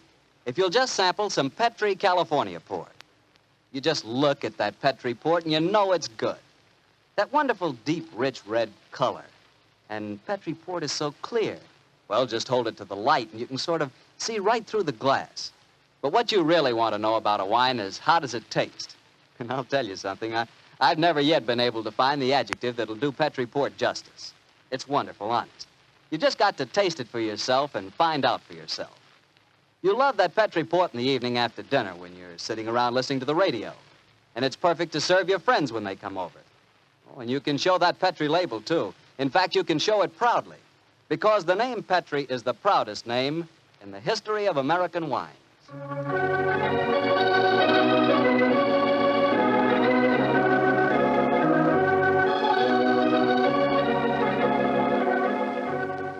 And now I'm sure our old friend Dr. Watson's ready for us, so let's go in and join him. Come in. Good evening, Mr. Bartow. Good evening, Doctor. Well, the puppies seem very happy tonight. Yeah, tonight, yes, but you should have seen them this afternoon. I doubt if there were two more frightened little dogs in the whole of California. Come on, Winnie, now. Marty, control yourself. What happened, Doctor? Well, I took them for a walk on the beach. As we were scrambling round a rocky point, a seal popped his head up in the water quite close to us. What'd the puppies do? Oh, both of them barked at it furiously. And the seal? Blew a few bubbles and then barked right back. I don't know what the world's speed record is for short-legged dogs, but I'm sure they broke it. You know, Doctor, I'll have to join you on one of those afternoon strolls of yours. You always seem to be having such exciting adventures. Oh, and talking of that, how's about tonight's new Sherlock Holmes adventure? Well, I'm all ready for you, my boy. In fact, I was looking over my notes on the case just before you arrived. This is another story in which Sherlock Holmes' elder brother, Mycroft, played an important part. Mycroft Holmes was 7 years older than Sherlock, and some said it is superior in powers of observation and deduction. That sounds like heresy, Doctor. No, young fellow, my lad. Holmes himself was the first to admit it. In fact, if it hadn't been for his incurable laziness, Mycroft could have been a formidable rival to his younger brother. However, Mycroft did hold a position of considerable importance at the Foreign Office, and it was there that tonight's story begins. It was in the winter of 1899, and Mycroft Holmes, after a gourmet's lunch, was reclining full length on a leather settee. His eyes were closed, his hands were folded across his stomach, and his breath came rhythmically. A cynic would have declared that Mycroft Holmes was taking an after-luncheon snooze. But Mr. Holmes' secretary, a gentleman by the name of Gardner, was a realist. He tapped on the door discreetly. Then he rapped on it. And still there was no response, so he opened the door and entered. After a moment, he gave what he thought was a discreet cough. Mycroft Holmes opened his eyes and folded his hands and said, "Found it, Gardner. Must you come in here and bark at me so soon after lunch?" I'm sorry, Mr. Holmes, but I thought that... You thought that as I was lying down with my eyes closed that I must be bored, and so you came galloping in. Oh. Well, what do you want? There's an old lady outside, sir. She insists on seeing you personally. I've tried to get rid of her, but... What's her name? Mrs. Hudson, sir. Mrs. Hudson? Huh. Show her in, Gardner. Show her in. Very good, sir. Undoubtedly a message from young Sherlock. How are you, Mrs. Hudson? Oh, good day, Mr. Holmes. I'm sorry to interrupt you, but I won't take up much of your time. Sit down, won't you? Don't leave us, Gardner. I may need you in a few minutes. Very good, sir. Now, Mrs. Hudson, what's the message? Message, sir? Didn't my brother send you with some message that he was afraid to entrust to the ordinary channels? He's always so confoundedly dramatic. Oh, bless your heart. No, sir. I've come to you with a little problem of my own. I didn't like to bother Mr. Sherlock Holmes with it. He's been so busy lately, and he's looking very tired. And so you came to me. Delightful. I thought you wouldn't mind, sir. You've always been so nice and friendly to me. Pure laziness. It is less effort to keep an old friend than to make a new enemy. But tell me your problem. Well, it's really my sister's problem, sir. She keeps a boarding house at 14 Kensington Gardens Square in Bayswater. And she's convinced that one of her boarders, a man who has a room on the first floor back, she's convinced that he's a birdman. And what in heaven's name is a birdman? Do you know, Gardner? No, sir. I can't imagine. Oh, it's like a werewolf, gentlemen, except that the man turns into a bird. Oh, come now, Mrs. Hudson. Oh, I know it sounds daft, but my sister's in a dreadful state.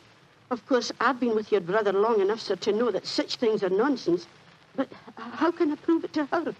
What reason does your sister give for holding a strange belief? She keeps finding pigeon feathers in the room. Now, the man doesn't keep pigeons, sir.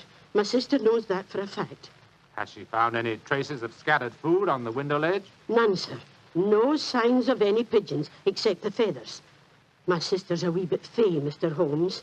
She's the 7th daughter of a 7th daughter, and you know what that means. Just the same, she's not imagining things, sir. She's shown me the feathers herself. Where were they, Mrs. Hudson? Somewhere on the floor by the end of the bedstead, sir. I brought some along with me. Here, sir. And we found some more in the gentleman's cupboard where he keeps his clothes. By George, I wonder What is it, sir? I'll tell you in a moment, Gardner. Mrs. Hudson, this matter will require a little private investigation. You may return to your sister and tell her not to worry. I shall get in touch with you as soon as my inquiries are completed. Good day to you. Good day, sir, and I'm very much obliged to you. Well, Gardner, what do you make of it? An old wives' tale, sir. You're not treating it seriously, are you? Yes, I am. One of these feathers shows evidence of having had string tightened round it. That suggests a captive bird. Now, a captive bird smuggled into an obscure boarding house would point to something of the greatest importance to us, Gardner. By George, sir. You mean carrier pigeons? Exactly. And remember that we're at war and that the Boers have obtained several important and highly confidential secrets of ours lately. We know there's a leak somewhere. This requires an active investigator who can work with discretion. Now, I could work with discretion, but I don't feel too active at the moment. Ah, I have it. I want you to write this letter to my brother. Disguise your hand, use plain, cheap notepaper, and don't sign the letter. He won't be able to resist that combination. Are you ready, Gardner? Yes, sir. Very well, then. My dear Mr. Sherlock Holmes, we know of your proposed investigation of the tenant in the first floor back at 14 Kensington Gardens Square. We warn you, as you value your life, keep away from the case.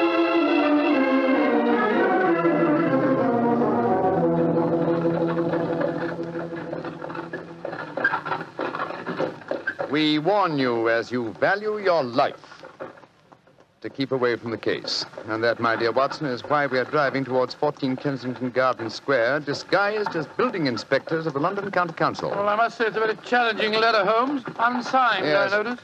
Written on cheap notepaper and in a disguised hand. No clue there, I'm afraid. Well, we're entering the square, Holmes. Let's stop the cab here. You can drop us here, cabby. Right you are, Governor. It would seem a little incongruous in these costumes for us to arrive in a cab. Yes, I suppose so. Here you are, cabby. Oh, thank you, Governor. Supposing this mysterious tenant of the first floor back should be in his room when we get there. Then we must hope that our disguises are convincing and keep our wits about us. This may be a trap. Yes, just what I was going to say. After all, you've never heard of 14 Kensington Gardens Square until you received an unsigned letter 2 hours ago warning you to keep away from it. I don't like the look of it. There we are, number 14. I suggest that you let me do most of the talking. Good God, yes. My Cockney accent doesn't compare with yours.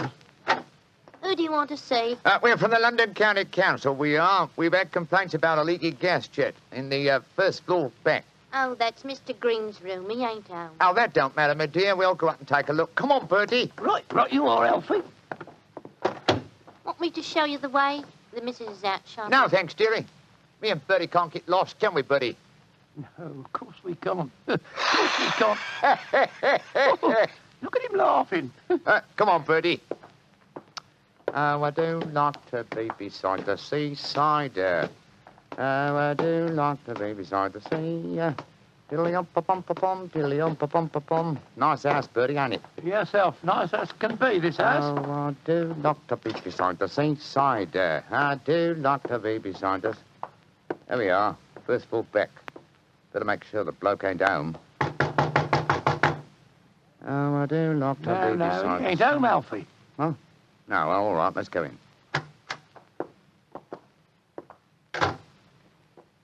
Oh, so So this is the mysterious room, eh? Well, it looks perfectly ordinary, doesn't it? Yes, a depressing example of the squalor of boarding house life. Hello.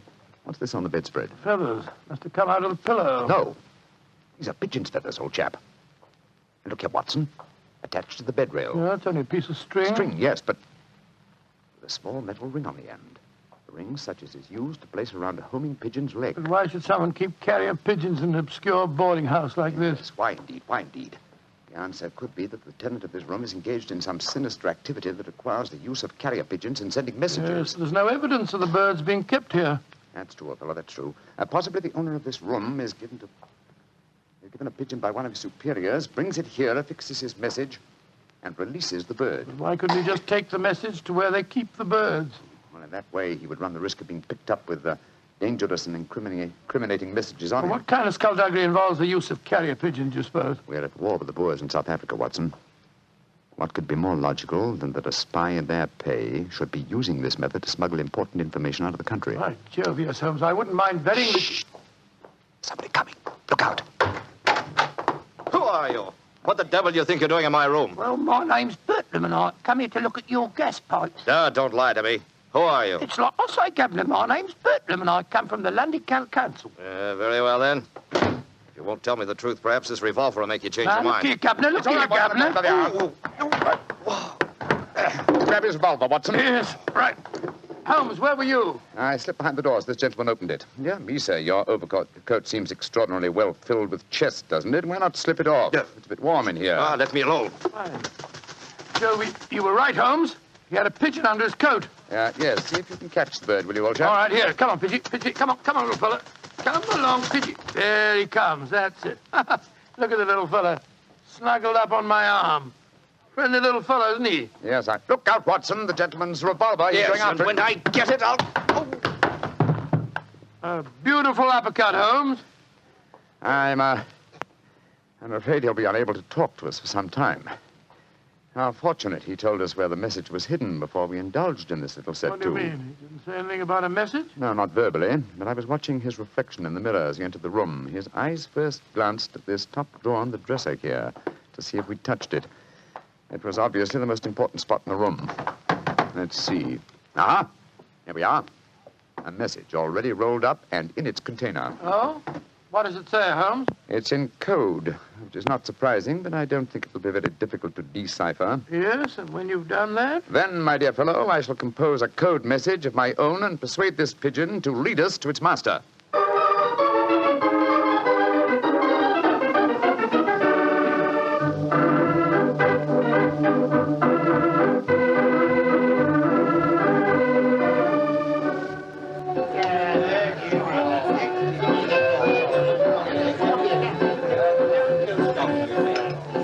I can see from your puzzled expression, Watson, that you're wondering why I brought you to Dexter's Music Hall in the Edgware Road. Well, I must confess I'm a little confused, Holmes. First of all, we go to Baker Street and you spend hours poring over some obscure book.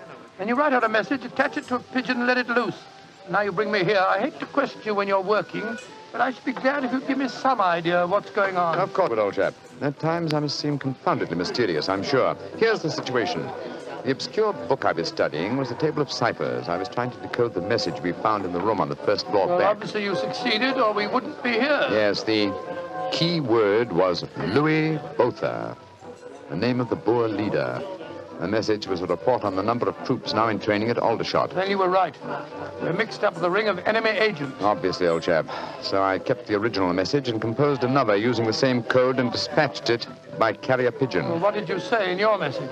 Meet me tonight, 8 o'clock, table number 3 at Dexter's Music Hall. What made you choose this place as a rendezvous? Well, I happen to know that it's a common meeting place for underworld characters.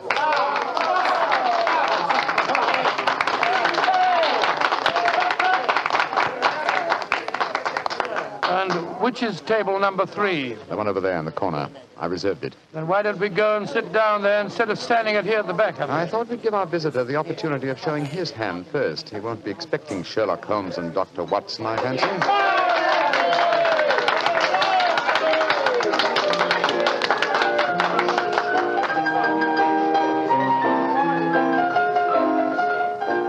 Good Lord, look at this woman coming on to sing.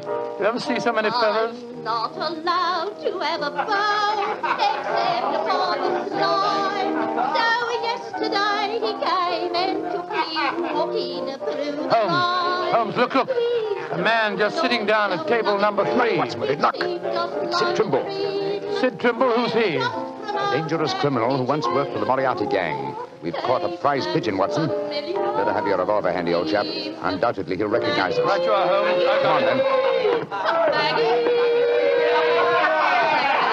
Out in the clover, they've trampled it since morn.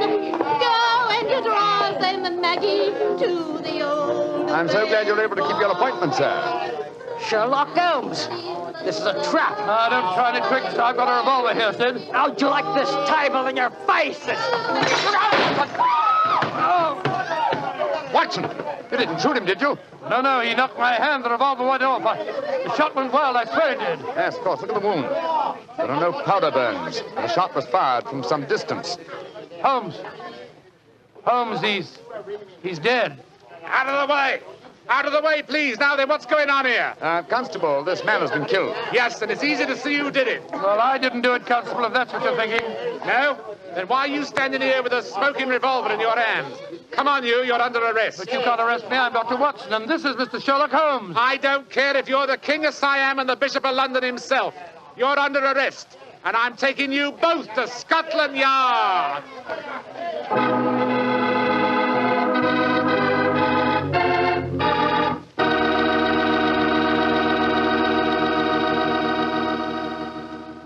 You'll hear the rest of Dr. Watson's story in just a second. And if you don't mind, I'll take that second to say just one word to the ladies. And that word is muscatel. Petri California Muscatel. I want you women to know about it because Petri Muscatel is one wine that practically every woman likes. Maybe because it's such a beautiful color, like pale gold. But I guess really because Petri Muscatel brings you the wonderful flavor of luscious, sun-ripened muscat grapes. And that's a flavor. Try Petri Muscatel after dinner or any time as a change from Petri port. Have a bottle of each on hand.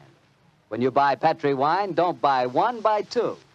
Remember, if it's a Petri wine, you know it's a good wine. Dr. Watson, that was really one for the books. So you got yourself arrested on a murder charge. Yes, Mr. Bartell. It's a very humiliating experience. I was taken off to Scotland Yard in the Black Marat. Just like any common criminal. The wretched constable wouldn't listen to a word that I'd got to say. Well, Sherlock Holmes went with you, of course. Naturally, but as we arrived at Scotland Yard, my mortification was complete, and I found that I was led into the presence of our old friend, Inspector Lestrade. Holmes spoke to him at some length, but I could see from Lestrade's expression that my position was a very serious one. Now I can see what it is, Mr. Holmes. You see, I know you both. But I must say there are lots of them here at the yard as don't like what they call your high-handed method. But, Lestrade, personal likes or dislikes have nothing to do with this. No, of course I haven't. This is purely a matter of evidence. Well, I know that, Dr. Watson. And the constable's evidence was as clear as the nose on your face. The dead man was shot through the head, and you were standing in front of the body with a drawn revolver But, my in dear your hand. Lestrade, there were no powder burns on the wound. Yeah, that's what you tells me, Mr. Holmes.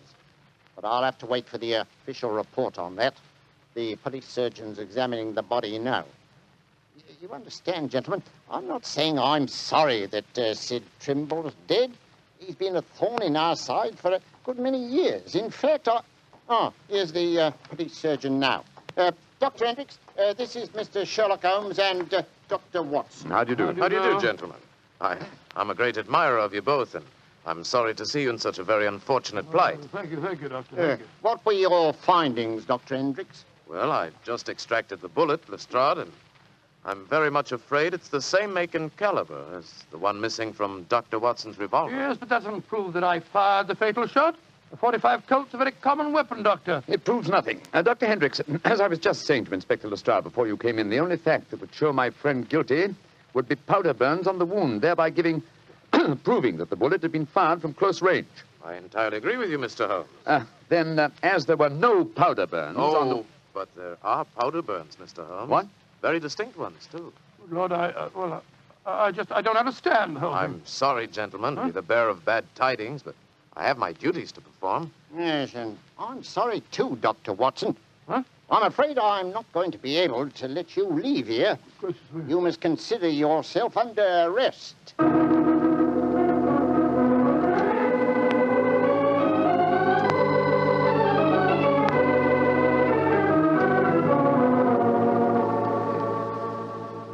Holmes, I never felt more despondent in my life. Oh, cheer up, old chap. Well, how can I? Locked up in a prisoner's cell. Looks as if I might end up at the gallows. Don't worry, Watson. You'll be out of here before the night is over, I promise you I that. wish I felt as confident as you do. How do you propose to do it? Oh, with the aid of a little hard thinking. Thinking? That won't unlock any cell doors, thinking. But it will, old fellow. It's obvious someone's deliberately trying to incriminate us. Try and reconstruct the killing logically. Sid Trimble was a member of an espionage ring. I sent him a false message. After he'd left to keep the appointment, one of his colleagues trailed him to the music hall and killed him before he could betray anything to us. Yes, that's undoubtedly the way it happened. The powder burns, Holmes. How do you account for them? There were none just after the shot was fired. We know that. And yet Dr. Hendricks assures us that there are very distinct powder burns now. May we come in, gentlemen? Yes, of course you can, Dr. Hendricks. Oh, hello, Lestrade. Yes, I thought we'd come and chat with you, Doctor. Well, that's very nice of you, gentlemen. Yeah, not a bit of it, Doctor. You know, it hurts me to see you in here, and that's a fact. And I can't bear to see a fellow medico in such plight. Without coming in to see what I can do to help, Watson. Yeah, you're very quiet, Mr. Holmes. Am I, Lestrade? I was thinking, you see, Watson, old chap. I have it. You have what? The answer. You'll sleep in Baker Street tonight after all. Mr. Holmes, what are you talking about? The murder of Sid Trimble. The incriminating powder burns were obviously faked. Watson and I know that, whether you and Dr. Hendricks believe it or not. The question is, how were they faked? I think I have the answer. Dr. Hendricks. Yes, Mr. Holmes? If a blank cartridge were fired at the wound after death, it would produce powder burns, wouldn't it? Undoubtedly. Yeah, but who could have done that, Mr. Holmes? Ah, that's the point, Lestrade. Who had the opportunity? The constable who brought the body here. True, old chap. Huh? Also, you, Dr. Hendricks. That's perfectly true. Yeah. Well, I had the opportunity too, Mr. Holmes.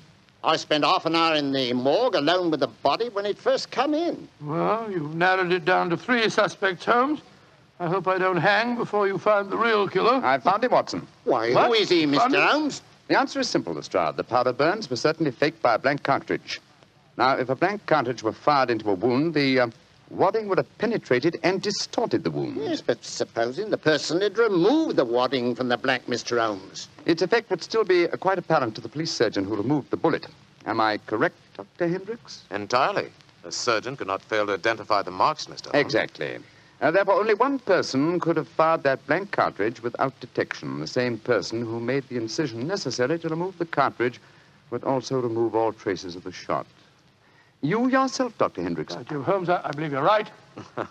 That's an ingenious theory, Holmes. Surely you're joking. Am I? Then how do you account for the pigeon feathers on the collar of your coat? I'm not... The devil with you, Holmes! Here, come back here. Doctor, constable, don't let Dr. Hendricks get away. Great Scott.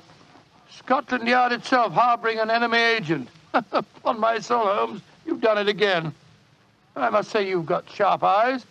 I didn't see those pigeon feathers on Hendricks' collar. Confidentially, my dear fellow, neither did I. But Hendricks' guilty conscience knew they might be there. It was a shot in the dark, and I had to take it. If you'd spent the night in a prison cell, I should never have heard the end of it, I'm sure. Never.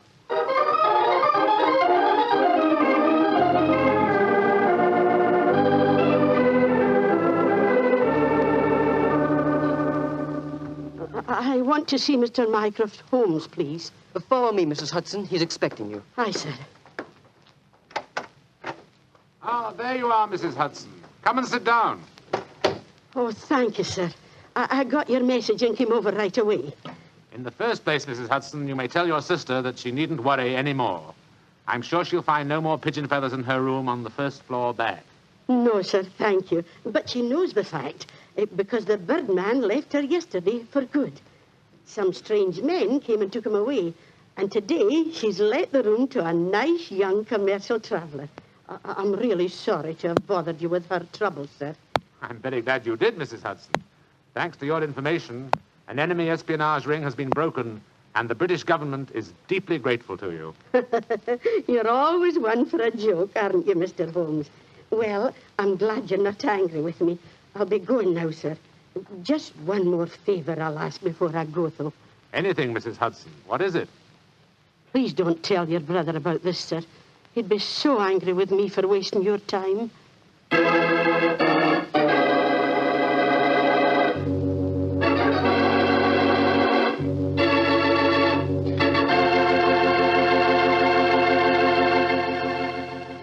Well, Doctor, that was really a swell story tonight.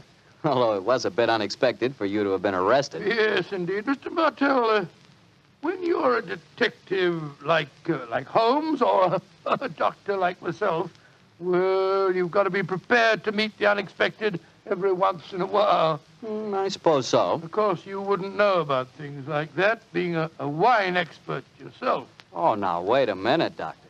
From the way you talk, you'd think I spent every waking moment in a nice, cool wine cellar, tasting wine from morning till night. Well, don't you? Oh, now, Doctor, I'm no more a wine expert than you are. All I know about wine is that it either tastes good or it doesn't. And I know that Petri wine does taste good. And that's because the Petri family took time to make good wine. Generations of time. Why, the Petri family's been making wine ever since they started the Petri business way back in the 1800s. And since the business has always been family-owned and operated, they've been able to hand on down from father to son, all they've ever learned about the fine art of turning luscious, sun-ripened grapes into fragrant, delicious wine. And they've learned plenty.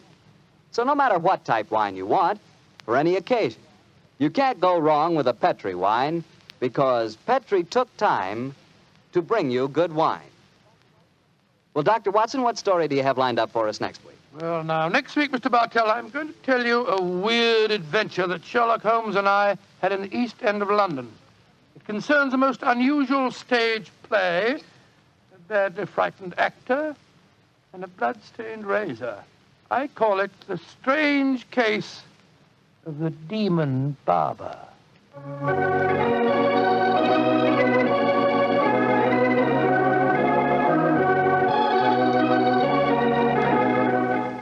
Tonight's Sherlock Holmes adventure was written by Dennis Green and Anthony Boucher and was suggested by an incident in the Sir Arthur Conan Doyle story, The Greek Interpreter. Music is by Dean Fossler. Mr. Rathbone appears through the courtesy of Metro-Goldwyn-Mayer, and Mr. Bruce through the courtesy of Universal Pictures, where they are now starring in the Sherlock Holmes series.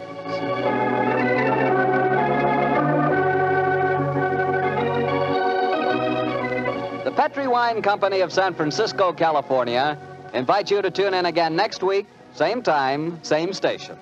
Sherlock Holmes comes to you from our Hollywood studios. This is Harry Bartell saying goodnight for the Petri family. For a solid hour of exciting mystery dramas, listen every Monday on most of these same stations at 8 o'clock to Michael Shayne, followed immediately by Sherlock Holmes. This is the Mutual Broadcasting System. This is Harry Bartell. I'll be right back with another new adventure of Sherlock Holmes.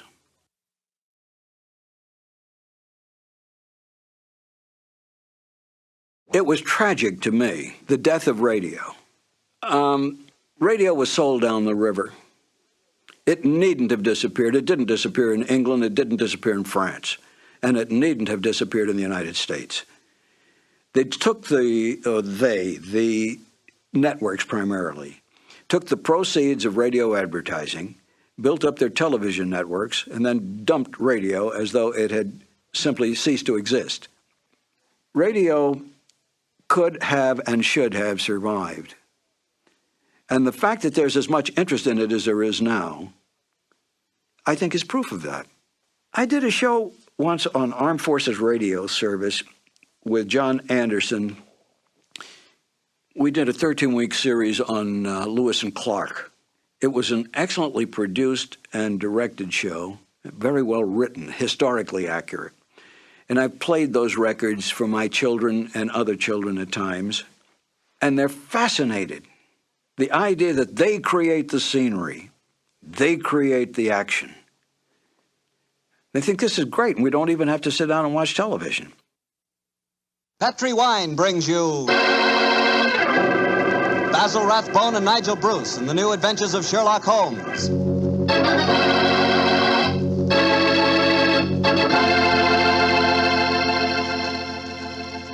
The Petri family, the family that took time to bring you good wine, invites you to listen to Dr. Watson tell us another exciting adventure he shared with his old friend, that master detective, Sherlock Holmes. You know, the lives of Holmes and Watson were not always filled with action. They spent many a quiet evening at home in Baker Street, discussing the problems of the world over a glass of port. You know, it seems that no wine is more expressive of friendship and hospitality than port. And I'm sure there's no port wine more enjoyable than Petri California port. Try a good glass of Petri port after dinner some evening, or any time you get together with your friends. You'll love the rich, ruby red color of that Petri port. You'll love its smoothness and full body, its remarkable and wonderful flavor, a flavor that comes straight from the heart of luscious, hand-picked grapes. Serve that Petri port alone, or serve it together with cake or cookies or with fruit. Yes, and serve it proudly. You can, because the name Petri is the proudest name in the history of American wines.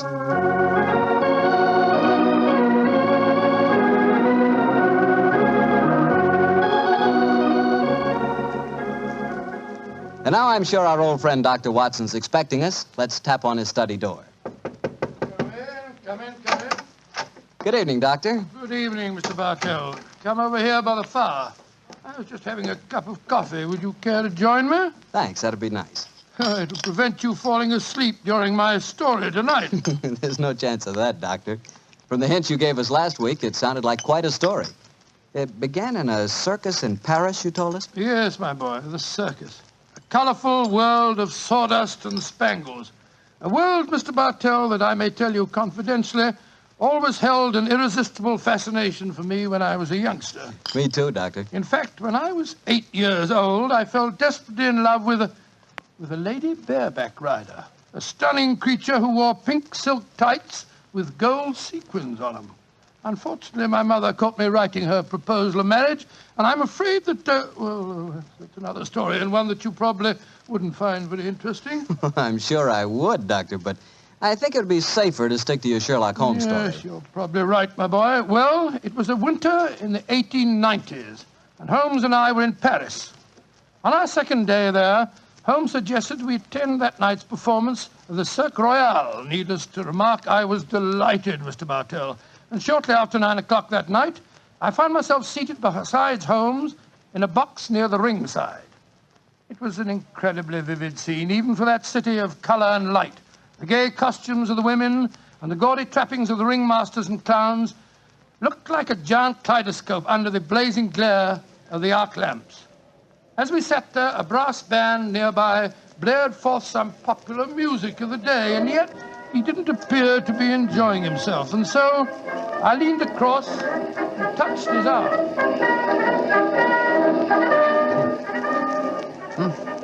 What is it, Watson? Well, you're very quiet, Holmes. Aren't you having a good time? A good time, I suppose, old chap. I was just wondering where Mr. Edwards is. Mr. Edwards? Who's he? An extremely distinguished client who was to meet us in this box at 9 o'clock. Client. So this little excursion was on business after all. Yes, I might have known it. No worry, old fellow. In your case, I think you'll be able to combine quite a little pleasure with the business. Well, can't you be a little more explicit, Holmes? Shh. Here comes the ringmaster. Mesdames et messieurs, j'ai l'honneur de vous présenter ce soir la grande vedette du cirque, Mademoiselle Gisèle Girondet, équestrienne incomparable.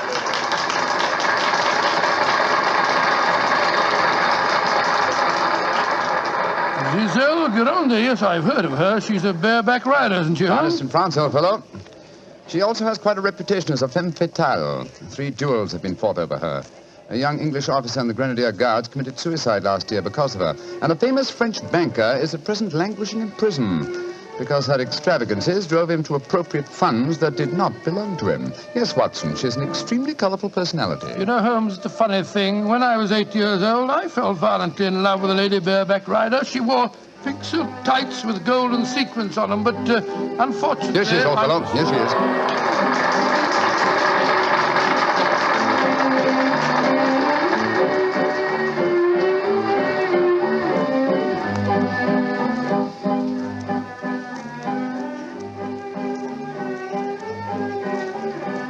Holmes, she's exquisite. Look at the way she's jumping from the back of one horse to the other. Sheer poetry of motion. The lady appeals to you, Watson. By George, yes, indeed she does. In fact, Holmes, I don't mind telling you, if I weren't a married man and a poor you'd like man... to court the lady, eh? Yes, I should Excellent, indeed. old fellow, excellent. That's the very reason for our attendance at the Well, what in circus. heaven's name are you talking about, Holmes? Ah, there you are. Good evening, Mr. Edwards. Holmes, my dear fellow, how are you? I haven't seen you since that little affair at Windsor Castle when Mother... Excuse me, sir. I am Mr. Mycroft, and this is my friend, Sir William Nigel. Sir William Nigel? Of course. And I am Mr. Edwards. We must respect each other's incognitors, eh? How do you do, Sir William? Well, I'm extremely honored to meet you, Your Royal... Mr. Edwards. How'd you like Giselle? Isn't she a stunning creature? Yes, indeed she is, sir. The four of us to have supper together after the performance tonight, I understand, Mr. Edwards. Well, unfortunately, I can't be there, Mycroft. There's some stupid affair at the embassy which I have to attend. We must postpone the dinner until tomorrow night. Oh, very well, sir. Come over to my hotel a little early and we can discuss the whole business. Personally, I think a lot of fuss is being made about nothing.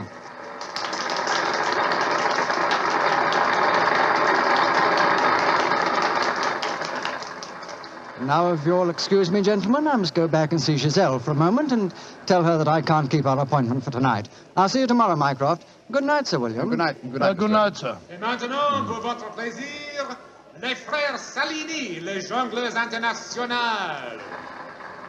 Holmes, what's all this mystery? That wasn't Mr. Edwards, it was the Prince of... Shh, Watson, please. Discretion, old fellow. Mr. Edwards, as you know, is extremely democratic. Too much so, possibly, when one considers his position and responsibilities.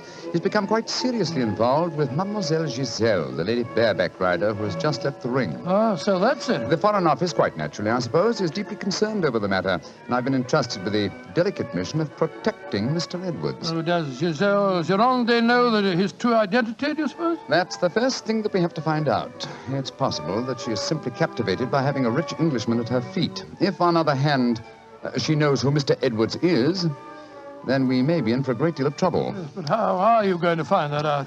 By tempting her with a richer Englishman, and one with a title. That, my dear fellow, is why you are Sir William Nigel. You mean that... your job, old fellow, is to do your utmost to steal Giselle Gironde from Mr. Edwards. But, well, I don't even know the girl. We shall remedy that defect in a few minutes. As soon as the performance is over, my dear chap, I shall take you to her dressing room and arrange an introduction.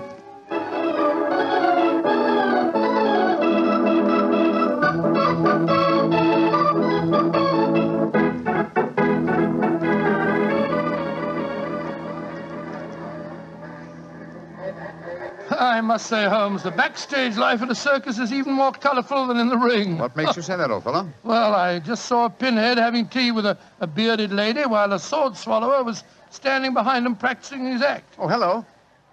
See that man standing talking to the girl in tights? Yeah, attractive, isn't she? The gentleman is Inspector Vernet of the French police, an old friend and a distant relative of mine. Vernet, how are you? Ah, Holmes, mon cher ami, comment ça va? No, Vernet, please. On this occasion, my name is Mycroft, if you don't mind, and this is my friend, Sir William Nigel. How do you do, Inspector? Enchanté, Sir William. Permit me to introduce Mademoiselle Yvette Marat. How you do? How do you do, madame? How do you do? What brings you behind the scenes at the circus, may I ask, Monsieur Mycroft? My friend Sir William is most anxious to make the acquaintance of Mademoiselle Gironde. But of course, every man wishes to meet Giselle Gironde. Why not ask Vernet? He will present you to her. Ha! He knows her well. Oh, now, Yvette, chérie, do not begin that all over again. You're in love with her. You have always been in love with her. I wish you were dead. Sometimes I think I could kill her myself. Upon my soul, Inspector, she's a fiery little thing, isn't she? Ah, ça c'est vrai, ça, Sir William. Many times I've told her that Giselle Gironde would never waste her time with a simple police inspector. She prefers a wealthy foreigner. But Yvette ne comprend pas. She does not understand and she does not believe. Mademoiselle Marat was dressed in tights, Vernet. What does she do in the circus? She walks the tightrope. Oh, She's yes, queen of the high wire. A charming and a talented girl, but a most jealous one. Vernet, my distinguished friend Sir William Nigel is most anxious to meet Giselle Girondet. Will you introduce him? I should prefer not to appear on the matter at this stage. Oh, mais certainement. I will take you to her dressing room. Please come with me, Sir William. Yeah, right. I'll see you later, Holmes. I'll be waiting for you, old chap. Good luck. You're a lucky man, Sir William. Giselle has quite a penchant for the Englishmen. And when they are rich and have a title, I am sure she finds them irresistible. You really think so? Oh, but of course. Quel dommage that I'm only a poor policeman. Here we are. Entrez. Giselle Monchou, permit me to present to you Sir William Nigel. He's a great admirer of yours. Yes, indeed, madam. Ah, Sir William Nigel. Come and sit here beside me, Sir William. I shall leave you. Au revoir. Sit closer. There. That is much more cozy, no? Oh, it's very nice of you to see me, Mademoiselle Gironde. Oh, don't be so formal, my Englishman. You may call me Giselle, and I shall call you... Let me see, I shall call you Sir William... Willie! I shall call you Willie. You do not mind? Mine, I think it's very delightful. Quite delightful, my dear. I was hoping perhaps that you'd care to have a little supper with me tonight, Giselle. So what about some oysters, a cold pheasant, and a bottle or two of Pomeranian Green 072? You get to taste rather well, don't you think? Oh, Willie, I can see you are a perfect host. Oh, I don't know about One that. moment, I get my cloak. Well, you know, Giselle, it's a funny thing. What is a funny thing, Willie? When I was 8 years old, I fell violently in love with a lady bareback rider at a circus. History seems to be repeating itself. Here. Alfieri, do you no longer knock when you come to my door? Who is this man? My name is Nigel, Sir William Nigel, my good man, and who may you be? I am Alfio Alfieri. I am Alfio Alfieri. And what is he? A trainer of wild animals. An imbecile. Va-t'en! You must not speak to Alfio in that way. You belong to me. Send this stupid Englishman away. Confounded impudence. Grossier. Belong to you. Giselle belong to no one. Do I have to take my whip to Put you? down that way. Put it down, you scoundrel. Next time it will be your face, Carla. You infernal blackguard. Raising your hand against a woman. Shocking. Bravo! Monsieur Willie has knocked him down. He certainly deserved it. Oui. And you in turn deserve something, Willie. Oh, what was that? Come close, Willie, and I give it to you. A little kiss. Oh, kiss? Thanks awfully. Oh,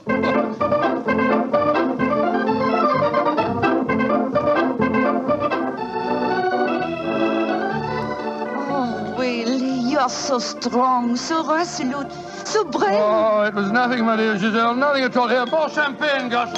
More champagne. Oh, Willie!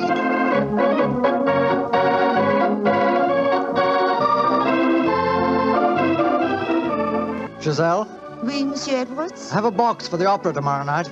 I was hoping that Oh, I'm perhaps... sorry, Monsieur, but my time is occupied. I am showing the delightsome moment to mon cher Willie.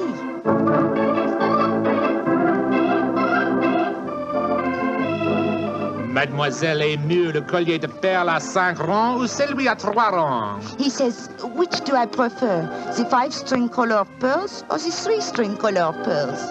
What does my Willie think? So that you can't hang too many pearls on a pretty neck like yours. I'll take the 5-string collar, my good fellow. You're doing splendidly, Watson, splendidly. Yes, but Holmes, I felt such a blasted fool handing that jeweler fellow a check signed by Sir William Nigel. You quite sure that it'll be honored? Don't worry, old fellow. Remember who our client is. Money is the least important concern in this matter. On with the masquerade, old fellow. On with the masquerade.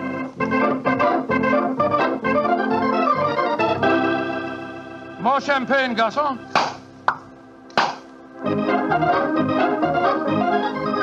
Willie, you are such a headstrong boy. More champagne.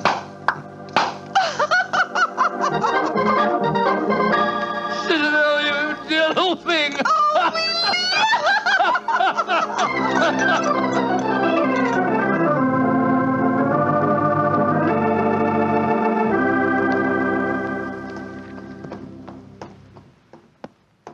evening, Vernet. Has Mademoiselle Girondet come in for the evening performance yet? Yes, Monsieur Holmes. I escorted her to her dressing room half an hour ago. Monsieur Edwards is in there with her now. At last, it seems, she has use for a poor policeman. Last night, she found a threatening letter on her makeup table. Since then, she has been most grateful for my company. A threatening letter, eh? Any idea who might have sent it? Oh, yes, of course. I'm afraid I have, Monsieur Holmes. I told her to pay no attention. By the perfume of the notepaper, I recognize the sender. A jealous tightrope walker called Yvette Marat. Oh. Poor Yvette. She would make a very inferior criminal, I'm afraid. Still, Giselle asked me to stay outside her dressing room till the performance starts. You wish to see her? Yes. Oh, good evening, Mr. Edwards. Evening, Mycroft. Evening, Inspector Vernet. Comment ça va, Monsieur Edwards? Look here, Mycroft. I think this little game's gone far enough. Giselle has just refused another invitation of mine.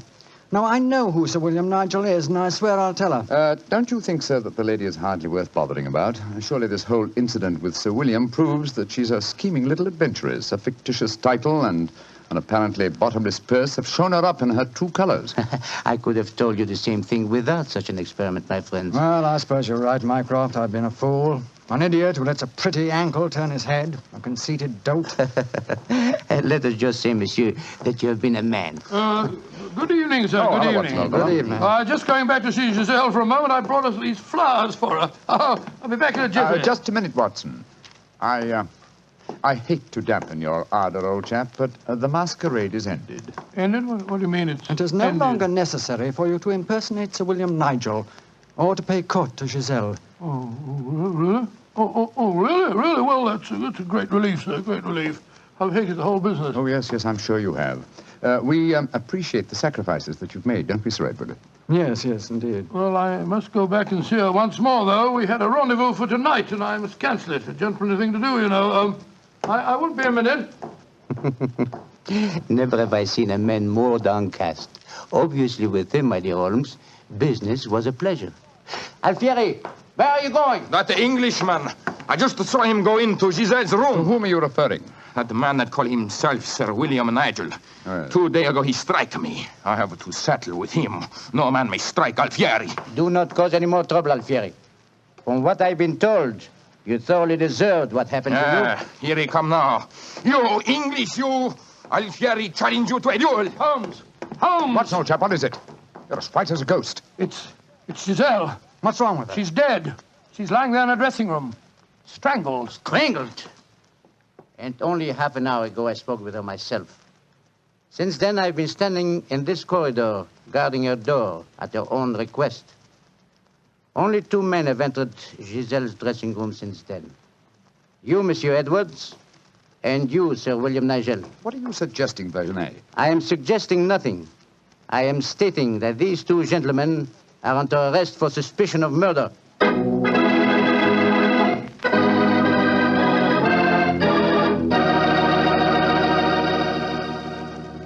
Dr. Watson's unusual story will continue in just a few seconds. Time I'd like to take to remind you that one wine that seems to be the outstanding favorite among the ladies is Petri California Muscatel.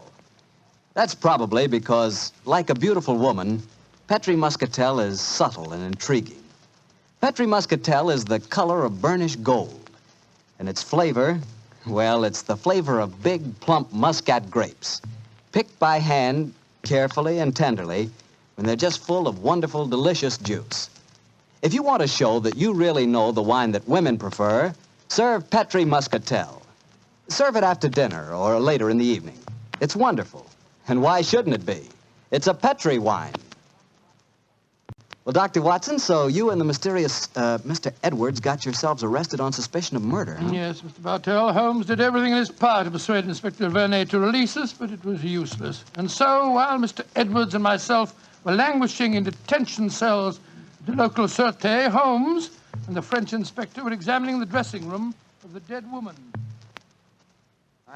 I'm sure, Inspector Vernet, that being as keen a detective as you are, you must suspect the true identity of Mr. Edwards. Of course, Monsieur Holmes. But that is the danger of incognitos. If he chooses to assume the identity of plain Monsieur Edwards, then he must run the risks of plain Monsieur And you're convinced that either he or my friend strangled Mademoiselle Girondet? It is obvious. Then I'll have to prove to you that they didn't. Let me examine the body again, will you? If she had been strangled by either of my friends, why would her body be lying here under the window? It's as far away from the door by which they left this room as possible. That proves nothing. No, but it's odd. Giselle was a strong girl. There might easily have been a struggle. Perhaps she tried to get away through the window. And yet there are no marks of violence on her throat. Just this piece of very fine cord that did its deadly work so cleanly. Cut with a knife. Please do not remove the cord, Monsieur Holmes. The body has not yet been photographed. Dear me, Vernet, you're making it very hard for me, aren't you? You notice, of course, that the window is open. Yes, but we have examined the snow outside. There were no footprints within 3 yards of the window.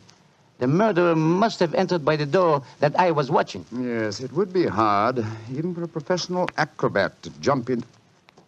An acrobat? Vernet, your young friend, Mademoiselle Yvette Marat, is a tightrope walker. Yvette, but... Yes, she certainly had a motive. She'd even sent a threatening letter. I heard her express hatred and jealousy for this dead woman. It's conceivable that she could enter a room by a window without leaving footprints in the snow. Where was she at the time of the murder? I do not know. I was waiting for her in the corridor. Then I suggest that we investigate her alibi at once. And after that, Inspector, I must pay a visit to the Sûreté. I don't want my friends to think that I've deserted them.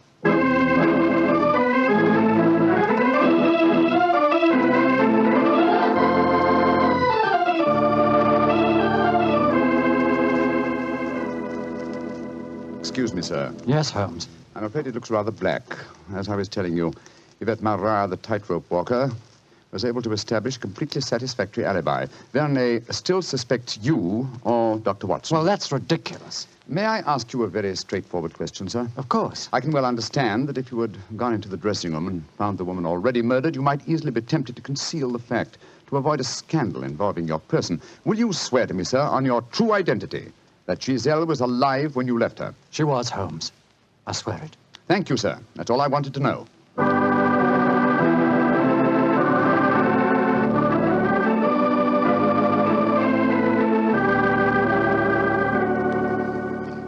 Holmes, I'm glad to see you. You know, I've been thinking. All this depends on Vernet's evidence. But supposing he was the murderer? He told us that Giselle had turned him down, you know. I'd thought of that, but Mr. Edwards swears that Giselle was alive when he left the room. And yet that means that Mr. Edwards... Oh, no, it's unthinkable. Holmes, you're not suggesting... Holmes, if I thought that that were possible, I'd confess to the murder myself. My life wouldn't matter if it'd save a scandal like that. Great Scott, it'd shatter the empire. Dear old Watson, you shall not sacrifice yourself. You're as valuable a British institution as the Lion himself. No, my dear fellow. We shall never sacrifice you, not while my mind is still capable of... My mind? That's it. Thank you, Watson. You've given me the answer. Holmes, what are you burbling Be about patient, now? old fellow. In half an hour, you'll be out of this cell, and the real murderer will be in it.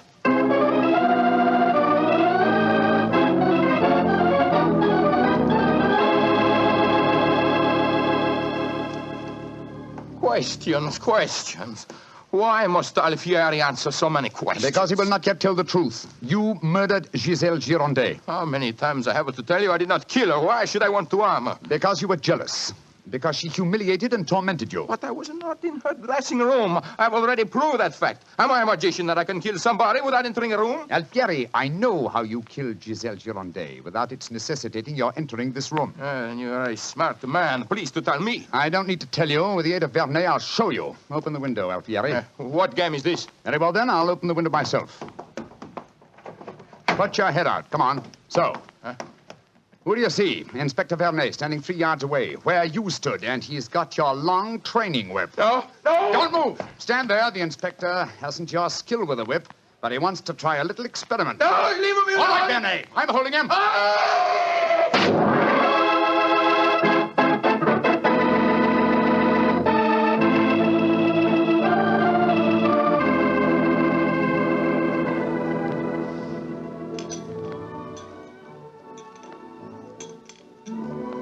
Well, Mr. Edwards, I mean, well, sir, this is a pleasant change from a prison cell, isn't it? It certainly is. Holmes, I can't tell you how grateful I am. I still don't quite understand how you did it. Watson, in rather a roundabout way, was responsible for giving me the clue. Oh, how was that, Holmes? Well, on more than one occasion, old chap, I've had cause to deplore your rather florid style of writing. Tonight, I was very thankful for it. When I began to speak of the capabilities of my mind, suddenly I remembered a phrase of yours in which you referred to its whip-like rapidity and accuracy. That, of course, made me think of Alfieri, the animal trainer. Exactly how did he kill the poor girl? Well, sir, he stood outside the window, far enough away to leave no incriminating footprints. Called to Giselle, probably persuaded her to lean out, then snapped the whip around her neck, pulling it tight and strangling her. And then I suppose he cut the cord and let the body fall back into the room. Precisely, old fellow. We found a whipstock among his tackle, a whipstock from which the lash had been cut. The stub of lash left matched the cord around the dead girl's throat. Amazing business. And I don't mind telling you, fellas, I'm very thankful to be through with it. Yes, so am I, sir. In fact, I wouldn't be at all surprised if this whole incident cures me of my love of circuses. Oh, I didn't know you had a predilection in that direction, Watson. Oh, yes, sir. Yes, if you don't mind my saying so. When he was 8 years old, he fell in love with a lady bareback rider. Didn't you, Watson? Indeed. What happened? Well, sir, I don't remember her name, but she wore pink silk tights with golden sequins on them. And I wrote her a rather hot-headed letter. Unfortunately, my mother...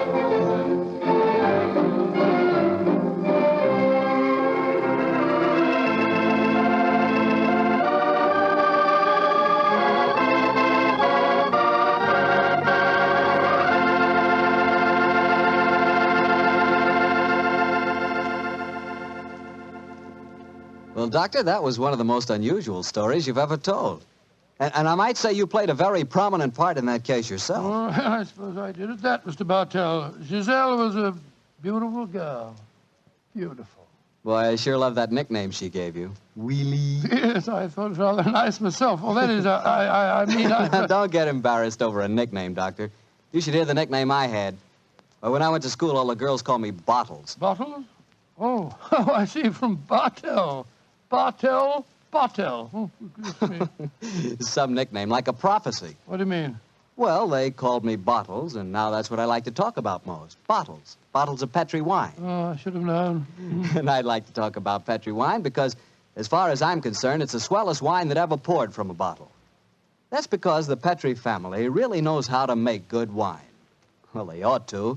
They've been making good wine ever since they started the Petri business way back in the 1800s.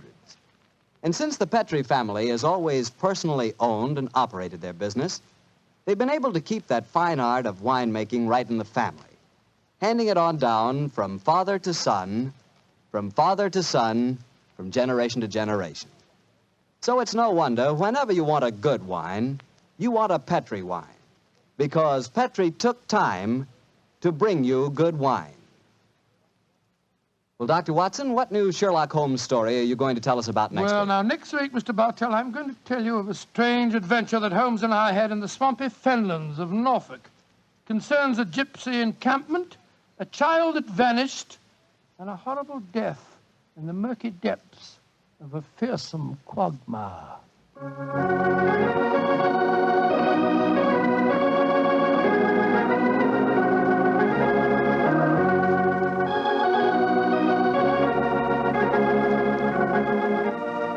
Tonight's Sherlock Holmes adventure was written by Dennis Green and Anthony Boucher and was suggested by an incident in the Sir Arthur Conan Doyle story, The Adventure of the Three Students. Music is by Dean Fostler. Mr. Rathbone appears through the courtesy of Metro-Goldwyn-Mayer, and Mr. Bruce through the courtesy of Universal Pictures, where they are now starring in the Sherlock Holmes series.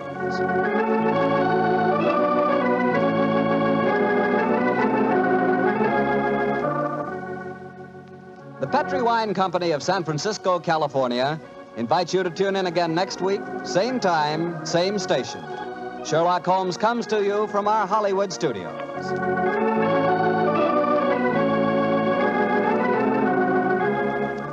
This is Harry Bartell saying goodnight for the Petri family. For a solid hour of exciting mystery dramas, listen every Monday on most of these same stations at 8 o'clock to Michael Shayne, followed immediately by Sherlock Holmes. This is the Mutual Broadcasting System.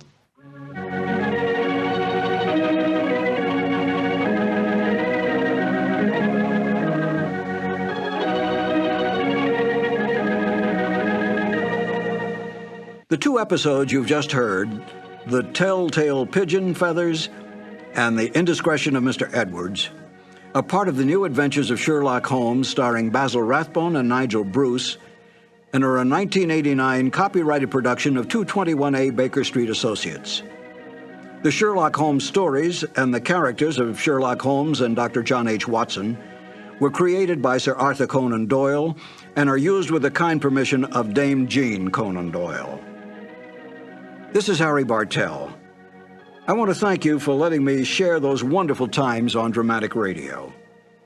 I'll be back soon on another cassette where I'll present Sherlock Holmes and Dr. Watson in The Adventure of Thor Bridge and The Double Zero. Thank you for listening.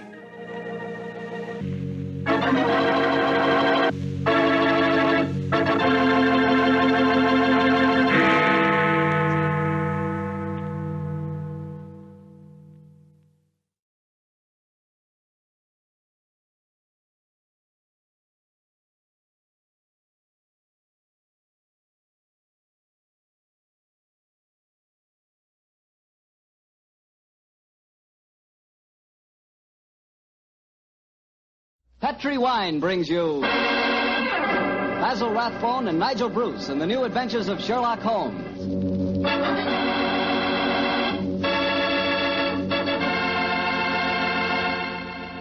The Petri family, the family that took time to bring you good wine, invite you to listen to Dr. Watson tell us another exciting adventure he shared with his old friend, that master detective, Sherlock Holmes. And I know that Dr. Watson will agree with me when I tell you that the best way to begin a good meal is with a glass of Petri California sherry. Before you sit down at the table, pour yourself and your family a glass of Petri sherry. Try it. There are many ways to tell a good wine, by its color, its aroma, and its flavor. On every count, Petri sherry is outstanding. The color of Petri sherry is a clear, deep amber. Perfect. The aroma? Well, Petri sherry is as fragrant as a bunch of dew-covered grapes picked in the early morning. But most important to you, and to me, is the flavor of Petri sherry. We want a wine that tastes good. And believe me, you couldn't ask for a more delicious wine than Petri sherry. And just to make sure you get a wine that's exactly the way you want it, Petri makes two kinds of sherry, the regular and Petri Pale Dry. If you're not sure which you like better, why not try them both? Don't buy one, buy two. Just be sure you always buy Petri sherry.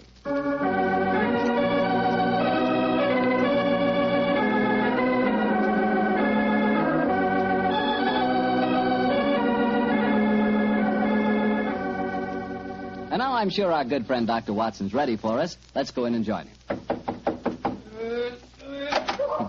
Good evening, Dr. Watson. Good evening, Mr. Bartell. Quiet with it. I don't want it. Dogs seem very chipper tonight, Doctor. Have they been getting into any more trouble lately? Oh, no, my boy. It's been a relatively quiet week for them. One meeting with a dead seal, 2 visits to my neighbor's chickens, and a losing battle today with a cross-eyed Siamese cat. You call that a quiet week, huh? Oh, it is for them, but never mind about the dogs. Draw up your usual chair and make yourself comfortable. You're just in time to join me in a glass of sherry. That'd be very nice, Doctor. Oh, I see you have the old dispatch box out again. Yes, my boy. As the story I'm going to tell you tonight took place in 1887, I thought I'd better refresh my memory on some of the details of the case. But shortly after my marriage, and as I had bought a practice in the Paddington district, I saw very little of my old friend Sherlock Holmes. How was doctoring in those early days? A struggle, my boy, a distinct struggle. Dr. Farquhar, from whom I had bought the practice, had at one time an excellent clientele, but his age, combined with an unfortunate affliction, the that resembles St. Vitus's dance, had very much thinned it. I had confidence, however, in my youth and in my energy, and I was convinced that in a very few years the practice would be as flourishing as ever. But, as I said, I saw very little of Holmes in those days. I guess you were too busy to visit Baker Street, huh, Doctor? Here you guessed quite correctly, Mr. Bartell, quite correctly. Holmes seldom went anywhere himself save on professional business. You can imagine my surprise, therefore, when one day on coming home from a heavy day's work, I found that Holmes had decided to pay us a visit. My wife persuaded him to stay to dinner, and as the three of us sat at the table, the flickering candlelight dancing strange patterns on the walls, felt it quite like old times. Holmes was in an unusually gay mood, and I can remember the twinkle in his eye as he turned to my wife and said, You're a brave woman, Mrs. Watson, to feed an unexpected guest on the maiden night out. I'm extremely grateful. Mrs. Hudson's cooking, though excellent of its kind, lacks variety. Your dinner has been quite a treat. That's a very gracious little speech, Mr. Holmes. Yes, I've never known you to be so observant about food, Holmes. Perhaps the lack of your company, my dear chap, and the consequent lonely meals have made me conscious of Mrs. Hudson's culinary shortcomings. I suppose you're taking John out with you tonight on one of your cases. Oh, no, Mrs. Watson. Though I can understand your suspicions, my visit was purely social. Then let's go into the other room and have a pipe, shall we? Well, don't you think you'd be more comfortable at the club? On the soul, Mary, I believe you want to get rid of us. No, dear, it's not that. It's just that... Your visitor is due at any moment, and you had counted on the house being empty by now. Why, how on earth did you know that, Mr. Holmes? Past half hour, you've been glancing at the clock with mounting anxiety. I feel sure that... If it had not been for my unexpected visit, your good husband would already have been walking towards his club. Yeah, it is my custom to go to the club on Thursdays, but how'd you know? I know your habits, my dear chap, as well, if not better than you do. It's a good thing I'm a bachelor, isn't it, Mrs. Watson? Yes, indeed. A wife could keep no secrets from you, Mr. Holmes, I'm sure. Well, Mary dear, who is your visitor, and what is the secret that you've been hiding? It's innocent enough, John. As Thursdays is the maid's night out, and you've been going to the club, I've been letting Alicia Wentworth meet her young man here, with me as chaperone, of course. Oh, so that's the mystery. Well, Watson, young love is on the wing, and I'm sure we're dreadfully in the way. Let's stroll to Baker Street, shall we? Yes, of course, I'll get my coat. Why didn't you tell me, Mary? Well, I was afraid you might be angry, John. Angry, of course not. Alicia's such a sweet girl. And Harry Prendergast is a very charming young man. He comes from an excellent family, has a commission in the infantry, and the children are tremendously in love. But her beastly guardian forbids them to meet. Oh, there she is now. Well, we can pretend that we were just leaving anyway. Yes, I'll get my coat. Hello, Alicia, dear. Oh, Mrs. Watson, I'm so glad to see you. Come, dear. Alicia, this is my husband and Mr. Sherlock Holmes. How do you do, my dear? It's a shame that we have to go now, but my friend and I have some very important business to attend to. You're Mr. Sherlock Holmes, the detective, aren't you? Yes, Miss Whitworth. Please don't go, Mr. Holmes. Please don't. I need help so badly. Why, Alicia, what's wrong? You're as white as a ghost. Let's go into the drawing room, shall we? What's troubling you, Miss Wentworth? It's Harry, Captain Prendergast. I don't know exactly what's the matter, but something dreadful has happened to him. Oh, now sit down here beside me, dear. That's it.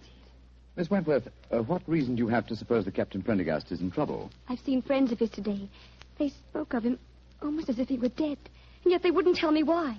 And just now I went to his club, and they told me that Captain Prendergast was not a member. But he is a member. He's been a member for years. Oh, what's happened to it? What has happened to it? There, dear. Mr. Holmes will help you. Now, don't you cry. Have you been to the police, Miss Wentworth? No, Doctor. You see, I went to my guardian, but he wouldn't let me go to the police. He said there'd be a scandal. But then he hates her. The Prendergasts are a fine family. Why does your guardian object to him so strongly? I don't think he would approve of anyone I choose. He doesn't want me to get married. Oh, sounds like a positive ogre to me. Who is your guardian, my dear? Colonel Moran. Colonel Sebastian Moran. Indeed. He's a man who has many entries against him in my ledgers, but a man that I've never met. I have long hoped to cross swords with him directly. But how could Uncle Sebastian have anything to do with the criminal profession, Mr. Holmes? He's a son of Sir August Moran, and he was once British minister to Persia. Oh, you must be confusing him with someone else. No, my dear, it's the same man, and furthermore, I'm almost certain that your guardian is the right-hand man of a certain friend of mine whose name also begins with the three letters M-O-R. Good Lord, Moriarty. I have no proof.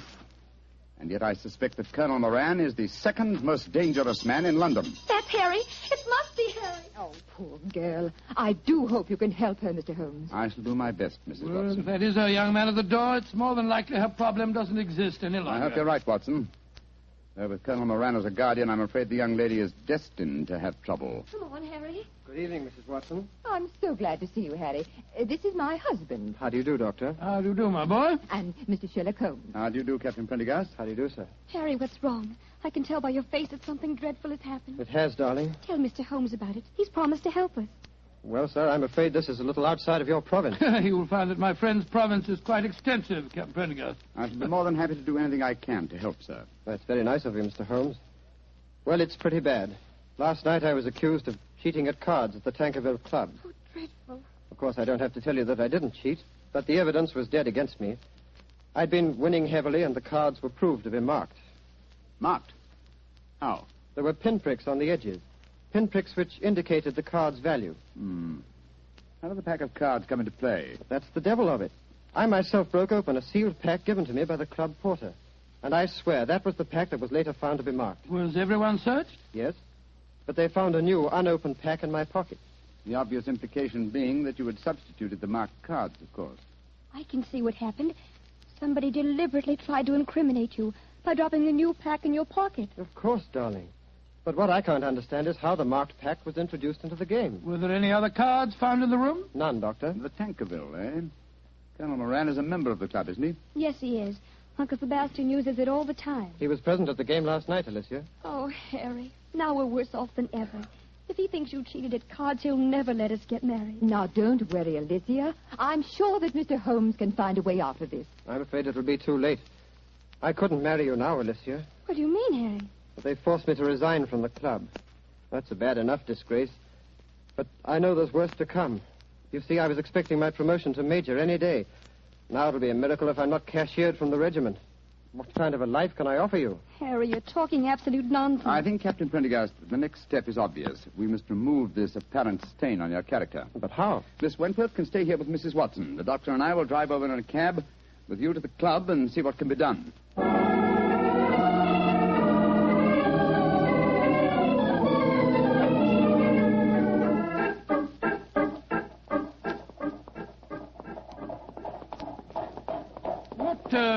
What kind of a card game were you playing last night, Prendergast? Stud poker. Ever since the American ambassador introduced it at the club, it's been quite a favorite. The perfect game for marked cards, which requires no elaborate dexterity in the dealing, simply the knowledge of your opponent's whole card. How many of you were playing? Half a dozen of us. You were winning heavily, you say? Yes, Doctor. Though one of the others, a fellow named David Harkness, was doing well. Now I come to think of it, Harkness almost seemed to know when I was bluffing, as though he could see the marked card. Well, perhaps he was the one who marked them. It's possible. And yet certainly no one could accuse him of tricky dealing. He was so clumsy with his bandaged finger, eh? How did you know he had a bandaged finger, Mr. Holmes? I'll tell you that, Captain Prendergast, when you tell me what's really on your mind. There's a great deal more at stake than a card scandal, isn't there? Yes, there is. I didn't dare to tell Alicia about it. You see, I'm fighting a duel tomorrow. A duel? Lord, with whom? Colonel Moran. Huh? He insulted me last night. He goaded me beyond a man's patience. He taunted me until I couldn't stand it any longer. And so I challenged him. And in so doing, gave him the choice of weapons. Yes, confound it. Of course, he chose revolvers. Moran is a big game hunter of note. He was reputed to be the best shot in England. And I'm probably the worst in London. If only I could shoot as well as I can box. I'm regimental champion, you know. Revolvers? Good heavens, man, revolvers. A duel with Moran is suicide for you. No, it's not suicide. The Tankerville Club. Here, cabby. Keep the change, will you? Oh, blimey. Thank you, Governor. Suicide. No, it's not suicide. This is a carefully laid plan for murder.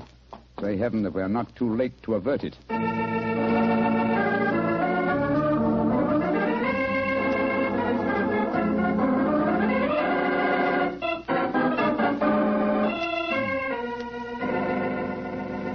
It's Mr. Harkness that you're wanting, sir? Yes, he went to his room half an hour ago. Number 108. Up the main stairs and down the corridor, sir. Thank you. I want you to follow us in precisely 1 minute and bring a sealed pack of the club's playing cards to Mr. Harkness's room. Do you understand? Oh, yes, sir. And thank you.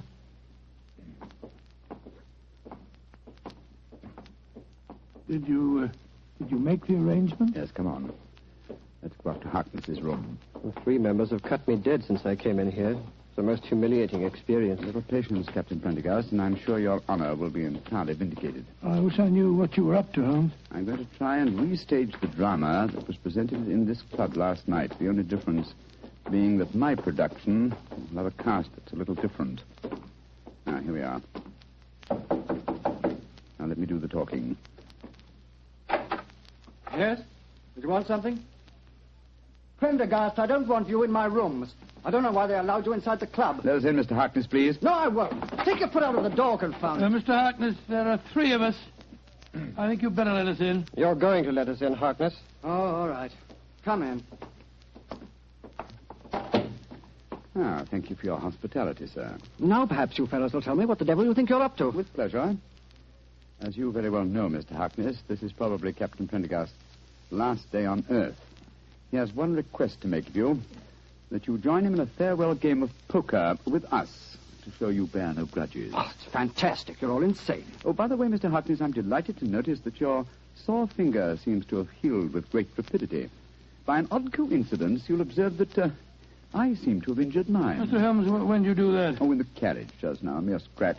Fortunately, I had some first aid materials in my greatcoat. Come in. Yes, Taylor, what is it? Begging your pardon, Mr. Harkness, but the gentleman asked me to bring this sealed pack of cards here. Put them on the table, Taylor. Very good, sir. Well, what's the game? Stud poker, Mr. Harkness. A game with which you're quite familiar, I understand. And the stakes? A man's honor. Possibly another man's freedom. Open the pack, Mr. Harkness, and deal us all a hand. I should think this might be a very unusual game.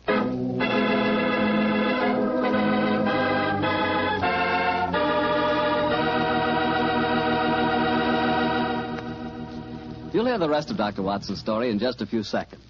Time for me to explain that Petri California Sherry is not only an ideal wine to serve before dinner, but it's also the perfect wine for almost any occasion. Petri Sherry is fine after dinner, when you're listening to the radio or just sitting around talking.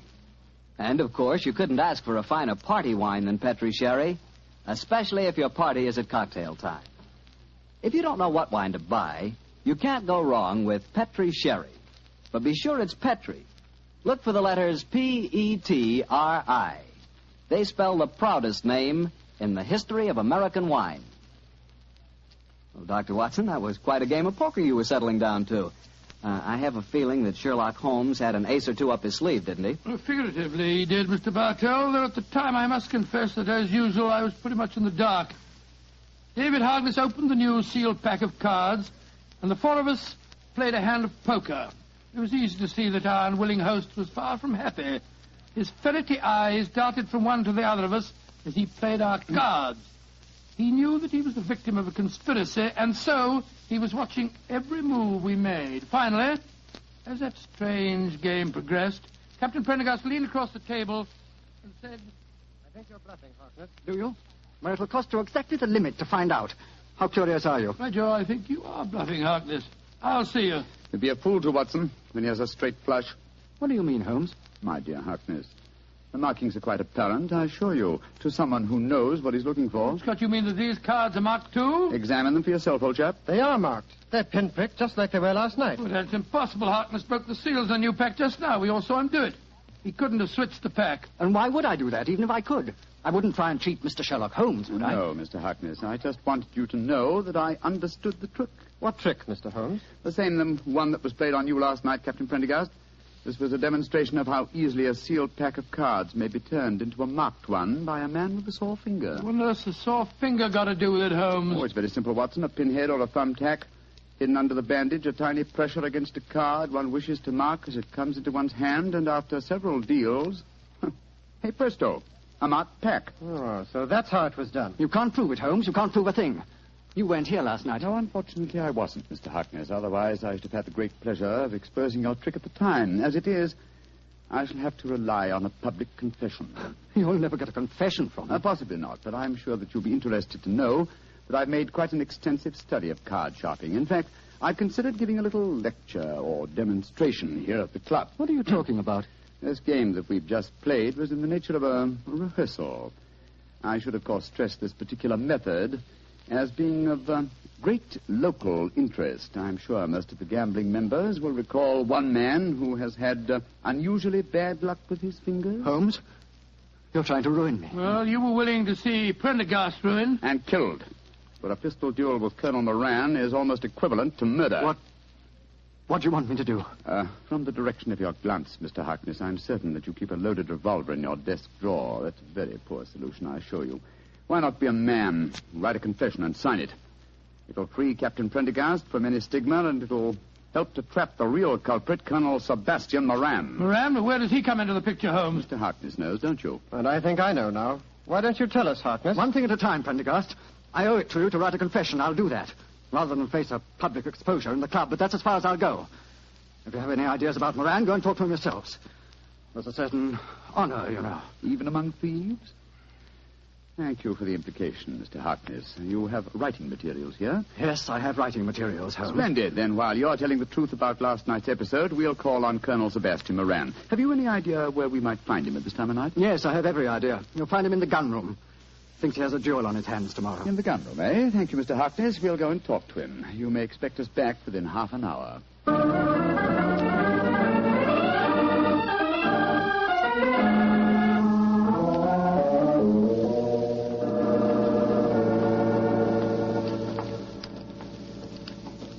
Who are you fellows? Turn the gas up, can't you? Colonel Moran, this is Mr. Sherlock Holmes and Dr. Watson. How do you do? Colonel Moran, I've been wanting to meet you for a very long time. Sherlock Holmes. I've heard a lot about you. And I've you, Colonel. Harry, what are you doing inside the club? Mr. Holmes brought me back. We've just left David Harkness's room. He's writing a confession that he engineered the swindle last night, that he deliberately tried to involve me. So, in that case, I suppose I need oil this revolver no longer.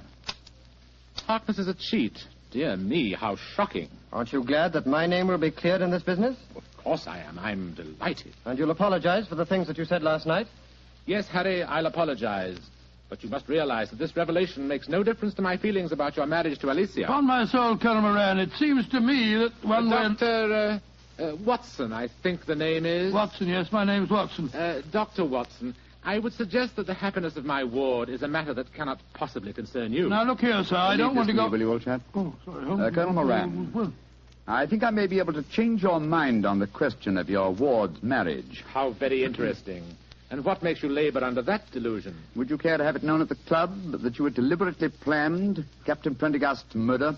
What in thunder are you talking about? You know, sir, that a revolver duel with you is no duel. It's a cold-blooded killing. Rubbish. I was challenged. Therefore, I had the choice of weapons. Naturally, I chose the weapon with which I was most familiar. And you had the choice for a very good reason, Colonel Moran. You forced Prendergast into a duel because it was the only way you could be certain that he'd never marry your ward. Alicia? What do you know about her? More than you think, sir. She's at my wife's house this very minute. She suspects you of jealousy. I think it's far more likely that the financial aspect of guardianship is involved here. A financial accounting is due upon her marriage, isn't it? That's none of your business. An accounting is due, Mr. Holmes. Alicia told me that herself. Exactly, and the accounts were in no state to undergo scrutiny. The answer is obvious. David Harkness, a card sharp, was in need of money. You induced him to practice his cheating last night in order that you could trap Captain Prendergast into a duel. Harkness, what the devil do you want? Put that revolver down, you fool. I don't care about my own disgrace, but you're going to pay for your share in it, Moran. Drop that revolver, Harkness. Don't you see that you're... Oh. Moran, you shot him. You saw that it was in self-defense, gentlemen. He was waving a loaded revolver at me. It's most unfortunate, but it was in self-defense. Yes, self-defense that removed the one dangerous witness who could have testified against you. He's dead, Watson, isn't he? Yeah. Shot right through the heart.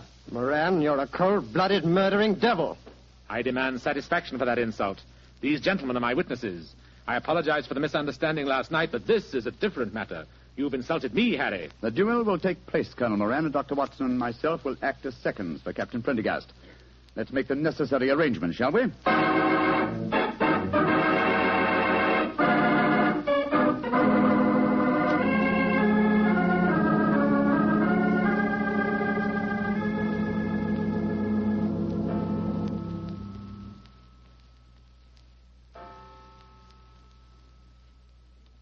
Mrs. Watson? Yes, Alicia, dear? It's 2 o'clock. What can have happened to them? They left here just after 8. Well, if you'd been married to John for any length of time, my dear, you wouldn't worry. When your husband goes out with Sherlock Holmes, you're prepared not to see him for a few days. Mrs. Watson, what are you saying? I haven't got a husband. Oh, now, Alicia, don't glower at me like that. What did you say the time was? It's just after 2, and they left here at 8. What can have happened? Well, I don't know. But Mr. Holmes was with them. So don't worry, my dear. He's frightfully clever. I wouldn't be surprised. There's the front door now. They're back. Oh, dear me. Now I'll have to make cocoa. Harry, darling, what's happened? Oh, lots of things, darling. I'm a member of the Tankerville Club again. I'll probably become a major, and you'll certainly become Mrs. Prendergast before very long. Oh, it all sounds wonderful. What have you two been up to, John? Oh, it's the old story, Mary dear. Holmes solved the case, and it all ended happily. Happily? My dear Watson, that's hardly the word to use. Harkness is dead, and Colonel Moran is probably in hospital. Please, tell me what happened. Well, your guardian challenged Captain Prendergast to a duel. He overlooked the fact that since he was the challenger, the choice of weapons belonged to his opponent. Perhaps you can guess what that choice was. Boxing gloves. We've just come from the gymnasium at the club, Alicia. I'm afraid I really gave him a thrashing. And a well-deserved one, too. I'm only sorry that I couldn't put him where he belongs, behind prison bars. Oh, Harry. He'll be the laughing stock of London. I'm glad of it. But that means that he'll never consent to our being married. I disagree, Miss Wentworth. If we keep his secret, and we've hinted that we might, I'm quite certain that he'll withdraw his objections to the marriage, and somehow he'll make up his deficiencies in his guardianship account. Probably by borrowing money from Professor Moriarty. Oh, I think it's all wonderful. But it's well after 2 o'clock in the morning. Let's go into the kitchen, shall we? I'll make some cocoa. Cocoa? Spot of whiskey. Harry, you and Alicia stay here. You probably have some plans to make. Oh, cocoa's not a very exciting drink. Oh, shush, John. Oh, sorry. As soon as the cocoa's ready, we'll call you.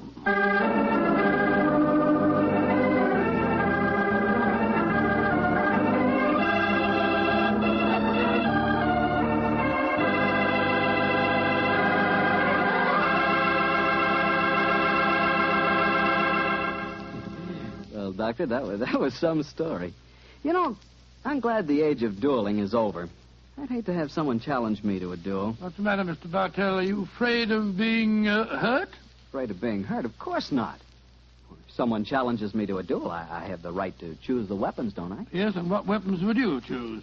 Cream puffs at 30 paces. Nobody's going to hurt me. see that. Although, come to think of it, instead of cream puffs, I'd rather have a piece of cake. Oh, why a piece of cake? Because it tastes so good with a glass of Petri sherry. Any questions? No questions. For a while there, I'll bet you thought I'd forgotten all about Petri wine. Forgotten about it. Not you, Mr. Bartell. No, not anybody who's ever tasted it. Petri wine is the kind of wine you'll always remember. That's because the Petri family really knows how to make good wine. They've been making wine for generations. Winemaking is their heritage. It's an art that's been handed on down in the Petri family from father to son, from father to son. Every drop of Petri wine is clear, fragrant, and delicious. As delicious as the luscious sun-ripened California grapes from which it's made. Remember, the name Petri on a bottle of wine is more than a trademark. It's the personal assurance of the Petri family that their wine is the kind of wine you like, for any occasion. You can't miss with Petri wine because Petri took time to bring you good wine. Well, Dr. Watson, what new Sherlock Holmes story are you planning to tell us next week? Well, now, let me see. Next week, Mr. Bartell, I'm going to tell you an adventure that took place in the gay Vienna of the 90s. Concerns a strange tragedy that occurred on a ballroom floor and a weird series of murders that were punctuated by the sound of music. I call the story The Waltz of Death.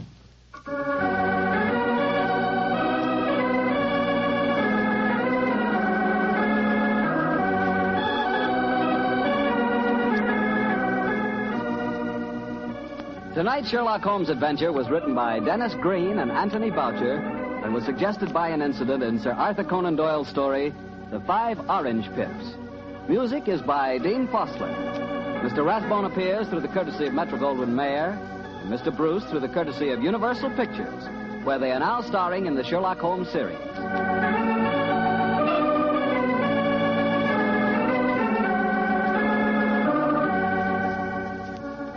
The Petri Wine Company of San Francisco, California, invites you to tune in again next week.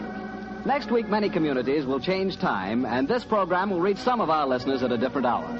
Consult your local newspaper or mutual station for the exact time in your area. Sherlock Holmes comes to you from our Hollywood studio. This is Harry Bartell saying goodnight for the Petrie family. For a solid hour of exciting mystery dramas, listen every Monday on most of these same stations at 8 o'clock to Michael Shayne, followed immediately by Sherlock Holmes. This is the Mutual Broadcasting System. Sherlock Holmes considered himself as the only unofficial consulting detective, and rightly so.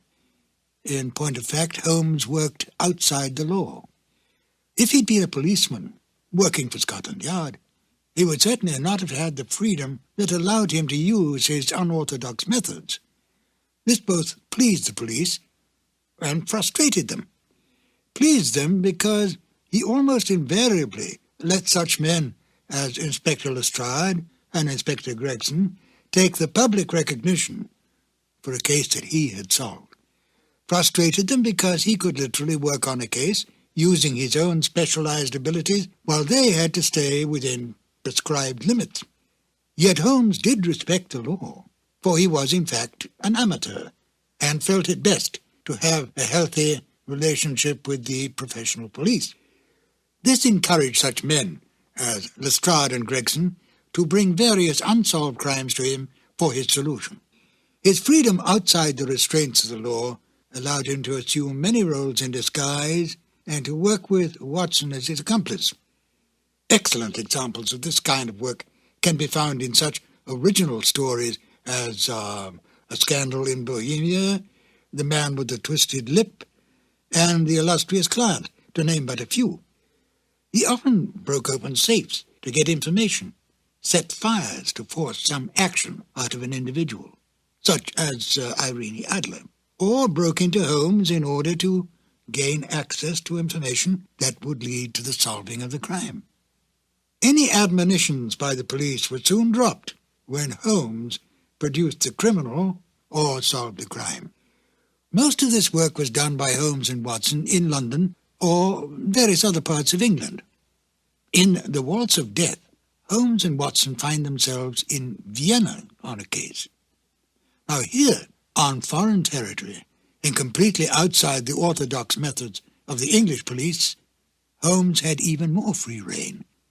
He still used his brilliant sense of deductive logic, but now he did not have to worry about reprimands from Scotland Yard. And besides, there was new excitement for Holmes when he could deal with murder from other than the English criminal.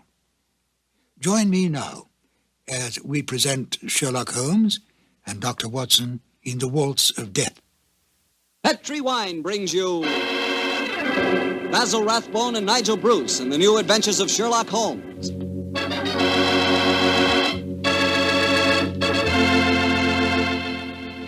The Petrie family, the family that took time to bring you good wine, invite you to listen to Dr. Watson as he tells you another exciting adventure he shared with his old friend, that master detective, Sherlock Holmes.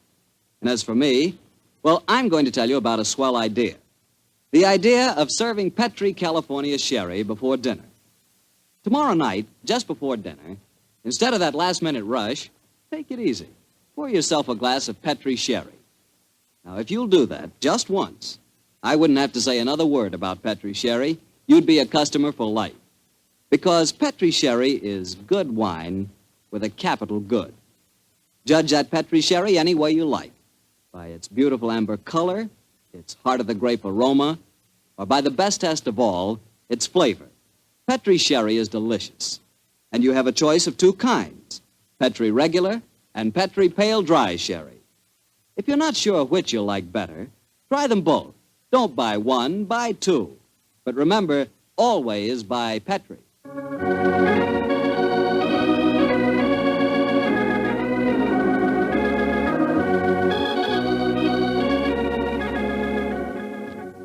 And now I'm sure our good friend Dr. Watson's expecting us. Let's go in and join.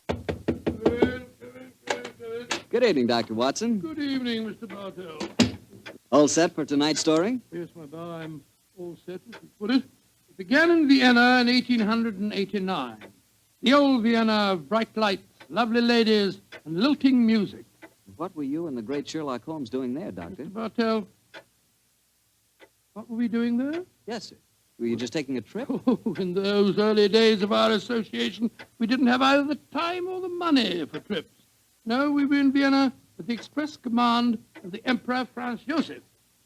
It was in October, I remember, that we arrived in the city, and for several days we were forced to cool our heels awaiting the imperial pleasure. It was on one of those idle evenings that the good services of our friend, the chief of police, Count Rafrano, secured us an invitation to a resplendent ball that was being held at the palace of Princess Stephanie von Kram. It was an incredibly colorful spectacle, Mr. Bartell. A string orchestra high in the gallery of the palace ballroom played a haunting Strauss waltz, while on the floor below, the cream of Viennese aristocracy swayed and glided gaily to the lilting music. I can remember the picture so well, Mr. Bartell, as Holmes and I stood there talking to the chief of police, Count Rafrano. A colorful scene, is it not, gentlemen? Right, George, yes, Count Rafrano. It must be a real holiday for you and Mr. Holmes. What makes you say that, Watson? Well, it's hard to think of the criminal world when one looks at such a gathering. And yet Count Profano knows as well as I do that the criminal is not confined to class or environment. Indeed, no, Mr. Holmes. I can assure you that every guest here tonight has been scrutinized as he entered. Yes, I imagine that many plainclothes men are present in this room now, aren't they, Count Rafrano? Oh, yes. We take no chances. I suppose you can't afford to. There's enough jewelry being worn here tonight for a king's ransom, I should say.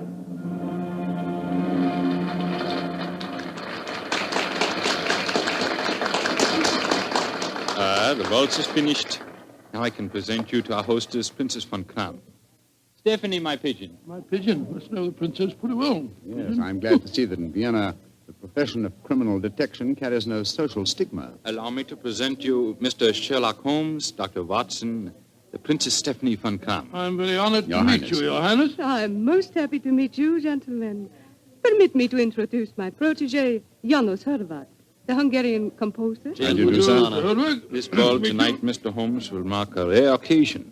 A signal honor is to be conferred on Herr Horvath and myself before tonight is through. The next waltz is a new composition of his. Tonight will be its debut. Indeed, how very interesting. It is a great honor the princess has conferred on me. A new composition could not possibly be presented under more auspicious circumstances. Count Rafrano, you spoke of an honor in connection with yourself. May I tell them our secret, Stephanie? No, I will tell them myself, Anatole. After your waltz has been played, Janusz, and Anatole and I shall be the first to have the privilege of dancing to it, my father is to make a public announcement. He is to announce my engagement to Count Anatole Rafano. Oh, indeed, my congratulations to you both. Very lucky fellow. Very lucky Am I not the luckiest of men? Is she not exquisite? I, the gay man of Vienna, the cavalier who swore that no one woman would ever capture him. I confess it, gentlemen, I'm in love. Oh, but I pity you. Even the great waltzes of old Vienna could hardly be worthy of this moment. Oh, Anatole, you are a born flatterer. Oh, come, the waltz is about to begin. I shall see you gentlemen later. Auf Wiedersehen. Auf Wiedersehen. The orchestra is tuning up, Herr Horvath. I imagine this is a great moment for you. A very frightening one, I assure you, my friend. In a few minutes, I shall know whether my new work is to be crowned with success or failure. Count Rafrano is leading the princess to the center of the floor. The conductor is raising his bottle. This is your moment, Herr Horvath. Good luck. Pray for me, gentlemen. Pray for me. There they go, the princess and Count Rafrano. They're starting the waltz. Ah, they make a striking pair, don't they? Here come the other couples out on the floor. Charming. Quite charming. It reminds me of... Great Scott, that was a revolver shot. It's the princess. She's been shot. Come on, Watson. Out of the way, please. Out of the way. Count Rafrano, what happens? Stephanie, Dr. Watson, see what you can do for her. Count Rafrano, there's nothing I can do, I'm afraid. She was shot through the brain. She died instantly. Stephanie is dead. Stop that devilish music! Lock all the doors! There's a murderer to be found!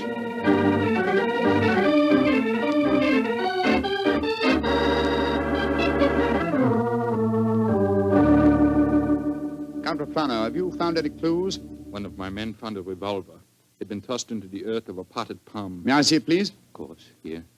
Rammed into the soft earth. Confound it. Count Rafrano, your fiancée was an extremely beautiful woman. You must have had rivals? Yes, several, but none of them are present tonight. Who will inherit her estate? A 6-month-old nephew. Who's his guardian? The Emperor Franz Joseph himself. No, Mr. Holmes, I know of no obvious motive for someone wishing poor Stephanie dead. Well, perhaps it was a political crime. She was a wealthy aristocrat and a very prominent one. Yes, it's very possible. Many nihilist assassins have been active in my country recently. Meanwhile, we have a ballroom full of suspects waiting for us. So I was just going to suggest we went back there. We can't find out very much by staying here in the library. It's a delicate matter. Almost everyone present tonight is known to me personally. May I suggest that you go back to the ballroom and have the male guests file past you? Detain for questioning anyone whose evening clothes do not fit perfectly. Clothes don't fit? What's the cut of a man's clothes got to do with this? Anyone invited to such a ball as this would naturally have his own tailor. I think, Count Profano, if you found a man who had to hire his costume, he might be an impostor and may well prove to be your assassin.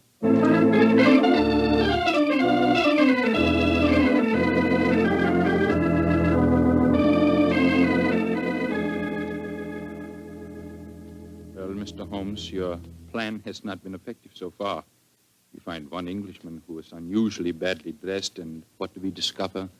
He's an English, my lord, whose luggage was lost on the train. Yes, and the second suspect proved to be a perfectly respectable Viennese doctor whose nasty little child had taken a last-minute snip at his tail-coat with a pair of scissors. And the third was poor Horvath, the composer, who cannot yet afford a good dress suit, eh? Well, Count Profano, why not have the next suspect shown in? Yes, of course. Schober, bring in the next man. Ja, Herr Count.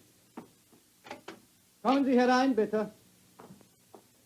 Einbitter, what a frightful-looking fellow. Your name, please. My name is Gruning. What do you wish with me? Gruning? Your name was not on the list of invitations. One moment, please.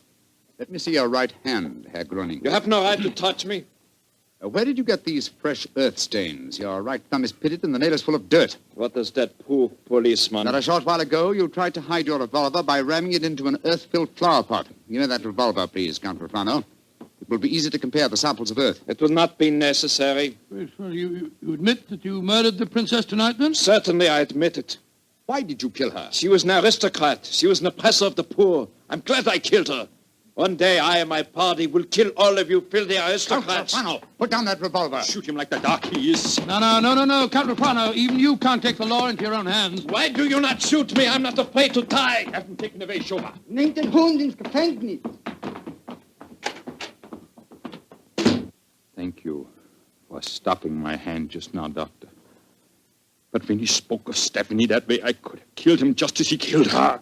A very understandable impulse, sir, but one that would have ruined your life. My life? Now that she is dead, my life is empty. What right do love and beauty have to exist in a world that no longer holds Stephanie?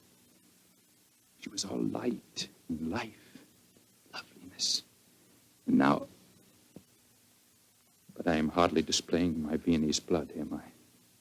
The murder is caught, thanks to you, Mr. Holmes, and my life, such as it is, must go on. Somehow. That's how the story began, Mr. Bartell. Began? It sounds like the end of a story to me, Doctor. Far from it, my boy. The next day, Holmes and I had our interview with His Imperial Majesty and learned the nature of the services expected of us. Services that required our leaving the city. And that's why, my boy, we were gone from Vienna for some weeks. We didn't know that during our absence, Herr Horvath's waltz, which had had such a tragic debut, was beginning to make a sort of morbid history. Yes, Herr Baron, the Horvath waltz. We have had many requests for it. Gladly, we will play it, Herr Baron.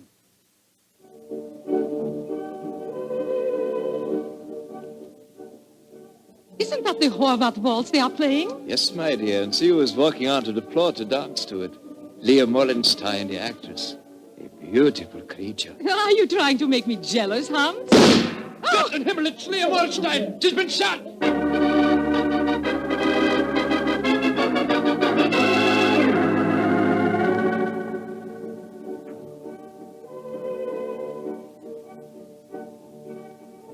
A new ballet, and to the music of the Horvath waltz. Magnificent. Never has Krasnova danced better.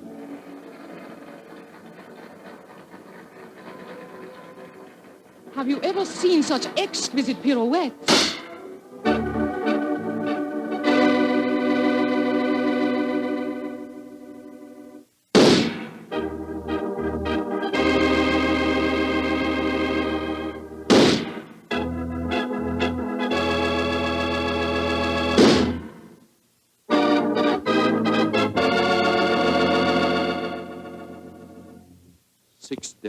4-week sober. All beautiful women and all killed to the music of the Horvath waltz.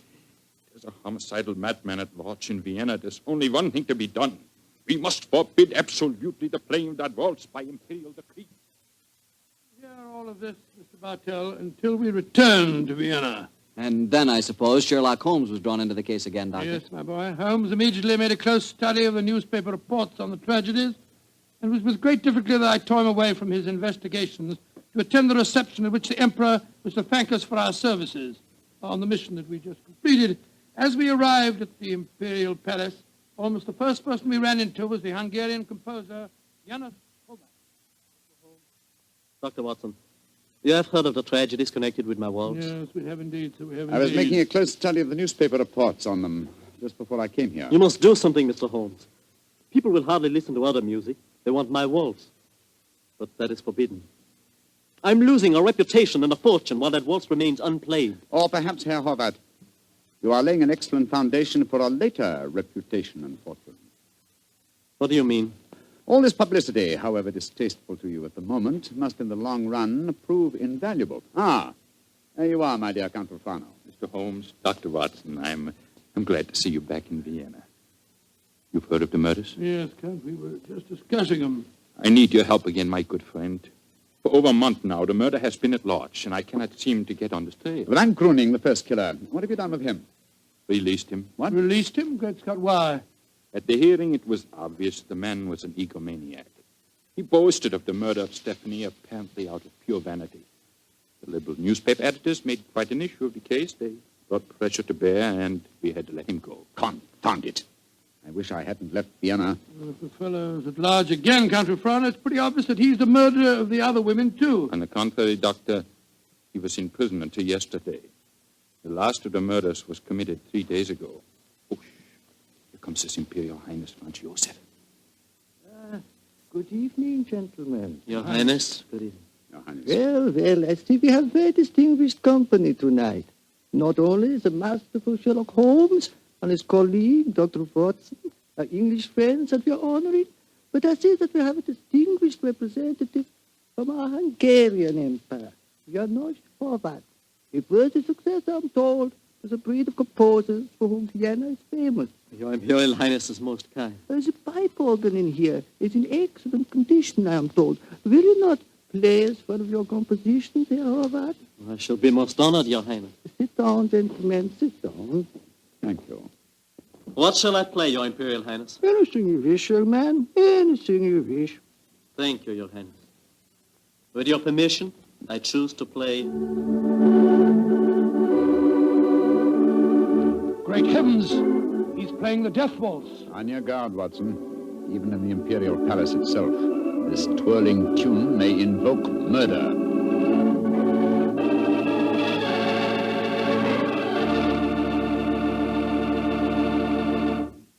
You'll hear the rest of Dr. Watson's story in just a second, which just gives me time to remind you that if any one wine could be called the perfect wine for almost any occasion, that one wine would be Petri California Sherry. Petri Sherry is not only a fine before-dinner wine, but it's wonderful after dinner, too. And, of course, when you're entertaining or when guests drop in, whether in the afternoon or evening, there's nothing better than a glass of Petri Sherry. And it's comforting to know that you can serve Petri Sherry proudly, because the name Petri is the proudest name in the history of American wines. Dr. Watson, you certainly left me hanging on a cliff that time. You broke off your story just as the Hungarian composer started to play his ill-fated waltz to the Emperor Franz Joseph. What happened? At the time, my boy, fortunately, nothing happened. Herr Horvath completed his composition without apparent incident, and shortly afterwards we attended a banquet that was given in our honor, a banquet that concluded with a rather curious ceremony at which the Emperor presented Sherlock Holmes with a medal to commemorate his services. I don't know what anything was. Never mind about that. Finally, it was shortly after 10 o'clock, I remember. Holmes and I, together with Count Rufano, left the royal chambers and started to descend the spiral staircase leading to the main hall. You were greatly honored tonight, Mr. Holmes. I've only known His Imperial Highness to make 3 such presentations before, and they were all to my own countrymen. He might have made another while he was about Please, Watson, please. The Emperor was most kind. I can't help feeling that he over-evaluated my services. You're being unusually modest, Holmes. Perhaps because I feel that my visit here is incomplete until I've solved the death waltz murders. I hope you'll be able to stay in Vienna long enough to do that. I confess I am at my wit's end. I've been giving the matter a great deal of thought, Count Rafano. I have a plan for trapping the killer. It's in rather an embryonic stage at the moment, but over a few pipes at the hotel tonight, I expect to develop it thoroughly. I shall call at your office in the morning and explain it to you. I shall be awaiting your visit eagerly. One more of these murders and the newspaper outcry might become so loud that I should have to resign my post as chief of police. Well, when Hobart made that daring gesture and played the death waltz tonight, it proved one thing. It's not infallible. The death of a beautiful woman doesn't always follow the playing of the melody. Very true, Doctor, but... Watson. Yes, Holmes? Strike a match, will you? Huh? There's a figure here slumped on the landing. Great Scott, it's the body of a girl. And a very beautiful girl, too. Shot through the forehead. You were wrong, Watson. The death waltz is infallible, but I swear to you that the killer has struck for the last time.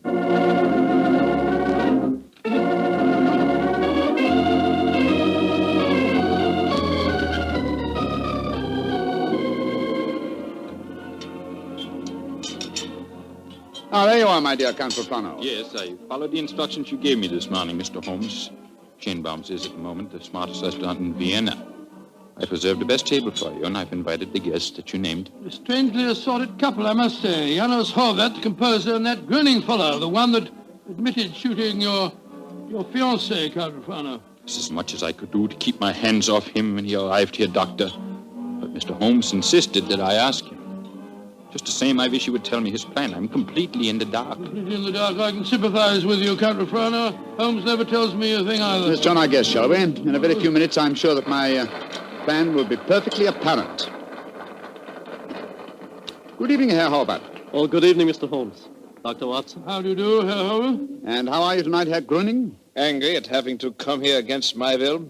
My party does not approve of these aristocratic, padded pigsties. But Count Rafano informed me that if I did not come here tonight, I could expect to find myself back in prison.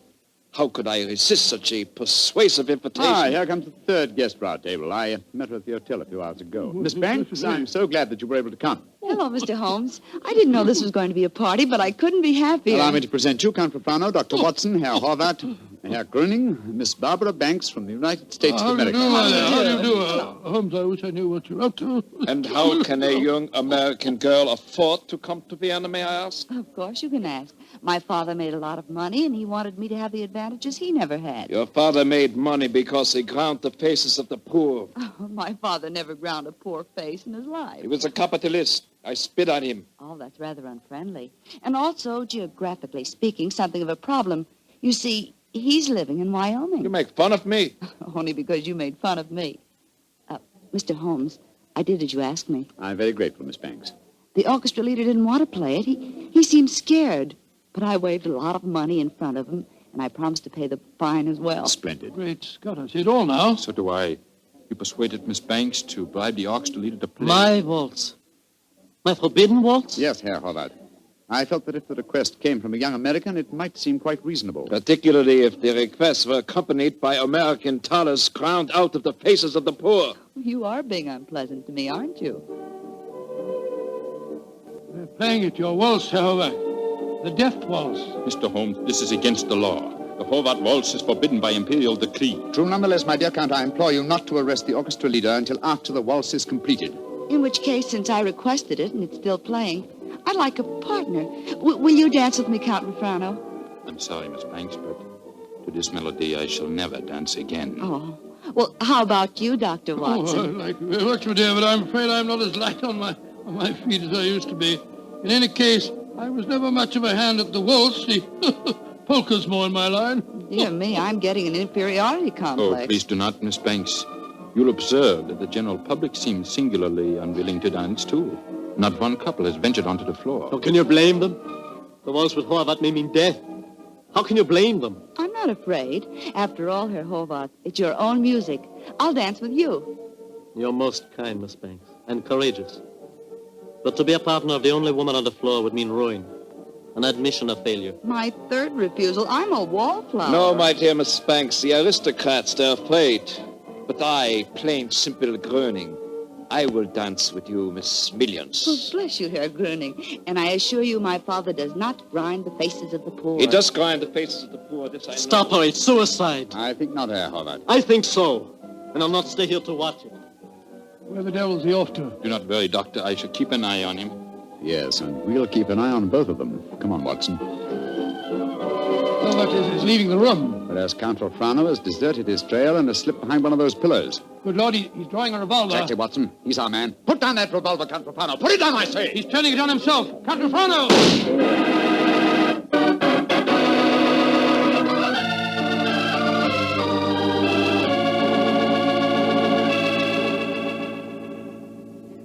I still can't believe it, Holmes. Not the fact that Count Rolfrano blew his brains out, but the fact that he was a murderer. Yes, I was slow to believe it too, old chap, and I blame myself in consequence. Two things should have been instantly apparent about the madman who killed beautiful women when he heard the Horvath waltz. Firstly, he must have had some motivation which drove him to such an act. Secondly, he must have carried a revolver with him at all times, since he was invariably armed when the occasion presented itself. Exactly, and that factor made me think of the police official. Then, of course, I saw Rolfrano's motivation. He loved the Princess Stephanie dearly. Her death in his arms was a psychological shock that was more than his mentality could stand. And when he heard that music, it reminded him of the dead princess and forced him to kill. That's right, old fellow. You will recall that what he said to us after his fiancée's death.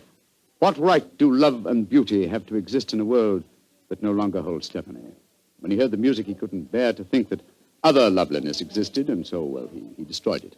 But who killed the Princess Stephanie? The man who was first arrested for it, Herr Gröning. He admitted it. After a little persuasion, when the police arrived, taken back to prison in the carriage that just took Count Rolfrano's body. It's shocking to think that 7 innocent women have been murdered before this case is solved. Yes, a fact that will be a constant reproach to me, I assure you. Oh, I didn't mean that, my dear fellow. We weren't even in Vienna when 5 of the killings took place. Hello. Here comes Miss Banks. Mr. Holmes, what happened to that funny little man who danced with me? Herr Gröning? Mm-hmm.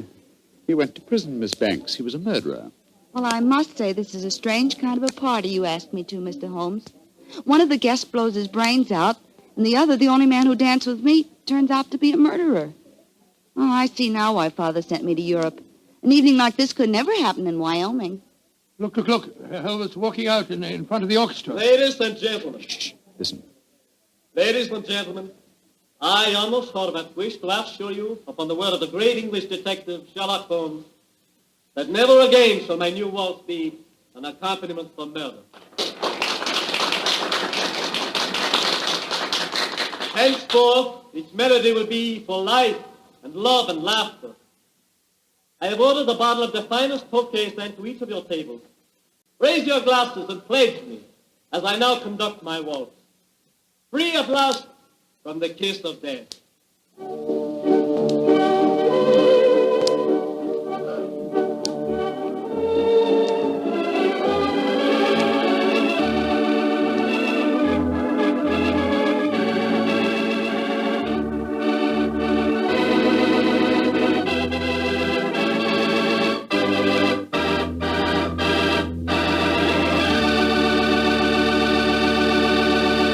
Say, Doctor, I really like that story. That was a baffler. Yes, wasn't it? A highly placed police official is the last person in the world you'd think guilty of murder.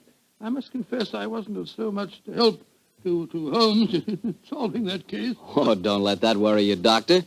After all, Holmes almost missed solving it himself. Oh, thank you, my boy. Nice of you, thank you. But it certainly was one of the most interesting cases that I was ever connected with. I know what you mean. You know, I came across quite an interesting case myself the other day. Oh, you don't say where? Right in my own house. Oh, that's interesting. What kind of case? Sherry. Oh, good gracious me, sherry. That's right, a case of Petri, California sherry. You see, I buy it by the case, Doctor, because that Petri wine is really extraordinary. But all Petri wine is unusual wine, unusually good, because the Petri family has been making wine for generations. Because this is so, and because the Petri business has been owned and operated by the Petri family ever since its beginning, and is today the largest independent family-owned wine company in America, naturally the name Petri on a bottle of wine is more than a trademark. It's the personal assurance of the Petri family that every drop of wine in that bottle is good wine. Naturally good wine because Petri took time to bring you good wine.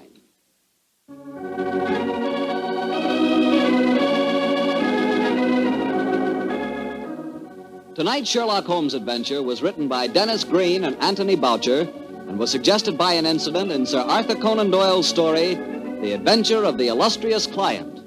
Music is by Dean Fostler. Mr. Rathbone appears through the courtesy of Metro-Goldwyn-Mayer, and Mr. Bruce through the courtesy of Universal Pictures, where they are now starring in the Sherlock Holmes series. The Petri Wine Company of San Francisco, California, invites you to tune in again next week, same time, same station. Sherlock Holmes comes to you from our Hollywood studios. This is Harry Bartell saying goodnight for the Petri family. This is the world's largest network, the Mutual Broadcasting System. At first, when Herr Gruning confessed to the killing of the Princess von Kran, I didn't believe it. When the other women were killed, I felt sure that Herr Gruning was innocent. I at least suspected Count Refrano of having committed the other murders. But then, that's exactly what Dennis Green and Anthony Boucher wanted, don't you think?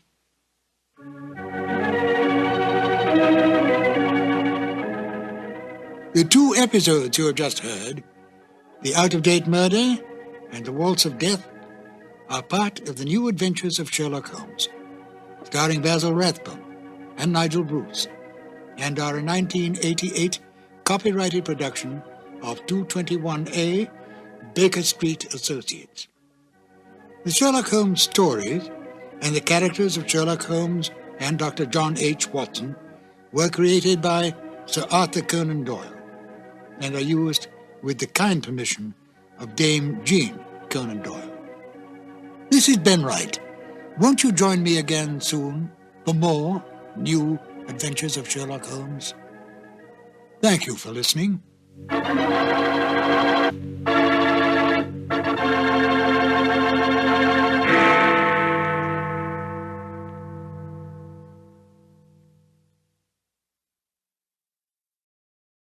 Petri Wine brings you Basil Rathbone and Nigel Bruce in the new adventures of Sherlock Holmes.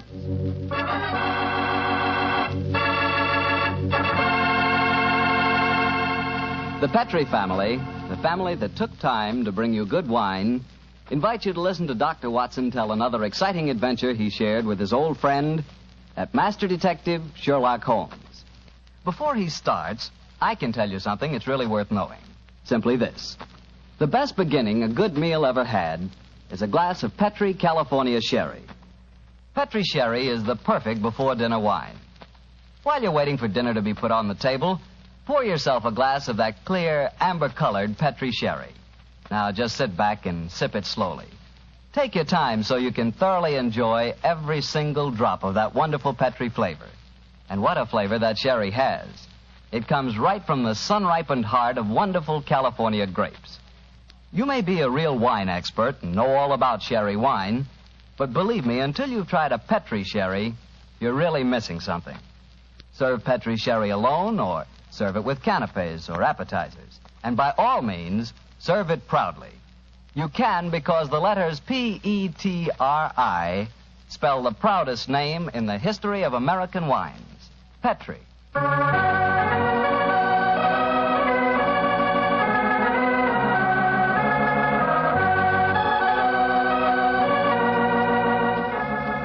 And now let's visit our good friend and host, Dr. Watson. Good evening, Doctor. Good evening, Mr. Bartell. Draw up your usual chair and make yourself at home. How about a glass of sherry? That'd be very nice. All ready for tonight's story, Doctor? Yes, my boy. Here's your sherry. Thank you, sir. My story begins on a June night in 1889. My wife and I had spent a quiet evening at home, I remember. It was just about the hour that a man gives his first yawn and glances at the clock, when the tranquility of the scene was broken by the discordant jangling of our front doorbell. An emergency call for you, I suppose, Doctor. Not exactly, Mr. Bartell. It turned out to be a certain Mrs. Isa Whitney, an old friend of my wife's who'd come to us in trouble. Her husband, she told us, had been missing for 48 hours, and, knowing him to be the victim of the shocking habit of taking opium, she was convinced that he was lying drugged and stupefied in some foul den amid the London waterfronts. And I suppose you went out to try to find him? Yes, Mr. Bartell, I did. She told me that her husband had mentioned frequenting a place called the Bar of Gold in Upper Swandam Lane, so naturally that's where I began my search. I quickly located it, and after ordering my cab to wait, I entered the place. A strange sight met my eyes. Through the smoke-ridden gloom, I could catch a glimpse of bodies lying in strange, fantastic poses as they smoked the pipes of death. Most of the unhappy creatures lay silently, but some muttered to themselves and others talked together in strange, low, monotonous voices, their conversation coming in gushes and then trailing off into silence, each mumbling his own thoughts and paying little attention or heed to the words of his neighbor. As I entered, an attendant hurried up to me with an opium pipe and a supply of the drug and beckoned me to an empty berth. Master may lie here. I haven't come to stay here, my good man. I'm looking for a friend, Mr. Isa Whitney. No one by that name here, master. Well, I'm going to search this place just the same. Please not to make trouble, master. Watson. Is that you, Watson? Whitney, thank heavens I've found you, man. What time is it? It's nearly 11. Of what day? What day? Friday, June the 19th. Oh, good Lord, I thought it was Wednesday. It is Wednesday. You're trying to confuse me. I tell you, it's Friday. Your wife has been waiting 2 days for you. You're mixed up in your dates, Watson. I've only been here a few hours. 3 pipes, 4 pipes. I forget how many. I'll go home with you. Here, I'll give you a hand. That's it. I have a cab waiting. I must owe some money. Will you settle up for me, Watson? Yes, of course. Here, wait here for me. Stop pulling at my sleeve, my good fellow. Who are you and what do you want? A word in your ear, please, sir. Oh, very well. What is it? Get rid of your friend and join me outside. Holmes, what on earth are you doing here in this den? For your cab waiting? Yes? Then please use it to send your befuddled friend home in. And if you feel up to it, I should also recommend that you send a note to the cabman telling your wife that you've thrown in your lot with me. I'd be exceedingly glad to have a little talk with you. Yes, of course, Holmes. Splendid. Then conclude your business here, old chap. I'll meet you outside in about 10 minutes. Where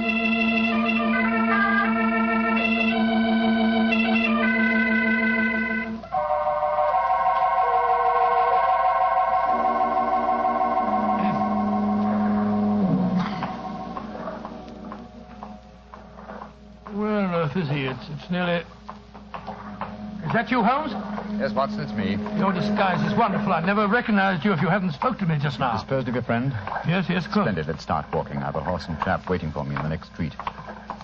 Oh, what on earth were you doing in the Bar of Gold, Holmes? Trying to get news of a missing man. You see, I'm in the midst of a very remarkable inquiry, and I'd hoped to get a clue from the incoherent ramblings of those poor devils back there. There's the horse and trap under the street lamp on the corner. You'll come with me, Watson? Yes, of course, if I can be of any use. A trusty comrade is always of use. My room at the Cedars has 2 beds in it. The Cedars?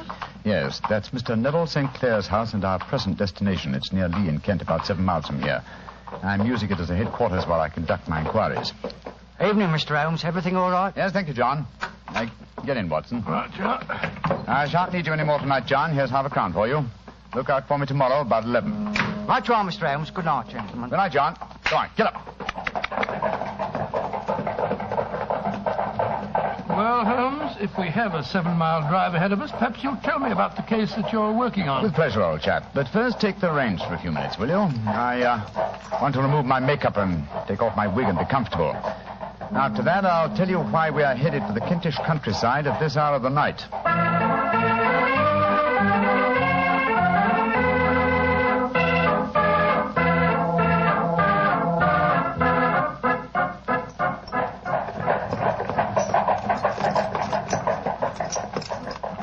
Watson, you have a grand gift of silence. It makes you invaluable as a companion. We've driven 4 miles and you haven't uttered a word. It wasn't easy, Holmes. I've been dying to question you, but I could see that you were preoccupied. Then I shall reward you with a clear and concise statement. My problem. Mr. Neville St. Clair, aged 37, the father of 2 children and an affectionate husband, is missing. He left his house, the Cedars, near Lee, our present destination, last Monday. 4 days ago, eh? Yes. Now, why should an affectionate husband and a happy father disappear? Any money trouble? No, I think not. His entire debts, at the moment, amount to £88, while he has £220 standing to his credit at the Capital and Counties Bank. Who was the last person to see him on Monday? His wife. But let me tell you the story. He left his house for London rather earlier than usual. He was a businessman, then? Yes, he has an interest in several companies in London, but his wife doesn't know exactly what he does. But to continue, he left for London saying that he would bring his little boy home a box of toy bricks. Now, by the merest chance, his wife received a telegram shortly after his departure saying that a parcel of considerable value was waiting for her at the offices of the Aberdeen Shipping Company. Aberdeen Shipping? Why, their offices are in Fresno Street. I drove by them tonight. Exactly, and Fresno Street branches out of Upper Swandam Lane, where the Bar of Gold is situated. Ah, now I'm beginning to understand. Go on, Holmes, go on. Mrs. St. Clair took a train for London, and at exactly 4:35 on Monday last, found herself walking past the Bar of Gold. Suddenly, she heard a cry, and looking up was horrified to see her husband beckoning to her from a second-story window. Great Scott, was he a prisoner, or was he there of his own free will, do you suppose? Undoubtedly, he was a prisoner. The window was open, and she distinctly saw his face, which she described as being terribly agitated. Really? He waved his hand to her frantically and then vanished from the window so suddenly that it seemed to her that he had been dragged back by some irresistible force from behind. Oh, gracious me. One singular point which struck her quick feminine eye was that although he wore the coat he had left for London in, he wore neither collar nor tie. Well, what did she do? Rushed down the steps into the Bar of Gold and attempted to go up the staircase leading to the second floor. I suppose that Oriental fellow that I talked to tonight stopped her. Exactly. In fact, he pushed her out of the door and slammed it after her. She rushed down the lane and a few moments later was lucky enough to meet a sergeant and 2 constables. She took them back with her to the Bar of Gold, of course. Yes. They went with her to the room in which Neville St. Clair had last been seen. Of course, there was no sign of him. In fact, on the whole floor, there was no one to be found except a hideous, deformed beggar who seemed to live there. From what Mrs. St. Clair told me, it appears that the sergeant conducted the examination quite intelligently. Certain you saw your husband at this window, Mrs. Sinclair? I'm positive, Sergeant. And Alaska swears no one's been upstairs this afternoon. Well, he's probably lying. But let's see what this cripple fellow has to say for himself. Here, you. What do you want with me? I ain't done nothing. Now, you heard what this lady said. Did you see your husband go in this room a few minutes ago? I didn't see nobody, and I've been here all the afternoon. You live here? Yes. And you swear on oath that no one's been in this room for the last few hours? Yes, I do. Mrs. Sinclair, I know that you think you saw your husband, but don't you suppose... Look on the table. Just a wooden box, ma'am. But I know what's inside it. There, see? Oh, it's a lot of wooden bricks like kids play with. My husband came to London today especially to buy them for our son. You can't disbelieve me now, Sergeant. Don't think I can, ma'am. I'll take another look round. Where does this door lead to? My bedroom. Yeah, you won't find nothing in there. Oh, we'll look just the same. Hello. There's bloodstains on this window ledge. Fresh bloodstains. How'd you account for that? Well, I don't know nothing about it. And the window overlooks the river, just where the water's good and deep, too. Nice place to tip a body out. Here, come here, you. Yeah, I ain't done nothing. You've got bloodstains on your right sleeve. What do you got to say about that? Well, I cut my finger, see? And then I went and opened the window later. That's how the blood got there. Do you think I was born yesterday? Let's have a look in this chest of drawers. Hello. Hello, whose clothes are these? Pair of trousers, socks, shoes, hat, everything except the coat, eh? Mrs. Sinclair, will you come in here, please, Mum? What have you found, Sergeant? These clothes. Are they your husband's, Mum? Yes. Yes, they are. What's happened to him, Sergeant? I'm afraid he's met with foul play, Mum. And this man knows what happened, only he won't talk. I don't know nothing, I tell you. No, don't you? Well, I arrest you in the name of the law, and I warn you that anything you say... And so, Watson, the sergeant arrested this crippled beggar. No, I'm not surprised. What have they been able to find out about him? Surprisingly little. His name is Hugh Boone. And he's a professional beggar, quite a successful one, I gather. His pathetic appearance attracts great sympathy. There's a shock of orange hair and a pale face that is disfigured by a horrible scar which has twisted the outer edge of his upper lip. And he was the last man to see Neville Sinclair alive, eh? So it would seem. The Lascar downstairs has been cross-examined relentlessly, but he swears that he has no knowledge of the crime. Have there been any further developments? Oh, yes, old chap. Yes, indeed there have. The ebbing tide gave a fresh clue. Do you mean Sinclair's body was washed out? No, his coat. What? with every pocket stuffed with pennies and halfpennies. 421 pennies and 270 halfpennies, to be exact. There's no wonder that it had not been swept away by the tide. But a human body was a different matter. Yes, there's a strong eddy between the house and the wharf. It seems likely that the weighted coat had remained when the stripped body had been carried away into the river. Well, the other clothes were found in the room. Why would the body be dressed in a coat alone? We can only surmise, old chap, but supposing that this man Boone had thrust Neville Sinclair through the window and into the river, what would he do then? Try and dispose of the telltale garments. Yes, that would be logical, wouldn't it? He would seize the coat and be in the act of throwing it out of the window when it would occur to him that it would float and not sink. So he loaded the pockets with coins to make it sink. Quite so. Yes, of course. But he has little time, for he has heard the scuffle downstairs when Mrs. Sinclair tried to force her way up.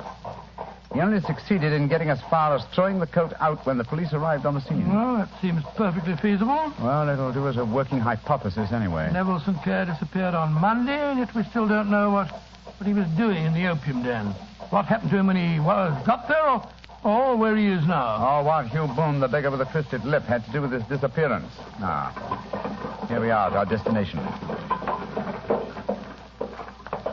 Hello, there's a light burning. Mrs. Sinclair must be waiting up for you. Yes, poor woman. I hate to return here with no news of her husband, but she's being brave, Watson, extremely brave. We must do everything we can to comfort her.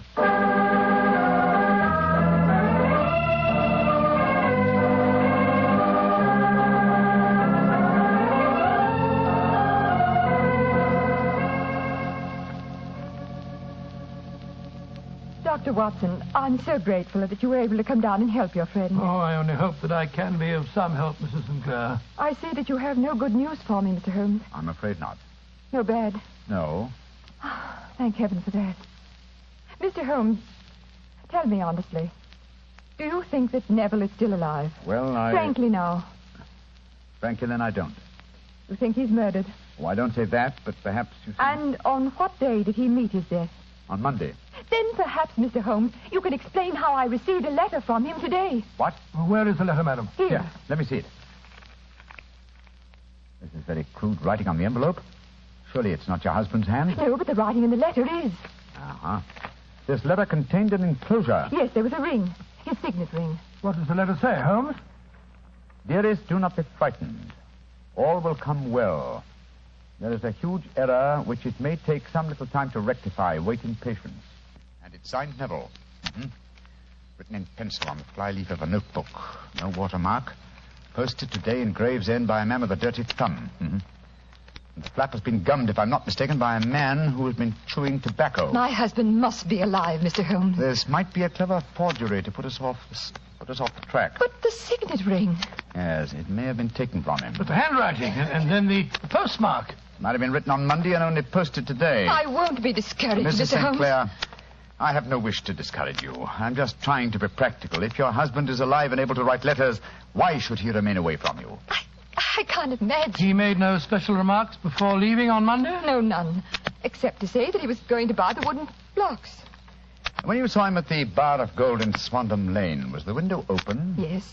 Then he might have called you. He might. As I understand it, he gave an inarticulate cry, a call for help, you thought. Yes, he waved his hands. But it might have been a cry of surprise. Astonishment at the unexpected sight of you might have caused him to throw up his hands. I suppose so. And you thought that he was pulled back from the window. Yes, because he disappeared so abruptly. He might have leaped back, mightn't he? He might have, though I can't think why. One last question. Had your husband ever shown signs of taking opium? Why, no, never, Mr. Holmes. I'm certain the idea would have revolted him. Thank you, Mrs. Sinclair. Those were the principal points I wanted to be clear on. And now, Watson, I suggest we retire for the night. We may have a busy day ahead of us tomorrow. I hope you both sleep well. Good night, Mr. Holmes. Dr. Watson. Good night, Mrs. Sinclair, and keep up your courage. Good night, Mrs. Sinclair. We must hope for the best. The clouds seem lighter, though I should not venture to say that danger is over.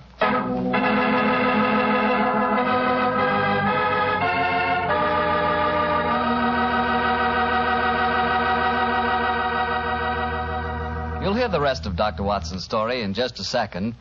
So I'm just going to remind you that when you buy Petri California sherry, you have a choice of two kinds of sherry. You can choose Petri regular sherry, or if you prefer your sherry dry, not sweet, ask for Petri pale dry sherry. They're both fine wines. And if you don't know which you'd prefer, don't buy one, buy two. Buy them both and try them both. And remember this, Petri Sherry is the perfect all-round, all-occasion wine. It's good before dinner, after dinner, at cocktail time, and any time. Just be sure you get Petri Sherry. Well, Dr. Watson, you and the great Sherlock Holmes certainly deserved a good night's rest. Did you get it? I did, Mr. Bartell, but Holmes made no attempt to sleep. As soon as we retired upstairs, he donned a blue silk dressing gown and then wandered about the room collecting pillows from his bed and cushions from the sofa and the armchairs. With these, he constructed a sort of eastern divan on which he perched himself cross-legged with an ounce of shag tobacco and a box of matches laid out in front of him. He was all set for a session of thinking, I guess, huh? Yes, my boy. In the dim light of the lamp, I saw him sitting there, an old briar pipe clenched in his teeth, his eyes fixed vacantly on a corner of the ceiling, the blue smoke curling up from him, silent, motionless. So he sat as I dropped off to sleep, and so he sat when I wakened in the morning to find the summer sun shining into the room. The pipe was still between his lips, the smoke still curled upward, and the room was full of a dense tobacco haze. But nothing remained of the heap of shag which I had seen on the previous night. Watson? Awake, Watson? What time is it? 20 minutes past 4. Lord Holmes, you haven't been to bed. True, old chap, I had to think. I couldn't allow my brain the luxury of sleeping. You game for a morning drive? Yes, certainly. I'll get dressed. Good. No one's stirring yet, but I know where the stable boy sleeps. I'll have the horse and trap out in no time at all. Oh, where are we going? To prison. To visit Hugh Boone, the man with the twisted lip. Holmes, you're unusually excited. What's on your mind? I want to test a little theory. I think, Watson, that you are now standing in the presence of one of the most absolute fools in Europe. I deserve to be kicked from here to Charing Cross, but I think I have the key to the affair now. Oh, where is it? In the bathroom. What? You're joking, Holmes. No, I've just been there and removed it. It's in my coat pocket now. Hurry and get dressed, old chap. And we'll drive over to the prison and see whether my key fits the lock.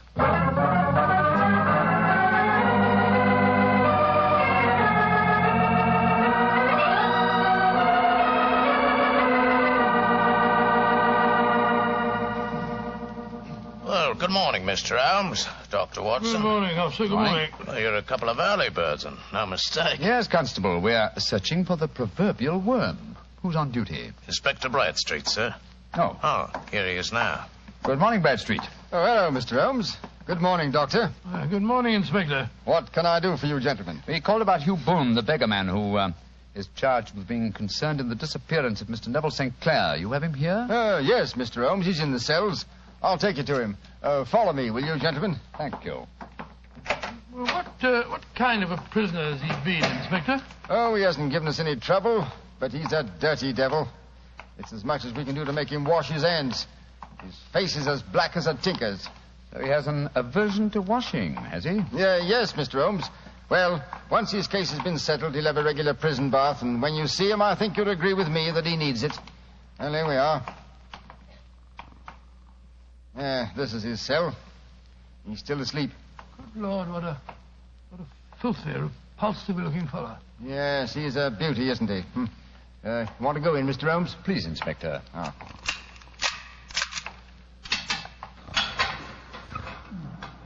Well, he certainly needs a wash. Yes, I had an idea that he might. That's why I brought this sponge along in my pocket. Oh, so that was the key that you found in the bathroom. Oh, you're a funny one, Mr. Holmes, and no mistake. What did you bring a sponge along for? I'll show you. Is there any water in this cell? In the jug on the table there. Yes. I soak the sponge in the water so, and then apply it to the prisoner's face, so. Great Scott, his complexion's 3 shades lighter underneath, and the scar on his lip has disappeared. What are you doing to me? Now a tug on this mop of red hair, and I think we'll find it's a wig. Yes, come on. That's right. Let me introduce you to Mr. Neville St. Clair of Lee in the county of Kent. Good Lord, Mr. Holmes, it's the missing man, all right. I recognize him from the photographs. All right. I'm Neville St. Clair. What am I charged with? With making away with Mr. Neville St. Oh, no, you can't be charged with that unless we make a case of attempted suicide of it. Well, since I'm the missing man, and it's obvious that no crime has been committed, and therefore I'm illegally detained. No crime, but a very great error has been committed. You would have done better to have trusted your wife. It wasn't only my wife, it was the children. I couldn't bear to have them know that their father was a common beggar. Now you've exposed me. What can I do? Well, if you leave it to a court of law to clear this matter up, sir, you can hardly avoid newspaper publicity. But if you're perfectly honest with us now, I'm sure that the inspector and Mr. Holmes won't be too hard on you. No, Mr. St. Clair. Inspector Bradstreet will, I'm sure, make notes on the information that you give us and submit them to the proper authorities. But now, sir, your story, please. Why have you been posing as Hugh Boone, a crippled beggar with a twisted lip? Well, it's a simple enough story. Some years ago, I was a newspaper reporter. One day, my editor wanted an article on begging in the London metropolis. I suppose you thought the best way to get your facts was to disguise yourself as a beggar. Yes, I'd been an actor in my youth, and it wasn't hard for me to adopt a convincing disguise. But that was the point where all my troubles started. On that first day I sat in the London streets, I found to my amazement that I received no less than 26 shillings and 4 pence. Almost as much as your weekly salary as a reporter, I imagine. Yes, Mr. Holmes. Well, you can imagine how hard it was to settle down to arduous work at £2 a week when I knew that I could earn as much in a couple of days by smearing my face with paint, laying my cap on the ground, and sitting still. Only one man knew my secret. The Lascar at the Bar of Gold in Upper Swandam Lane, eh? Yes, Mr. Holmes. Mm-hmm. Every morning I would emerge from there dressed as a beggar, and in the evenings I'd return and transform myself into a well-dressed man about town. The fellow was well paid for his rooms, and well, I knew that my secret was safe in his possession. And when you got married, you couldn't bring yourself to confide in your wife, I suppose. No, I couldn't. My wife knew that I had a business in the city. She little knew what. When you saw your wife from the window last Monday, you quickly changed back into the character of the beggar, I suppose. Yes, Mr. Holmes. Of course. And then weighted my coat and threw it into the river. Mm-hmm. Well, I don't think there's anything else I need explain, is there, gentlemen? One point. The signet ring that you sent your wife. Well, I knew that she'd be worrying. So I gave it to the Lascar at a moment when no constable was watching me, together with a hastily scribbled note. That note only reached her last night, Mr. Sinclair. Last night? Oh, poor Catherine. What a dreadful week she must have spent. The police have been watching that Lascar. He probably found it difficult to post the letter for you without being spotted. Yes, I would surmise he gave it to a sailor customer of his to post. A sailor who chewed tobacco and had a dirty thumb. Yes, I think all the ends are tied off very neatly now. One last question, Mr. Sinclair. Have you ever been prosecuted for begging? Oh, many times, but what was a fine to me? It's got to stop here and now, Mr. Sinclair. And if the police had asked this thing up, there must be no more of you, Boone, the beggar. I swear it. And you must tell your wife the truth at once. If you'd done that a long time ago, you'd have saved both of yourselves a very great deal of misery, sir. I shall tell her everything. Well, Mr. Holmes, we're very much obliged to you for having cleared this matter up. I wish I knew how you reached your results, though. Well, in this case, my dear Inspector, I reached them by sitting upon 5 pillows and consuming an ounce of shag tobacco. I only wish that all my problems might be solved so comfortably.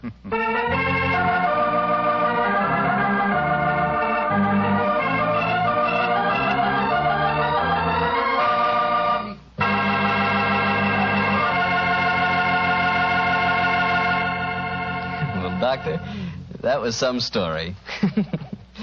Imagine arresting a man for committing a murder and then finding out that he's the fellow who's supposed to be dead. It is a bit bewildering, isn't it? You said it. Boy, being a detective sure has its surprises. Nothing like that ever happens to me. Oh, come. One would believe to hear you talk that you lead a very uneventful life. Oh, but I do, Doctor, I do. Why, I never get any surprises. Look, I tell our friends that Petri wine is always good wine. And what happens? Well, what does happen? Everybody agrees it's good wine, and that's that. Well, it just got to be.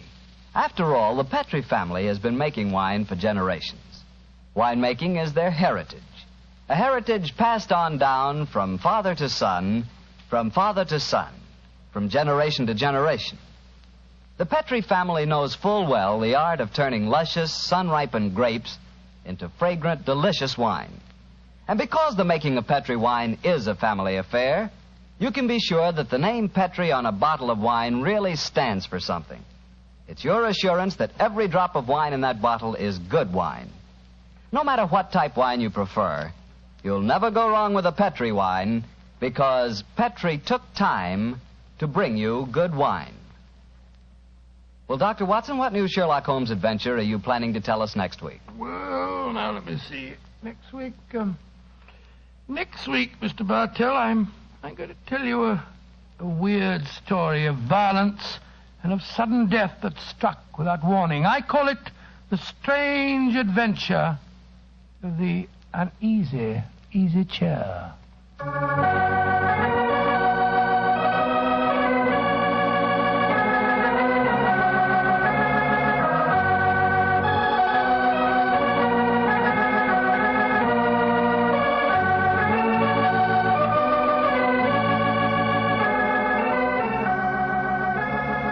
Tonight's Sherlock Holmes adventure was adapted by Dennis Green and Anthony Boucher from Sir Arthur Conan Doyle's story, The Man with the Twisted Lip. Music is by Dean Fossler. Mr. Rathbone appears through the courtesy of Metro-Goldwyn-Mayer, and Mr. Bruce through the courtesy of Universal Pictures, where they are now starring in the Sherlock Holmes series.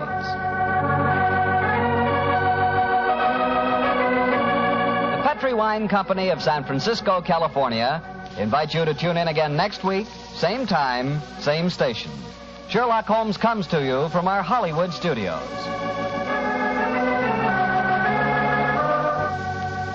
This is Harry Bartell saying goodnight for the Petri family. Petri Wine brings you Basil Rathbone and Nigel Bruce in the new adventures of Sherlock Holmes.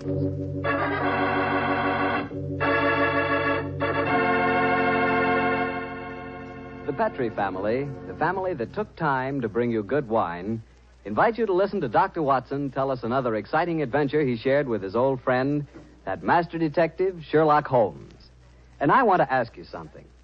You know, every now and then I've told you about the good old American custom of serving a glass of sherry before dinner, particularly Petri California sherry. And I wonder if you've tried that Petri sherry. Really, a glass of Petri sherry is the best beginning a good meal ever had. Petri sherry is clear, fragrant, and truly delicious. It's a wonderful wine whose flavor is the essence of luscious, sun-ripened grapes. And Petri makes two kinds of sherry wine, a regular sherry and Petri Pale Dry. If you don't know which you prefer, try them both. Don't buy one, buy two. But remember, always buy Petri, because Petri wine is always good wine.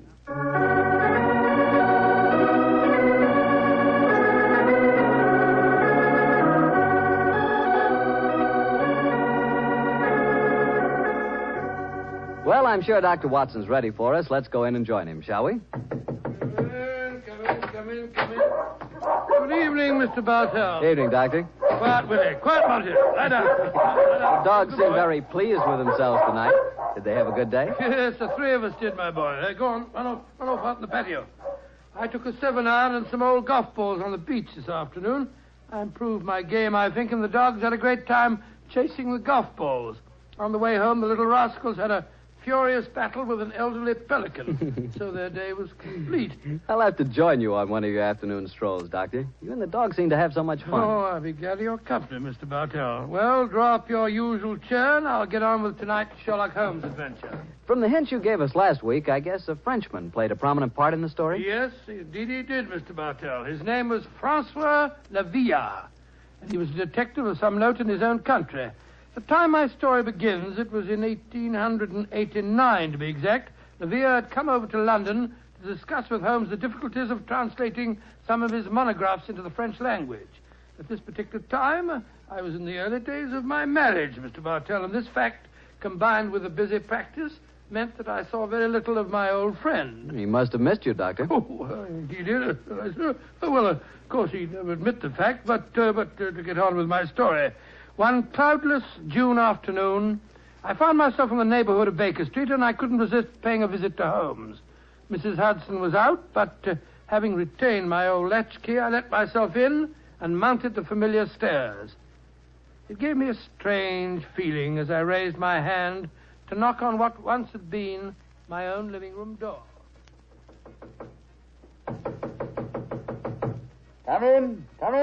Oh, hello, Holmes. Monsieur Holmes. Oh, I beg your pardon. I didn't know you... Watson, my dear fellow. How very nice to see you again. It's great to see you, Holmes. I'm sorry I interrupted you. No. I didn't know that you had company. Not at all, my dear fellow. We're delighted, aren't we, Le Villard? Watson, oui. this is Monsieur Le Villard. How do you do, sir? How do you do? Enchanté, monsieur. I have often wished to meet the so charming Dr. Watson. Holmes has told me a great deal about you. Oh, it's very nice of you, sir. That age suits you, Watson. You look splendid, old fellow. Gained a little weight, haven't you? Oh, yes, a few pounds, I believe. Come, you sit down, won't you? You sure that I'm not interrupting you in some important discussion? Oh, no, mon cher docteur. We were having a good-natured argument on the relative abilities of the French criminal compared to the English. Oh, interesting. You must lend me your support, Watson. Monsieur Le Villard is convinced that the English criminal is a very dull dog indeed. Well, we've met some far from dull ones in our time. I assure you, Monsieur Le Villard. The exceptions rather than the rule, I fear, mon cher docteur. You're stubborn, aren't you, Le Villard? Believe me, my dear friend, that I will yield to no one in my admiration of your knowledge and skill. That is why I wish I could persuade you to practice in Paris. There you would find opponents really worthy of your steel. What can happen to interest you in this land of grey fogs, boiled potatoes, and pots of tea? Gracious me for myself, sir, you're not very flattering. Oh, don't be so insular, Watson. Oh, I meant no offense, my friend. Well, you say that the English criminal is dull. Well, perhaps if you were to read a published story of mine called A Study in Scarlet, you'd think differently. It tells of a very exciting adventure that Holmes and I had. I have read it, my friend. Oh, you have? An extremely gripping story, but surely you will admit that the crime was essentially of American origin. He's right, Watson. He's perfectly right, dear me. What can I do to vindicate the dishonor of the London criminal? Let me see. Oh, yes, of course. A copy of today's Times. That's fine. I shall introduce you to a section known as the agony column. Where is it now? Oh, yes, here we are. This should convince you of the color and variety of English life. The agony column? Mm-hmm. It sounds most painful. What is it, pray? A personal column is liable to contain anything from a lover's frantic appeal to his lady love to a ransom note. In my profession, I've frequently found it an invaluable medium for contacting the underworld. Yes, now, here we are. Here's something. Dear me. Oh, dear, no. Today's column seems rather uninspired, I'm afraid. May I examine it? Of course, here you are. Merci. If the lady who helped my little boy across the road at the corner of Threadwell Street and High Auburn last Wednesday at 4 will get in touch with Box 845, she will learn of something to her advantage. We can be more colorful than that in Paris, my friend. Yes, I think we can do better than that, too. Yeah, look at this, will you? The printer must have been half asleep when he set up the type for this advertisement. Will any gentleman interested in discussing cryptography and cipher writing please communicate with Box XQL 696, The Time? Oh, I fail to find this message any more stirring than the preceding one. You notice the execrable printing, don't you? Indeed I do. It is all mixed up. The first word, will, starts with a capital W and a capital I. The second word, any, starts with a small a, and then has a capital N and Y. It is a shocking example of typography. And when it occurs in a paper noted for its excellence in typesetting, one realizes that this is no mistake. What do you mean, huh? This is undoubtedly a code message. Come now, my friend. I defy even you to make a mystery out of a printer's negligence. I accept your challenge, my dear Le Villard. If you recall, the Baconian bilateral cipher depends upon the use of two sizes of type. If we group the letters in units of 5, the arrangements of small and capital letters within the group should give us the message. Now, let's see. 2 capitals followed by 3 small gives us the letter H. Then 2 capitals, 1 small, 2 more. That gives us E. H. I still think you are trying to make an adventure out of a mere printing accident. No mere printing accident could so readily fall into one of the great traditional ciphers. Now, let's see. This message reads H-E-L, help, Q, too small, Q-U-I, quilter, help, quilter, L, too small and large, elms, help, quilter, elms, there it is, yes, penge, help, quilter, elms, penge. Help, quilter, elms, penge. What does that mean? Presumably that a man named Quilter, who lives at a house called the Elms, in the village of Penge, needs help. I see it now. A helpless victim held prisoner. He smuggles out this message as a harmless personnel, with strict instructions that it be printed on this art form. He knows that the amateurs of cryptography, to whom it is addressed, will decipher this call for help. Et voilà. Monsieur Villa, you seem ready to grant that adventure can exist in London, after all. The advantage, my dear Watson, of a more mercurial temperament than we Englishmen possess. Well, Villa, what about it? Shall we set off for Penge and rescue the ingenious Mr. Quilter from whatever dire fate awaits him in the elms? I'm all impatience. Splendid. Watson, I suppose you're too busy to join us. Too busy? Well, in your practice, I'm sure that you have patience to attend yes, of course, yes. As a matter of fact, I have 2 further visits to make today. One to a peppery old miser who has gout, and the other to a wealthy society woman who has an acute attack of hypochondria, as they call it. To blazes with them, to hell with both of them. I'm coming with you, Holmes, if you want me. Bravo, Watson. Then grab your hat and coat. The game's afoot.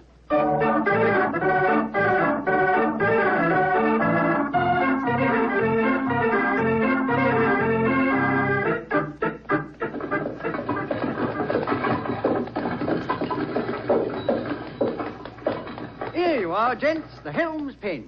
Nice afternoon for a drive, wasn't it? Afraid it'll cost you 15 bob, though. There's a sovereign for you. You can keep the change. Charming. Thank you, Governor. Top of the evening to you, gents.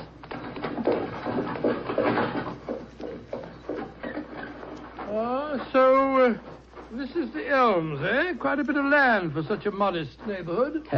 To call it the Elms seems remarkably inapropos. I cannot see an elm tree in sight. So you see, Livia, the English have more imagination than you give them credit for. Are you just going to walk up to the front door and knock, Holmes? Why not? The direct approach is often the most satisfactory. Oh, you disappoint me. I had hoped that perhaps you would adopt one of the disguises in which you are so adept, I am told. Well, since it's unlikely that these people know me by sight, that's hardly necessary, is it? However, I trust that this little problem may reward you with some colorful highlights before we're through. Oh. Great Scott. Revolver shots. They came from the house.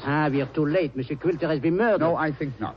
You will observe that the next-door neighbor to the Elms was mowing his front lawn as we drove up. He is still engaged in the same occupation. Obviously, revolver shots attract little attention in this vicinity. Mon Dieu, you mean that violence and sudden death are so common that they do not attract even the passing interest? No, Villa. Even the British are not as phlegmatic as that. Then what is the answer to those shots, Holmes? Look, some member of this household is addicted to pistol practice. The fact that a shooting target is nailed to the back of that fence over there would further support the theory.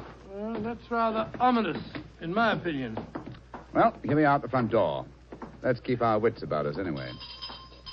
Are you carrying a revolver, Dr. Watson? No, and a stethoscope, I'm afraid. I was prepared for sickness when I left the house today, and not for crime. I, too, am unarmed. How about you, Monsieur Holmes? Only a magnifying glass, I'm afraid. Hardly a very lethal weapon. Yes? My friends and I were calling on Mr. Quilter. Oh? Who are you? My name is Sherlock Holmes, and these are my friends, Dr. Watson and Monsieur Leviat. How do you do, madam? How do you do? Is Mr. Quilter expecting I don't know. We read his advertisement in the agony column of the Times today and came down here at once. Are you a relation of his? I'm his niece. Oh. My name is Doris Faversham. Come in, won't you? Miss Faversham, I suppose it is? Yes, Doctor. It's Miss Faversham. We heard 3 revolver shots as we were walking up the driveway. They gave us quite a start. Yes, mademoiselle. We were afraid that we might have arrived at the time of tragedy. Yes, indeed. Tragedy? Oh. My hobby is revolver shooting. I was doing some target practice in the back garden as you arrived. Revolver shooting, Miss Faversham. How very interesting. I flatter myself that I'm something of a marksman myself. Oh, really? Mm-hmm. Well, perhaps we can have a match. Won't you sit down? Your challenge intrigues me, Miss Faversham, but before I accept it, I should like to see Mr. Quilter. Well, Uncle George is paralyzed, you know. Oh, Spent all his time in a wheelchair. I'm not at all sure he'll see you. Well, at least you can ask him, can't you, Miss Faversham? It is his custom at this time of the day to take a little nap. Perhaps tomorrow... Doris! He's still awake. Who's here? Yes, Uncle. Some men have come to see you, Uncle. Well, bring him in. Follow me, gentlemen.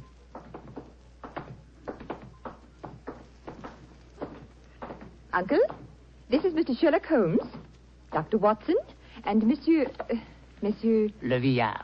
And Monsieur Leviat. How do you do, sir? How do you do? Sherlock Holmes, eh? It took you long enough to decipher my message and get here, didn't it? Your brother's a much faster worker, isn't he? Oh, what makes you say that, Mr. Quilter? Received this telegram from him at 11 o'clock this morning. Read it for yourself.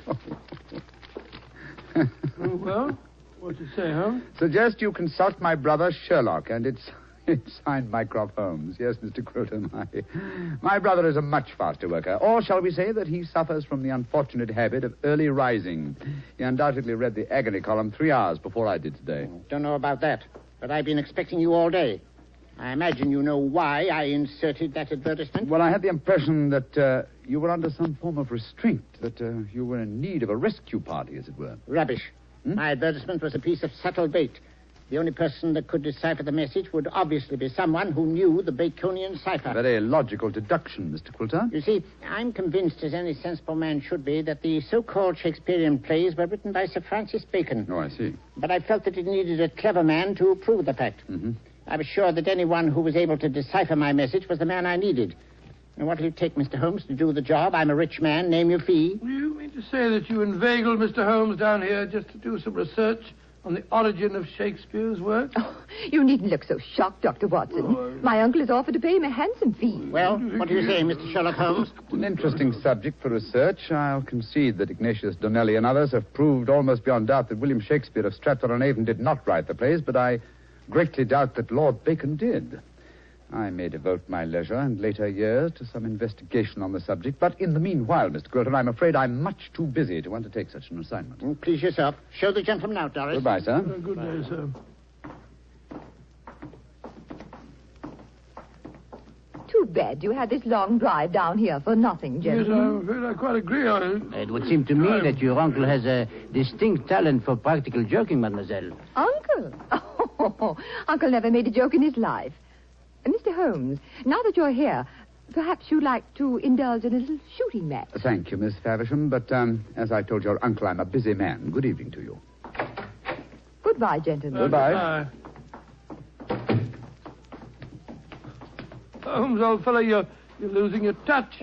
You'd never have made a blunder like this if I'd still been with you. It is comforting for an aspiring detective like myself to know that the great Sherlock Holmes is fallible. Yes, indeed. Then am I to assume that I must continue the case alone? What do you mean, continue the case? There isn't one. Quilter's in no danger. He's in desperate danger. What? I'm only afraid I may be too late to save him. But we have just spoken to the man. Oh, no. Did neither of you notice the traces of fresh loam on the boots of that supposedly paralyzed man? Gentlemen, I fear the agony column has led us to murder.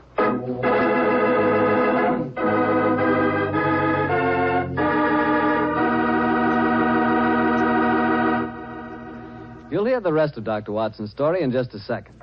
Time enough for me to mention that any meal is a better meal when it's served with a Petri dinner wine. If you're having chicken or fish, use Petri California Sauterne. Petri Sauterne is a subtle, delicately flavored white wine that looks and tastes like captured sunshine. If you're having a roast or chops or any kind of meat or meat dish, then by all means serve Petri California Burgundy. Petri Burgundy is a hearty, full-flavored red wine, one of the most delicious red wines you ever poured from a bottle. Why not get a bottle of each, Petri Burgundy and Petri Sauterne? Then, no matter what you have for dinner, you'll surely have the right wine, a Petri wine. Well, Doctor, why did you have to break off your story there? Well, I had to break it off somewhere, Mr. Bartell, and that seemed to be the most exciting spot. It certainly was. I was convinced that the great Sherlock Holmes had been fooled for once. What happened next? Well, my boy, needless to remark, we did not get into a cab and go back to London, but let me pick up the story at the same place that I broke it off. As Holmes said... Gentlemen, I fear the agony column has led us to murder. Murder? There was fresh earth on the soles of his boots, you say? Distinct traces, proving that the man in the wheelchair was not paralyzed. And that man, whoever he is, was impersonating Quilter to put us off the track. And the real Quilter may have been killed, eh? I'm afraid so. Let's stop here for a moment, shall we, while we make our plans. This hedge will hide us from the house in case they're watching from the windows. Now, this isn't a hard picture to reconstruct. There undoubtedly is, or was, a paralyzed Baconian scholar named Quilter. He managed to smuggle out that ingenious plea for help, but Mycroft's unfortunate telegram gave the game away. I see it now. The people in there, holding him prisoner, forced him to reveal what he has done, eh? What they may have done to him, heaven alone knows. One of the criminals, guessing from the telegram that I might appear on the case, posed as the crippled Quilter. What's our next move, Holmes? Remember that singularly unattractive young lady skilled with the revolver? We must search the grounds as unobtrusively as we can. Search the grounds? For what? I can answer that question, Monsieur Docteur. We search for signs of the freshly turned earth of a grave.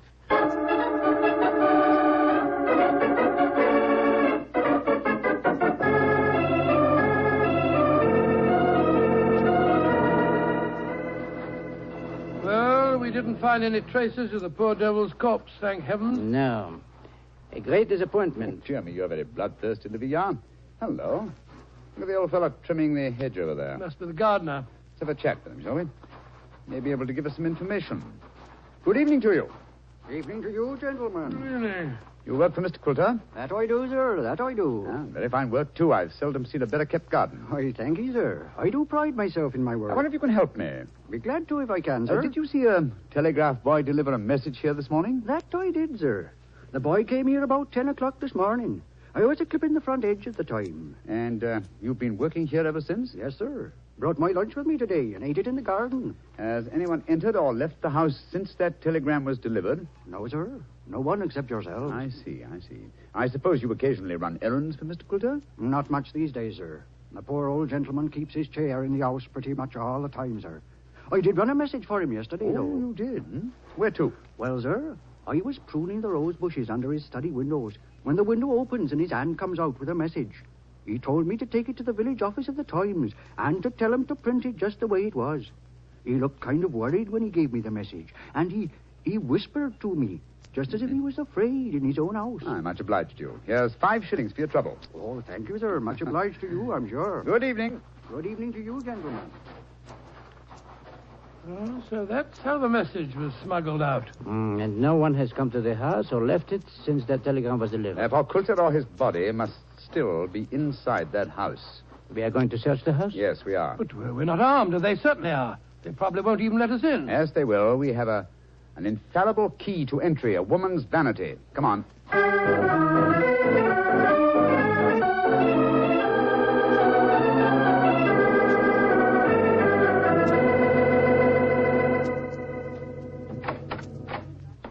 Oh, so you came back. I thought you wouldn't be able to resist my challenge to a pistol match, Mr. Holmes. Exactly, Miss Faversham. We had difficulty in finding a cab and decided to take a train back to London. There was an hour's wait, so I thought I'd accept your challenge. Good. Come in. We'll go into the back garden. Thank you. Don't talk loudly. I think Uncle's asleep in the next room. Don't bring anybody in here, Doris. I want to see. All right, Uncle. This way, gentlemen. If your uncle wants to sleep, seems a funny sort of alibi. Oh, well, he's used to that, Doctor.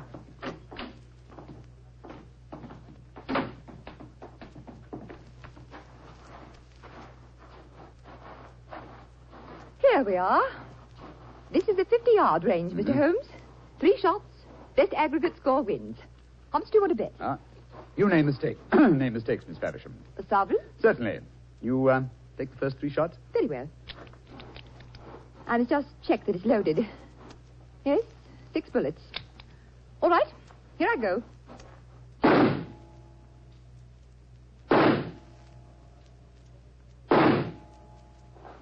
Bravo, Miss Faversham. Splendid. A bullseye and 2 winners. I can do better. Your turn, Mr. Holmes. Doris, who are these men? Friends of mine. I'll introduce you in a minute, Geoffrey. We're in the middle of a match at the moment. Your turn, Mr. Holmes. The revolver, please. Here you are. Thank you. You're sure you know how to handle a revolver? Oh, quite sure, thanks. Then why are you pointing it at me? Because I want you to raise your hands above your head. You too, whatever your name is. Doris, who are these men? Put up your hands. I shan't hesitate to shoot, I assure you. Come on. That's it. What in heaven's name do you think you're up to? Finding out what became of the real Mr. Quilter. Search the man, Watson. Right you are, Holmes. VR, go into the house, will you, and search it. Yes, but of course. Hello, this man had a revolver on his hip. Keep him covered with it. Here, stand still, you. Now, sir, who are you? From your resemblance to the man in the wheelchair that we saw earlier, I should say that you're a member of the same family. We're both relatives of Mr. Quilter. That's right. My name's Davies. I'm from the Australian branch of the family. Relatives, yes. And doubtless you stood to inherit his estate in the event of Quilter's death. You moved in on this defenseless old man, terrorized him, lived off him, and finally found it necessary to destroy him. You're talking absolute rubbish. You're telling the truth and you know it. I can tell by your expressions. Move back into the house, both of you. Come on. And keep your hands raised. All right, that's it. Come on. Lead the way into the study. The man posing as Mr. Coulter is still there. We heard him call out as we came in. Yes, we might as well confront the three of them together. Yes, he's still seated in the chair. He seems to be asleep. Villa! Did you find anything? Not a trace of the missing men, Monsieur Holmes. Davis, what did you do with Mr. Coulter? I didn't do anything with him. Of course not. He's sitting there in that chair. Well, it's no good lying to us. We know that man's an imposter.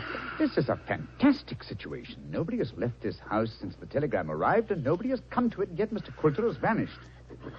Good Lord, how can he sleep through all this talk? You'd think he'd been drugged. Villa! We're idiots. You are unquestionably the most promising detective in France, and some people have been kind enough to grant me a similar status in England, and yet my old friend Watson has just solved the case. Oh, well, nothing. I was just too happy to... What? Solved it? Well, how? Listen to the breathing of that man in the chair. What? He's been drugged.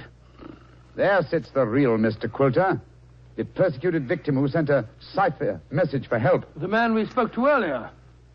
Was you, Mr. Davies, impersonating Coulter. After you'd received us, you took off your disguise, adopted an Australian accent, and then hid your drug victim by placing him in his own wheelchair, knowing that would be the last place we'd look for him. And they would have kept him here until we had gone and then murdered him. What a devilish plot. Well, what have you got to say for yourselves? It was Jeffrey's idea, not mine. I didn't have anything to do with it. That's a dirty lie. You were in this as much as I am. Oh, this is splendid, simply splendid. Please continue the argument. It'll make interesting evidence in court. You can't take us into court. Of course you can't. What's the charge? Coulter's still alive, isn't he? When Mr. Coulter revives under Dr. Watson's ministrations, you will be charged, I have no doubt, with attempted murder, abduction, sequestration, duress, and probably several other counts. Monsieur Villard, if you will find us a cab, we'll take these miscreants to Scotland Yard. Our work is done.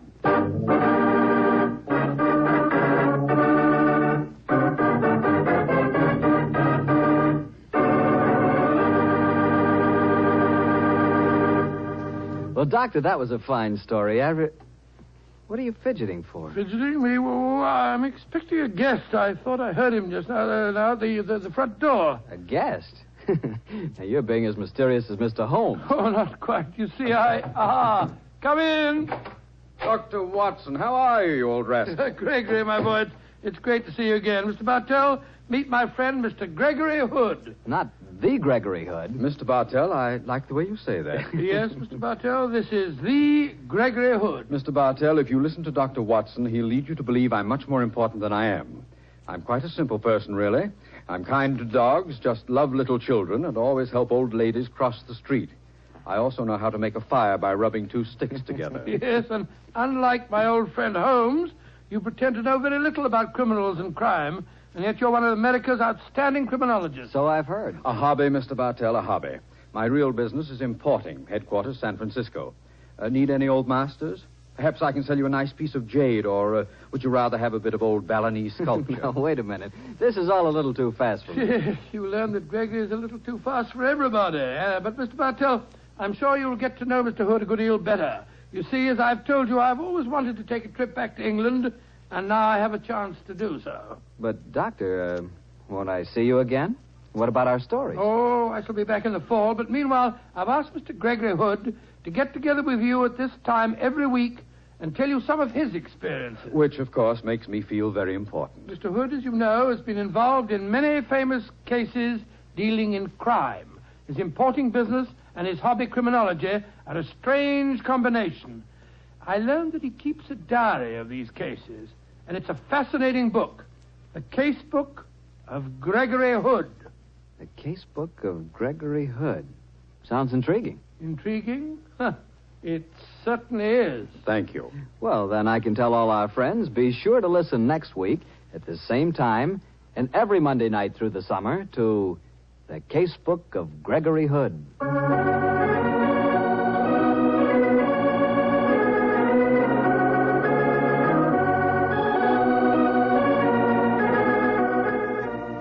Tonight's Sherlock Holmes adventure was written by Dennis Green and Anthony Boucher and was suggested by an incident in Sir Arthur Conan Doyle's story, The Sign of Four.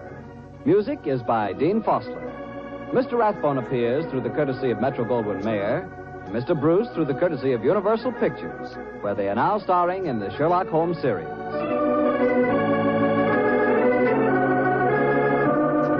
The Petri Wine Company of San Francisco, California, invites you to tune in again next week, same time, same station.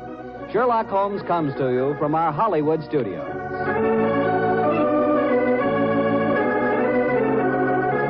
This is Harry Bartell saying goodnight for the Petri family. This is the Mutual Broadcasting System.